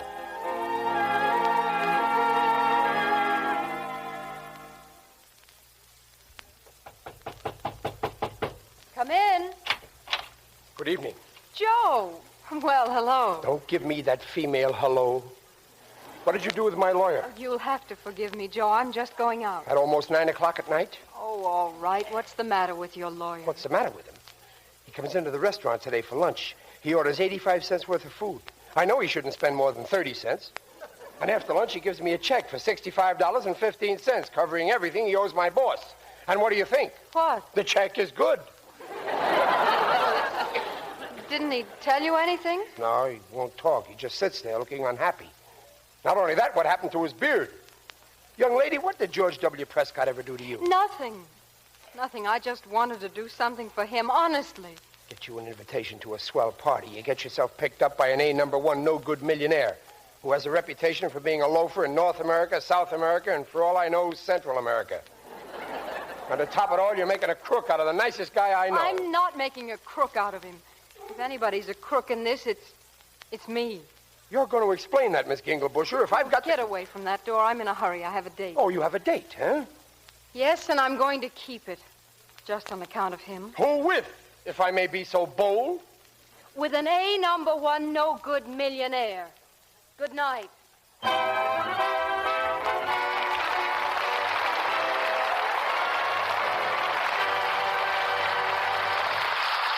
So the curtain falls on Act 2 of I'll Be Yours, starring Ann Blythe, Robert Cummings, and William Bendix. The curtain rises on the third act of I'll Be Yours, starring Robert Cummings as George, Ann Blythe as Louise, and William Bendix as Joe. Well, it's 9 o'clock, and in his apartment in the Savoy Ritz Hotel, Mr. J. Conrad Nelson, who should know better, has a guest, Louise Ginglebusher. Well, this time, little lady, we're not going to be disturbed by some idiotic waiter. I got the champagne all ready. Oh, but I don't want any champagne, Mr. Nelson. I'm not used to it. Oh, but you don't know what you're missing. Now sit down and try it. Well, later maybe. You know, you're so strange tonight. You keep bouncing all around the room. I think I'd better tell you something, Mr. Nelson. Ah, my dear little girl, you're not afraid of me, are you? I'm not a wolf, you know. Anyway, you're not Red Riding Hood. Now, how did everything go with your husband? Well, that's just what I want to speak to you about. Why did you ever marry a man old enough to be your daddy? But he isn't anywhere near as old as you are. Why, that's ridiculous. Why, with that beaver he wears? Did you ever see him without his beard? No, and I don't intend to see too much of him either. But you made him your legal representative. I let him attend the board of directors meeting, too. That doesn't mean I have to look at him. Well, I don't understand. Oh, you'll have a fine time tonight. I told him to read him the annual reports for the last 12 years. Dull as dishwater, but they'll keep him there till 2 a.m. That contract you gave him, it's real, isn't it? Are you implying that I'm a heel? If your husband has the slightest doubt about that contract... he hasn't. And he's not my husband. He's not what? I'm not married to him. You're... Oh, what have I done? Yes, what have I done? You see, I met him, and he's very poor, and... Well, I liked him, and I felt sorry for him. I mean, you said you wanted to make my husband rich, and I thought if I... Are you mad at me? Well, this whole thing, just another plot against me. Oh, it's all my fault. He didn't have anything to do with it. Yeah, I'll bet. I ought to go to a noggin doctor and have my head overhauled. Why, if he knew what I've done, it would break his heart. Break his heart? I'd like to break every bone in his body. That bearded phony. I'll bet even his whiskers are false. They are not. He shaved them off yesterday. Uh-huh. Just as I thought. What's that? Who are you? I'm not going to stand for this any longer. You come along, Miss Ginglebusher. Oh, you let go of me. You're coming with me right now or something terrible is going to happen. What's going to happen? I'm talking to her. Just a minute, you. I've seen that ugly face of yours before. You're the waiter. Room service. Of course, it's a plot. For your information, Miss Ginglebusher, your husband has found out all about you. No. Yes. He's on his way here now. Well, he can't be. He's at my board of directors. Well, maybe he is here. So why don't you have him come in? Well, Huh? You want him to come in here? Yes, bring him in. Well, there is somebody at the door. I can hear him. Well, come in. What do you want? Oh, how do you do, Mr. Nelson? Who are you? Who am I? Oh, you probably don't recognize me without my beard. Prescott? Good old George W.? Yes, your legal representative. You hired me yesterday, if you remember. Well, this is very interesting. Well, I'm sorry to bother you, Mr. Nelson, but I felt it my duty to talk to you immediately about... Joe. Well, what are you doing here? Hello. Young woman, I wanted you...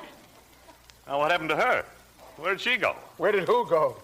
This is all an outrageous conspiracy, but I'm going to get to the bottom of it. You come right back in here, young woman. Look, why don't us fellas just go out somewhere and have a drink, huh? We could... Hello? Louise. Now, Counselor, let's not jump to any conclusions. I told you I'd explain everything. You mean he was your date? J. Conrad Nelson? Yes. But I had no idea you knew each other. Knew each other? I thought you two were married. That's how you got your job. Would you mind repeating that? No, don't listen to him, George. He doesn't know what he's talking about. Well, this is very funny, isn't it? What was it I told you? Just stick to your ideals, be honest, never tell a lie? Look, Mr. Prescott, why don't you talk this over with me? Oh, skip it, Joe. Yes. If you'll excuse me, Mr. George, Nelson. let me go with you. Let him go. Haven't you done enough to him? George, please. We have nothing to say to each other, Miss... Ginglebusher. Yes, I know. But you're all upset now. Oh, I didn't mean to hurt you. I only wanted to help you. And thank you very much. Good night, all.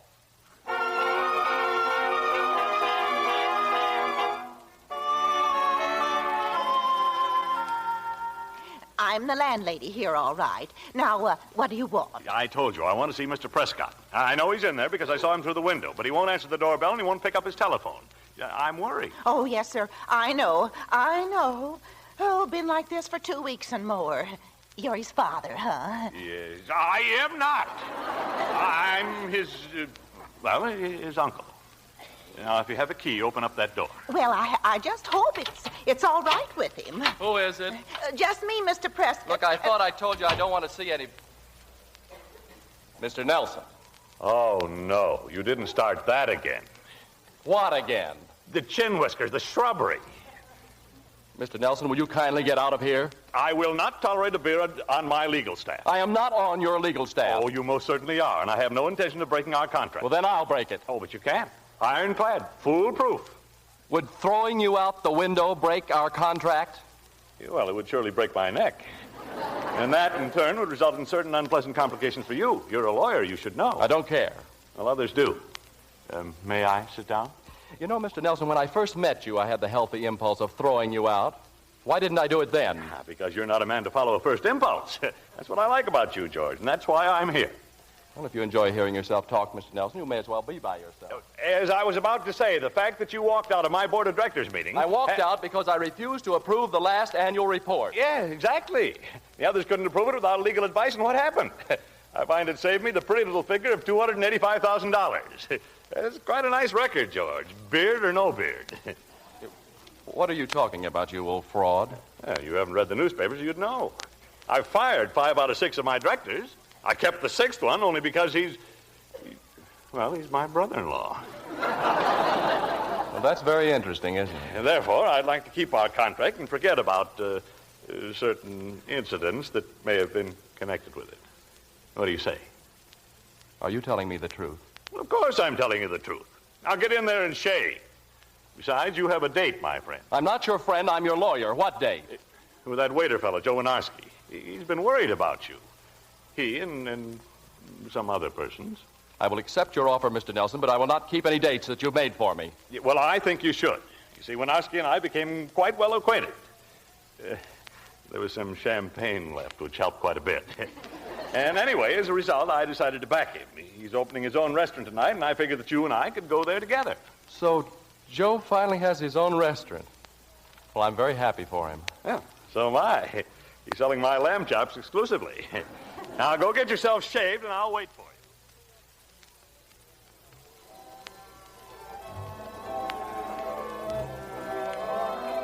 you. It's just beautiful, Joe.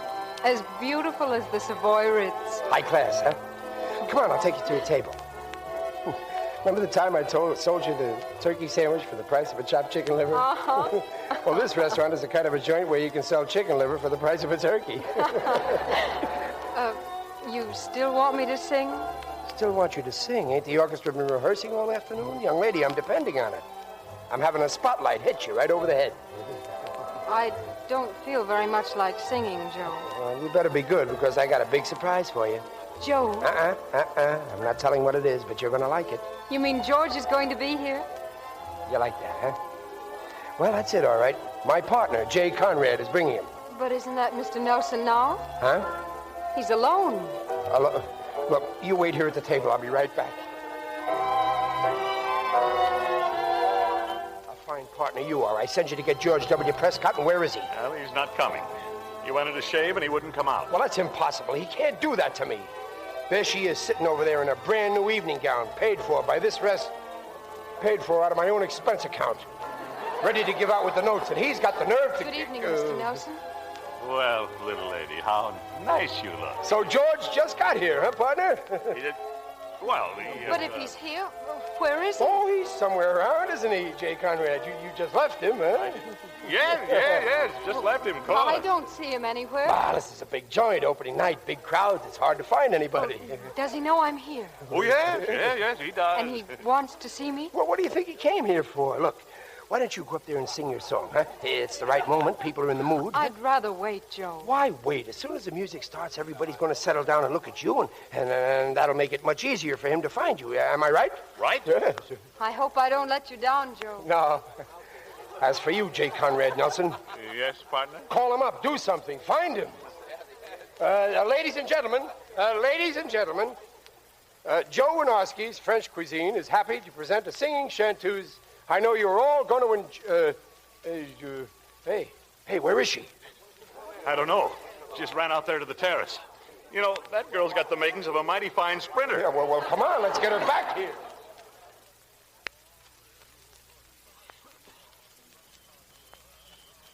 You see what a weak character I have, Louise. I couldn't stay away. George, you wanted to see me. You do care. Well, I wanted to see Joe, too, of course. Hey, counselor! Joe, well, congratulations. You wanted to see me? Well, you see me. Now bring her in here, huh? Oh, you were just going to sing, weren't you? I interrupted. Oh, I can sing anytime. Well, not before an audience. Go in, Louise. I want them to hear you. I want them to see you. Is that all you have to say to me? Oh, no. There's more. A very important matter I want to discuss with you later. You'll wait here. You won't go away. He'll be there if I've got to nail his shoes to the floor. Now get in here.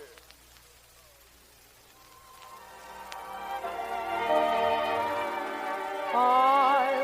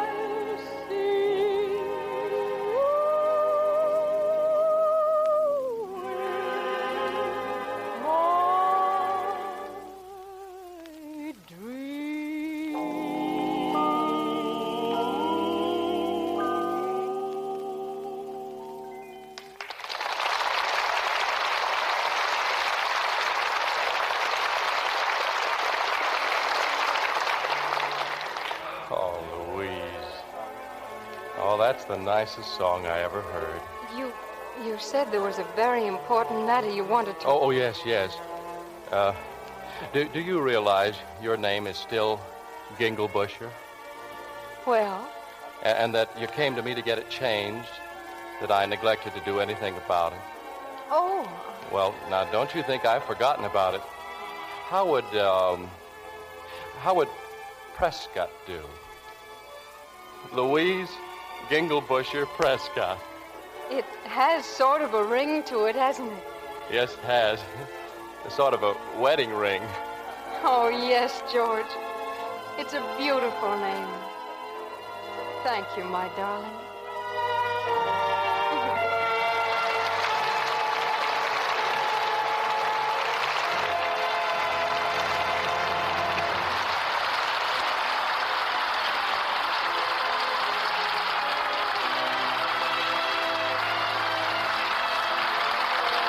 The curtain falls on the final act of I'll Be Yours, tonight's presentation by the Broadway Playhouse.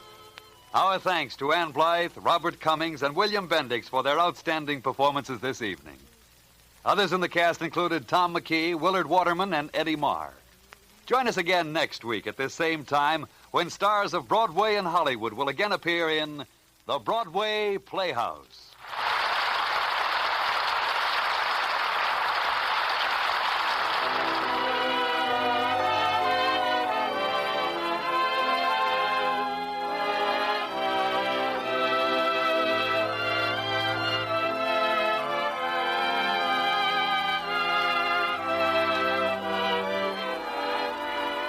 This is the United States Armed Forces Radio Service, the voice of information and education.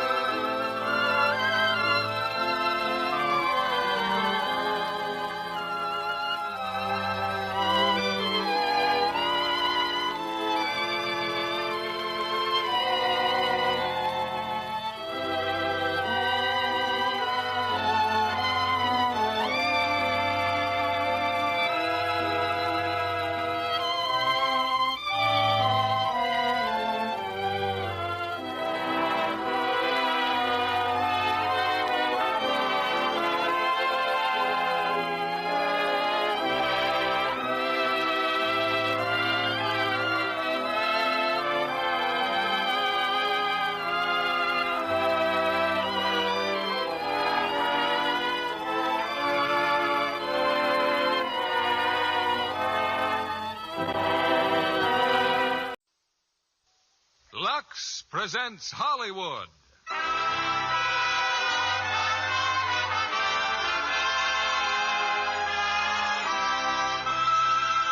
Lever Brothers Company, the makers of Lux Toilet Soap, bring you the Lux Radio Theater, starring Cary Grant and Irene Dunn in Mr. Blandings Builds His Dream House. Ladies and gentlemen, your producer, Mr. William Keeling.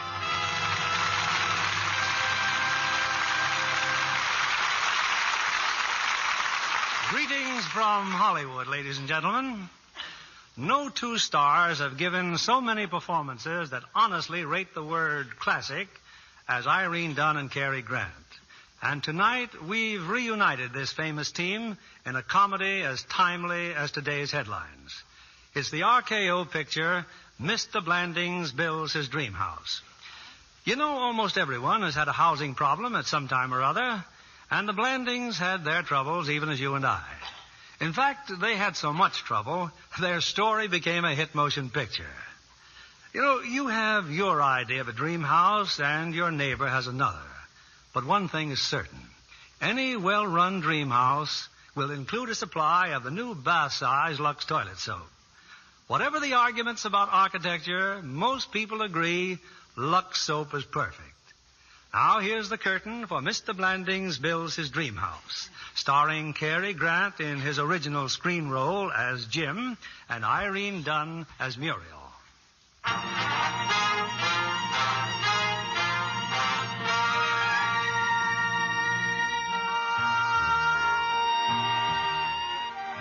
Like millions of other New Yorkers, Jim and Muriel Blandings and their 2 young daughters are cliff dwellers. Home to them is an apartment. Oh, adequate, but somewhat crowded. Not that Jim isn't doing well. He's a college graduate, makes $15,000 a year in the advertising business. Anyway, on this crisp September morning, Jim Blandings has just staggered out of bed and commenced a typical 7 o'clock ritual. You're looking for something, dear? Oh, you're awake. I'm looking for my socks. Why don't you look in your sock drawer? That's where I found my underwear. Why don't you try your underwear drawer? I am in my underwear drawer now. Oddly enough, it's full of underwear. All yours.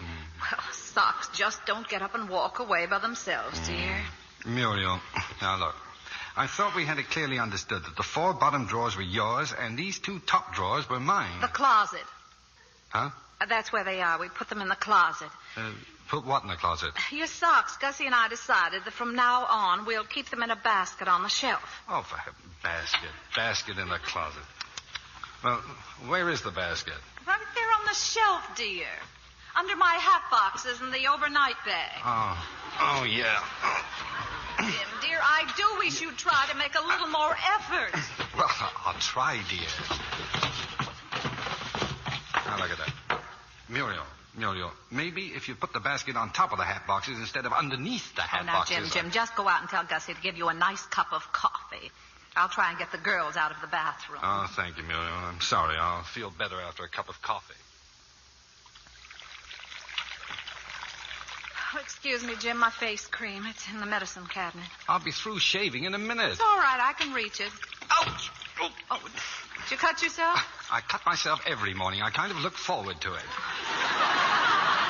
Well, let's see now. There's Betsy's vitamins. Oh, take your time, dear. I can spare the blood. Why don't you get an electric razor? You can't get used to them. That's silly. Bill Cole's been using an electric razor for years. He hasn't got my beard. Bill's beard is just as coarse and tough. I am not interested in discussing the grain and texture of Bill Cole's hair follicles before I've had my orange juice. All I said was, why don't you use an electric razor? Because I prefer the clean sweep of the tempered steel as it glides smoothly No over advertising. Please, just hurry, dear. You'll be late for breakfast.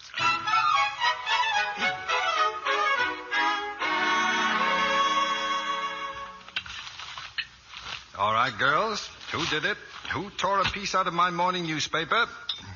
Well? I'm sorry, Father. It's part of my research for school. Oh, I see. Another of Miss Stellwagon's so-called progressive projects. Now, Jim, there just isn't any point in sending your children to an expensive school if you're going to undermine the teacher's authority in your own dining room. I am not undermining anything. I'm in the advertising business, and keeping abreast of the times is important to me. Bicker. You drink your milk. Every time your father and I have a lively discussion, dear, it doesn't necessarily mean we're bickering. Miss Stellwagen says that advertising is crass commercialism in its lowest form. Oh, she does she? Well, perhaps your Miss Stellwagen is right. Perhaps I should quit this crass commercialism, which at this very moment is paying for your fancy tuition, those extra French lessons, that progressive summer camp, to say nothing of the very braces on your back teeth. Jim, I wish you wouldn't discuss money in front of the children. Why not? They spend enough of it. Bicker. All right, girls, get your things now and run along. Yeah, let's go, Betsy. Goodbye, Daddy. Well, give my regards to Miss Stellwagen. Anyway, you're still the nicest father I've ever had. I'll get it, Gussie. Hiya, kids. Bill, we haven't seen you in ages. Sorry, Billy, we gotta run. Long. Well, good morning. Oh, what are you doing here? Oh, just thought I'd stop by and return these sketches, Muriel. Coffee? Yeah, thanks. Now, personally, I think Funkhauser's $2,000 or $3,000 out of line. Of course, you could save that amount by not tearing out the living room wall. What wall? What are you talking about? Who's Funkhauser? Oh, Bunny Funkhauser, dear. Who? Well, you know that clever young interior decorator we met at the Collins cocktail party. You mean that young man with the open-toed sandals? What about him? What about him? You know how long we've always said we must do something about fixing up this apartment. Well, Bunny has some simply darling ideas. What kind of ideas? Well, I didn't want to bother you until I knew whether we could afford it or not, so How much? What's the point in asking how much, dear, until you know what you're going to get? I've seen Bunny Funkhauser. I know what I'm going to get. Well, I think he's got some fairly interesting sketches here. Just look at this drawing, Jim. Here's how Bunny sees our living room. Isn't it charming? What's that thing there? A shoe shine stand? No, it's a cobbler's bench, dear. Oh. You see, the whole room's colonial. Break front, hook rug, student's lamp, pie cooler, and over here, a Martha Washington desk. Where do I keep my powdered wig? Well, I think it's perfect. It's us. Bunny says we're very American, very grassroots, very blueberry pie. Oh, well, don't look at me, Jim. Bunny said it. How much is all this going to cost? Well, $7,000. $7,000? Well, that includes tearing off the wall, but I quite agree with Bill. You do? Well, you're some lawyer, Bill. A defenseless woman without the slightest conception of the value of $1 asks for advice, and the next minute you've got her tearing out walls. $7,000. I wouldn't put 7 cents into this broken-down rat trap. How can you talk that way, Jim? This is our home. Why, Joan was practically born in this apartment. That does not make it a national shrine. Oh, now, wait a minute. I thought I was doing you a favor. And you were, Bill. He was just showing you how you could save $3,000 by simply not tearing out the wall. I could save $7,000 by not doing anything at all. Well, then that's that, isn't it? $7,000. Blueberry pie. Have you seen my hat, Muriel? It's in the hall closet, dear, where it always is. I'll get it for you. Jim, help!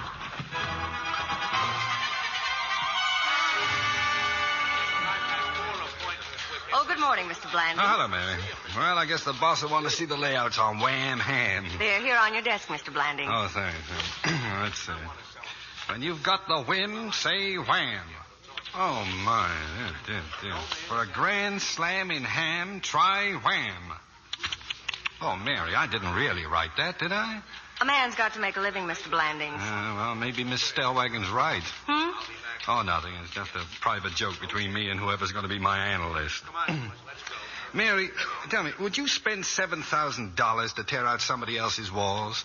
Would I what? Well, especially when for a few thousand more you could fix up a nice old place someplace. You know, somewhere like Connecticut, maybe. Yeah, and have the kind of dream house you've always wanted. Well, frankly, I never Mary, get me the phone numbers of a few of those suburban real estate men. Oh, and call Mrs. Blandings. Tell her to keep this weekend open for a nice drive out to the Connecticut countryside.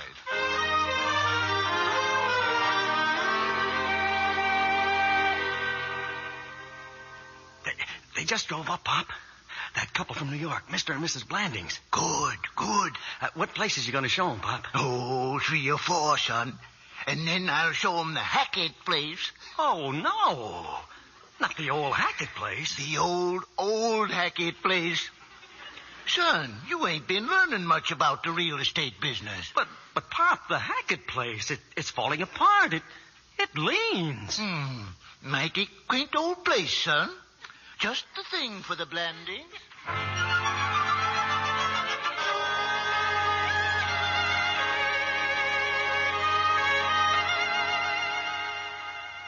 We bought it, Bill. It's ours. Well, some steal, huh? Steal is an understatement. Swindle might be a little more appropriate. Huh? You've been taken to the cleaners, my friend, and you don't even know your pants are off. Oh, darling, I told you. I said we ought to consult Bill before we buy it. Well, what's so wrong with this deal? $10,000 for 50 acres? And only $1,500 for the house. That's $200 an acre. $100 an acre is standard top gouge price to city slickers. When the natives sell it to each other, it's around 40 or less. 40? Jim! The man's entitled to a fair profit. Not 284%. Now, we're going to write this fella Hackett and tell him he can... We'll do no such thing. You just don't understand business. You mean extortion? Jim, dear, now, maybe Bill's right. Now, just a minute. Let me explain something to both of you. For 15 years, I've been cooped up in this 4-room cracker box. Just getting shaved here entitles a man to the Purple Heart. Well, that still doesn't make this Hackett place a good buy. Now look, Bill. Muriel and I have found what I'm not ashamed to call our dream house. Why, it's like a fine painting. You buy it with your heart, not with your head. You don't ask how much was the paint, how much was the canvas. You look at it and you say, it's beautiful. I want it. And if it costs a few more pennies, you pay it gladly because you love it. And you don't measure the things you love in dollars and cents. Well, anyway, that's the way I feel about it. Well, it's your money, I suppose. No. And when I sign those papers on Saturday, I can look the world in the face and say it's mine. My house. My home. My acres. Our house, darling. Our home. Our acres.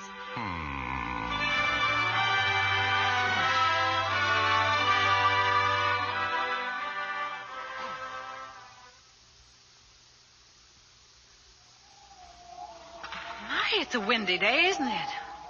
Well, this is it, Bill. The dream house on Nightmare Alley. And no remarks.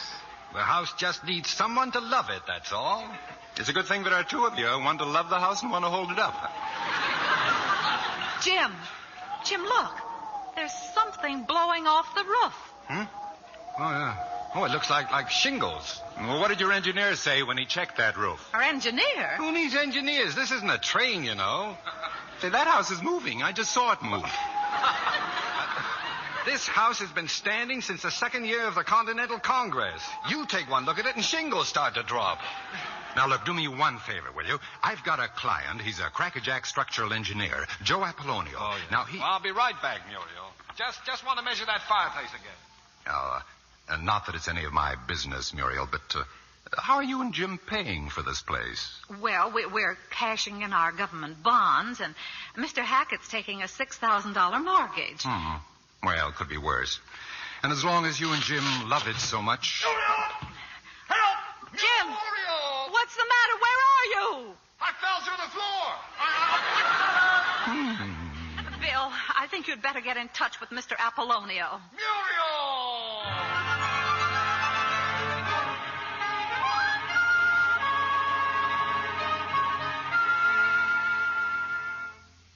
So that's why we've come to you, Mr. Sims.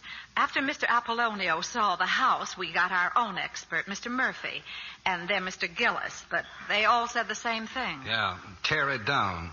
Well, as an architect, I'm inclined to agree with them. Of course, you can remodel, but for what it would cost you, why, you can have a fine new house. A new house, huh? Yes, something like this, for instance. Now, in this sketch No. here... No. I don't think we're at all ready to commit ourselves. Oh, no. But if we were to consider building, I can tell you there's one thing we'd have to have, Mr. Sims. Plenty of closets. Well, yes, if I might make a suggestion... And bathrooms. Each bedroom must have at least one bathroom. You see, Mr. Sims, our problem is...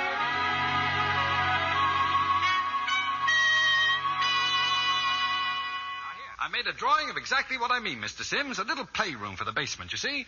Nothing tremendous, just a little something to... And I've always wanted a sewing room, Mr. Sims. A little utility room upstairs where I could be alone and sew or sulk on a rainy afternoon. Yes, but I think I'd better point out... And here out... off the kitchen, a little flower sink with a stone floor and shelves for vases and gardening things. And maybe a little closet. Sure. Why not? Now, over here... My dear Mr. Blendings, now, in the first place, you've got the upstairs about 3 times as big as the downstairs. There, you see, Muriel? It's all those bathrooms. Nonsense. It's all those closets. And by extending the breakfast room, you've eliminated the possibility of any stairs going up to the second floor. What, no stairs? Oh. Now, is it absolutely necessary for each of your daughters to have her own room with 2 closets and a private bath? Yes. You see, our daughters are approaching womanhood. Well, I didn't realize they were approaching it quite so fast. Now, what about that city flower sink and that sewing room? That could go. I beg your pardon. What we need is a major savings. Now, a simple bathroom, Mrs. Blandings, costs about $1,300. Now, if you could do with just one less... No, I refuse to endanger the health of my children in a house with less than 4 bathrooms. For $1,300, they can live in a house with only 3 bathrooms and rough it. Look, suppose I go ahead with some preliminary plans, and then we can get together in about a week's time. Yes, you do that, Mr. Sims. But just don't forget, we've got to hold it down under $10,000. That, I can tell you right now, is impossible. Oh, well, I guess we're not going to quibble about a few pennies one way or another. Oh, by the way, Mr. Blandings, have you anything in mind as to how you'd like the old place taken down? Yeah. Why don't we just go out there and blow on it?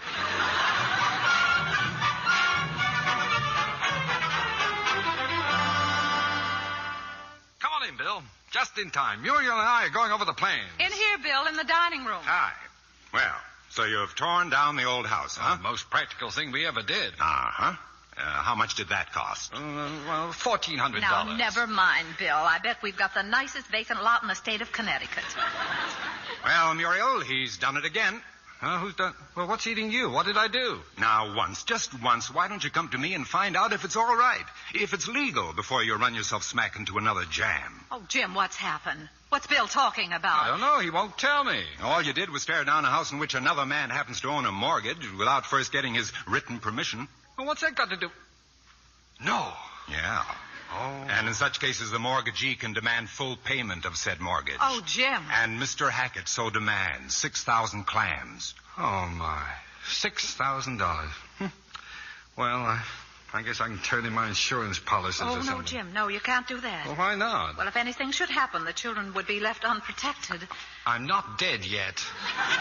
No, of course you're not. Well, I'll see the boys at the bank. You can put up your insurance as collateral. If necessary, I'll sign a personal note. Thanks, Bill. Sure. Well, I've got to run along. Good night, Muriel. Good night, Bill. I'll let you know what the bank says, Squire. What a wonderful friend.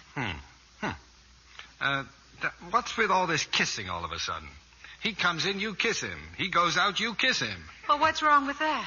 Well, just because a man is helpful in a business way doesn't give him extracurricular privileges with my wife.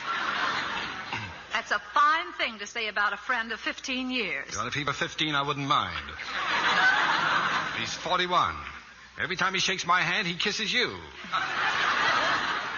Would you prefer it the other way round?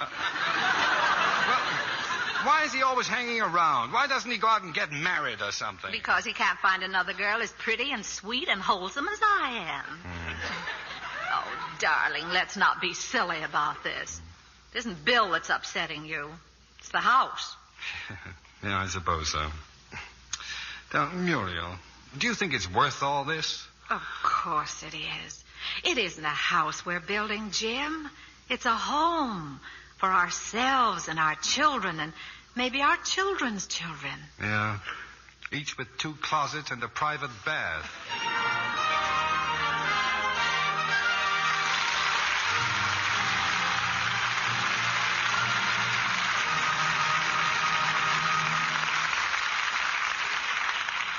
In a moment, we'll bring you Act 2 of Mr. Blandings Builds His Dream House. Here's our Hollywood reporter, Libby Collins. Libby, I see Darrell F. Zanuck has made another outstanding picture for 20th Century Fox. You mean Pinky, of course, Mr. Keeley. Uh-huh. I don't know when I've seen anything that touched me so deeply. It's an honest portrayal of an American problem. The story of a light-skinned Negro girl who gives up personal happiness in order to aid her own people. Certainly a compelling drama. Jean Crane, as Pinky, has a difficult assignment, and she handles it with great skill. You know, the whole cast seems so exactly right. Ethel Barrymore is superb as the southern lady of the manor. And William Lundigan plays the northern doctor with the authority the part demands. I'm glad to see Jean Crane step into a really mature role and do it proud. A remarkable young star, isn't she? And what fresh, delicate beauty she has. You might call her the Lux Lovely type, lady. Oh, now, John. But you're right, because Jean is certainly devoted to her Lux soap beauty care. And my, she's pleased with that big new bath cake. It's so luxurious, she says. That's just the word for it, Libby. A generous, satin-smooth cake with a flower-like fragrance. No wonder screen stars tell us that now their Lux Soap beauty bath is more delightful than ever. That big, longer-lasting bath cake makes a fine item to put on a family shopping list. And you can be sure the man of the house will like it, too. I just know he will. Men go for a bath soap they don't have to coax into a lather. Even in hard water, you get lots of rich, creamy lather with Lux toilet soap. It's perfect for shower or tub. So why not let the whole family enjoy this luxury bath cake? The new bath-size Lux toilet soap. Now, our producer, Mr. William Keeley. Act 2 of Mr. Blandings Builds His Dream House, starring Irene Dunn as Muriel and Cary Grant as Jim.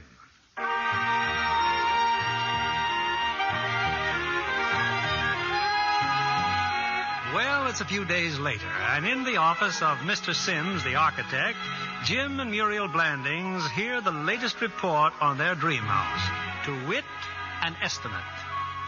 $18,000? That's ridiculous, Mr. Sims. Well, frankly, with all those extras you've insisted But we've on... only asked for the barest necessities. Never mind, dear. It no longer matters. Now, if you'll just send us a bill for your services... But, Mr. Blandings, now, in the first place... Well, in the first place, I'm going out to have my head examined. And then I'm going to find the owner of our apartment house and sign a 20-year lease. Goodbye. Well, if you feel that strongly about I'm afraid we do, Mr. Sims. I'm sorry if we've... Jim, look. Hmm? Oh, that. Yeah. Yes, I took the liberty of making a sort of a finished sketch of the house in watercolor. It even has our name on it. Residence of Mr. and Mrs. James Blandings, Shrunk Mills, Connecticut. Ah, it's beautiful. Mm-hmm. Residence of Mr. and Mrs. James. Mr. Sims, do you really think you could keep it to $18,000? Well, now, well. Let's pull up some chairs, shall we?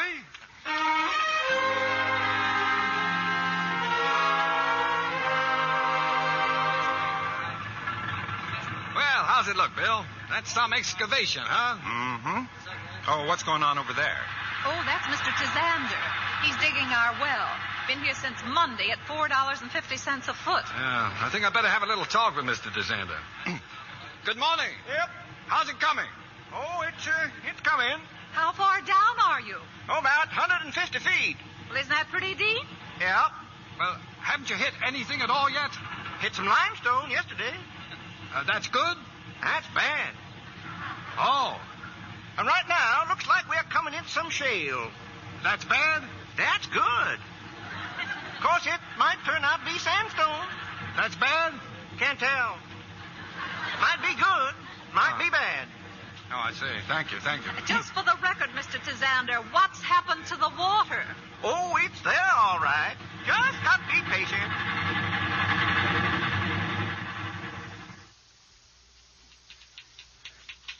And the art department promises the layouts no later than Monday, Mr. Blanding. Okay, Mary. Please type up that copy. Right. No, I'm sorry, Bill, but I've got to work once in a while, you know. Yeah, well, oddly enough, that's why I'm here.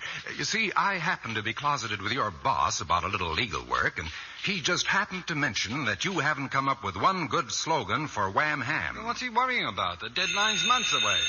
Besides, you don't... Oh, just a minute. Hello? Yeah? Okay, put her on. Muriel, Bill. She's up in Connecticut. Yes, Muriel? What?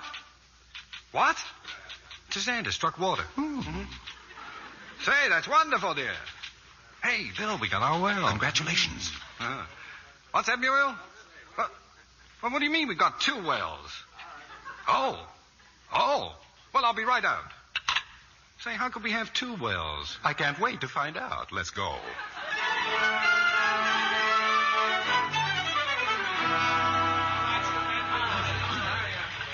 And so it all happened when Mr. Zucker was excavating, huh? That's what Mr. Wretch says. That's right, folks.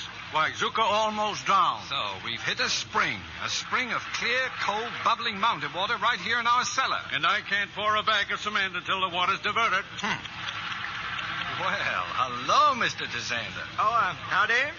You see, Mr. Tizander, water. Yep. At 6 feet. Yep. And just over there, you had to go down 227 feet to hit the same water. Yep. Now, how do you account for that, Mr. Tizander? Well, the way it appears to me, Mr. Blandings, over here the water's down only 6 feet. But over there, it's down around 227 feet. Yep. You got nothing to worry about, Mr. Blandings. Once we get the pumps here, your house will go up in no time. Yeah, that's fine. Hey, what's happened to that steam shovel? Huh? Oh, well, is something wrong, Mr. Zucker? Oh, no. I just broke my bucket, that's all. Oh, you hit a boulder, huh? That's no boulder, that's a ledge.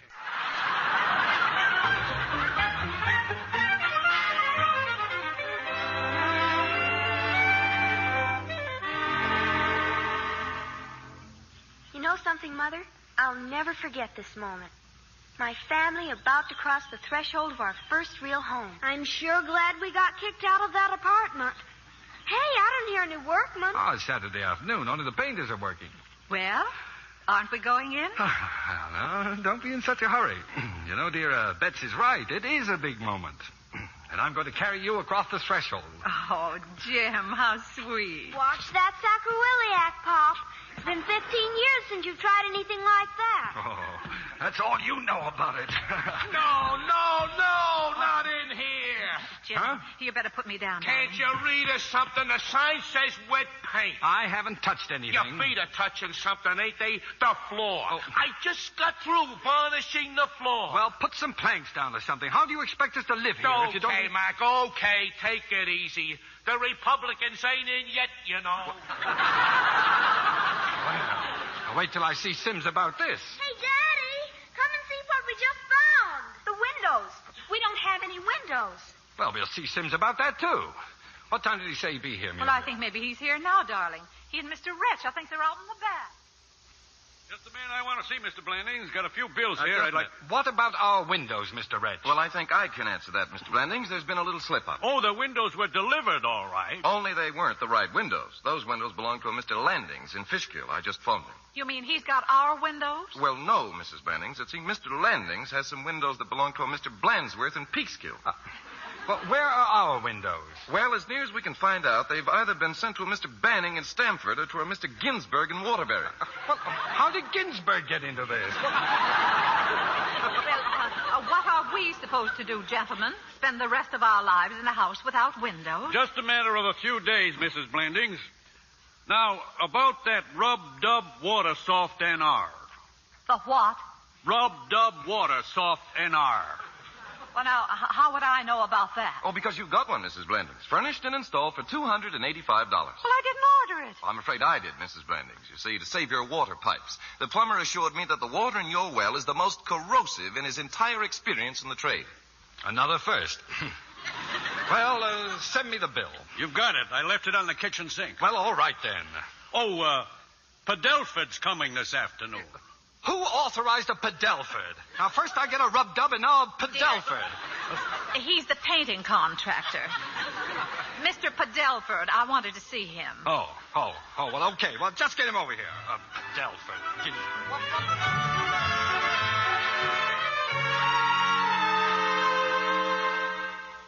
Now, first of all, the living room here.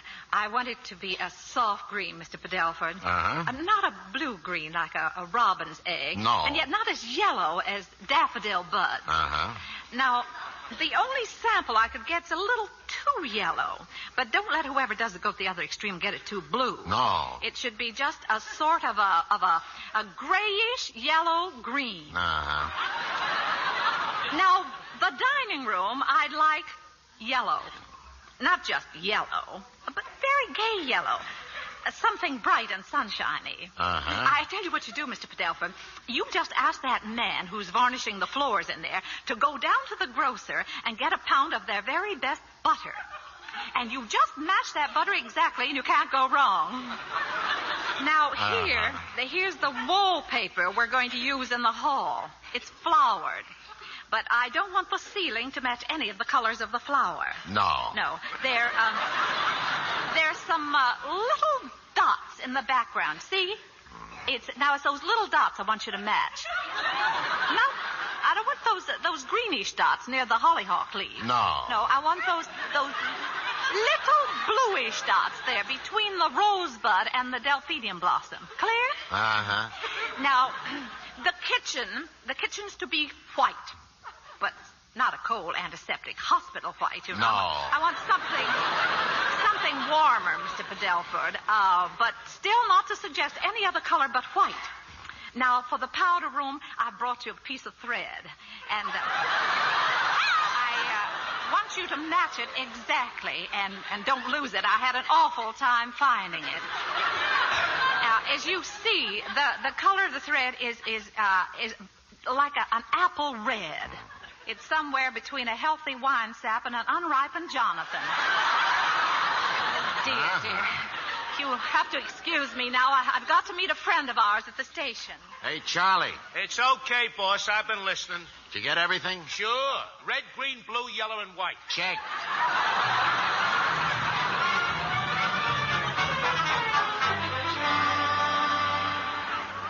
Where's Mother, Daddy? I can't find her. Huh? Oh, she drove Bill Cole down to the station. She'll be back soon. Oh.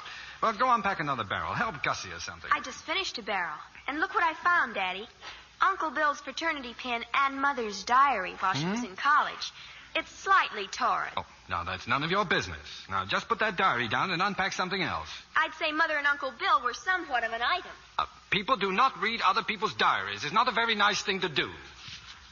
Oh. Dear Diary. Tonight, Bill and I drove out to Stover's Point.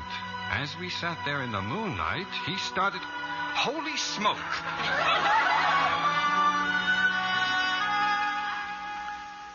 Well, the girls are asleep, Jim. There's no need to be so irritable, dear. Well, sometimes a man just doesn't feel like talking. Oh, something wrong at the office? No. Got the new slogan for Wham? It's not due yet. Well, you're certainly upset about something. But it's just that I don't happen to approve of falsehood and deception. What are you talking about? Oh, nothing. But I distinctly remember your telling me that you returned Bill Cole's fraternity pin 15 years ago. That I... What? Well, did you or didn't you? Well, did I or didn't I what? Give it back to him. Well, of course I did. If I said I did, I did. Well, then perhaps you'll have the goodness to explain how this happened to fall out of your jewel box. His fraternity pin. Bill. Now, what's so funny? You're jealous. If you were so crazy about the guy, why didn't you marry him? Because I wasn't in love with him. Well, that's not what you said in your diary. My what?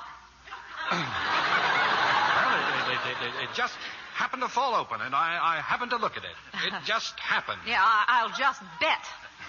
Well, it's all over the book. You were in love with Bill Cole. Oh, don't be absurd. Of course I was in love with Bill.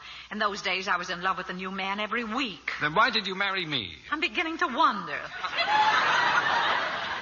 It is those big cow eyes of yours. That ridiculous hole in your chin. Maybe I knew you were going to bring me out to this $38,000 icebox with no windows. Or maybe I just happened to fall in love with you, but for heaven's sake, don't ask me why.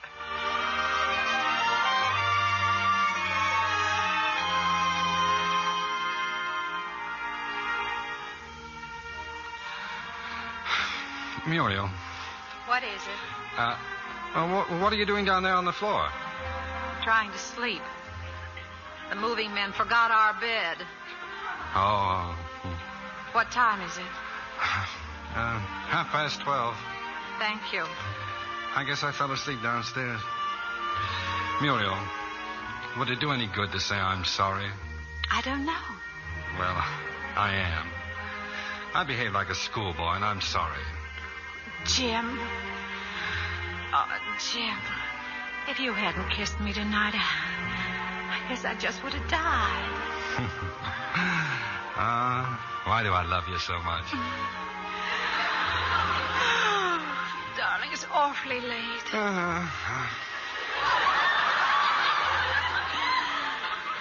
Maybe you ought to go downstairs and lock the doors. Oh, what for? The windows are all open anyway.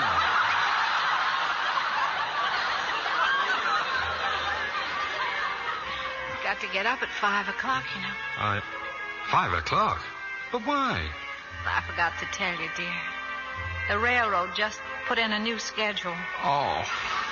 Well, that means I'll be at the office before 8. Yes, but if you get there earlier, maybe you can leave earlier. To get home earlier, to go to bed earlier, to get up earlier. So.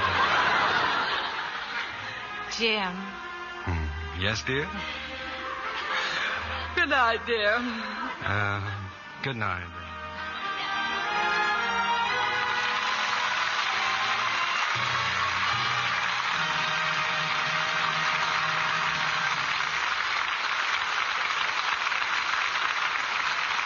We pause now for station identification. This is CBS, the Columbia Broadcasting System.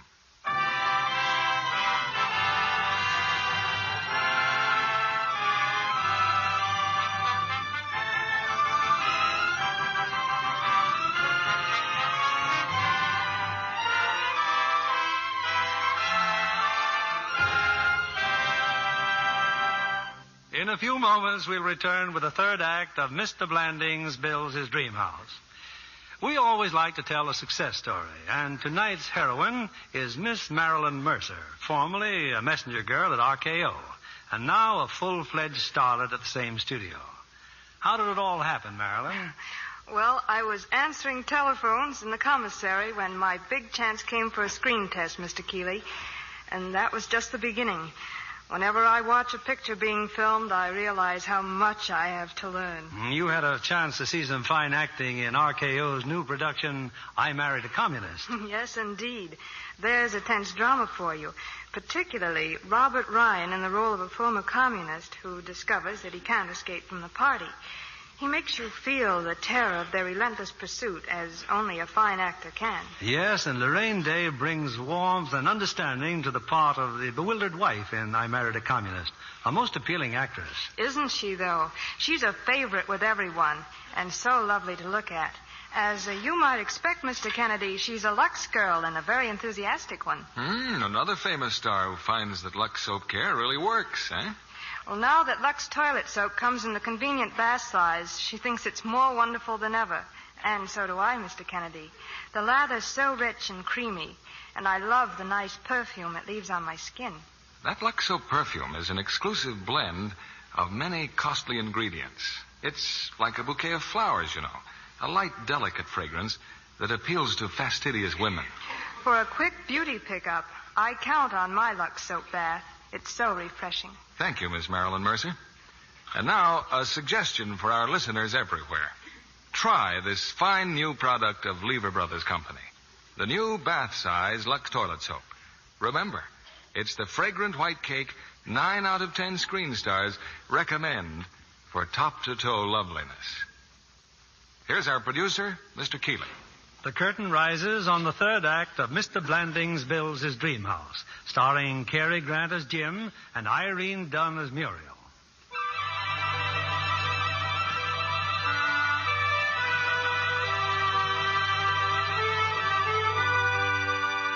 Well, Mr. Blandings has built his dream house.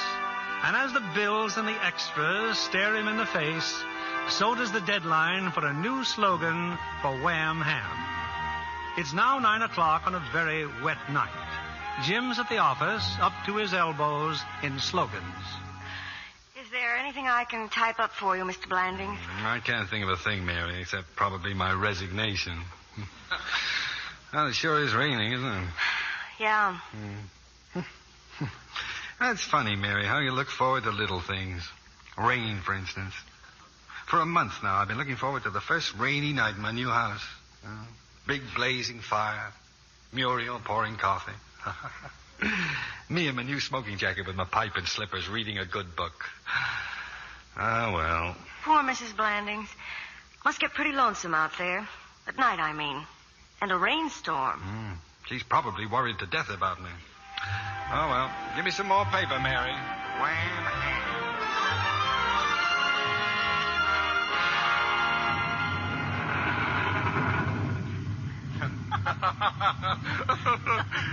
And then out you went and bobbed your hair. Let's see now. That must have been about a month before you married him. And was Jim mad? Oh, wants more coffee, Bill? Thanks. Well, I picked a fine night to come calling, didn't I? Rainstorm, Jim in New York. Yes, he's probably worried to death about me. I wonder if my coat's dry by now.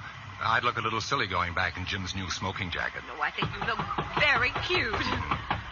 Oh, thank heavens. Must be the children. Oh, sit still. I'll get it. Coming. Well, it's about time you kid... Oh, you're not the kid. Yeah, I'm Harry Selby from down the road. Boy, what a storm. Just come by to tell you that the kids are safe, Mr. Blandings. Oh, I'm not Mr. Blandings. Uh-huh. I'm Mrs. Blandings, Mr. Selby. Oh, well, how do you do? Mrs. Williams just called my wife to say your telephone's out of order. Oh, no. And they just roped off the bridge at Shrunk Mills. But my children. Oh, don't you worry about them, Mrs. Blandings. They're spending the night with the Williams. Oh, well, that's a relief. I was just beginning to get quite worried about Well, them. I better get back before I have to swim for them. Good night, Mrs. Blandings. Oh, thank you, Mr. Selby. Oh, not at all. Good night, Mr. Blandings. Cole. Bill Cole, friend of the family, just came in out of the rain. Oh, well, good night. No bridge. How do I get back to civilization? Well, you'll just have to stay here until it stops raining or they fix the bridge or something. Yeah, I guess I'll have to. Well, get out the cards, Muriel. We can always play gin. Well,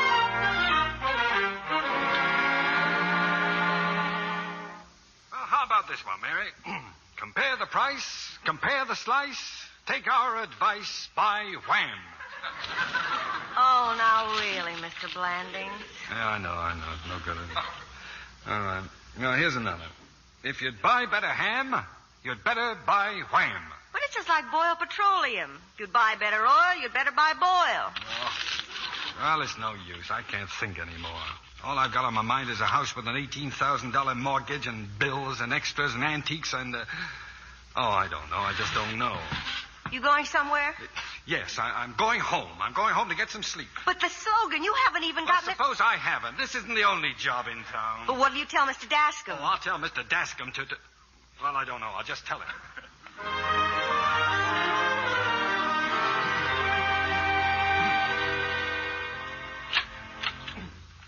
Mr. Sims, well, good morning. Come in. I know it's a little early to be calling, Mrs. Blandings. I just thought I might catch your husband before he left for the office. Oh, I'm sorry, but Jim isn't here. But come on in anyway. We're going to have breakfast in a little while. Oh, I've already had my... Oh, why, there's Mr. Blandings now getting out of that taxi. Oh, he must be exhausted. He worked all night in the office. You don't say. Jim? Good morning, dear. How'd it go, darling? Oh, fine. Oh, hello, Sim. Mr. Blandings? Everything all right? Yeah, everything's fine. Well, Sims, what are you doing out here with a morning dew? Well, some extra bills have come in from Wretch, and I don't quite understand them. Really? What are they? Oh, a few of the things are all right, I guess. Now, here's an item. Mortising $5 at $1.98. Oh, well, let's not quibble about it. A man's entitled to mortise a few butts now and then. Oh, and this one here, extra hardware, $9.18. Petty larceny, but let him get away with it. Now, here's one that, frankly, I don't understand at all. Changes in the closet, $1,247. Well, he probably took... $1,200 and what? $47. Oh, that's the end. What closet? What changes? Well, that's just it. It isn't a closet at all. It's Mrs. Blanding's little flower sink. You didn't authorize any changes, did you, Mrs. Blanding? Well, they certainly weren't changes. Muriel, what have you done? I haven't done anything. All I did was, oh, my goodness, nothing at all. What have you done? Well, all I did was, one day I saw 4 pieces of flagstone left over from the porch that were just going to be thrown away. Nobody wanted them. And I asked Mr. Wretch if he wouldn't just put them down on the floor of the flower room and poke a little cement in between the cracks and give me a nice stone floor where it might get wet from flowers and things. And that's absolutely all I did. Mm-hmm. That's all you did? Absolutely. Just 4 little pieces of flagstone. Did you by any chance authorize a drain? Of course I didn't. All I said was I wanted a nice, dry stone floor, and Mr. Wretch was just as nice as he could be. What did Mr. Wretch say? Well, all he said was, well, you're the doctor, Mrs. Blandings. And that was all anybody said to anybody about anything. Oh, well. I think I can tell you just about what happened. You see, those planks run under the entire width of the pantry, so that Wretch had to knock out the bottom of the pantry wall to get at them. Then he had to chop off the top of the joists under the flower sink to make room for the cradle. But all I said was... And then with the added load on the weakened joists, I'll bet he had to put a lally column down there for support. Oh, I'll bet. But it was just 4 little pieces of flagstone, and I only asked him... Now, the soil pipe runs under there on wall brackets, so that Wretch had to get the plumber back. Oh, good morning, Mr. Cole. Morning. Good morning, Muriel, dear. Morning, Jim. And, of course, there are hot and cold water When pipes did you get here? Right under... Well, as a matter of fact, last night I stayed over. Oh, you stayed over. He stayed over. The bridge was roped off. He had to stay. I slept like a rock, too. Now, just a minute. Morning, here. everybody. Wow, what a night. I never seen so much rain in all my natural life. You mean you weren't here last night, Gussie? No, dear. Gussie spent the night in Lansdale. I passed the girls over by the Williams house, Miss Blanding. They ought to be home any minute now. Thank you, Gussie. Now, you better start breakfast. Yes, ma'am, right away. All right. Now, where were we? Why, with the electrician ripping out 60 feet of armored cable. Right, Mr. Sims? What? Oh, yes. Muriel, you mean the children weren't here last night either? How could they be, dear? The bridge was closed. I just came across it. It was closed last night. It's open now. Well, if you'll all excuse me, I think I'll glance through the morning paper. Well, I guess that's about the size of it, Mr. Blandings, except that Wretch also had to repair the pantry wall, and he couldn't possibly have broken through the wall without... all right, Sims, all right. We'll take care of it. I'll admit it's a little steep. I'll try to get Wretch to knock off $100.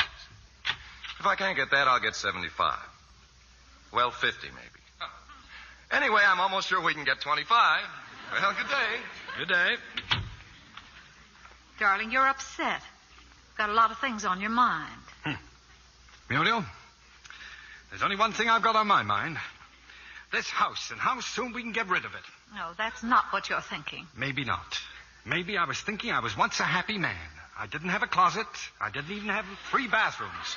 But I did have my sanity, a few $1,000s in the bank, 2 children who loved me, and a wife I could trust. Oh, that's a fine thing to say. I also had a job at the Dascom Advertising Agency, something I don't happen to have at the moment. Jim! That's right. I'm going to resign. We're starting all over again, from scratch. And without this house. You love this house. I hate this house. From its mortise butts to its rubbed-up water softener. You know you don't mean that. Every word of it. Anybody who builds a house today is crazy. The minute you start, they put you on the list, the all-American sucker list. You start out to build a home and you wind up the poorhouse. And if it can happen to me, what about the fellows who aren't making $15,000 a year? What about the kids who just got married and want... Now somebody's looking in the window. It's Mr. Tazander. All right, Mr. Tazander, what do you want? Well, at least we can open the door. Hello, Mr. Tazander. Morning. Well? Mr. Blandings, there's a matter of $12.36. No. $12.36. Yep. Well, why be a piker, Mr. Tazander? Here, take everything I've got. I'll empty my pockets for you. Take it all. Spread it out amongst your pals. Maybe Wretch would like a little something. Maybe Zucker could use my new smoking jacket. It's open house, Mr. Tazander. Help yourself. Now, Mr. Blandings, hold on. It's $12.36. You don't owe me. I owe you. What was that? Yep. Seems that I overcharged you almost 3 feet. Here it is, Miss Blandings. I think it's all there. Thank you very much, Mr. Tazander. Well, I guess I'd best be going. My, you sure got a pretty place here. I'll take good care of it. Oh, and I'll tell Mr. Zucker about that smoking jacket. Darling, what did you mean? We really going to have to sell the house? Oh, I don't know, Muriel. I just don't know anything anymore. In case anyone's interested, I'm leaving for town. Oh, Jim, if you want to count the silverware, I'll wait. Be patient with me, Bill. Maybe one of these days I'll grow up. Hey, what's happened to him? $12.36. Now, do you mind if I say something? You know, ever since this thing started, I've been firmly convinced that you were getting fleeced, bilked, rooked, flim-flammed, and generally taken to the cleaners. I know. Maybe it has cost you a lot more than you thought it would. But when I look around at what you two have got here, well, I don't know. Maybe there are some things you should buy with your heart and not with your head. Maybe those are the things that really count. Well, see you around. Bye, dear. Bye, Bill. Hi, Uncle Bill. You should have seen the flood last night. The bridge was roped off, Uncle Bill. We had to stay with the neighbors. Yeah, I heard all about it. I'll bet you had a wonderful time. Well, good morning, children. Good morning, Morning. Mommy. Daddy. But why aren't you at the office? Well, I'm on kind of a vacation, Joan. You mean you got fired? Well, not exactly. Now, come on, we'll discuss this later. Right now, we're going to have breakfast. Am I starving? What are we having, Gussie? Orange juice, scrambled eggs, and you know what? Ham, Gussie? Not ham, wham. If you ain't eating wham, you ain't eating ham. Now, you kids go and wash your hands. Muriel, did you hear what she said? What are you talking about? Gussie, if you ain't eating wham, you ain't eating ham. My slogan. I've got my slogan. Jim, where are you Oh, going? it's a telephone desk him and tell Gussie she just got a $10 raise.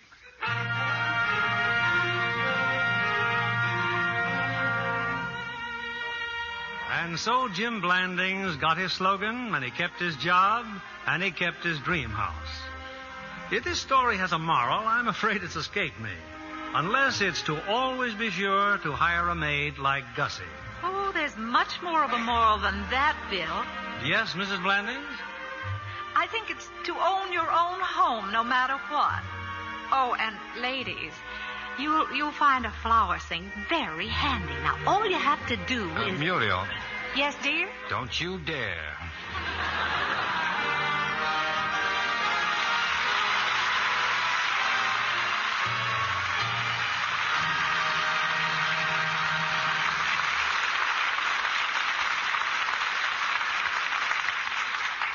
The curtain has fallen, but our stars are coming back, and here they are. Irene Dunn and Cary Grant. Thank you, Bill. It's nice to be here. And, of course, we're delighted to have a famous team like Cary Grant and Irene Dunn reunited. Irene, he means we're like corned beef and cabbage. Or ham and eggs. No, I think it's more like Laurel and Hardy. Well, in that case, one of us will have to put on some more weight. You two played Mr. and Mrs. Blandings with such conviction that I suspect you've had a similar experience. Am I right, Irene? Well, we did put in a new movie projector at my house and had to knock out a wall, but it was worth all the trouble. Well, how's that? Well, now my daughter's convinced I'm important in pictures. I'm the only one who can run the projector. I'm sure you do it just as beautifully as you run your home, Irene. Well, of course, to run a home properly, you've got to have the new bath-size Lux soap on hand, and I always have that.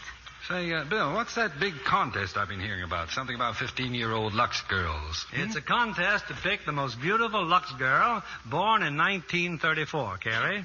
The year the Lux Radio Theater was born. Go and me. And next Monday, October 17th, the 15th anniversary of the Lux Radio Theater, the papers will have full details. That's when the 6 winners from each of the 163 local contests will be announced. With pictures, I hope. Yes, papers all over the country will carry the photographs of the 6 lucky girls in their CBS station area. Well, who picks the prettiest Lux girl? Everybody will have a chance to vote for their favorite among the 6 local winners. Then the girl getting the most votes represents her station in the big national contest. I'd like to vote, Bill, so I'll watch the papers next Monday. You know, there's only one rule to remember. Send in your vote on a Lux toilet soap wrapper. Well, I just might possibly be able to find one. Oh, no, not just one, Irene. Vote as many times as you like. Say, what will you have for the big anniversary show next Monday, Bill? A romantic hit direct from the current screen. The 20th Century Fox picture, Mother is a Freshman. And we'll have the original stars of the film here to celebrate our anniversary. They're Loretta Young and Van Johnson. This is delightful entertainment for the whole family.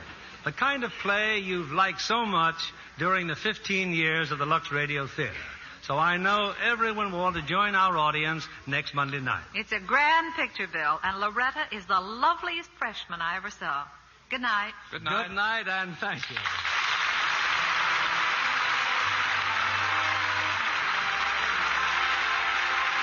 Lever Brothers Company, the makers of Lux Toilet Soap, join me in inviting you to be with us again next Monday evening when the Lux Radio Theater presents Loretta Young and Van Johnson in Mother is a Freshman.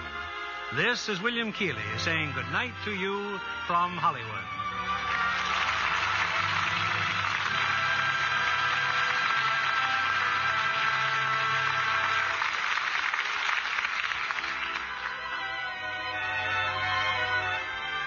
Cary Grant is currently starred in the 20th Century Fox picture, I Was a Male War Bride.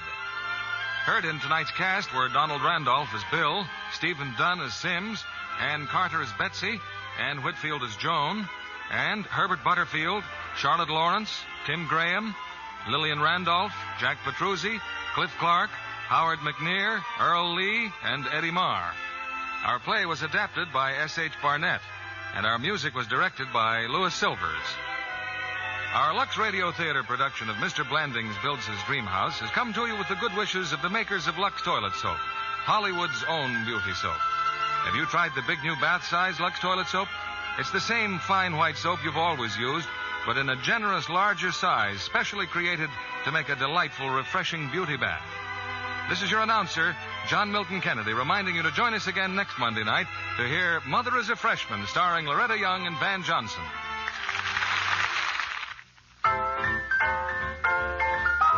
Spry is a new Spry, a better than ever Spry. You'll be a better cook when you use Spry.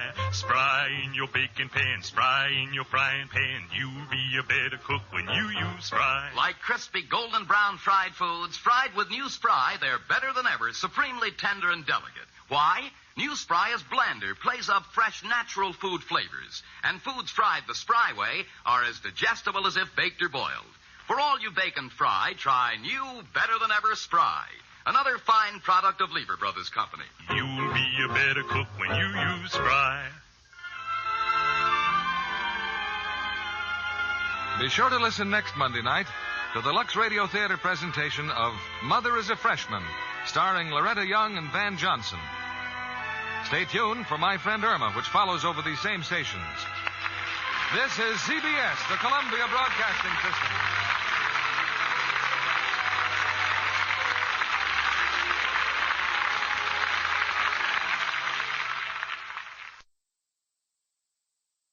Lux presents Hollywood.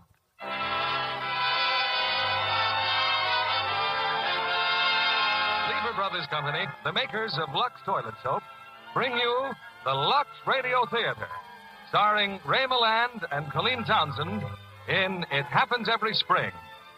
Tonight, the Lux Radio Theater comes to you from Hollywood as usual, but your producer speaks to you from New York City. Ladies and gentlemen, your producer, Mr. William Keeley. Greetings, ladies and gentlemen. For weeks, excitement in baseball's big league pennant races has been at fever pitch. Yesterday, however, the New York Yankees and the Brooklyn Dodgers were crowned champions after two of the toughest fights in years. And Wednesday, the great national sporting classic, the World Series, gets underway. So tonight, the Lux Radio Theater, quite appropriately, presents a delightful story about baseball. It's the 20th Century Fox picture, It Happens Every Spring. Heading our cast is Ray Milland in his original role. And with him is the charming Colleen Townsend, who lends romance to the big leagues. Baseball is a great American institution, as is our own Lux toilet soap. And in Hollywood, the big league for beautiful women, Lux soap has a championship batting average. 9 out of 10 screen stars use it. Now, for your enjoyment, here is Act One of It Happens Every Spring, starring Ray Milland as Vernon Simpson and Colleen Townsend as Debbie.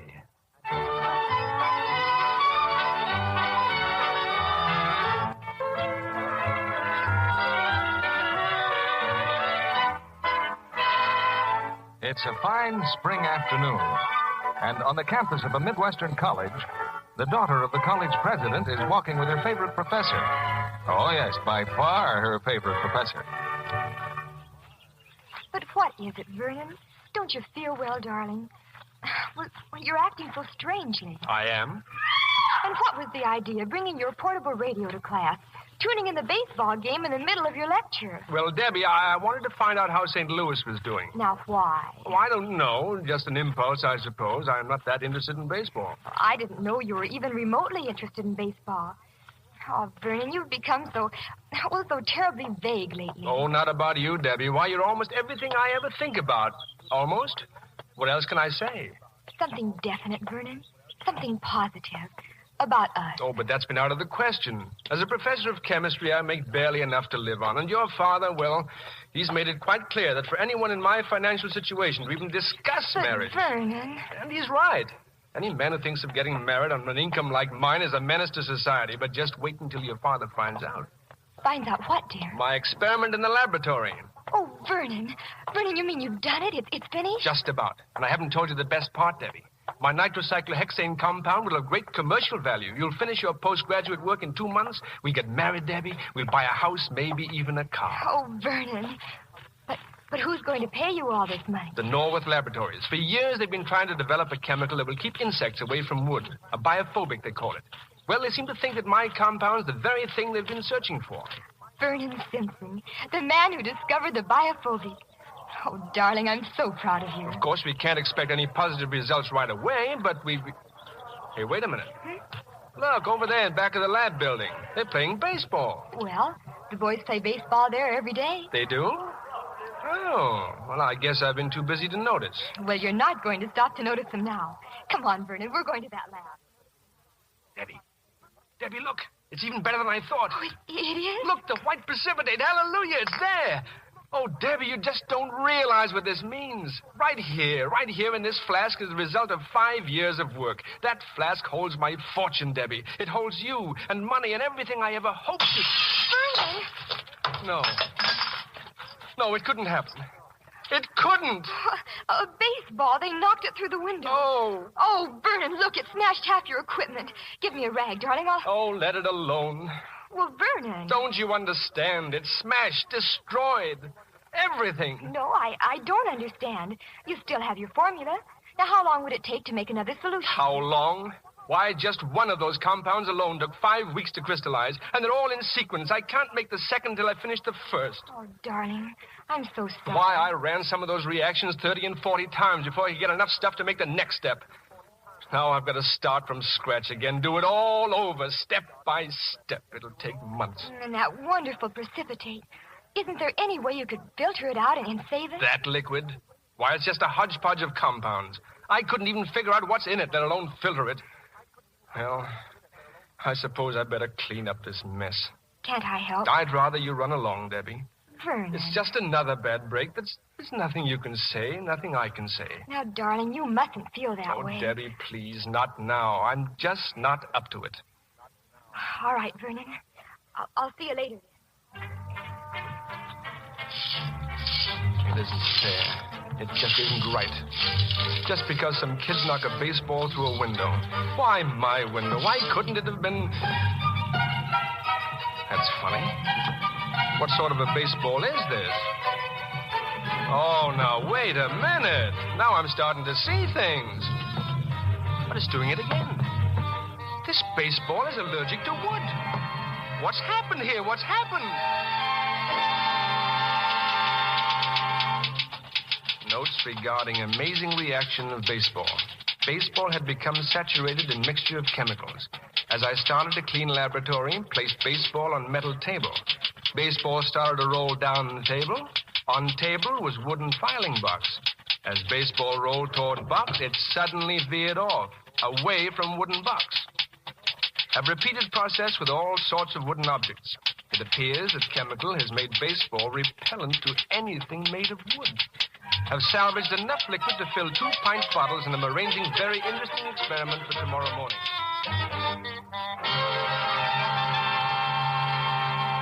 You sent for us, Professor Simpson? Oh, yes. Come in. Well, it seems you gentlemen are doing rather sadly in organic chemistry. You're aware of that. Oh, yes, yeah, Professor, but Well, I understand you both play baseball. Varsity pitcher and catcher, right? Well, yes, I guess maybe baseball's been taking up too much of our time. No doubt. Well, I'd hate to flunk you. You see, I used to play a little baseball myself.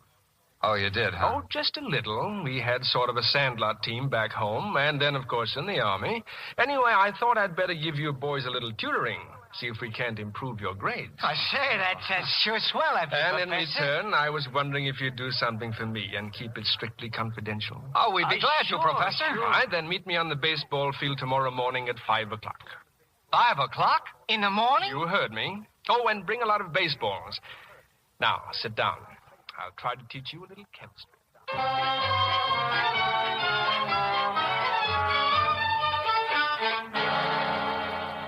Well, good morning, boys. I see you're right on time, exactly 5 o'clock. Yeah, A.M. Well, I don't want anyone to see us. Now, here's what I'd like to do. Isabel, take your bat and stand at home plate. Okay, Professor. Schmidt, put on your catcher's mask. I'll try tossing in a few, okay? Oh, sure, okay. So this is why he got us up at 5 o'clock, so he could play pitcher. But he can't really be nuts, or they wouldn't let him teach.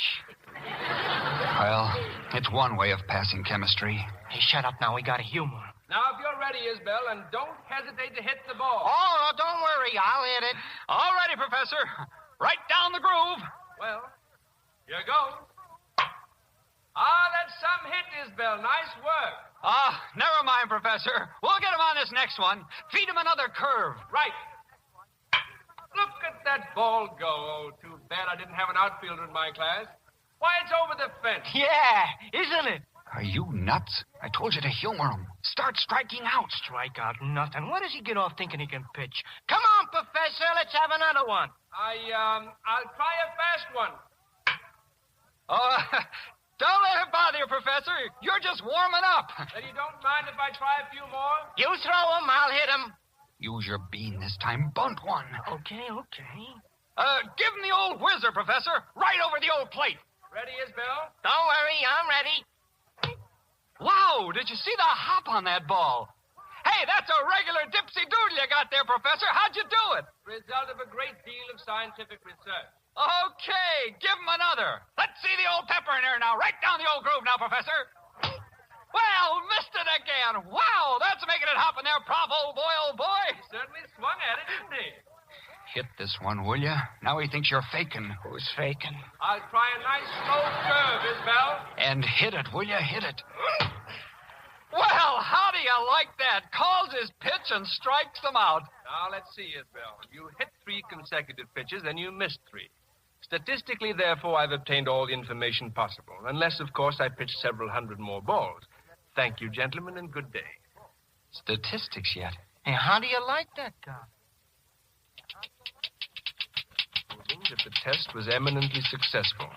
Of course, what Isbell and Schmidt did not know was that before making the last 3 pitches, I had placed in my pitcher's glove a little pad of cotton soaked with a chemical solution, and that in my glove is a small hole allowing contact of the chemical with the baseball. Well, I'd better call on Dr. Greenleaf right away.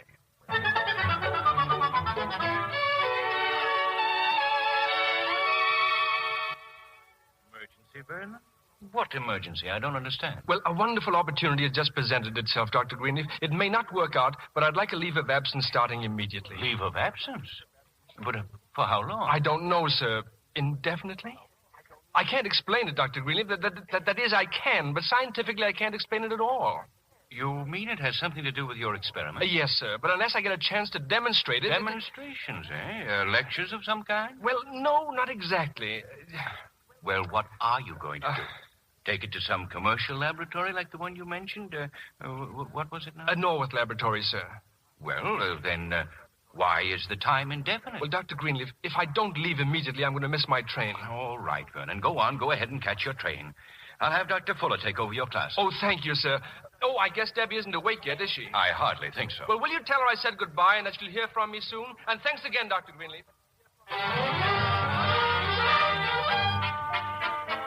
Taxi. Where to, mister? The baseball park, and hurry, please. What's your rush, mister? The game don't start till this afternoon. Well, I didn't come all the way to St. Louis to watch a baseball game. Take me to the manager's office. Jimmy Dolan, huh? Hey, you a friend of his, chum? Well, I hope to be, and be careful of that suitcase. There's some bottles in it.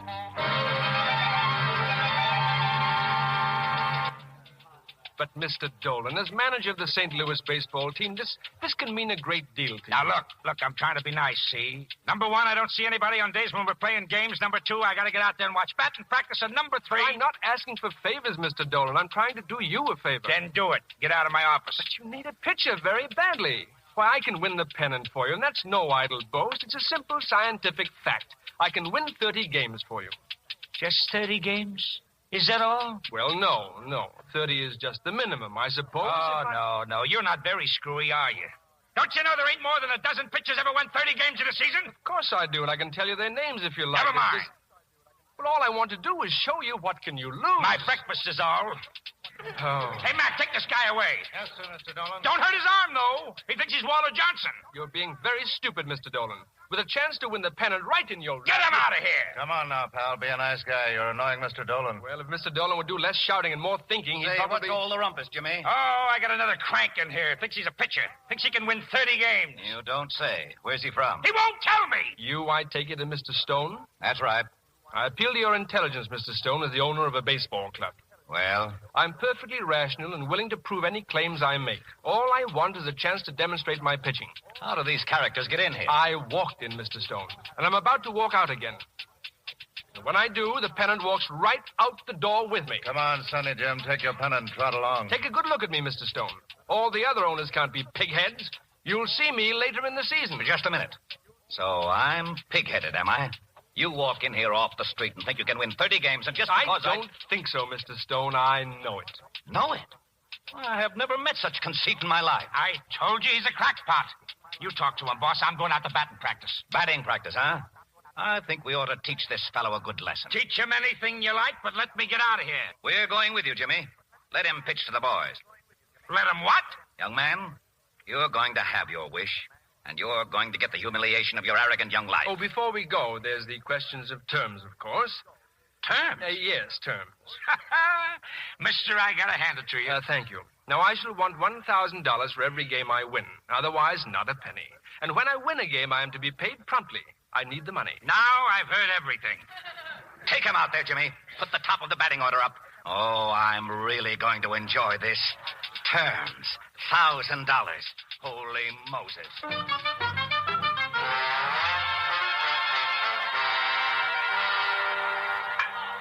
It ain't my idea, Monk. It's his, Mr. Stone.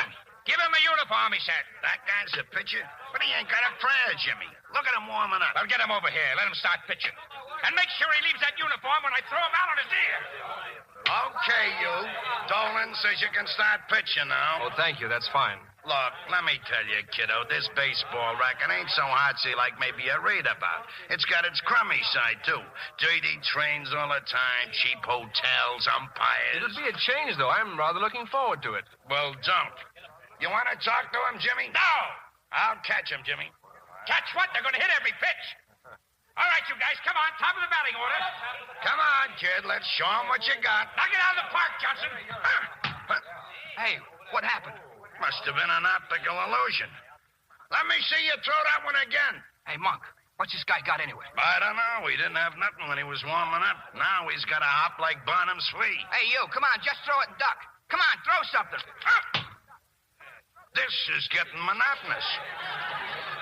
Me and him is playing catch.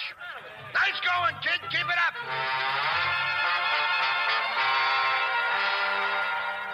Why, this is incredible, Jimmy. He's pitched to 8 batters and struck out 6. Yeah, that's right, Mr. Stone.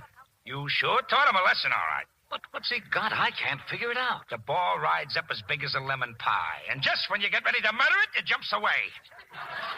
Hey, Monk, bring that guy over here. He doesn't look like a pitcher. He doesn't even throw like a pitcher.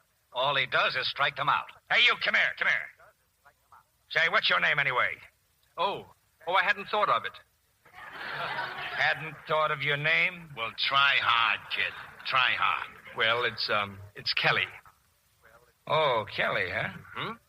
Well, that's the first encouraging thing you've said. Okay, hang around. Oh, you mean we are ready to talk about the terms? I ain't ready to talk at all. See, it depends upon what happens this afternoon. What's this afternoon? Chicago, that's what. We play Chicago this afternoon. Now get him out of here.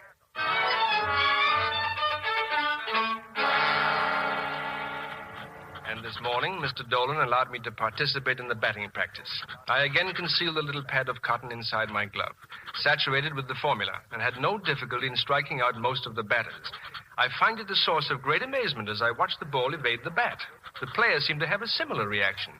But my real test will come this afternoon, if Mr. Dolan allows me to pitch against Chicago. No one, of course, has the slightest suspicion that my skill as a pitcher is due almost entirely to the chemical formula. I must exercise every precaution that no one can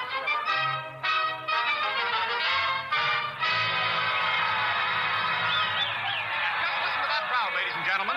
After trailing St. Louis 4-7, the Chicago team has staged a 9th-inning rally and tied up the ball game. Manager Jimmy Dolan's going to put in a new pitcher. I can't tell you who he is. His name isn't even on the scorecard, but he better be good. The bases are loaded and there's nobody out. You heard me, Kelly. Get in there and pitch. Me? Yes, you. Come on, kid. Start steaming them in. I got a feeling we ain't going to have much time. Oh, about my contract, Mr. Dolan. If I win this game, it counts for me. I expect to get paid. I don't pay you. Go talk to Stone. Now? No, there's a ball game going on. Yes, sir. Thank you, sir. Hey, you, umpire. Who's he putting in, Monk? Who's a clown? We don't need no more clowns with you around, sweetheart. Guy's name is Kelly. Attention, please. Kelly, now pitching for St. Louis. And believe Kelly, me, if there ever was a now scared-looking rookie, Kelly is it. I wonder what's in Dolan's mind, putting Kelly in on a spot like this. And if you want to hear what the St. Louis fans think... Well, Kelly's taking his warm-up pitches. And now Monk Lanigan, the catcher, goes out to the mound to talk to him. Look, kid, just take it easy. Just try and get that ball over the plate, huh? It's my big opportunity. I've got to get it over the plate. Just remember, I'm all alone back there, and they don't let me use no stepladder. Baker, second base, now batting for Chicago. Hey, Monk, where'd Dolan find that hooligan? Joplin High School? First, get a hit off him, Baker, then make with the jokes. Okay, Kelly, let's go, kid. Great! Nice going, kid. Do you like that, baby, Kelly? Do you like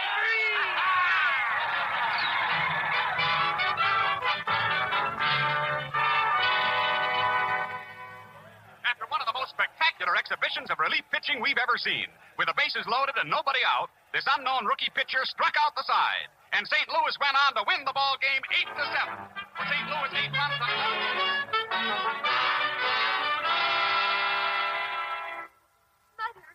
Mother, where are you? We're in here. What is it, Debbie? I've heard from him, from Vernon. And look what he sent me. An engagement ring. Vernon? Something wrong somewhere. Why, a diamond like that must have cost... Now, Father, please. When Vernon left here 4 days ago, I assumed he was going to the Norwood Laboratories. And you know as well as I do, we never got there. That's why the police are searching for him, dear. Well, what does he say in that letter? He's so sweet. He's upset because he didn't get to say goodbye to me. But where is he? Well, he says, I know you will have faith in me and do what I ask without asking why I ask it. Oh, that's Vernon, all right. He even writes double talk. Oh, and then he says he hasn't disappeared as the newspaper claims. Oh, but he has. Please call the police and tell them to stop their search at once. I cannot overemphasize the urgency of this. Why, that in itself is suspicious. He's tangled himself up in some... Now, let me finish the letter, Father. My associates are rather rough and ready. He practically admits But it. their peculiar skill is a constant source of astonishment. Skill at what, dear? I don't know. The work is strenuous and exciting, but the financial rewards are quite fantastic. Yes, they must be. That ring. Vernon's mixed up with some kind of a racket. Oh, That's now, what it is. Father, don't jump at conclusions. Well, he certainly got his leave of absence under false pretenses. I can't forgive him for that. Well, I'm sure we'll know all about it very soon. No, I don't think so, Mother. He says I won't hear from him again for months. But why not? Well, he says it would be too risky. Risky? Oh, dear, this is all very strange and frightening. The box the ring came in. It's labeled Marks and Company. In St. Louis. Well, I'm going to St. Louis tomorrow. I'll take it to the store and find out exactly what he... No, Mother, you won't. Why not? Well, because I don't care if it's glass or not. I'm going to wear Vernon's ring.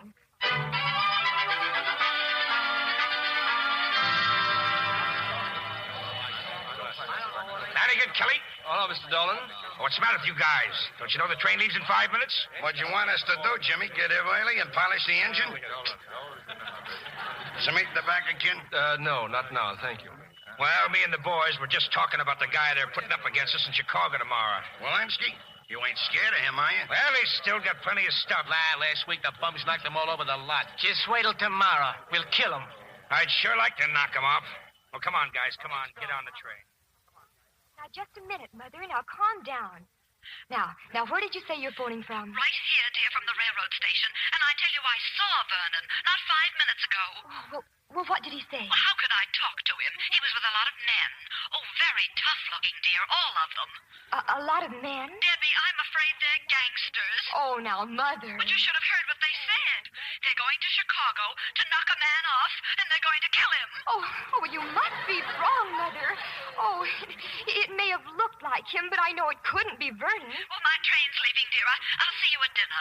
Well, yes, Mother. Goodbye. Oh, Vernon.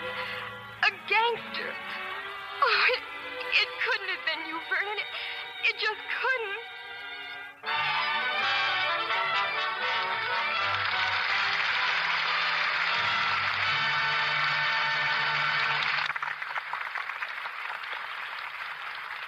In a few moments, we'll bring you Act Two of It Happens Every Spring. And now, here's Libby Collins, our Hollywood reporter. What is it tonight, Libby? Romance? Comedy? Both, Mr. Kennedy. There's a new picture, 20th Century Fox's Everybody Does It. A delightful comedy with a dash of romance.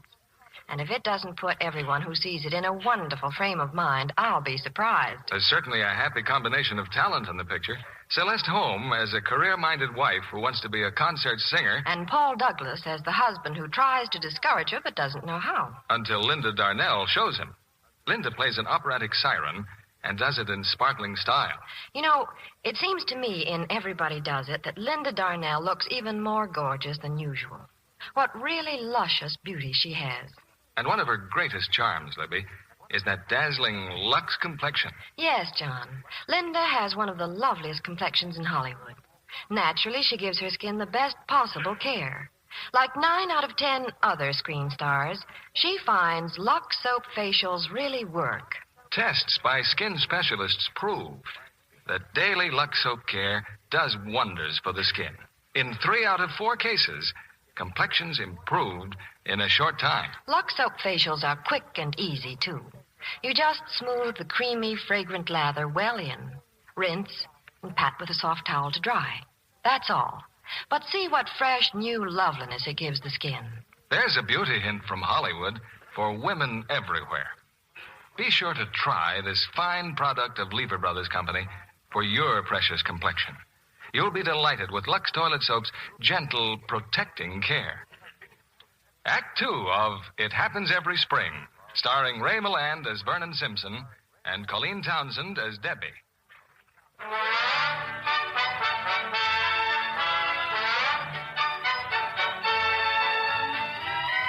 Thanks to his chemical formula, Professor Vernon Simpson has become the ace pitcher of the St. Louis baseball team. In Pittsburgh, Brooklyn, Philadelphia, and Boston, under the name of Kelly, Vernon has proved himself the strikeout king of the league. Now, in New York, he finds that manager Jimmy Dolan has assigned him a roommate, Monk Lanigan, the catcher. So that's how come I'm sharing the room with you, Kelly. They kind of want me to keep an eye on you. Dolan thinks you're somewhat of a screwball or something. Are you, Kelly? Why, no, Monk. Quite the opposite. Everything I do is perfectly logical. Hey, is that your girl's picture up there in the dresser? Yes, it is. Hot stuff. Sweet-looking kid, too. What's her name, kid? Oh, you wouldn't know her. Cagey, huh? Okay. Hey, what's this stuff? Monk, no. Put that bottle down. Oh, what's eating you, Kelly? All I did was... It's just hair tonic. Hair tonic? Yes, a special prescription. It's very hard to get. The druggist was a friend of mine. Hair tonic, huh? Yeah, seems to done you a lot of good. Oh, yes, it's done me a world of good. Where are you really from, Kelly? Why all the mystery? Well, it's my girl's father, Monk. If he ever finds out, I'll lose my girl and my job and everything. Finds out what? What I'm doing. I didn't even think I could do it, but I am, and what I'm doing isn't what he thinks I'm doing at all. Come again? Well, you see, I'm getting the one thing he wants me to have that I haven't got, money, by doing the one thing he's most against. You see? Leave it go, kid. Quit trying. Well, you better get some sleep. You're pitching tomorrow, you know. No, I'm confident I'll win, Monk. Don't be too sure. I'll try to figure out what you should feed those New Yorks. Oh, but you know I've only got one real pitch, the one with the hop. Yeah, I keep forgetting. Go on to sleep. Rookie pitches no hit, no run game. Kelly hits Hall of Fame for St. Louis. New York floored by pitch that hops.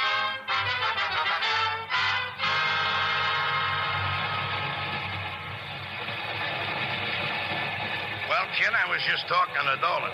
He still thinks you're nuts. Well, I suppose my conduct does seem strange at times. You pitch a no-hit game this afternoon, and when them reporters and photographers come, you run away and hide. That ain't normal, Kelly. But I told you, Monk, I don't want any publicity. But you gotta talk to those guys. Them newspaper fellas can ruin you. Exactly. One recognizable picture of me in the newspapers, and I am ruined. Well, I'll just see to it that I don't pitch any more no-hit games, that's all. You'll just see to it. Kelly, you mustn't talk like that. Then forget about the reporters. Well, cheer up, kid. This time tomorrow, we'll be back in St. Louis.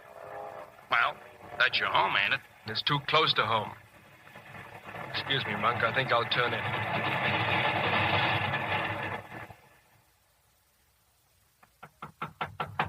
Hey, Kelly, come on, open up.